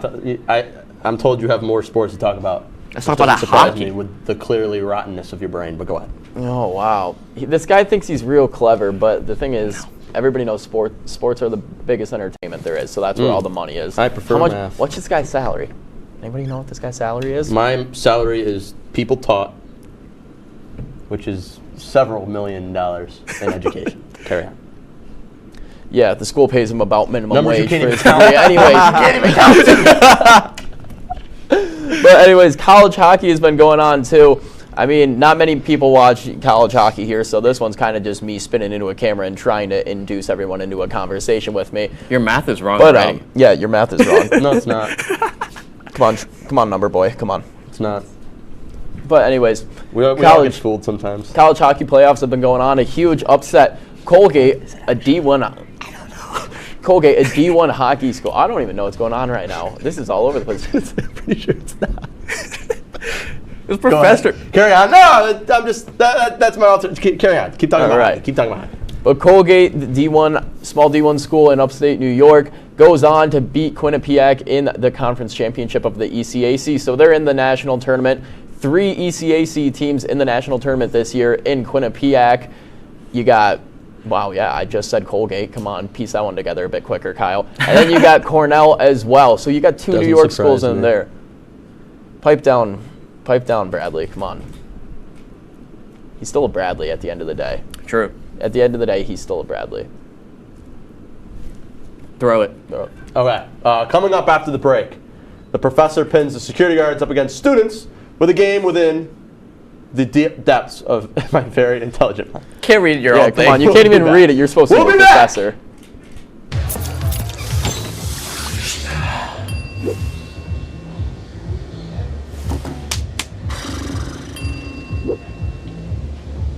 If you need to do something to feel okay to drive, you're not okay to drive. Don't drive buzzed.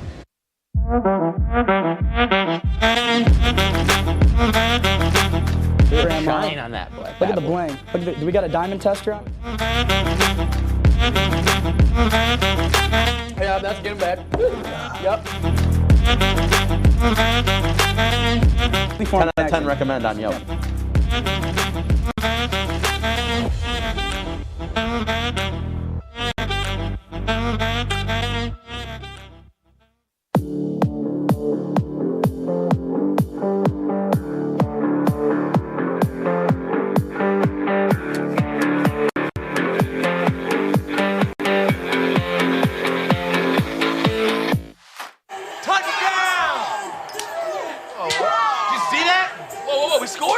We're going to the playoffs. I can't believe I missed that. Every time I'm buzzed, I spend too much time on my phone. What? I should take your phone away. No. I'll call for a ride. Hey, why does my face look like that? I'm playing with these new face filters. Okay, you know what? Yep, that's mine. But I need that back. No. Kevin!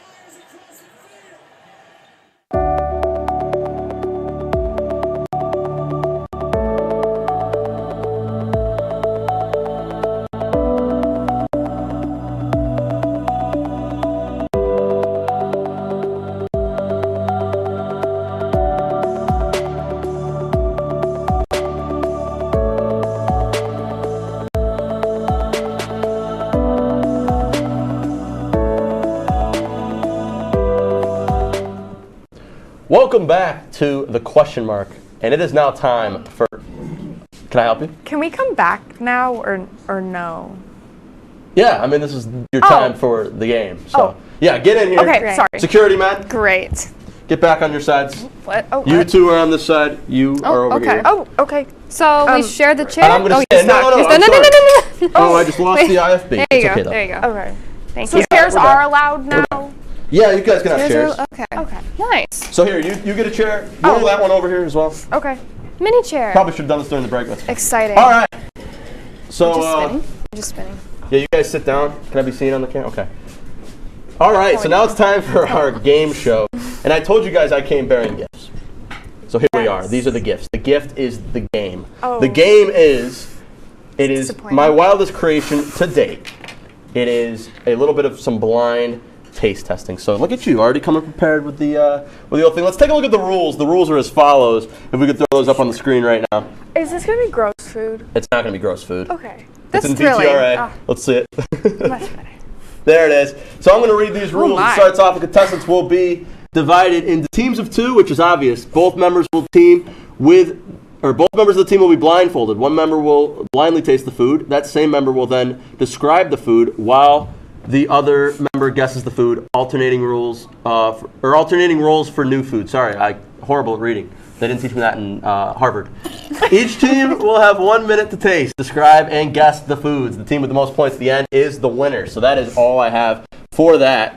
But there is one final little catch, because I say this was done before, and this was done by Ellen DeGeneres, but unlike her, we like our crew. So we are going to do a little bit of an alteration to this game, and it is going to be that you guys cannot describe the foods using more than 2 words. So you can do 2 words, and then they can guess, and then it resets.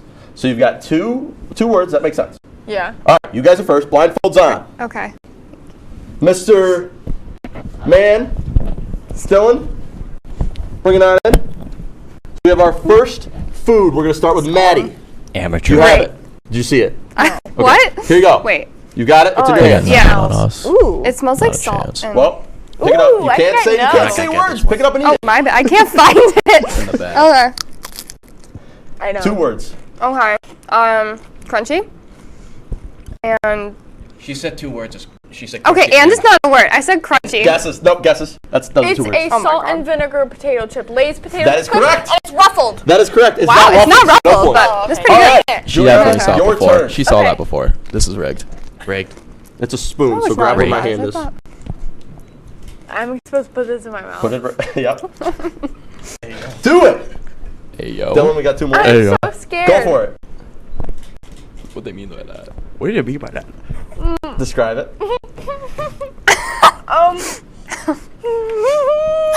We got 5 minutes. You gotta go. It's All right, time's up. Next food. Wait. Nope. No points. Oh my God. We gotta get going, guys. We have 5 minutes left of the show. Oh my God. Here you go. Thank you. You said it Where's wasn't the gross. It's right there. Oh. Amateurs. Oh. We're not gonna have God. time. We get the one Mac W. Easy dub. I swallowed it. Pickled? Nope, it's a pickle, so you lose the point. No, I didn't. No, pickle doesn't add to No, you lose the points. No points. Yep, Oh you got my it. This is God. not as gross as the other thing. They're bad. Ew. You gotta go. I have to eat Yeah, you have to this? eat it, seriously. Oh, belly. Meat? More done. It's ham. All right, so that's 2 points. So you guys are done. I'll take this off now. Ooh. Good job. All right, we Oh. really have to move. So here Oh my. and here. Mayonnaise? Yeah, that was mayonnaise. My finger is Next covered in one. pickle. Gross. Hold on. Wait a second, Dylan. Wait a second. All right, gentlemen. Here we go. Let's go. All right. Here, you start first, Mr. Kyle. Right here. Okay. This is gonna be a napkin now. All right, quick. Chocolate chip. Is it a chocolate chip cookie? Nope, that's wrong. Next. You're done. Here we go. Yours. A little alteration to the rules due to time constraints. So. Here, go get new foods. Cheesy. Noodle-like. Is it a Cheeto? Yeah, I'll give you that. That's a point. So it's currently tied at 1 apiece. Cheesy or and 2 to 1. noodle-like was it? Here, it's a spoon, so here. Oh. Grab it. Go. Other side.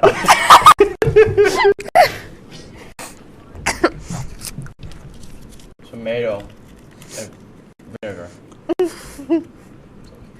Salsa? Nope. Here you go. Final clue. This is for the game. This is tied. You got it. You got it. Orange dusty. Cheesy. No. All right. So the girls win. No! The girls win. Yes. We got to keep moving. So the reason why Pickle I'm was here, totally and the descriptive reason word. why we had I had the foods- Cheeto too. No, yours was flavor hot, but I gave it to you anyways. All right. So the reason why I'm here is because of that blasphemous show known as Cream Free. I was able to get a little bit of a message from an insider. Let's take a look at that DM that I received right now. It was from somebody who wants to remain anonymous. Let's throw it up on the screen if we have it. Good morning, members of Question Mark from the Sunshine State here, just calling in to kind of express my opinions. I'll remain anonymous for the time being, but until now I want to just express my sincerest thoughts with you guys after tolerating such a blasphemous claim by Cream Free, Tommy Tellerino and Mark Patowski, and they really don't try and be the people who they try and present themselves to be. They're really hostile towards each other at the house and just around everyone else, and it's clearly noticeable. They do this thing that I don't know what it means, but clearly a lot of people are being offended by it, and it's starting to seem to be a really big issue. So overall, I think these guys have just been really, really not who they try to be, and it's an issue. So I'm just going to leave it at that. I'll let you guys take care of the rest, and I'll see you guys later. So there you have it. That anonymous source came in, apparently really close to the situation. And guys, I just know what they're trying to do. They're trying to take us out. They're trying to take us out from within. And I need all of you guys to promise me that you're going to stay strong. I need you to stop talking. Excuse me? You heard me. Excuse me. You heard me. You didn't hear me. I need you to stop talking. Wait. Why? I'm done with this. You have... Excuse me. You are not just going to walk out on our show here. Absolutely not. Find another bodyguard. Are you kidding me? Wait, what? Are you kidding me right now? 420. Do you know anything about this? What about you two? No. These two newcomers, apparently. What is... We're supposed to be a tightly knit unit. You know what? I can't even bear with this show anymore. I'm done. Put it...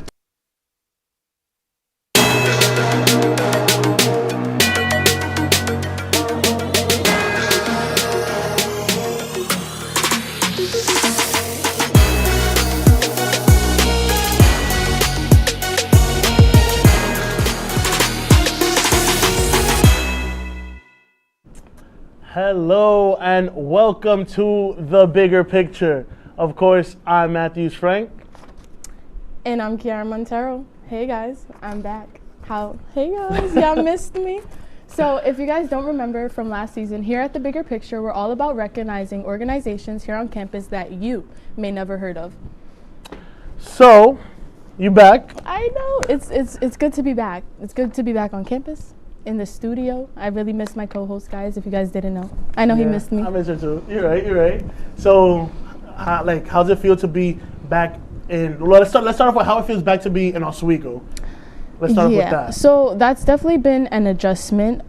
Just because last semester I think I could say I was on a worldwide tour, and now being back in Oswego, it's definitely just like more academic focus. I think last semester I had a good balance between academics and traveling. So just transitioning to being an actual student has been a little challenging, but definitely worth it. I got to come back from my last semester, and I feel like that within itself is a very good accomplishment to just like close out my college career where it all started.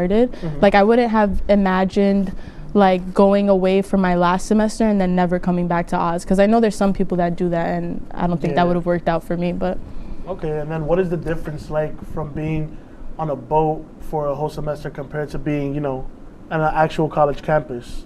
The lake winds. I mean, actually, the winds were kind of crazy because when you're at sea, like sometimes it gets a little windy. But definitely just the weather has been a huge adjustment. I think my routine last semester, just like waking up on a ship, I would like go to the gym, do sunset yoga, like stuff like that. And now, not to mention, you were without Wi-Fi at some points. Yes. Oh my God, that was one of the best things too. Like just being able to disconnect and like kind of just having that time for myself.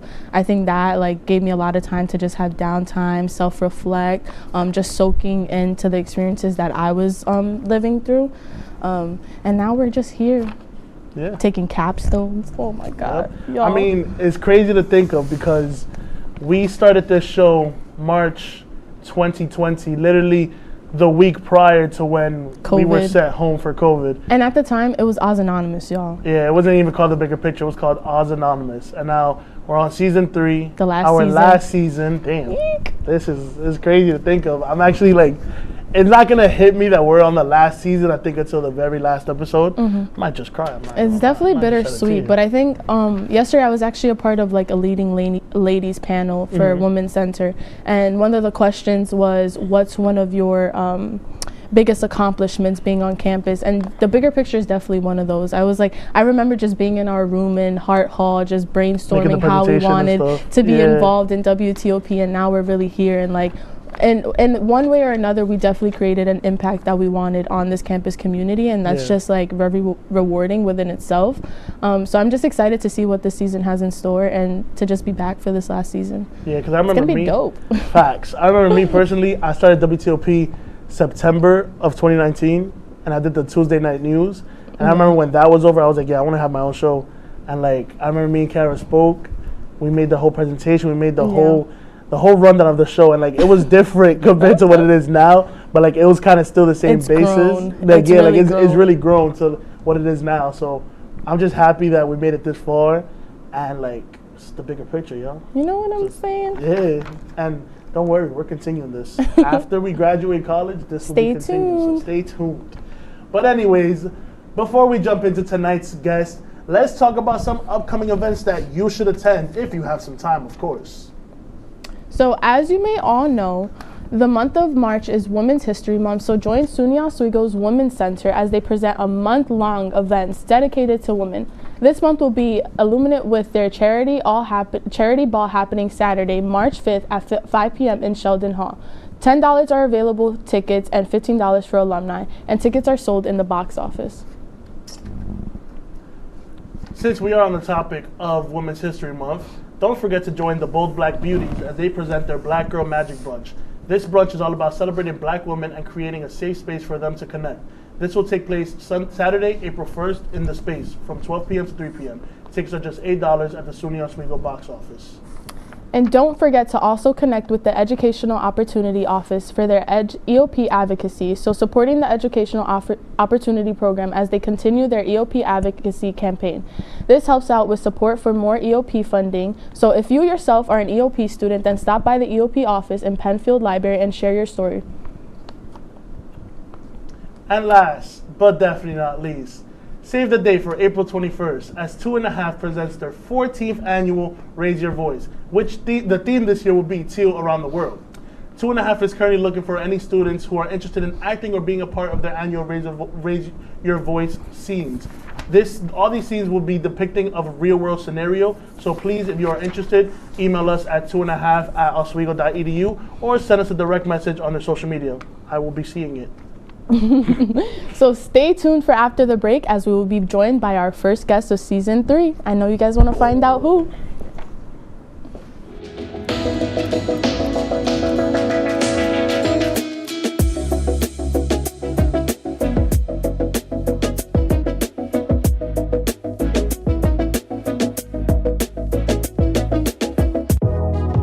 Welcome back to Major Discussions.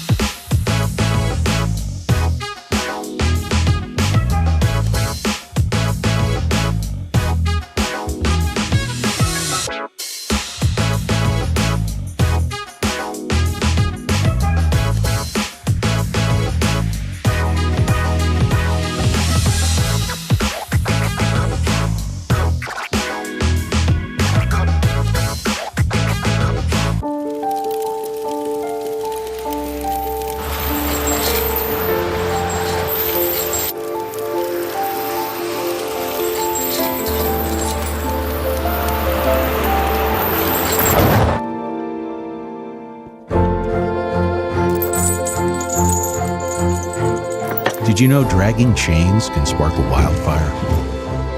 Only you can prevent wildfires.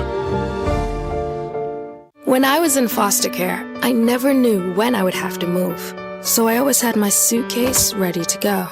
Then one day I was adopted. My new parents opened their hearts and home to me. My parents cook my favorite breakfast for me every morning. My parents take me on trips I never thought I would go on. They gave me a home and an even better reason to use that suitcase. My parents aren't perfect, but they're perfect for me. Hey there, I'm Al Roker, class of 76. Yes, way back in 76. Back when the earth was cooling. You're watching WTOP.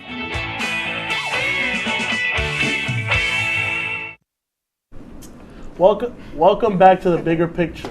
Tonight we are joined by the Black Student Union. So let me give you a little rundown of what the Black Student Union is. The Black Student Union of SUNY Oswego was founded in 1968. Since then, their mission has been to spread information concerning Black people by educating the campus community about the culture through weekly programs and events. Tonight, we are joined with the Black Student Union's Director of Programming, Janae Robertson, and of course, Madam President, Autumn Jones. Welcome to the bigger picture. Welcome, guys. Thank you for coming on and joining us tonight. So today we just want to get a better idea of what Black Student consists of, and for your personal experience, what was your drive and intention when joining Black Student Union? For me, it started before I even applied here. Like I had a friend who was, she was president, what was it, my sophomore year, but she had been in BSU before, of course, because that's how you qualify. And she had been like telling me about the orgs and stuff. She was telling me about like Alana, and when she was telling me about these orgs, it like showed like, oh, I can go to a PWI and still have my people around me and not feel like I'm really like far away from like New York City or something, because that's where I'm from. So my drive was really being able to like feel safe and included on campus and already having a connection to someone very important to the org from jump. Okay. Yeah, mine was pretty much the same as Autumn's, like, but I didn't know anyone prior to coming to the school. I pretty much came here and I went to the involvement fair and I saw a lot of people that looked like me. And so Black Student Union stood out the most because, you know, that's what I am. So, and then I joined as a committee member, and then when it was elections time, I ran for DOP, took her spot. Now she's pres, so it was pretty much just that, yeah, finding my people. And do you guys feel like you guys made the right decision joining the Black Student Union? Like looking at it now from when you guys first joined to now? Yeah. Elaborate a little bit on that? Like, if I didn't, I would have been so bored here. Yeah, I agree. That's why I tell people, like, you say you're bored at school, like, or at least at this school, do you do anything other than school at school? Because you can do a lot more things. Like, you don't even have to be on the board to have fun. You don't even have to join the committee, honestly. You could just show up to stuff whenever you can and be entertained. Because if it wasn't for the orgs, I would have been like, really? Yeah. Just class. School, just class. Just straight class. So exciting. It's not. Yeah, I agree with Autumn because even last year, after my freshman year, like, I was just like, this school is so repetitive.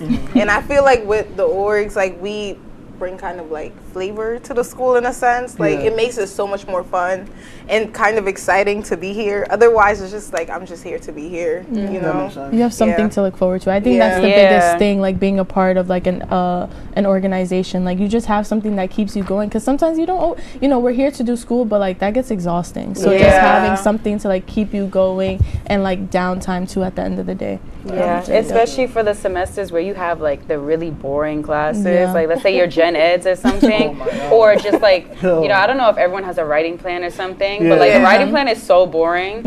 And especially last semester, oh my God, my classes were not theater, and I'm a theater major. So it's like, I had nothing exciting going on in class. That was me, like, when we first came to the school, I was honestly confused why I was taking nothing that was in my broadcasting, journalism, communication field. I was just taking like math, history, criminal justice. And don't get me wrong, I had fun in like some of the classes. Like, criminal justice was a great class, but like, why was I taking that? Like, it didn't make no sense to me. But let's move on to the next question. So, how is it like keeping up with such a big legacy that BSU has, with it being the first multicultural organization, of course, alongside the Latino Student Union? So, like, you know, keeping up with that legacy, how does it feel? Because remember, I don't mean to put the fear in you, but like, there was so many other e-boards and like past alumni that they paved the way for where we at now. We're continuing to pave the way for like the future people who join the e-board. So like, how it feels to make that history. Fun fact: one of my high school teachers was on like BSU in Oswego too. So when I applied, I was like, oh, girl, that's crazy. And then I know you guys saw that post SUNY made. Yeah, about the that we were the first. You guys were the first. We were the first SUNY to have a BSU. That's really dope. Props to Oswego. Yeah. Surprised that Oswego could do that. I could go first. Yeah. I would say, like, as director of programming, especially during Black History Month, I feel like it's a lot of pressure, especially from like the alumni. Well, not even too much on me as it is on her as president, because like, they expect everything to be so perfect. I feel like during the rest of the academic year is not too bad, but during Black History Month specifically, like, you feel that pressure on you. Yeah, and it's like what Janae said, the president position, all eyes on you. Yeah. That's why I said I felt that, because everybody's watching. Like, any little thing that's wrong, but like, okay, but why didn't you do that? Exactly. And she's like, you know, I made a mistake, or just I was doing all the other things that a president got to do. Yeah. Some things get missed, or I just didn't know I had to do some stuff. So like, that pressure was pressure. Like, it was pressing, you know? It was always thinking about, like, you know, it's been since 1968, it's 2023, and we got to keep it going over 50 years. Like, oh my God, there's a lot on your plate to get that month done. And if you don't have the proper support, you're going to crumble. So, like, that's why, like, I appreciate my e-board so much, especially Janae, because, child, you can't do it by yourself, and like, you need other people to really have like their brain there. If you don't care or whatever, then it's gonna be even harder. So like, having people around to relieve the pressure, like, even if they're not even like doing the job for you, like, just hearing you out and understanding why you're stressed is very helpful. Having a good e-board. Yeah. That really does help. I think it's because also, like, every time coming back spring semester and going into February, everyone knows that month of February, BSU is delivering the event. So you have to, like, that's a lot lot And they're like just waiting on us. Month. It's like, first big event, like, Especially a variety show. Everybody be waiting for that. And then even in the fall semester, like, the pressure is still on because we have 3 events technically, because especially with the Peace Walk with Alana Week, like, the pressure is on us because we're supposed to have like the biggest event. So even in the beginning of fall and spring, it's like, damn, I got like plan things out and stuff. I gotta do all this stuff. And that's just a preview for spring. So Well, you guys are definitely doing the damn thing. So like, you definitely said that you wanted to find like a space for you when you came to SUNY Oswego. So what do you feel like is the importance of having an organization like BSU being at a PWI? It's very important. Like, the importance, oh my God, it's like through the roof. Because without it, like we said, you're going to be bored. Like, and then also you're not going to be able to express yourself. Without multicultural orgs, you really feel isolated, even if you have like other people around. But like, it's a place where like you get to express your culture without being ostracized. That's how that word is. So I feel like it's really important to have these things because it keeps the students alive. Like not literally, hopefully, but like it keeps us alive, that keeps us going because we have something to, like you said earlier, look forward to, you know, and representation. Yeah, represent ourselves because this school, it's a PWI, you know? You need some type of representation. Like, this is your home for 4 years, so having that space, like, that goes a long way. It really makes or breaks someone's college experience if you think about that. Yeah. It really does. And so, like, for Janae, since you are fairly new to SUNY Oswego, how did you feel about joining a multicultural organization like BSU and in a predominantly PWI campus? How did that feel for you? It felt really good because after joining, well, the orgs I'm on for the most part, which are multicultural, I feel like I finally found my people. Yeah. Like, I kept saying that, but literally, like, I was a bio major when I first came in. So that didn't help at all because in majority of my classes, there was nobody there that looked like me, you know? So when I joined orgs and stuff, like, I started making friends with people, even though, like, I had people who I met, like, freshman week or whatever. It's just, like, now I actually find people that really like me, like, y'all understand the stuff I go through, you know, stuff like that. So it's, like, it made it a little, well, not a little bit easier, way easier and way more fun my freshman year for sure. I felt that. Okay. So, I know Autumn, you were once DOP. Janae, you are the current DOP.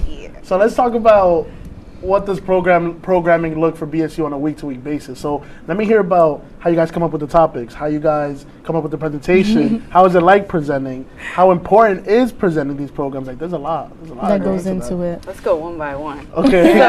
So how we think of the topics, I mean, like over the summer and the winter, we started like brainstorming ideas of like, let's say like current events and stuff, like hot topics pretty much, like maybe you see on For TikTok, Instagram, like stuff that like our people are talking about.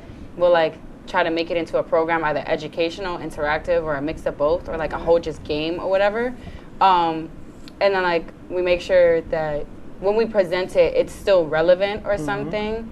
And it could also just be something overall relevant, like not just like a current event, just like something overall. Like yesterday we had you do a program about being financially like stable, financial literacy and all that stuff. It was a good program. I learned a and lot. that's something that's like an overall like issue of people not knowing stuff rather than just something current, like let's say, oh, this hairstyle is trending or something like that. You know, like locks. Yeah. She did. Don't forget to get your hair done by Janae. Yeah, slay by now. Look her, y'all. How about you, Janae? Since you are the current DOP, how does it feel? I actually really like presenting. I feel like, well, one thing it builds my presentation skills, of course. Like, I'm doing this every week.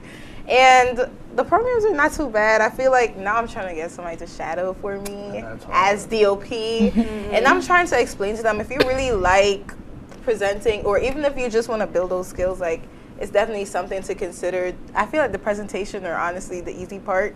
Because, well, I can see that, because you gotta stand in front of people. Exactly, And sometimes it's not even a lot of people, but you still gotta stand there, which sometimes break your vibes, to be honest. But it's like you still gotta do your job and do it well at that, you know.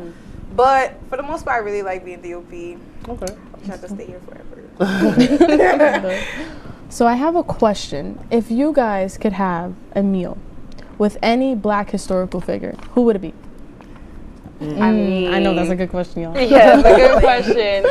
Well, if we're going with like someone who's like passed away, you know, like old, I would say Malcolm X, because he's like radical, you know. I wouldn't say like, oh, he was like violent man, but like he was different than what is like mostly talked about in like school and stuff. Like everyone always talking about MLK. People don't talk that much about Malcolm X. So it's like we want to like learn more of like why he was so radical, like what was going through his head, especially at that time and stuff like that. Is different from back then to now. So I want to have dinner with somebody like that to get a different perspective, because I don't necessarily consider myself radical, but when it comes to like political debates and like, I could get a little like, like I'm very passionate about like what I'm saying, but I feel like he was really, I feel like he was really up here. Like I'm maybe like in the middle, or he's like up here with the passion. So like I want to hear something like that from somebody like him. For me, it would be, I would say Harriet Tubman, just because she's a woman, and it's like I would love to know like how does she handle it. You know, because sexism is a real thing, especially with going to a PWI. Like, I'm dealing with it, you know. Like, it's a lot. So I would really just like to ask her advice on how she had the courage to go through all of that with saving all those people. I know she had, like, a lot of backlash, I'm pretty sure. A lot. So it's like, how did you, like, go through that? How did you handle it? Like, or even taking the initiative to do it. Right. Yeah, that's scary, especially like, back and forth, time. too. It's not even just a one trip. It's, like, back and forth, a continuous thing. So... And the pressure, like how we were saying before, like there's a lot of pressure on us. There was a lot of pressure on her too. It's like, how did you do it? Because help me. It's like all those people who she's saving and the ones expecting her to come back. Like that's a lot. That is a lot. If you could pick one person, who would it be? Mine would definitely be Bell Hooks. I love Bell Hooks. I love the work she's done with like feminism, class, race. I remember the first time I read one of her books, it was like all about love, and then from there I was like a little internet geek, like just trying to learn more and more about her. And from that day, like that was someone I was like, damn, me and you, we could have a conversation. It would be a good conversation. I would like to think so. How about you? I'll make mine's quick. I know you guys seen this on TikTok, but I love my historical figures, but I'm gonna say Jay-Z. What? Just because I know you guys seen this on TikTok. It was like, take $100,000 or have a sit down interview with Jay-Z. I have some questions for Rock Nation. I'm gonna talk to Jay-Z. But anyways. I agree. If you know me, you know I love Beyonce and Jay-Z. So we gonna get some answers, definitely.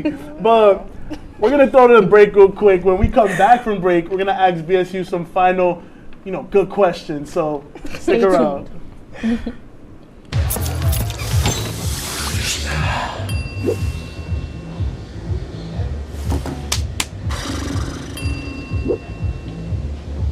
If you need to do something to feel okay to drive, you're not okay to drive. Don't drive buzzed.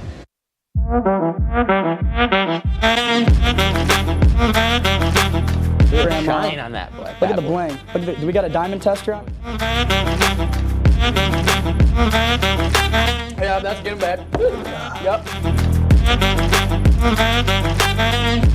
10 out of 10 recommend on Yelp.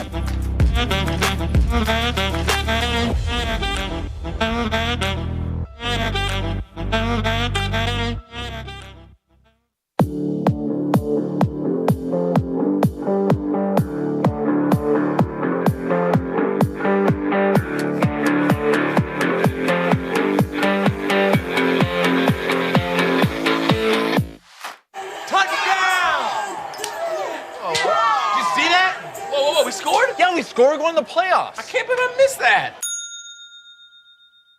Every time I'm buzzed, I spend too much time on my phone. What? I should take your phone away. No. I'll call for a ride. Wait, why does my face look like that? I'm playing with these new face filters. Okay, you know what? Yep, that's mine. I'm gonna need that back. No. Kevin!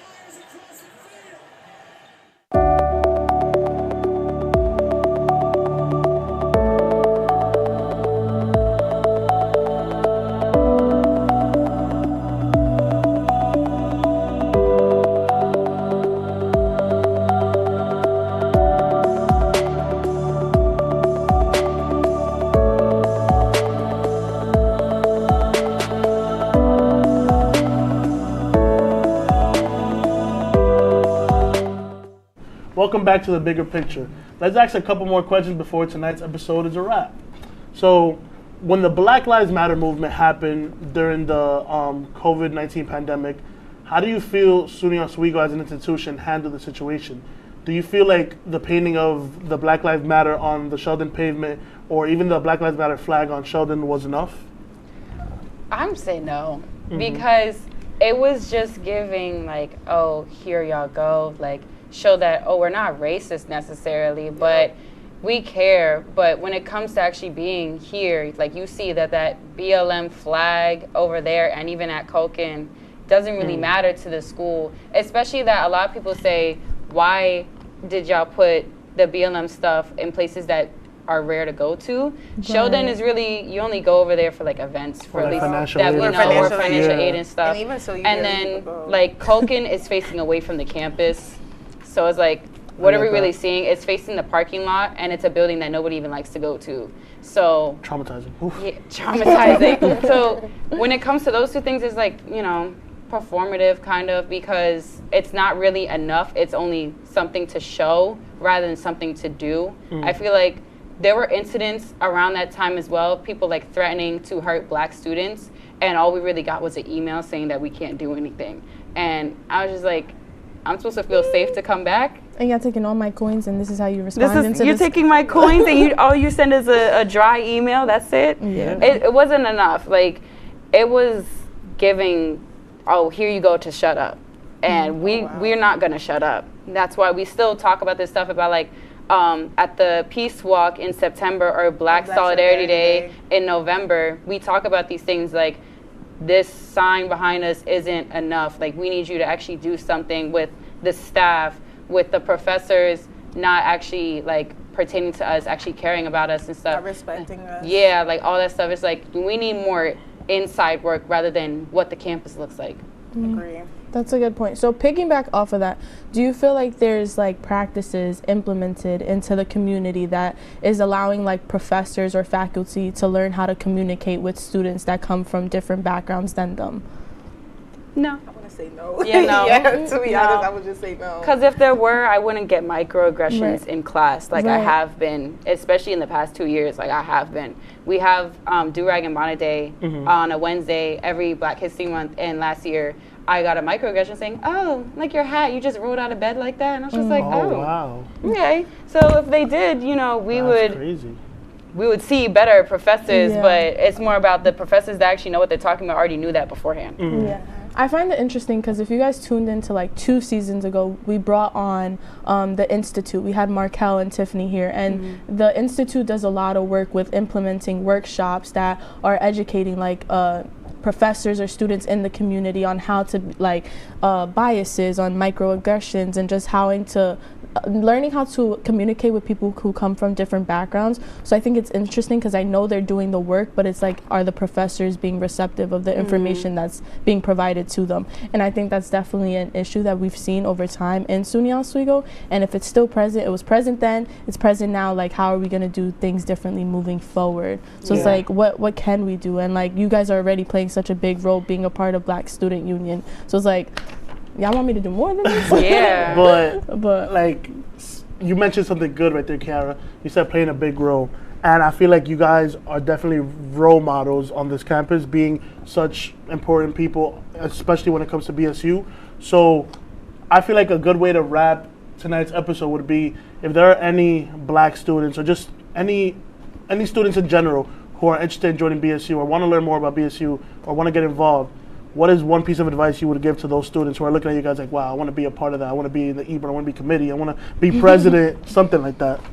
I feel like the issue we're having, at least from what I'm hearing about, is that people think E-Boards are a lot of work, in which they are, because it's like, you know, you have your schoolwork and then you're picking something else up. It's like an extracurricular activity, essentially. But the thing is, like, it's like a family, and you actually like do stuff that not only benefit you, but benefit everyone in general. So it's like the good outweighs the bad, you know. So I would just say, don't be scared to join the E-Board just because of the work or because of the people that's on there even. So, you know, baby steps. Baby steps. You want to say something real quick before we wrap up tonight's episode? Huh? Do I want to say something real like a quick advice? No, like, don't be scared. Like, if you're scared, nothing's ever gonna like happen. Like, if you're scared, you're gonna stay in your comfort zone, and you're just gonna be in your comfort zone. You're gonna be there forever, and you're not gonna improve. You're not gonna change as a person. Because honestly, this stuff looks good on your resume. It does. Now, it shouldn't be the only reason why you're in it, but that networking in your resume. In 5, 4, 3, 2. Live life. Breathe air. I know somehow we're gonna get there and feel so wonderful. Get in, losers. It's time for the Sunset Show.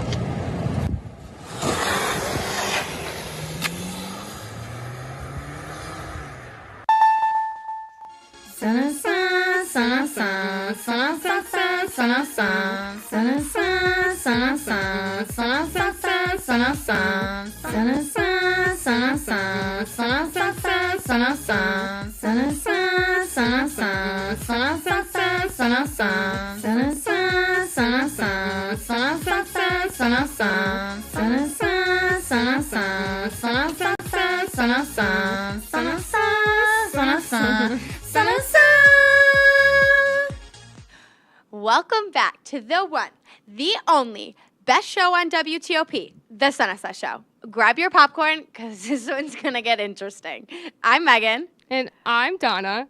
And I don't even know what this says. I want to start off by saying, did we have one heck of a weekend, Megan? We did. Oh, we did. But before we get into any of those details, I wanted to do a fit check. Woo woo. Now, I know I had a good outfit last week, and I know I was talking about it a lot, but I'm really feeling this outfit this week. No, you so look good. We're gonna start with the coat here. I can't say you don't. I got everything I have as thrifted except the skirt. So we'll start with the jacket. The jacket is from the thrift. I'm gonna take the jacket off now. Ooh. And then, so now I have this shirt. This is the DG1 Vintage shop, the same place I got your bag from last week. Oh, slay. I got this. This is Hottie. Glasses brought to you by the Oswego Streets. I found them.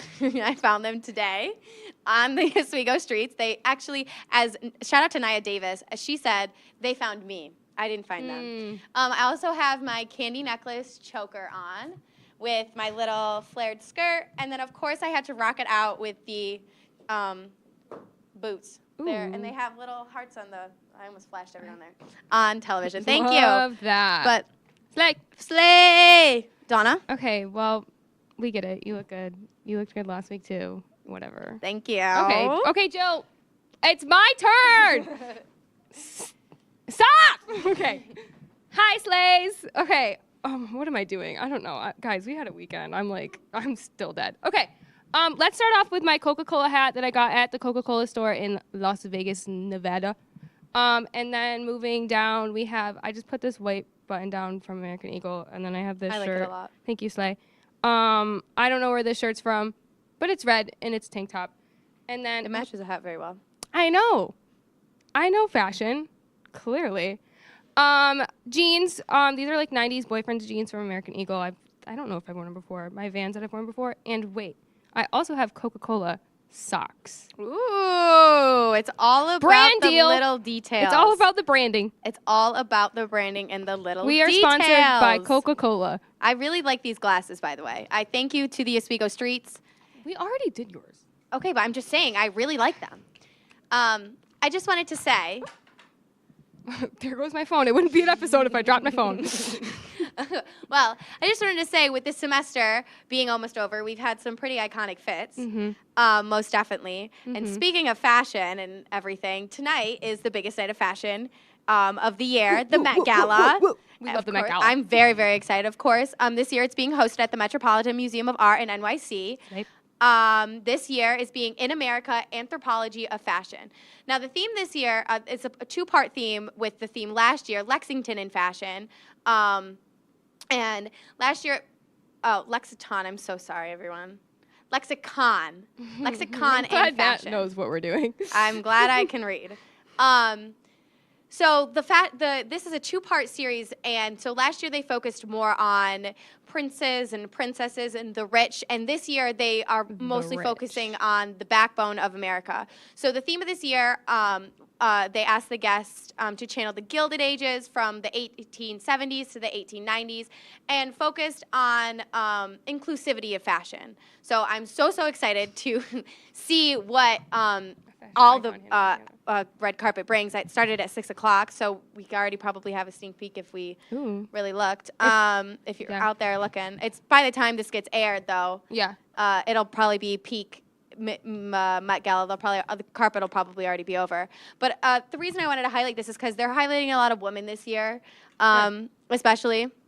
They're getting recognized. So the question I wanted to ask you is, what women are you excited to see on the carpet? Well, I heard Billie Eilish is attending. I can't wait to see what she wears. I heard a rumor that Khloe Kardashian arrived in New York City this morning. So I'm hoping we get all the Kardashians at the Met Gala this year. Oh, I heard, and we were talking about this on our car ride to the Raptors, that Kim Kardashian is going to be showing up in the Happy Birthday Mr. Kennedy dress. I hope she is. And I don't know if anyone knows who wore that dress. It was Marilyn Monroe. It's a gold, beautiful dress. It's actually in the Ripley's Believe It or Not museum because it's like a $300 million dress or something like that. It's crazy expensive, and she has been rumored to wearing it, and especially her and Pete. Now I'm very excited to see if she's going to go separately, if she's going to go with him. Yeah. I'm excited to see what they're going to bring. Excited to see if Pete does come. I'm excited to see what Pete's going to wear. I'm very excited. Yeah. The one thing I'm really bummed about is Zendaya will not be there.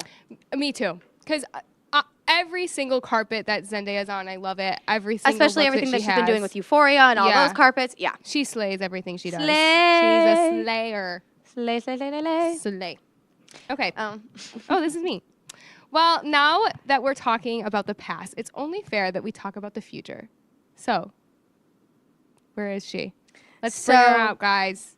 This is Miss Megan the baby. Megan with an H. Miss Meg. Can we get a little close-up on her? Look at her. Oh, my God. She is demonic. La, la, la, la. Yes, they spelled it with an H. La, la, la. Yes. So inside of her is a piece of sea glass and Damon Park's business card. She's got a BBL. No!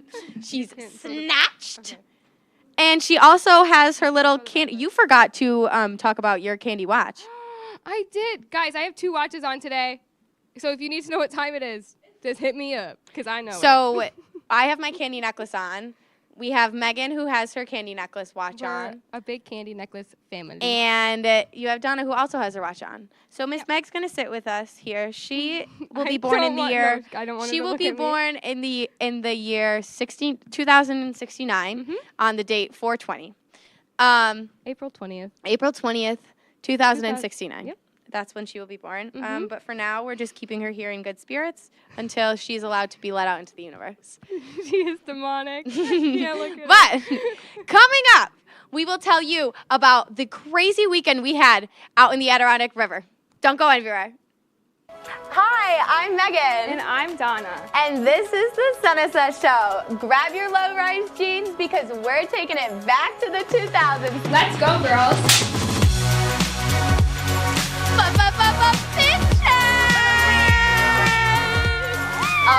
And low-rise jeans. Together? One of the boys. Boy.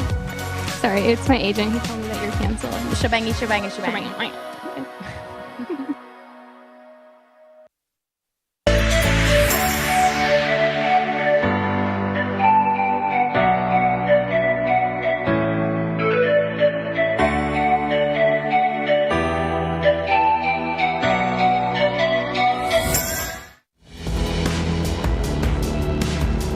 Welcome to the burial ground. The most must-see also in all of sports entertainment.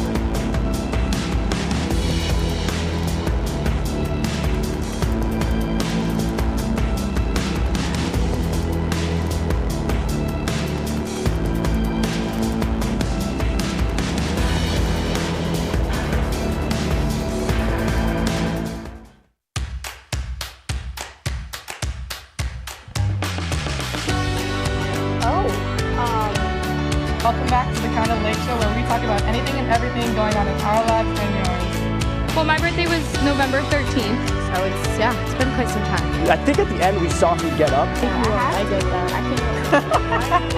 It's a winner. Yeah, I did bring you sweater for everyone. Here you go! I know your dreams. You started the paper throwing, just the immaturity. You lost before you even argued. Pretty insane that the Clippers, 10 of the last 11 postseasons, they're in there. Summer,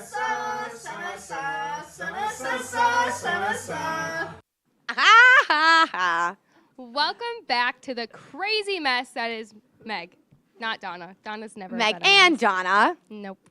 Most definitely. Anywho, so let's talk about what we did this weekend. First of all, we went whitewater rafting with the Outdoors Club this weekend. Thank you. Like, can we get a round of applause for John Custodio? John Custodio! John Custodio, great president of the Outdoors Club over here, took us. Yeah. And a nepotist. King of the Outdoors Club. We wanted to a big shout out to him for taking the whole club whitewater rafting. It was one of the best weekends of my entire life. I know everyone that went on the trip. We all got our pictures back this weekend, and they were great. We were raging about it. We had so much fun. Yeah. Hayden over there, she got knocked out of the boat. Hayden almost died. Hayden almost really died, but it was funny. Like, good that I'm glad that she's alive now. But like, it was she fell out at the worst time. I didn't think it was funny. And now that she's okay, I was terrified the entire time. You could I see it in my had an eyes. awesome time. I would never go again. But are you guys ready to see it? Yeah, we should probably just show you. Mel, roll it. Hey guys, I'm Megan. And I'm Donna. Welcome back to the Senesa Show. Hayden's back here. I love water. Today we went whitewater rafting. It was a lot of fun. Hayden fell out. Hayden fell out, almost died. But we'll have a few clips for you in a minute. Yes. Bye.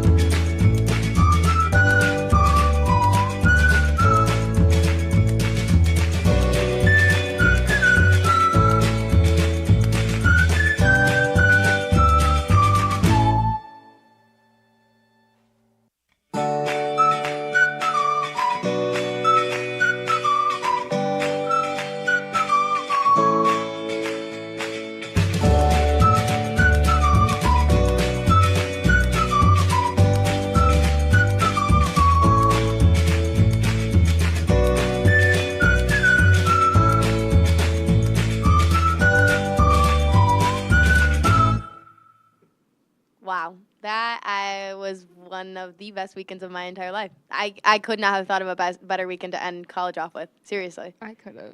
I was terrified. I loved every single minute of it, but the mean, fact that Megan could not come with us. Yeah, we're mad John, about that.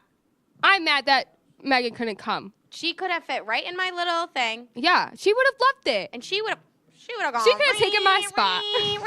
She would have loved it, I know. Yeah. I did have fun. I was just terrified. I think you could see it in my face how terrified I was. Yeah, Donna kind of was a little bit overstimulated the I was really overstimulated. I don't think I said a word. No, she didn't say too much. No, she didn't say too much. It was okay. Hayden rocked out. Hayden did really good. She rode on the front of the boat, and then after she took a spin, she still wanted more. We're going for a swim. Yeah, she was like, let's go for a swim. And then shout out to Dubes. Dubes was a lot of fun. Yeah. She also rode down the river and everything in her little life vest. And shout out to Kim for recording all of that footage. Yeah. But we are missing someone here today. We are. That isn't with us. Yeah. And to share with all of our memories. Mm-hmm. So the best member of our crew isn't here. Yeah. And as he's not here, I've heard from buzzes around the studio that he has a message for us. Yeah, he has a little. We saw what we did over the weekend, and now it's time to see what Jack did. Our man Jack. Yeah. So, let's see. Roll the Mel? clip. This last week have been very interesting for me in the sense from the basketball game to the sad news I got on Wednesday. Around 7:30, our great VP of Prod, Megan Trivia, brought me some supplies like Gatorade, lottery tickets, some snacks, and a thermometer. Then others reached out. Then, what did I do at 9 p.m.? Well, I watched WTOP 10, of course. I watched news, and then I watched the Kind of Late Show. At about 2 p.m., I left for quarantine. After that, I really didn't do anything besides watch most of night news, which I normally work on as technical director, and I also watched OX5. After that, I watched Laker Connections, who gave me a shout out on the air. Then I watched Laker Baseball and WNO when they won, and I also they also gave me a shout out on that broadcast. And then I watched lacrosse on WTOP 10, and they thanked me, and then they also shouted me out. Now on Saturday, I feel way better with no fever, and I would say, and my cough is getting progressively better. What I did today was I listened to baseball on my phone and watched WTOP 10 Women's Lacrosse podcast. After that, I had the worst potatoes I've ever tasted in my lifetime. And then after that was really it.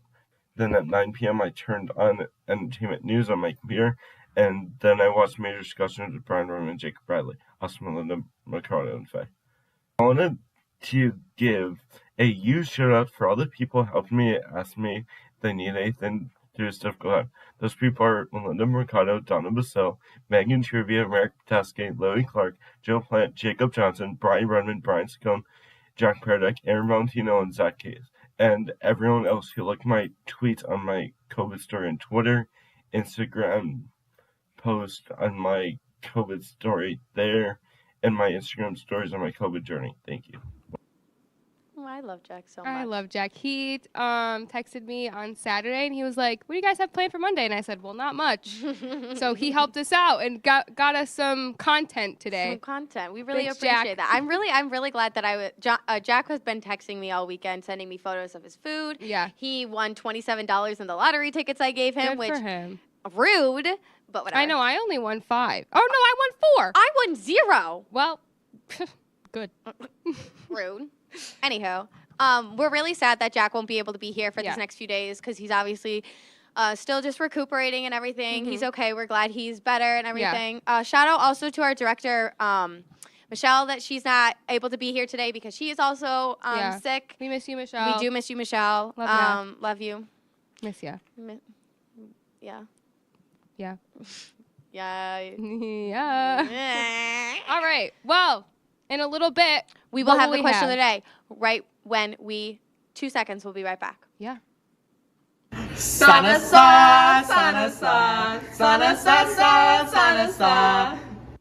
And we're back! Yay! I knew you missed us so much. I did. But it's all for our favorite time of the show. Yes. The question of the day. Yay. Whoa, yeah. I feel like I haven't sang. I usually say you're a good singer, but that one hurt my ear. What song should I sing right now? So give me one. Give me one. Quickly. Come on. I can't think of I one. didn't sing. I haven't sang a lot in this episode. Come on. I don't know because you just hurt my eardrum. Why ever gotta be so You complicated? You don't know See the way you're acting like somebody else gets me If you knew the words, frustrated. I would tell you a Life's song. like this, you fall and you call and you break and you shake what you get and you turn it into. There's honestly, only one episode left, guys. Let's hope I can get through it. Okay, we're going to go to the question of the day. So obviously with us being surrounded by a lot of friends this weekend, especially with the Outdoors Club, we saw, shout out to Danny Hernandez. Yes! He came up this weekend, and Love we you, saw Danny. him. We love you so much. Love you, Danny. We saw Danny this weekend. Jack, of course, great friend. We have all the girls here. We have our student audience that loves and comes to support us. Student audience. They are a student audience. Audiences of students that we teach every day how to be better. There's a student audience. Well, you're students, are you not? They're mad that we call them student audience. All right, whatever. Well, our audience. So I did yell at Jacob Bradley earlier because I was stressed and he was talking, and I said, "Can you shut up? I need to hear this." No, literally, Donna got frustrated. Donna was getting frustrated because she was trying to edit the videos, and I literally walked in, and Jill said, "Our friend Jill, turn the camera around on you. Turn it around on your son. Hurry up, Jill. We don't got all day." There's Jill. There's Jill. Yeah. So Jill was like, she's not in a good mood. And then she's like, no, I'm not in a good mood. And then I was like, oh, and I turned around and walked my little butt right out of there. Which leads us into the question. Which leads us into the question of the day. What makes a good friend / what qualities do you look in for a best friend, for a lifelong friend? Would you like to start? Would you like me to start? You can start. Something that I look for, as we have become really good friends over these, my earpiece keeps falling out, I know, everyone, so because does these mine. glasses, is no expectations. I think, especially in friendships, there's a lot of expectations to be great, to be 100%, to be this and that. And I think, 1,000%. to be 1,000%. And I think sometimes, like this weekend, there was no expectations.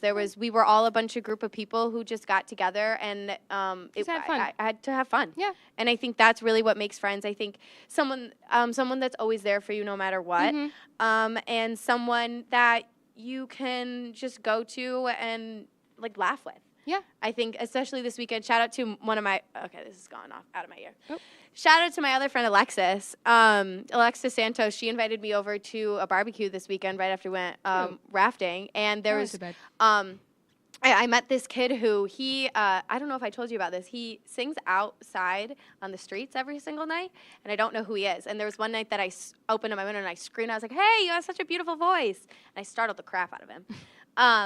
But I met him this weekend because he's like my neighbor and she is friends with him. And it's like this, it was like this whole full circle moment. And I was like, oh my gosh. And it was just like, now we're like good friends. And I added him on like socials and everything. And like, it's just like fun things like that. And I think, especially with like college coming down to the last few weeks here, I've really realized who a lot of my friends are. And I've really realized that I'm going to make some friends for life. You know, I have, especially like I have you, I have a lot of the girls behind the camera, everyone sitting over there. I have a lot of lifelong friends that I'll never forget. Yeah. What do you want to say anything? Do you have any qualities that you like in a friend? I want you to say what your mom said to you about me. Oh, I'll read the text. So and then I'll get into mine.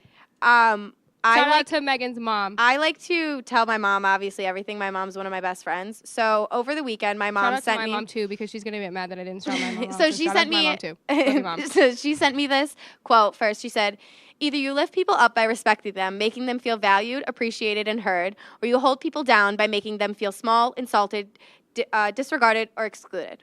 And then after I talked about how I had an amazing trip this weekend with Donna and everything, and my mom was just saying how she's so glad. Here, where is it?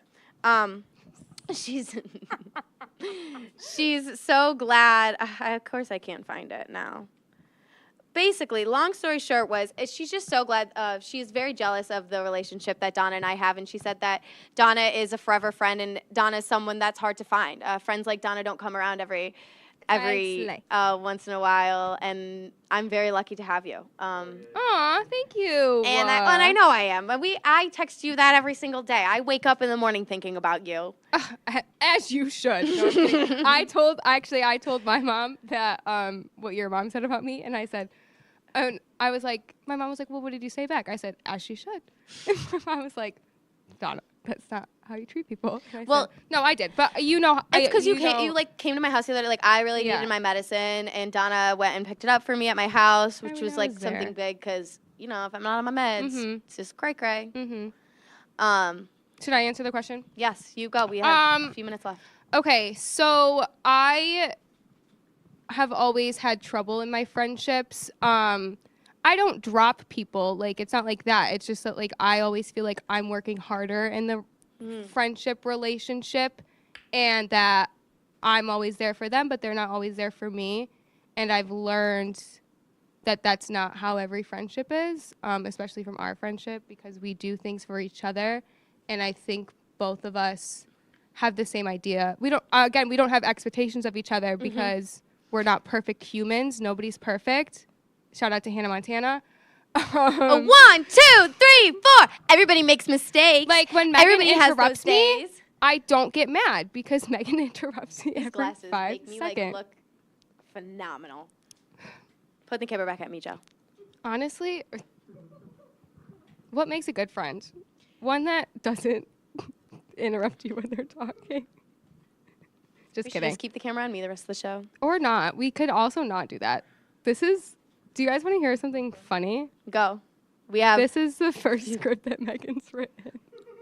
This is the first script that I've written, and it will be the last script that I've written, as next week is our last show of the semester!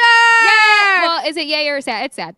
It's sad, but it's exciting. Yeah. We will be an hour-long special, so make sure you guys Tune tune in. in. And don't go anywhere! Lights, camera, action.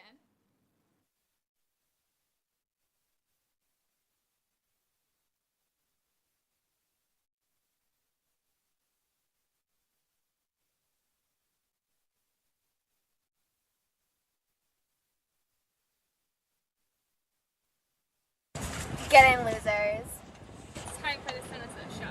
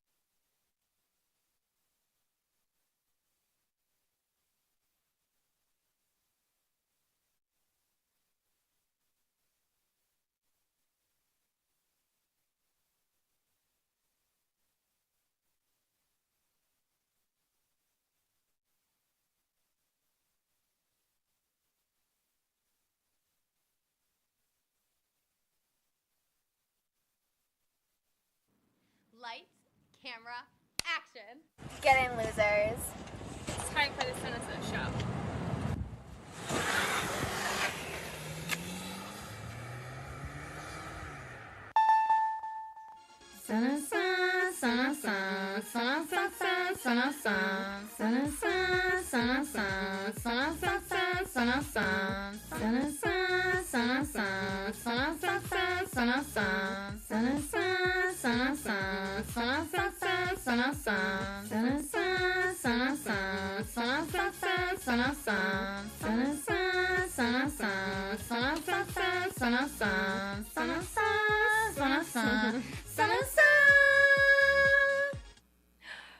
Welcome back.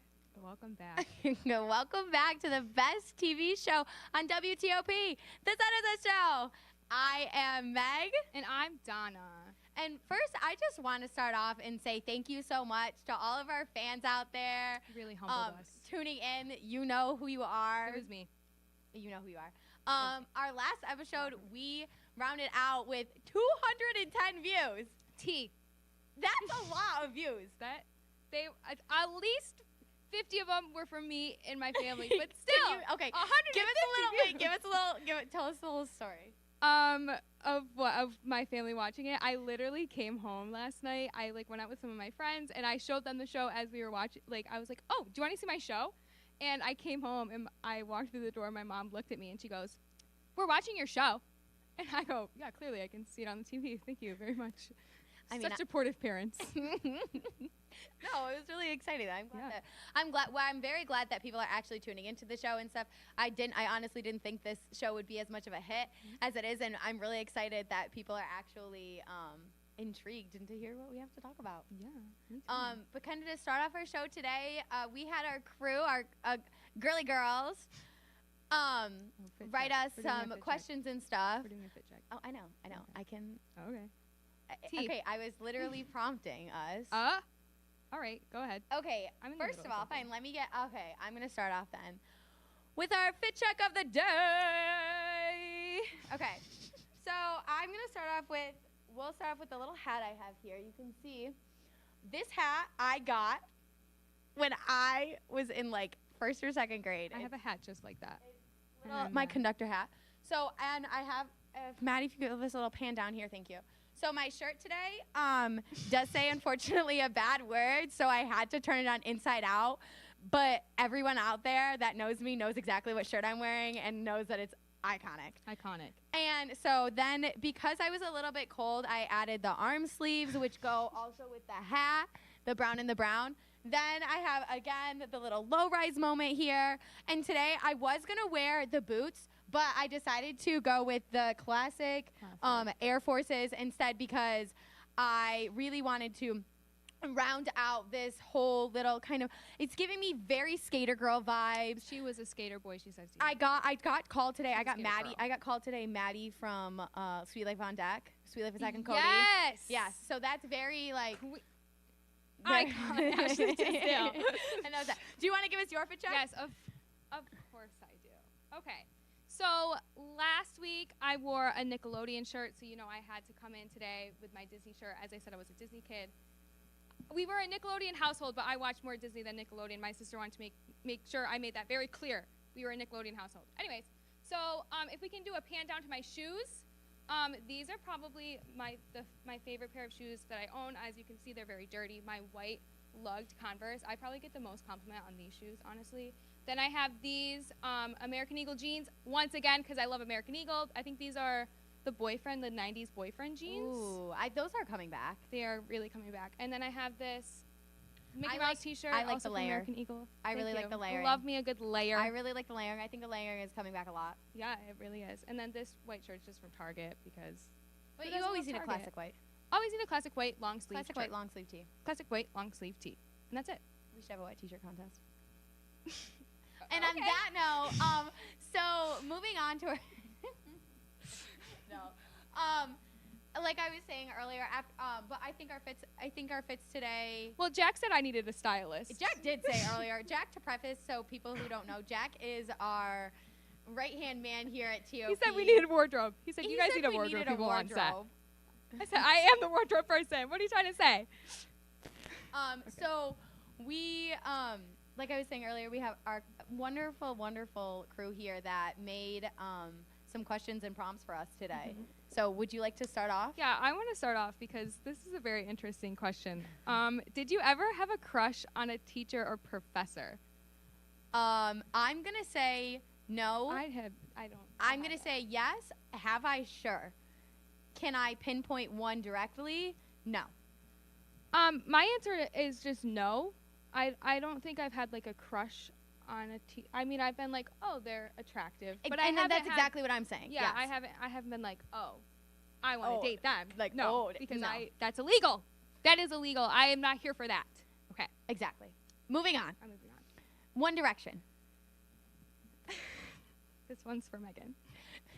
Better as a band or a solo career? You're like about to cry right now. A loaded question. First of all, yeah, you go first. I'm gonna say that they're better at a band. One Direction will always have my heart. That's it. One Direction will always have my heart. They will 100% always be a better band than solo artists. Do I think Harry Styles though is more successful in his solo career than in One Direction? 1,000%. But do I think that he made One Direction the band that they were? 1,000%. Sorry, I just kept reading the questions after it, which I probably shouldn't have No, done. Okay. All right, next question. Yeah. No, I don't have an answer because I didn't really listen to One Direction when they were a band. I listen to them now. You're a Glee girl. I was a Glee kid. Yeah. Okay. Anyways, I know who this question is from. Since we are both seniors, yes, is seniority a thing? I believe so. I believe so. Yeah, I think if you, I just feel like I mean I can't think of words right now, but you're coming into a new situation. I think you need to take time to learn from people.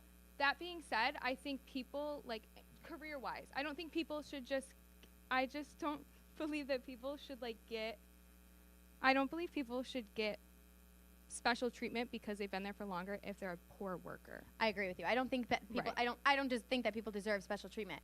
But do I think that there is a hierarchy? Yes. Yes, 1,000%. I think that there is a place, and there's a time and place for everything. Yes. And I think there's a time and place for certain things.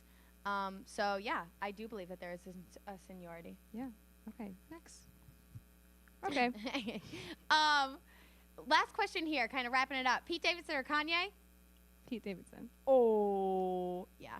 Yeah. First kiss story?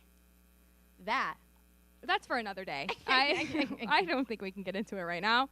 Well, after we take a well-needed rest from these absolutely steamy, pricey, chit-chatty questions, we're going to play a game of Kiss, Marry, Kill with all of our favorite 2000 TV and movie shows. Favorite icons. Woo!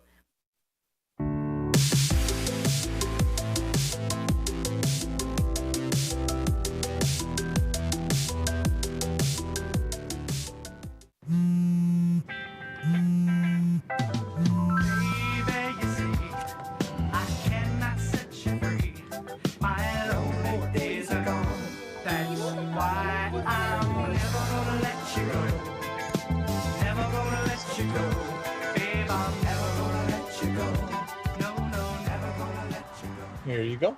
Thank you. Thank you.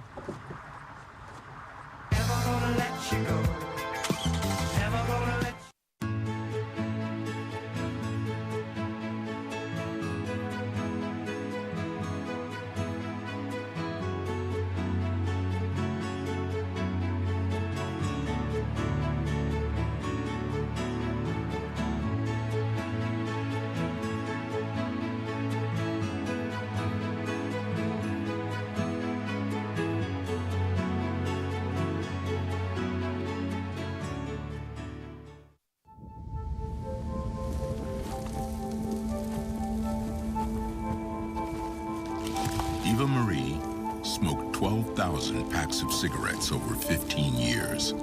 She quit, and now there's a new lung cancer screening that could save her life. You stopped smoking. Now start screening. No matter how much you smoked, early detection could save you. Talk to your doctor or learn more at savedbythescan.org.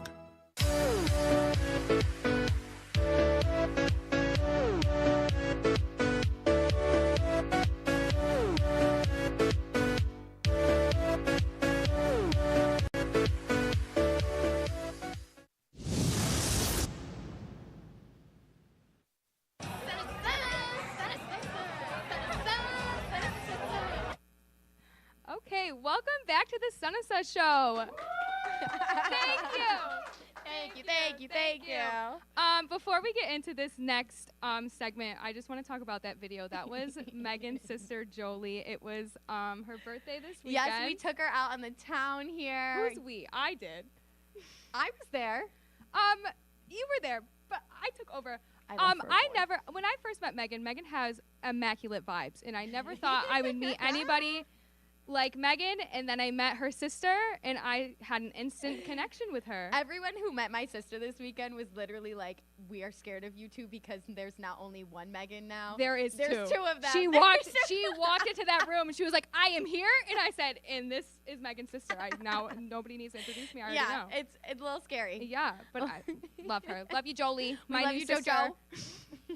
Okay, now let's get into it. We are gonna play a little throwback game from middle school, everyone's favorite middle school game. Kiss, Marry, Kill, with iconic movies from the 2000s. We have 3 different categories for 3 different queens. Icons.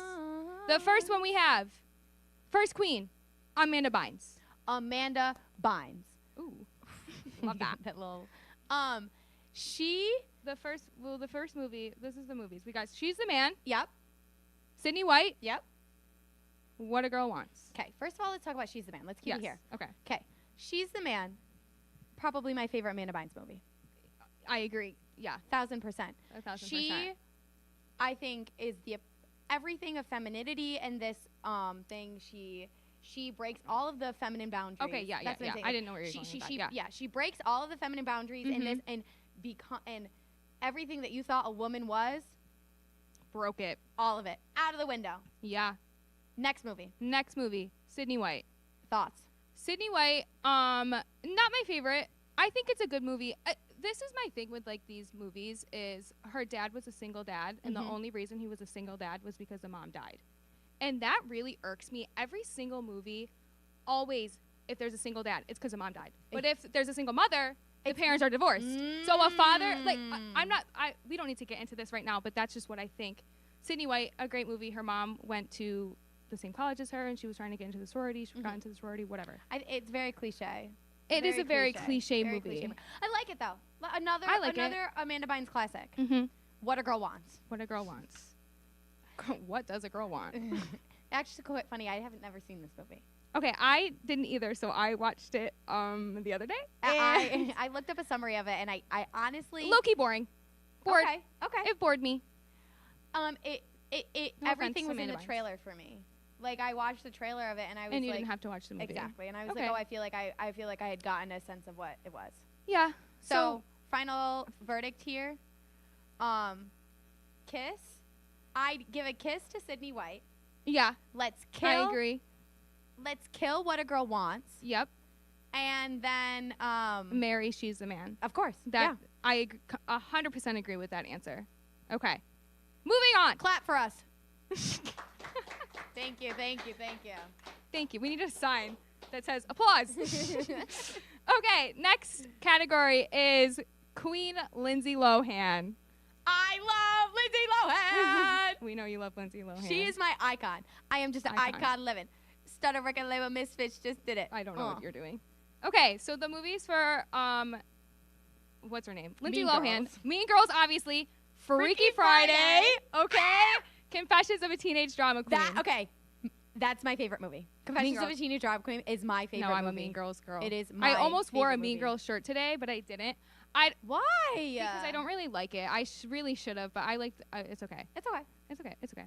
Okay. I love Mean Girls. Freaky Friday also. Oh my God. Love that movie. Lindsay Lohan in Freaky Friday. The fashion. I mean, just look at that.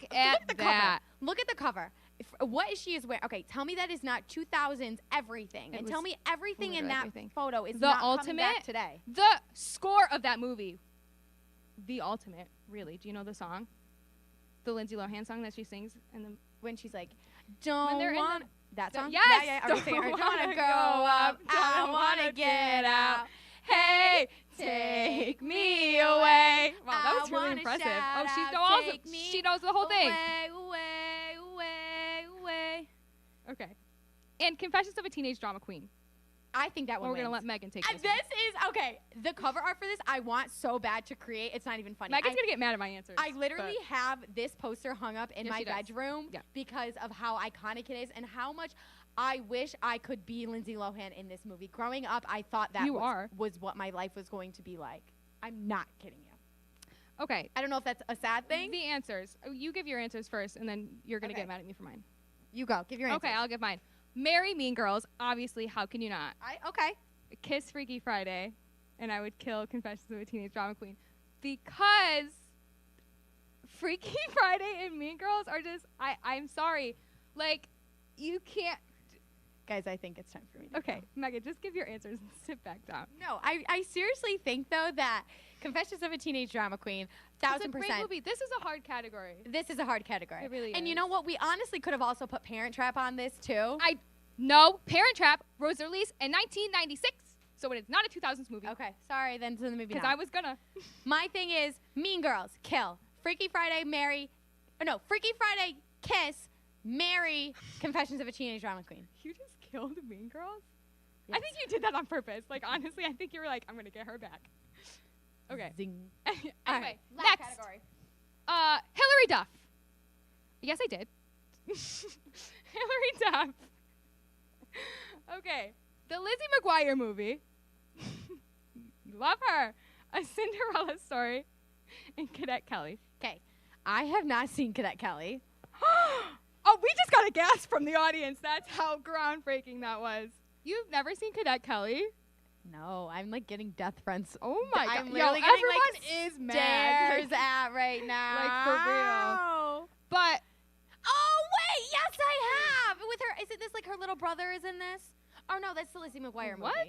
movie. I'm literally thinking of the Lizzie McGuire no, you're not. movie. Explain the Lizzie McGuire movie plot to me. Her little brother, her and her little brother, I feel like are like her Lizzie McGuire in the Lizzie McGuire movie. Her little brother is a huge part of it.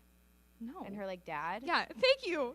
I got a what? I got a what? What are you talking about, girl? No, Lizzie McGuire. They go to It's hello. Yes. Hey now. Hey now. This is what dreams are made of. Copyright. Okay. No, it is, but like, okay. No, they're only in the beginning. I mean, okay, whatever. Anyway, regardless. Give your answers. I say kill Cadet Kelly, kiss A Cinderella Story, and marry a Lizzie McGuire movie. A Lizzie McGuire movie that the iconicness of the Bitmoji of her, I think was so ahead of its time. We're in the works to create so ahead of its time. Yes. It's the cutest thing. It's the absolute cutest thing in the entire world, if you're asking me. If you're asking me. Okay.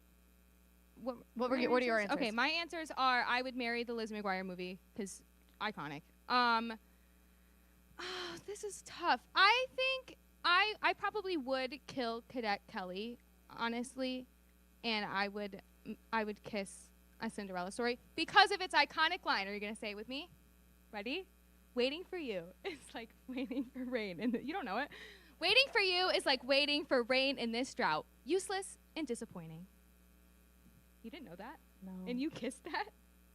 I kissed what? You kissed A Cinderella Story and you didn't even know it. Yeah, because, okay, my favorite Cinderella story is the Selena Gomez one. Oh, never seen it.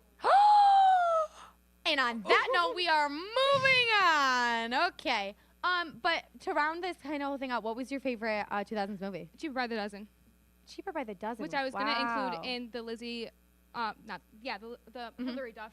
She's not, her name's not Liz McGuire, her name's Hillary Duff. But she wasn't the star of it. But Cheaper by the Dozen all the way. Mine definitely 100% was Confessions of a Teenage Drama Queen. I cannot tell you the amount of times. Be your answer. I cannot tell you the amount of times that I've watched that movie, the amount of times that I have literally I mean, I solely think the reason I'm going to live in New York City is because I grew up watching that movie and it was like, it made me I truly think the reason I'm not going to have kids is because I watched Cheaper by the Dozen.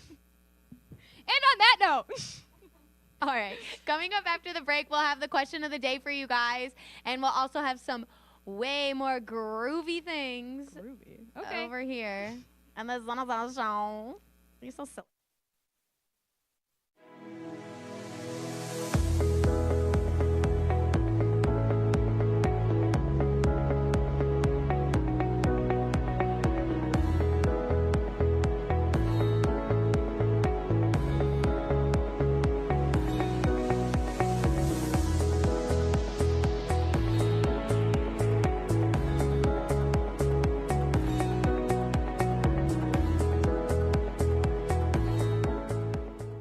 This job looks perfect. It says you need a high school diploma. You got one of those, right? Skip the drama. Get your diploma. I got that. Find free adult education classes at finishyourdiploma.org. Major Discussions is the new show that explores the stories of students right here on campus. I personally came here to SUNY Oswego for the broadcasting program because I love to hear people's stories and to do work just like this.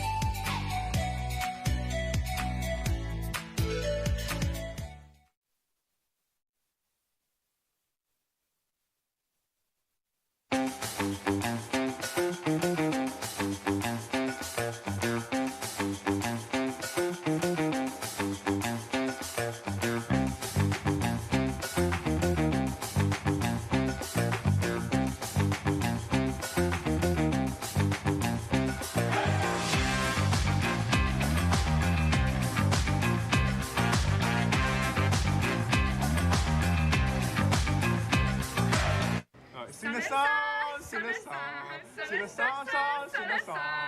That's perfect. Yes. That was awesome. All right, welcome back to the Sunisa Show. If you didn't know who that iconic man is, it is Jason of Wine Zones Calzones. Yes. Okay. I think recently, especially, he's been trying to make his way here around campus. And I feel like I see him everywhere I go. But you know who his favorite people are? Who? The people of WTOP. Oh, of course. Absolutely loves He us. does really like us. And I can give you some tea here. I think a WTOP calzone is in the works here. Yes. Maybe, possibly. Yes, it is. Yeah. Should be named after us. So, for any of you newbies out there tuning in tonight, you know, and you know who you are. We do something at the end of the show where I ask some super silly questions, and we like to discuss and give some advice. Sometimes these questions can be serious. Sometimes they can be funny. I think this at the end here is where we really like to show our true colors and This is really where we like usually to fight. Yeah. or not.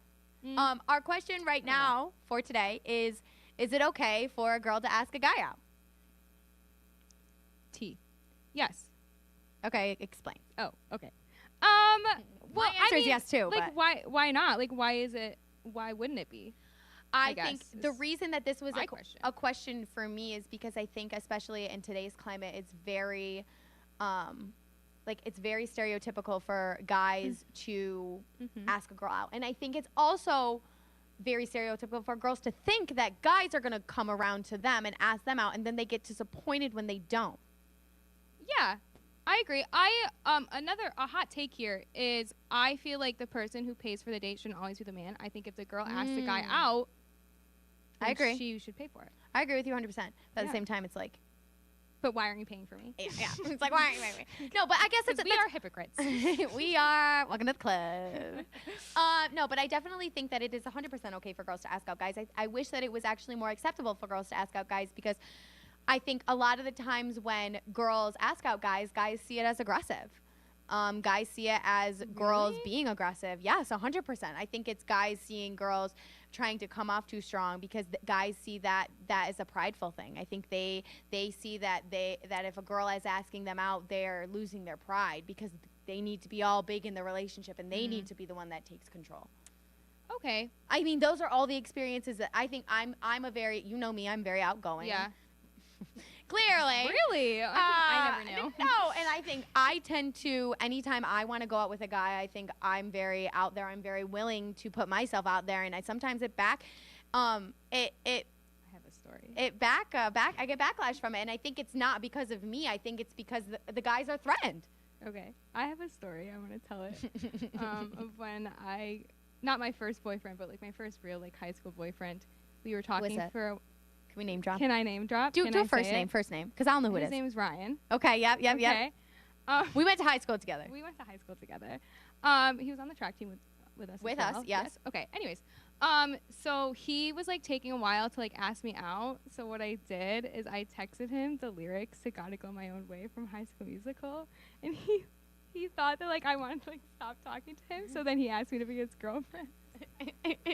You're ruthless. That is a true story. You're so and then ruthless. wait, it gets better because I just remember this. Okay, when we broke up, and I drove home, this song, it was the first song that came on the playlist. I broke up with him. As you.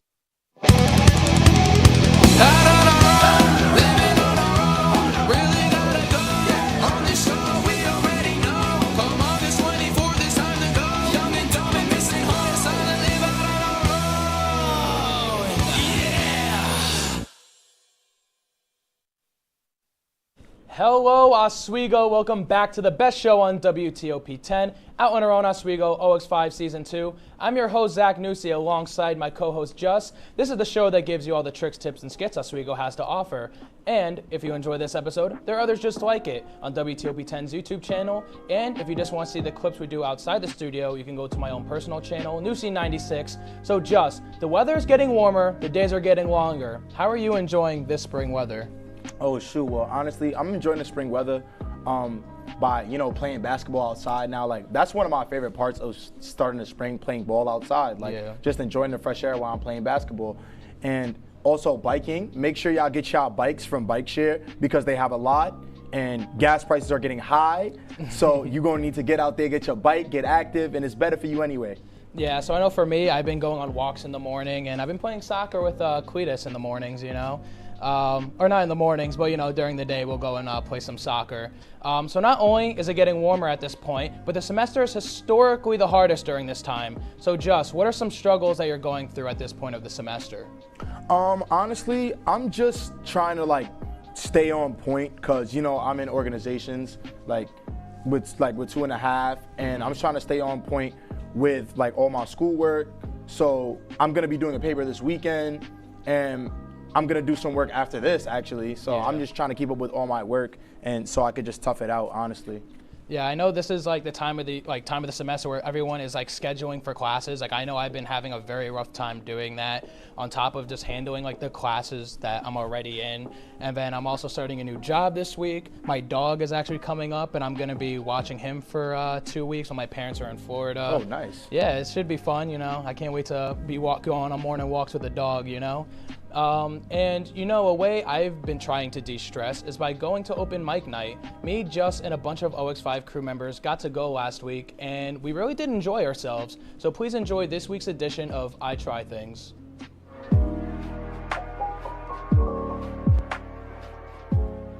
And I just wanted to make sure before like anyone comes up here, it's gonna be alright if we like film some of you guys. So if you guys are like okay with that or not okay with that, definitely just like, you know, let me know. I'm gonna be back there with my crew. So yeah, and you guys can do TV. So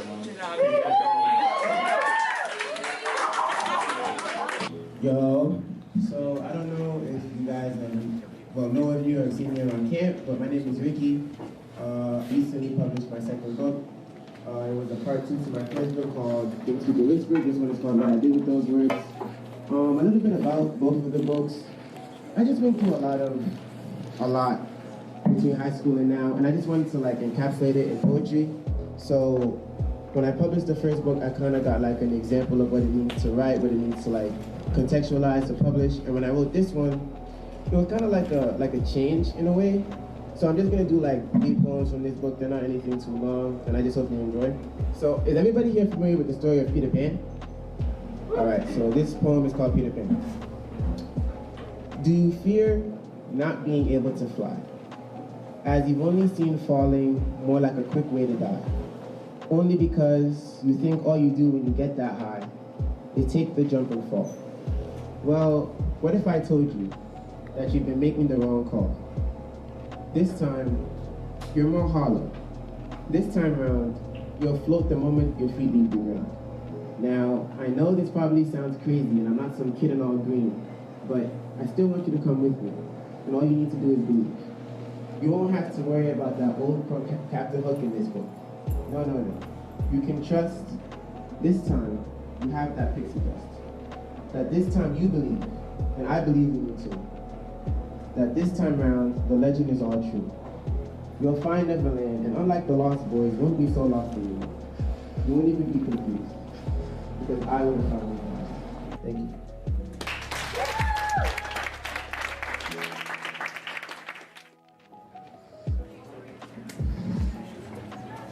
Can we get another round of applause for Ricky and Ricky? The next performer we'll be having is Zach, and she will be rapping. Yeah! Hey, what's going on, everyone?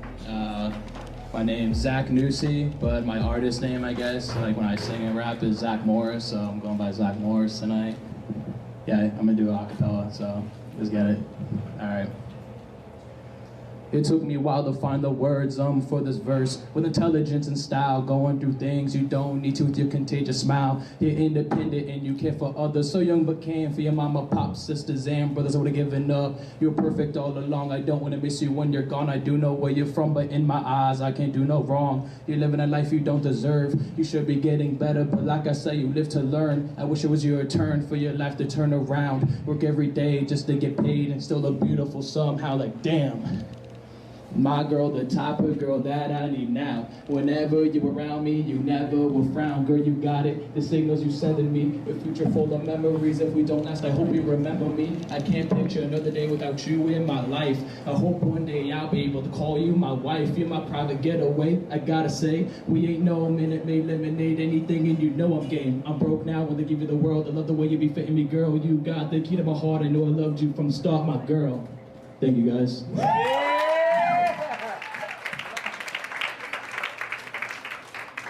Another round of applause for Zach.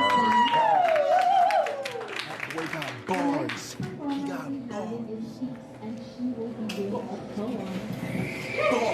So I'm going to be reading two pieces. This first one, it's an old favorite of mine. I feel like it really speaks on a lot of the pressures and expectations we have as women in society.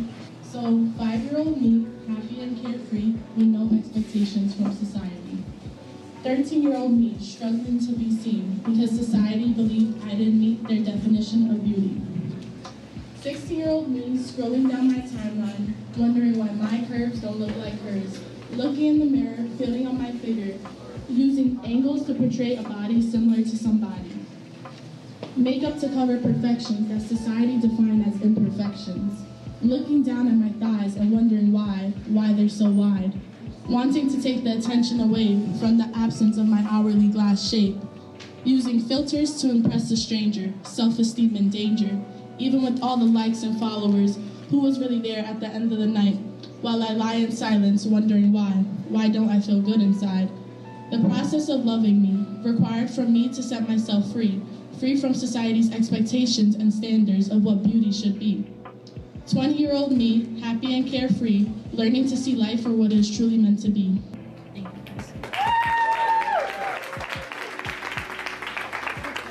Yes. Yeah, thank you, Austin. OX5 vibes, let's go. I got them with the shot. Get them with the shot. Yo, Steph, are you gonna go?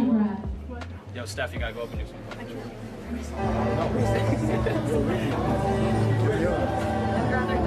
No, you can go. She will start shouting your name.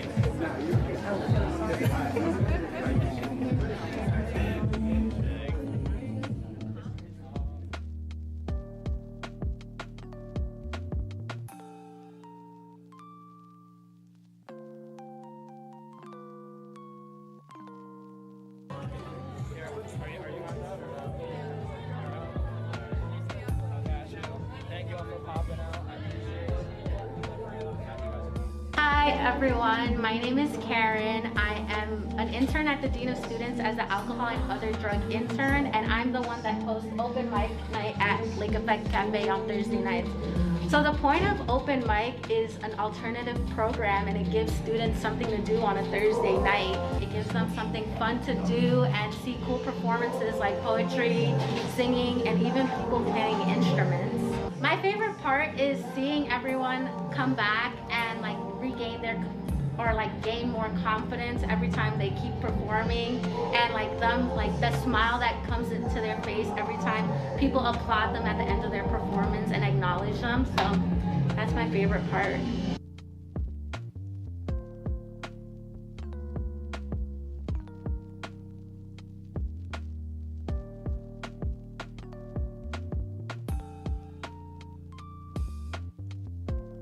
So, a bit of a warning in advance. I haven't practiced in like 3 weeks. I didn't even know the open mic was happening, and I made up a set on the way here.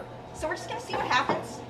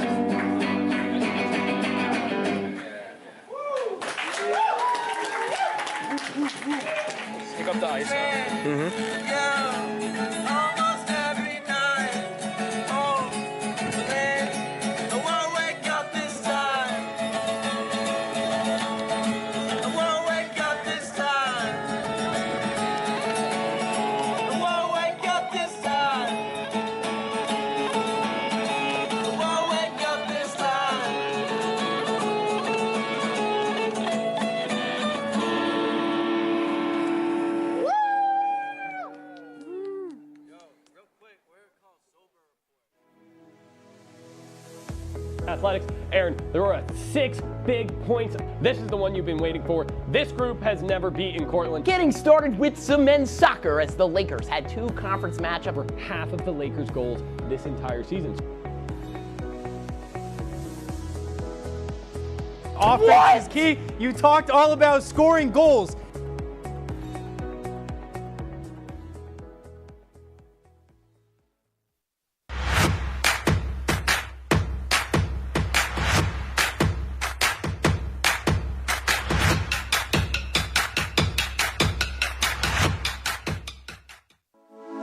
Good evening and welcome to WTOP 10 Nightly News. For the governor race with a strong lead, former Governor Andrew Cuomo is... Barlow announced the completion of a large building mural in downtown Oswego. The renovations on the Hewitt Union building, turning it into the new Hewitt Hall. And as we move into tomorrow, that rain is going to be in our area. Moving to the Diamond now, as Sweet Caroline got a lot sweeter last night.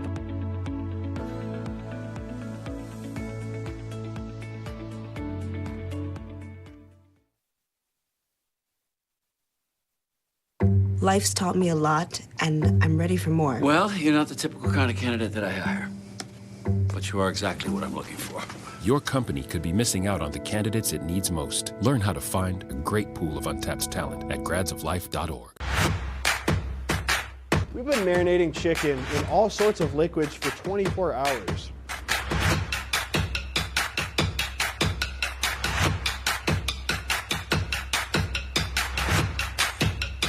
These are vitamins and minerals and things that you need, nutrients.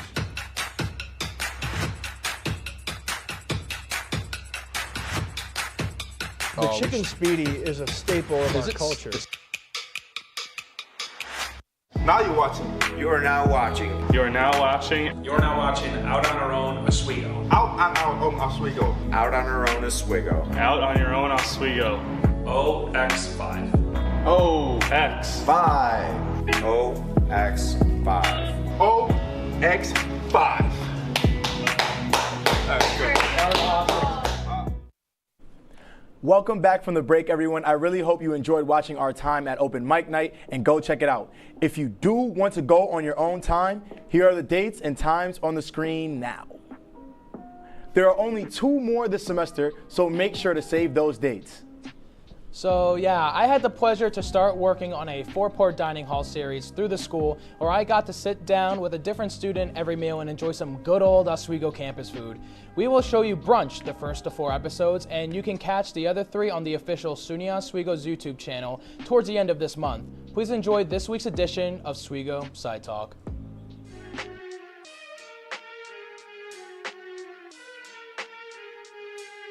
Hello everyone, welcome to the first of 4 episodes we're doing on the Lakeside Dining Hall series. Like I said, I'm Zach Nussi, and I'm alongside a good friend of mine, Melinda Brancato. She's a freshman here at SUNY Oswego. So Melinda, share a little bit about yourself. Oh, I have a lot to share. So, I am a freshman here at SUNY Oswego. I'm from around the area. I'm a triplet. I have 2 brothers, one of which actually attends here as well.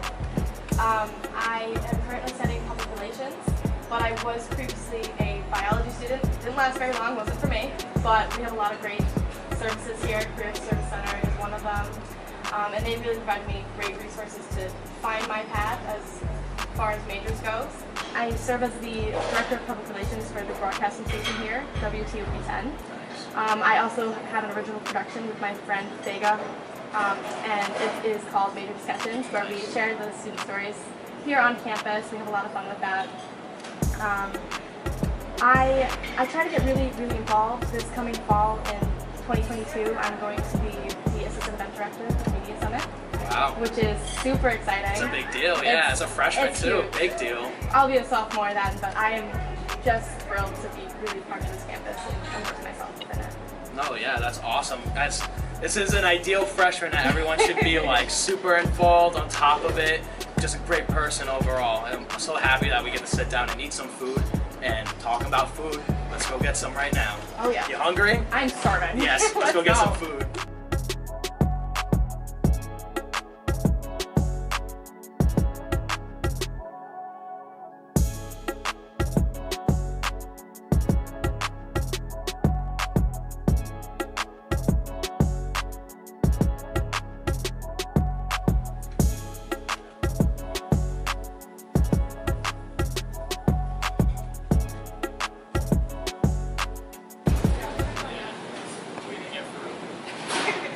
Our fruit, you know, we wanted to get the sweets, but yeah, we need some fruit if we're gonna eat this much in the morning.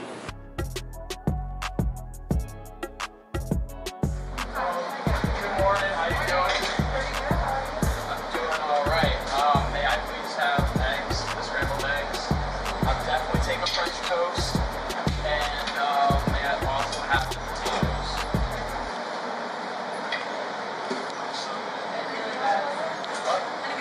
No, that's gonna be it.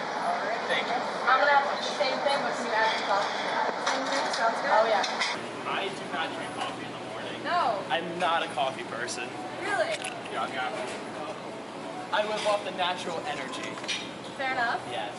What's your drink of choice in the morning? In the morning, I go for some orange juice. Some orange juice? Now, how do you say it? Do you say orange or orange? Who says orange? I've heard you say orange. What? Couldn't be me. I think I'm gonna try some mandarin cardamom.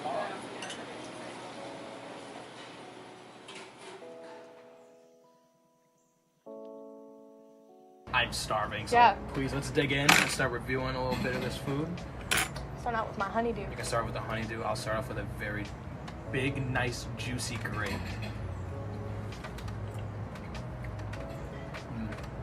You know, I like to think of myself as a grape connoisseur, and that's a nice green, juicy grape right there. I've got some honeydew, as I just said. It's really nice. Tastes great. Oh yeah. Our moms would be proud. I'm gonna try some of the potatoes here. Nice and warm. It's so good. Okay. Only thing I wish I grabbed was some ketchup, just for the potatoes. You know? Some potato. I think ketchup goes really good with eggs and potatoes. People kind of look at me weird when I put some ketchup on the eggs. I do hot sauce on my eggs typically. We didn't grab any sauces. We did not. You know what?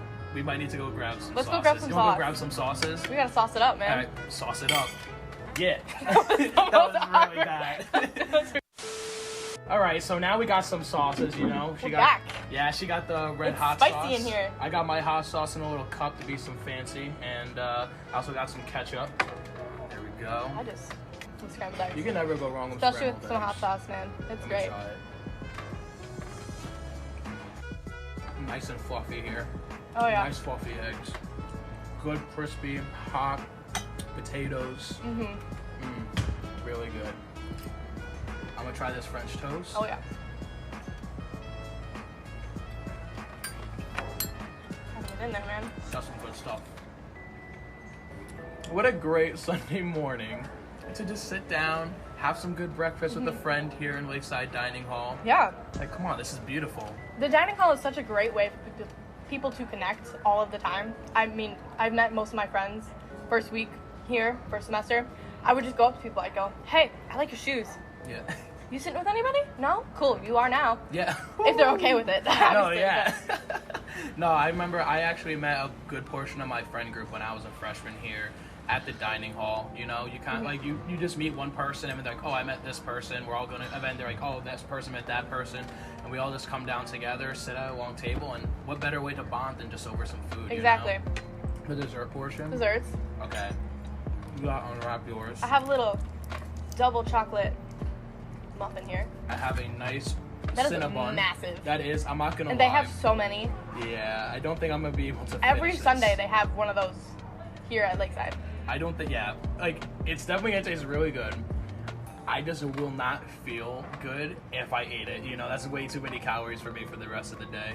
I'm going for it. Okay, ready? Cheers. They're really good. I might need to finish this whole thing. If you don't, I'll be disappointed. No, it's fine. I mean, it's fine because we got the fruit, you know? So it's PEMDAS, it equals out. Like... Math isn't my strong suit, but I don't think that's how that works out. Well, yeah. I'm like... So Mel, you are a commuter here at Oswego, and then you were also born and raised here. So two-part question for you. When it comes to parking here on campus and being a commuter in general, how does a school accommodate for that? And then is there anywhere here in Oswego you think people should come see or visit if they're here at all? Yeah, absolutely. So as a commuter, like you said, I have to drive a car. I got to go back and forth somehow, right? There is a commuter lot, and it's pretty vast. There's a lot of different spaces there, ranging kind of from like George Washington Boulevard to around Shinneman, Marano campus, around there. And what's really interesting too is because I'm a freshman, a lot of places don't offer commuters like for freshmen. Like you cannot have a car on campus. Same with the residency, and that was something I looked into heavily as well. Because I didn't just go here because I'm from here. Yeah. A lot of people do assume that. I came here because it offered what I was looking for in a college. And it did happen to be close to home, which was nice because I could still see, you know, my dad whenever I need to, you know, and I'm very close with him, so that plays a factor. But as far as schooling goes and accommodations, they do have parking options. Regarding where to go. Okay, yes. So my favorite place to go, especially when the weather is nicer, is Brightbeck Park. Brightbeck Park. I would take my bike and I would just go across Brightbeck Park. You have the lake right there. They really have some great like fire pits during the summer that you can rent, and it's really not that expensive to rent.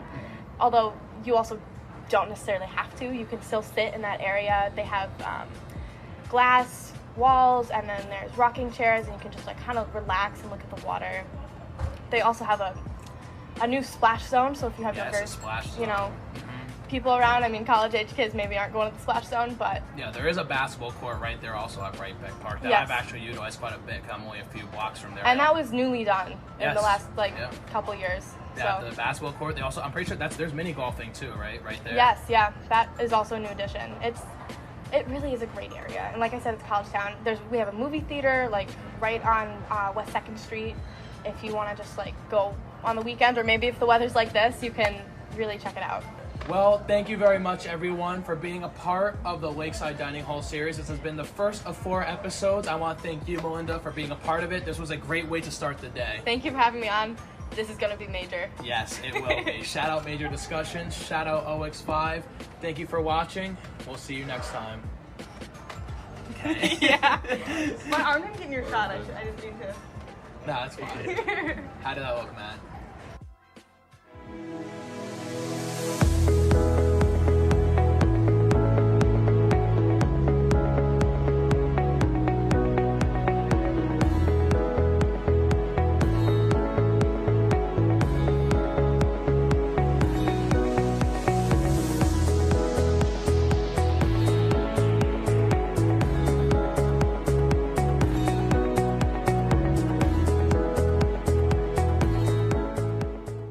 This job looks perfect.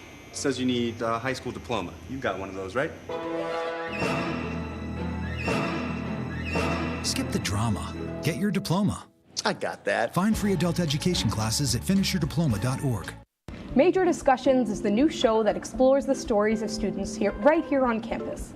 I personally came here to SUNY Oswego for the broadcasting program because I love to hear people's stories and to do work just like this.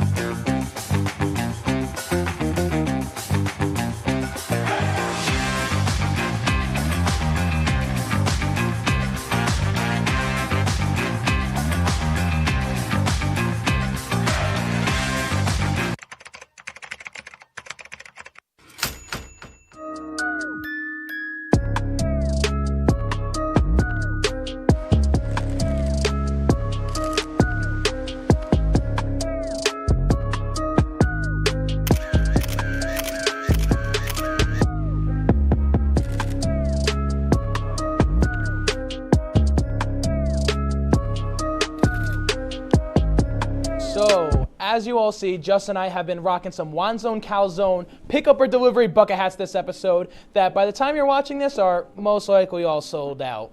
I've been working closely with Jason to create and promote the bucket hats. Shout out my good friend Matt Hernandez, who is the AP on OX5 and helped take all these great photos on the official Wanzone Calzone Instagram account. Yes, indeed. It is now time to share with you the winner of the free Wanzone's Calzone pickup or delivery bucket hat. Drum roll, please. And it is Thomas Calforella. Congrats. I hope you guys enjoyed this episode of OX5. Please tune in April 21st for episode 4. See you in 2 weeks, Oswego. Yep.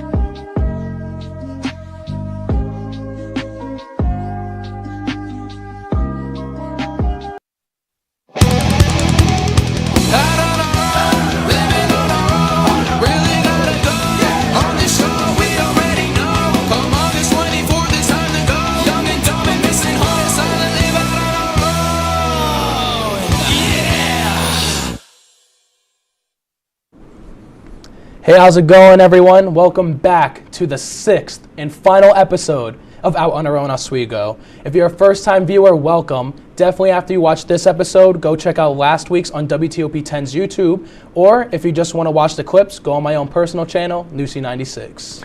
Yeah, the show before Thanksgiving, we got to watch a day in the life of Zach Nusi Skit, our host here, and I got to show you guys a 2.5 event called Skate for Victim. Yeah, it was a great episode, but now we're back. Our finals week is creeping up really quick. Just, how's this upcoming week looking for you? And what are, some things that you're doing to try help succeed in the end of this final semester? Definitely this finals week is looking pretty busy for me. Honestly, I believe I have like 5 finals. 5? And yeah, 5 finals. And plus, also after that finals, you definitely got to pack up to leave back home. So I know, of course, I live off campus, but so, I have a little bit more like, time to pack and stuff. But it's been honestly a really busy week. I'm a little stressful week, honestly. Yeah. But I've definitely been handling it the best I could. So. Yeah, I know like when you're living in the dorms and stuff, you kind of like, you have like a deadline to like hit the road and get out of there, right? Yeah. I think it's like a week after finals week and you need to be out, go back home and all that. So what stuff do you have planned for this week specifically? Anything coming up this weekend or, I don't know, Friday? Well, I'm glad you asked that because tomorrow on Friday, I will be hosting the Pan-Africa event presented by the African Student Organization. And that's going to be starting probably around 7. So he's definitely going to come out, have some dances. It's going to be a great show, honestly. Yeah, so what do you guys do during the Pan-Africa event? Usually, so, it's all about like African culture. So, we have scenes. So I know my boy Ricky. So Ricky the poet, shout out Ras the poet. He's going to be doing like a poem, an African poem, and with his friend Harain, who is also a poet. And then also we have different dance scenes. So we got the African Student Organization dance team. They're called Tempo. They're going to be dancing for us and then showing African dances. And then CSA is also going to be dancing, which is the Caribbean Student Association dance team. So, and then also there's going to be even more performances that I might not even know about yet. Yeah. Yeah. That actually sounds like awesome. I am definitely gonna go check out that one for sure. And then when it comes to like studying, like the studying habits, it's finals week. Like you said, you have 5 of them. I personally have 4. I already took one this week. What what things are you doing to help yourself succeed and finish strong, man? Oh, honestly, unless there's nothing. No. Honestly, it's just like I can't get into my head. So it's like sometimes I used to let myself, get all in my head like, oh, I'm stressed.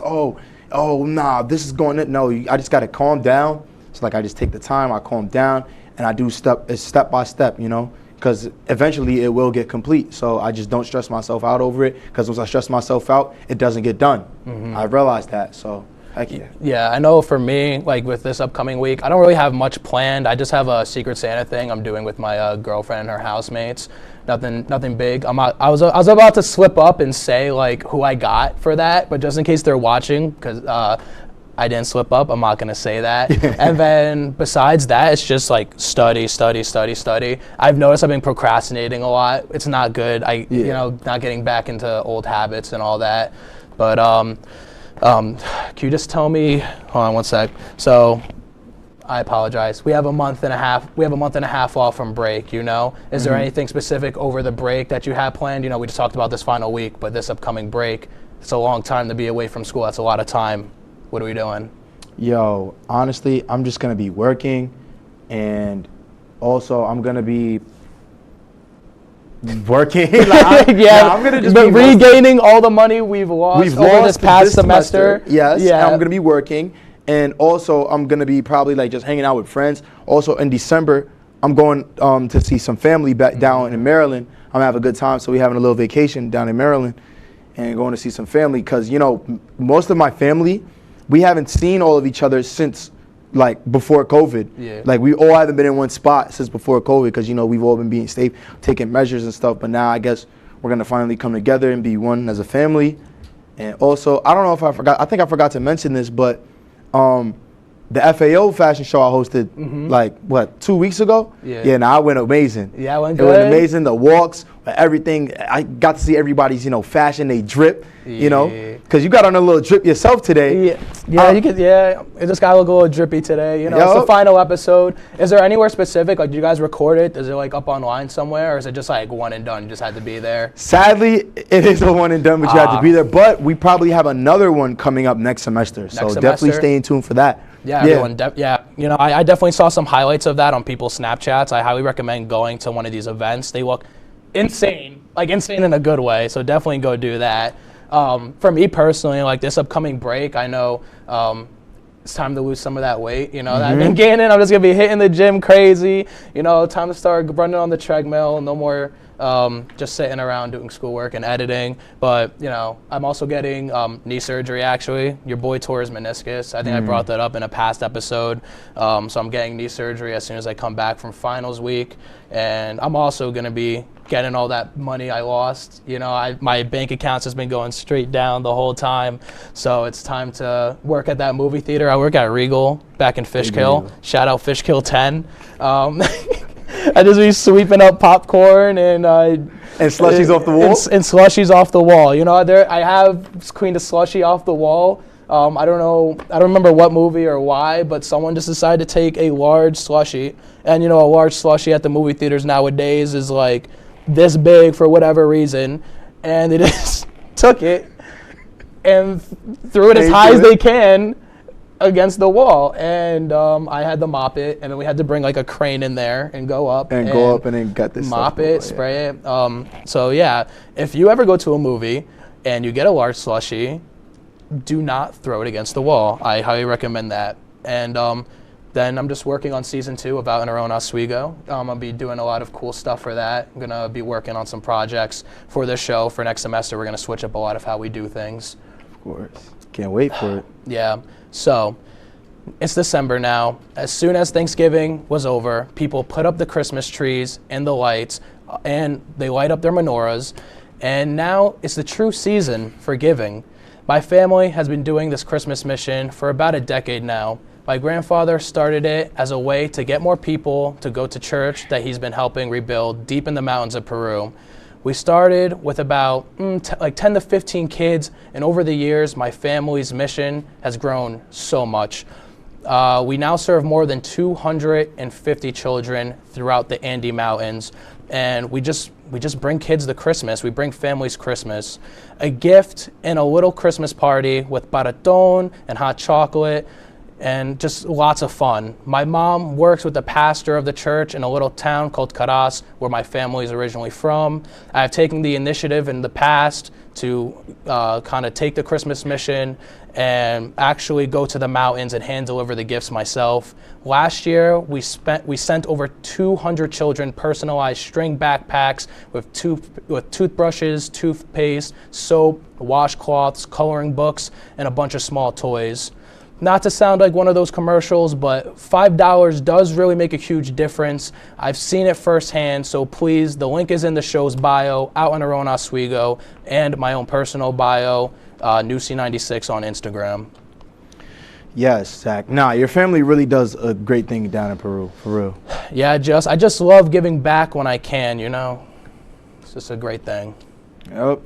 Hey, when we come back, we are going to say our final goodbyes for the season and watch an OX5 recap of the year. See you guys in exactly 2 minutes.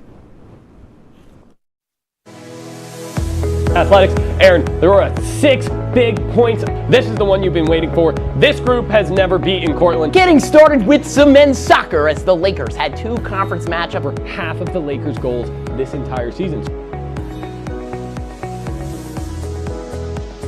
Offense is key. You talked all about scoring goals.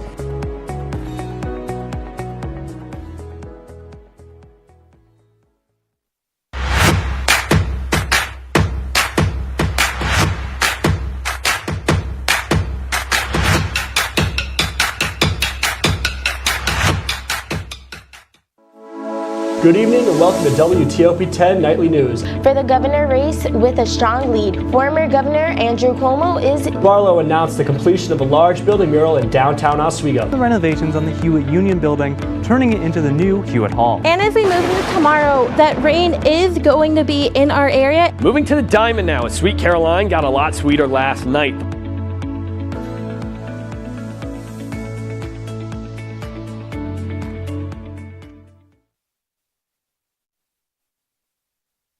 Life's taught me a lot, and I'm ready for more. Well, you're not the typical kind of candidate that I hire. But you are exactly what I'm looking for. Your company could be missing out on the candidates it needs most. Learn how to find a great pool of untapped talent at gradsoflife.org. We've been marinating chicken in all sorts of liquids for 24 hours.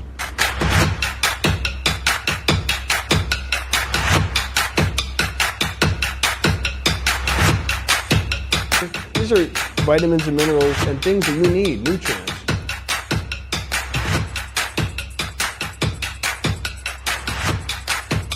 The chicken speedy is a staple of our culture.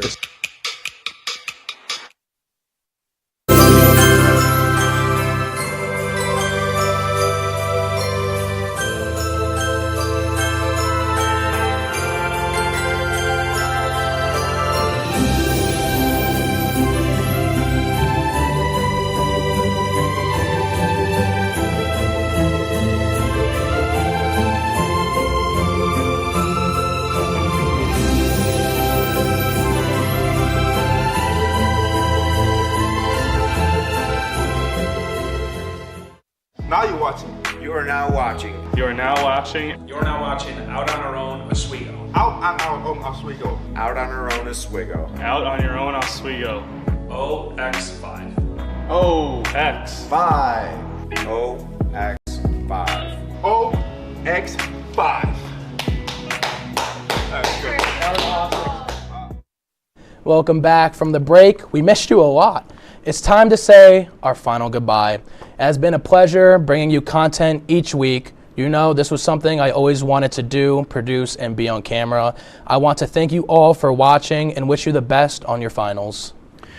We leave you with this final video of behind the scenes and bloopers of all the out of studio segments we shot. See you next season.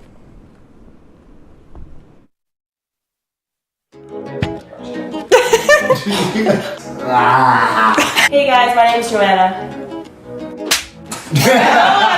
Hey guys, my name's Joanna. I'm Zachary Nusimo. I'm Justin. We're bringing to you an original. Hey guys, my name's Joanna. I'm Zach. I'm Justin. Ready? Yeah, you go again. It's all about Oswego tricks, tips, and skits. You can catch us on WTOP. It was so good! It was so good! Yeah.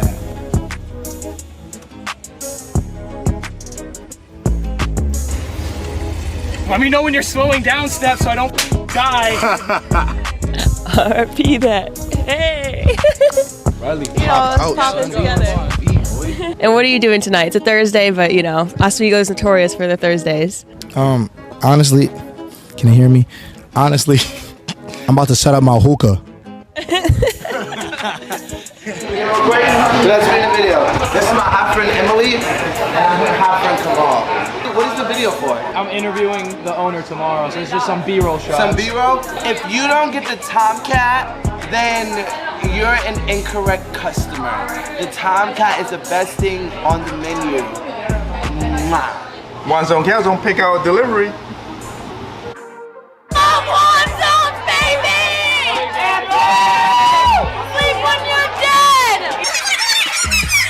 Up for One Zone Calzones.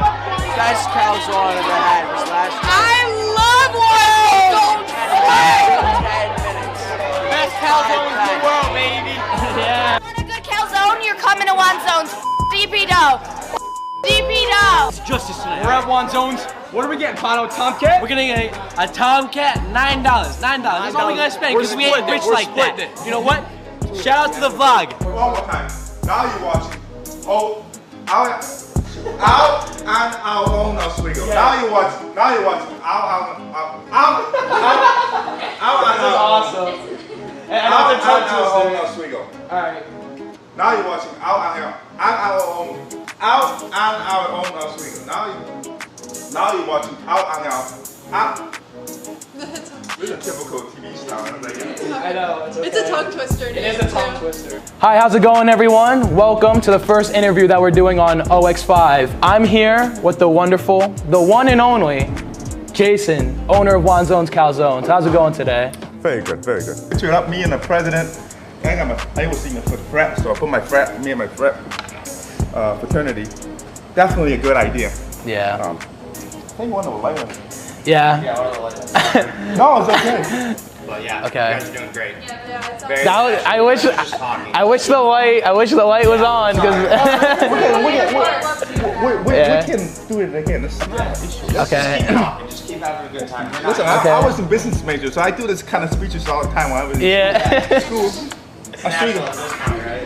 Okay. School business, they taught me very well. Public speaking. Yeah. By the way, my language, first language is not English. So I'm Chinese. I'm making calzone. So in the beginning, when I saw making calzone, people was like, the Chinese guy making calzone? What is that all about? It's a great market, you know, it's a great way. I definitely got to give credit to Oswego, SUNY Oswego though. Man, I go to school for business. My wife got her MBA here. I was like, you know what? We got a business degree. We definitely can sell some calzone, you know what I mean? Yeah.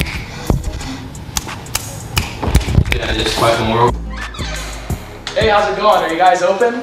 Good, yeah, man. Just snap a ticket right over there. All right, awesome. Thank you. You want to do that again? We want. Yeah, let's do that again. You want to do that again? It's like, good. Hey, how's it going? Are you guys open? Yeah, man. Just please snap a ticket off the wall and we'll be right with you. Awesome. Okay. I want an apron now. They look so cool. Yeah, sign up. Yeah, definitely. I got an apprenticeship for you. You've had enough haircuts now. I'll stick with the video stuff. I'll stick with the TV stuff. All right, man. Enough chit chat. How'd I do? Yo, Keith, you made me white! Yo, this is going on the Instagram. Going out tonight? Go out and do the executive.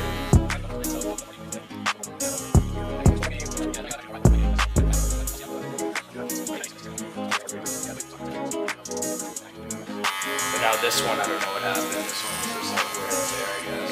Cletus, how bad is it? It looks great.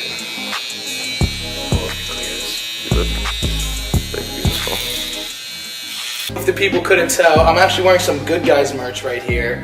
And on the back of it, what does it say? It says, make buzz cuts great again. Make buzz cuts Oh wait, great. no. Do that again. Okay, and honestly, that's my bad. I should know. I forgot. Make buzz cuts cool again. Make buzz cuts cool again. I don't even know my own shirt. Yo, Quidditch, can you turn around and give me a kissy?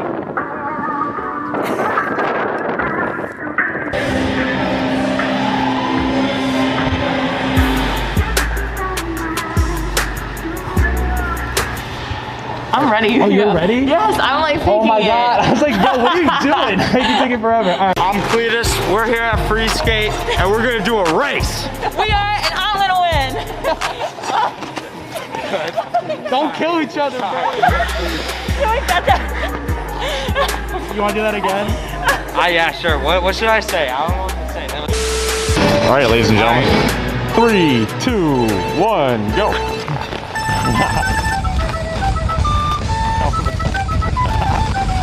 Oh, Cletus is the winner. Do you know what a 180 is? I don't know. I mean, what do you turn around in a circle? No.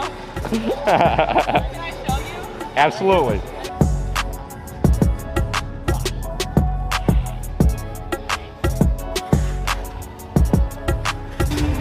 Absolutely. I'm gonna introduce you as like our test fans that I just met on the ice today. Okay. Showing me a few tricks.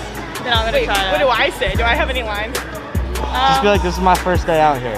This is my first day out here. So you're just gonna push, but keep your legs bent, and then stand up. Okay. So bend. Yeah, like that.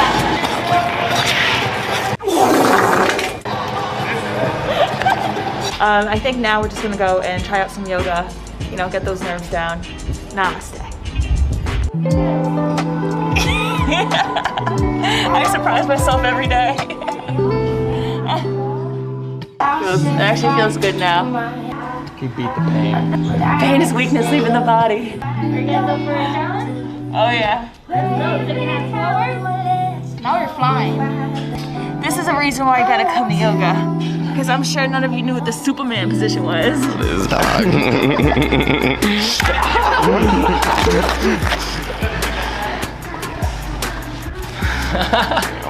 Getting ready to block this shot. Get ready to block this shot. All right, am I taking this thing? Yes, you're taking this thing. Is it recording? It's recording. Okay.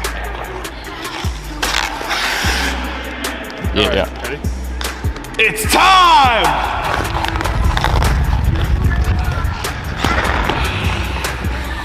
Is that good like that?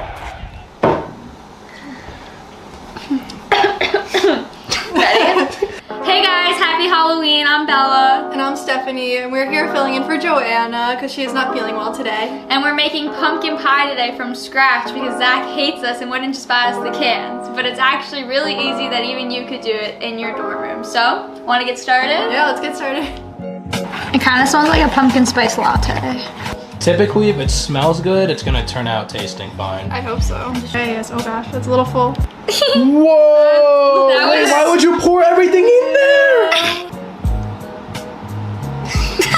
Alright, this is not part of the process usually. I shouldn't have to do this. You shouldn't need to do that. Just don't pour as much as Bella would. Okay. Well, oh my god, I was counting down. I don't know Spanish. Well, that was really fun, and hopefully it tastes as good. It's gonna be the one. In 5, 4, 3. Well, that was really fun, and hopefully it tastes good. Shout out Raymond McGinnis, my grandfather, Korean war vet, gangster, straight up. Did a bunch of awesome dude. This is a shout out to my dad, Conrad Siegers, for his service as a medic during the Cold War in Germany. Thank you so much. I really appreciate it. I like to give a shout out to my my big pops. He was in the Army, served a lot of years. He was an airborne ranger, and I appreciate all he did for our country and everything.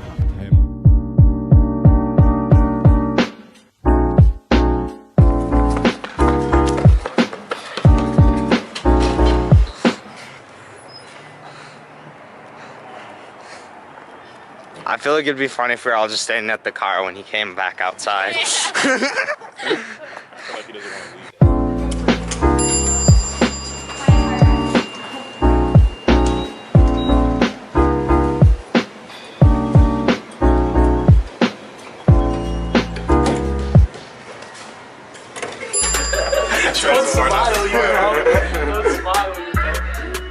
Okay, even though I'm really gonna try to make you laugh and smile. Okay. We're only like 3 takes for this. It's okay, we're just amazing. Is it recording? Hey, how's it going?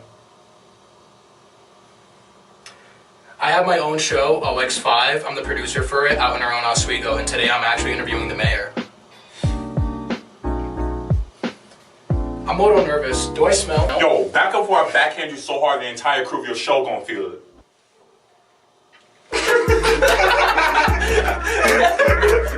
Okay. Alright, that was good.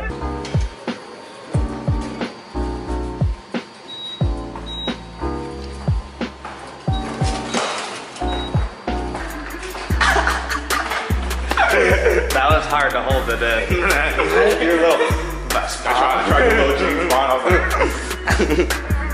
Here, we get a shot of them. This could just be for the bloopers.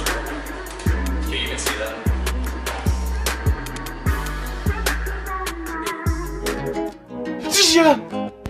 8 a.m. Waking up from my night terrors. 8:15 a.m. Get dressed and get ready to go to the gym. Let's get it.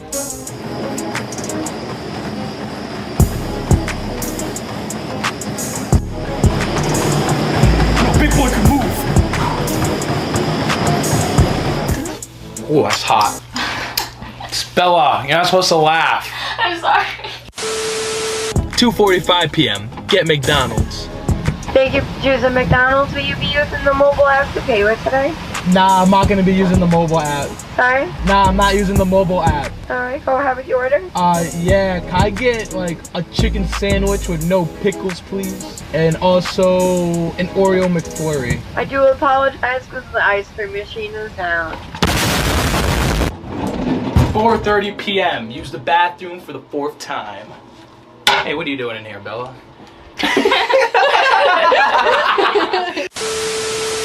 Yo, what's up, guys? It's Justin. We here with Skate for Victim. It's a collaboration with 2.5 and SAPB.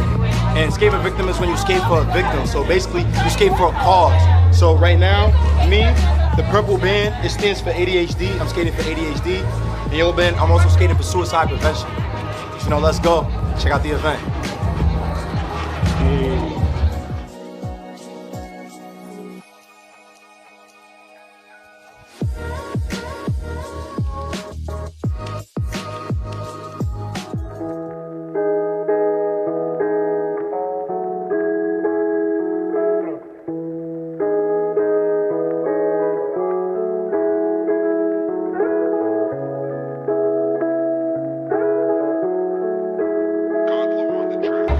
Hello everybody, my name is Edito Ramos Palacios and my ribbon today is green and I am skating for Lyme disease. So my name is Ricky Stratton. I am Vice President of 2.5 and my ribbon is yellow because I'm skating for suicide awareness. I have a lot of friends who've been struggling with depression and may or may not have had suicidal thoughts, but I think about all of them when I skate and I want them to know that they're loved and seen and that anybody who's struggling with that or even lost someone to suicide is cared for. And that's why I skate. Hi, I'm Autumn Jones. I'm a committee member for 2.5 and I'm skating for mental health awareness. I am someone who suffers with depression and anxiety, so this is really important to me for everyone to skate for, and yeah.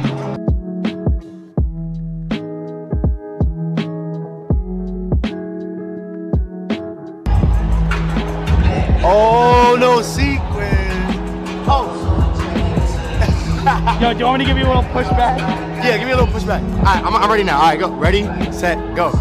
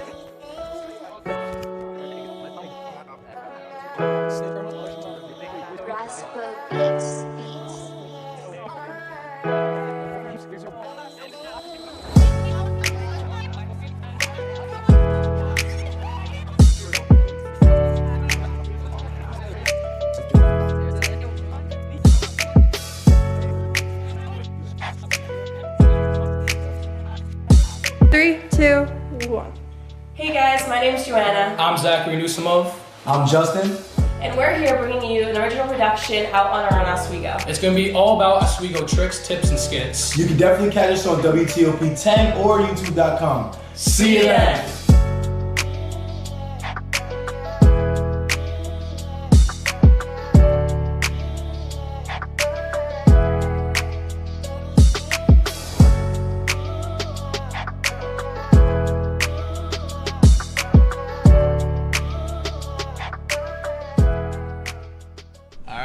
I'm Zach. I'm Just. Signing off. Bing bong. Good job, guys.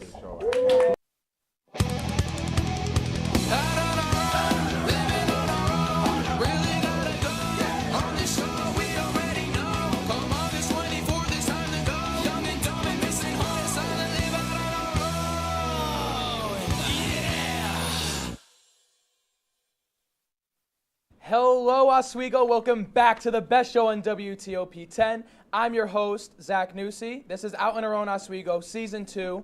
This is my co-host, Just. I did that completely backwards. I am so sorry, Justin. And the viewers. This is the show that gives you all the tricks, tips, and skits Oswego has to offer. And if you enjoyed this episode, there's others just like it on WTOP 10's YouTube channel. And if you just want to see the clips we do outside the studio, you can go to my own personal channel, Nussi96. So, Just, there's one more full week of classes left. How is the semester shaping out for you? Honestly, it's going well. You know, I'm just nonstop work. You know, I'm kind of tired, but it's okay. We're going to push through. We're going to finish strong. But then other than that, you know, I have good news. Yeah. As you know, I'm in the 2.5 organization, and I'm a director of programming. But for next year, I got appointed to president of the organization. Wow. Yeah, yo, that's a big deal right there. You know, I did pop out to that night, and it was a great time. You know, we actually have a segment later on tonight that's going to show you actually getting appointed president. So what type of responsibilities is that going to entail for you? Honestly, it's just going to entail like being the mind of the organization, making sure everyone gets their job done, and also like, you know, just being there for every single one of them, and also, you know, planning events too, just making sure everything goes right and all smooth, you know what I'm saying? So. No, yeah, so it sounds like you're definitely have a busy schedule next semester. So, you know, still honing in on this semester, how are classes shaping out? Okay. So classes are shaping out pretty well, you know.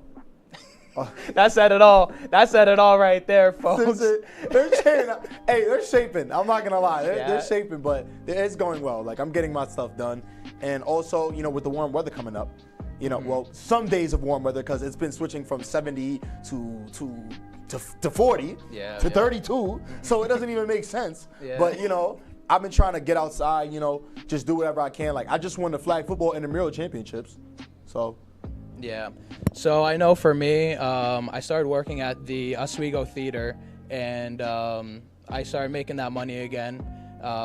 You know, it's a nice experience. You know, it's good that I get to go down there and just make money. You know, I'm a college student. I'm just broke, man. Yeah, I'm just trying to be out here. But I also have past experience working at a movie theater, so that is why you know, I applied there. I got it. The owner, Ryan Lee, he's actually a great guy. And the theater's beautiful, so you guys should go check it out. He actually was a graduate from SUNY Oswego too. He was a broadcasting major, so that's how I connected with him. And he was actually pretty recent. So we actually had some professors that, some professors I have, he actually had a few years ago too.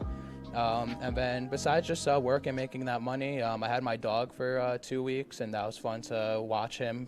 And he was a college dog. He was able to just like walk around and go to all my friends' houses, and he was just enjoying college life, you know. Yeah, of course, bro. And then, you know, I'm not gonna lie, I wish I could work more. I do DoorDash here and there and stuff.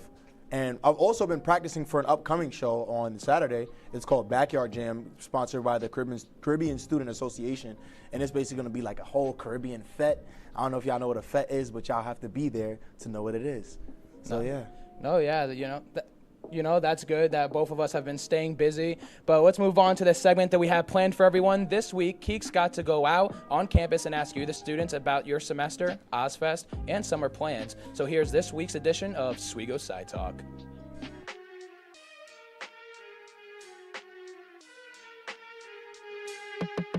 Hi, my name is Takayla Beckin. I have a major in psychology, a minor in health science and African American studies, and I'm a singer, so I'm about to skedaddle. Hey, I'm Joe Dolan. I'm a communication major, and I'm a junior. Hi, I'm Tyrese. I'm a junior, a criminal justice major, and a sociology major. Hi, my name's Amari. I'm a music major, and I'm a freshman. Y'all know who I am. Aaron Brown. I'm a senior broadcasting and mass communication major. It's a windy day out here. Hi, I'm Mia Conboy. I'm a junior and I'm a double major in marketing and broadcasting mass communications. I'm Donna Basel. I'm a senior. What's up? Is there anything from this past semester that you would change? That I would change? No. No regrets. Don't change. I don't believe in regrets. I think everything happens for a reason. I agree. That's a great mindset. Always keep that with you. Honestly, I don't really have any regrets for this past semester. Like, I did the best that I could, and I'm really just grateful for making it through. Change. Probably get more on top of my work a little bit. I would say, like, my schedule. I hate it here. I have a 9 a.m. every day. But besides that, I actually enjoyed this semester, honestly. Like, it was the first full spring semester since COVID hit. So I really enjoyed it. I agree. It was the first time being back in person. I actually felt like a college student. It's like, we're here. We're back. You know what I'm saying? I'd say my decision making, like, in terms of like work or party. And I was choosing the parties, obviously. But, you know, you live and you learn. It's only my first year. I'll get better over time. Yes, it's trial and error, honestly. Like, you just have to find that balance. Once you get the balance, you're good. You got this. Probably be my proactivity in job searching. I am graduating. Maybe the weather, if that was possible. Oh my God, it's so true. It's the ending of April and the weather is actually freezing for us, even for Oswego. I agree. So I do want to ask, you know, Ozfest is slowly approaching. It's the first Ozfest since 2019. Are you looking forward to it? Yes, I am looking forward to it. I'm excited to see the artists. You know, I don't know too many songs of, you know, Ari, but, you know, I'm studying up, you know, listening to Be Loved To, everybody. I'm ready. We're really preparing right now for these artists to be here, bumping every single Ari Lennox song you could think of. You know what I'm saying? Yes, I'm really looking forward to the day activities. Like, I really want to do some laser tag. I don't know about y'all, but I do. Laser tag sounds fun. What artists are you looking forward to the most? Ari, of course. You know. Yes, Ari Lennox is gonna be here. You know what I'm saying? Yeah, you know, I know like Be Love and stuff, so I'm pretty hyped for that. And Ari Lennox, I know she worked with J. Cole, so I'm happy for that. I don't know the other guy though, but you know, I'm happy that he got this opportunity. So yeah, me either. But you know, we're still gonna have a good time. We're still gonna be vibing out. You know, with the Oswego spirits. You know. Warm like a welcome. You know. I agree. Possibly. I wasn't. Not really sure what I'm doing yet. That's pretty far in advance. Yeah, you know, you have about a week or so. Did you hear there's gonna be laser tag? I did not hear that. So I heard we're playing laser tag. Okay. I actually am looking forward to it. I actually didn't know 2 of the people on the panel, so hoping to hear new artists and add to my Spotify. So who do you know from the panel?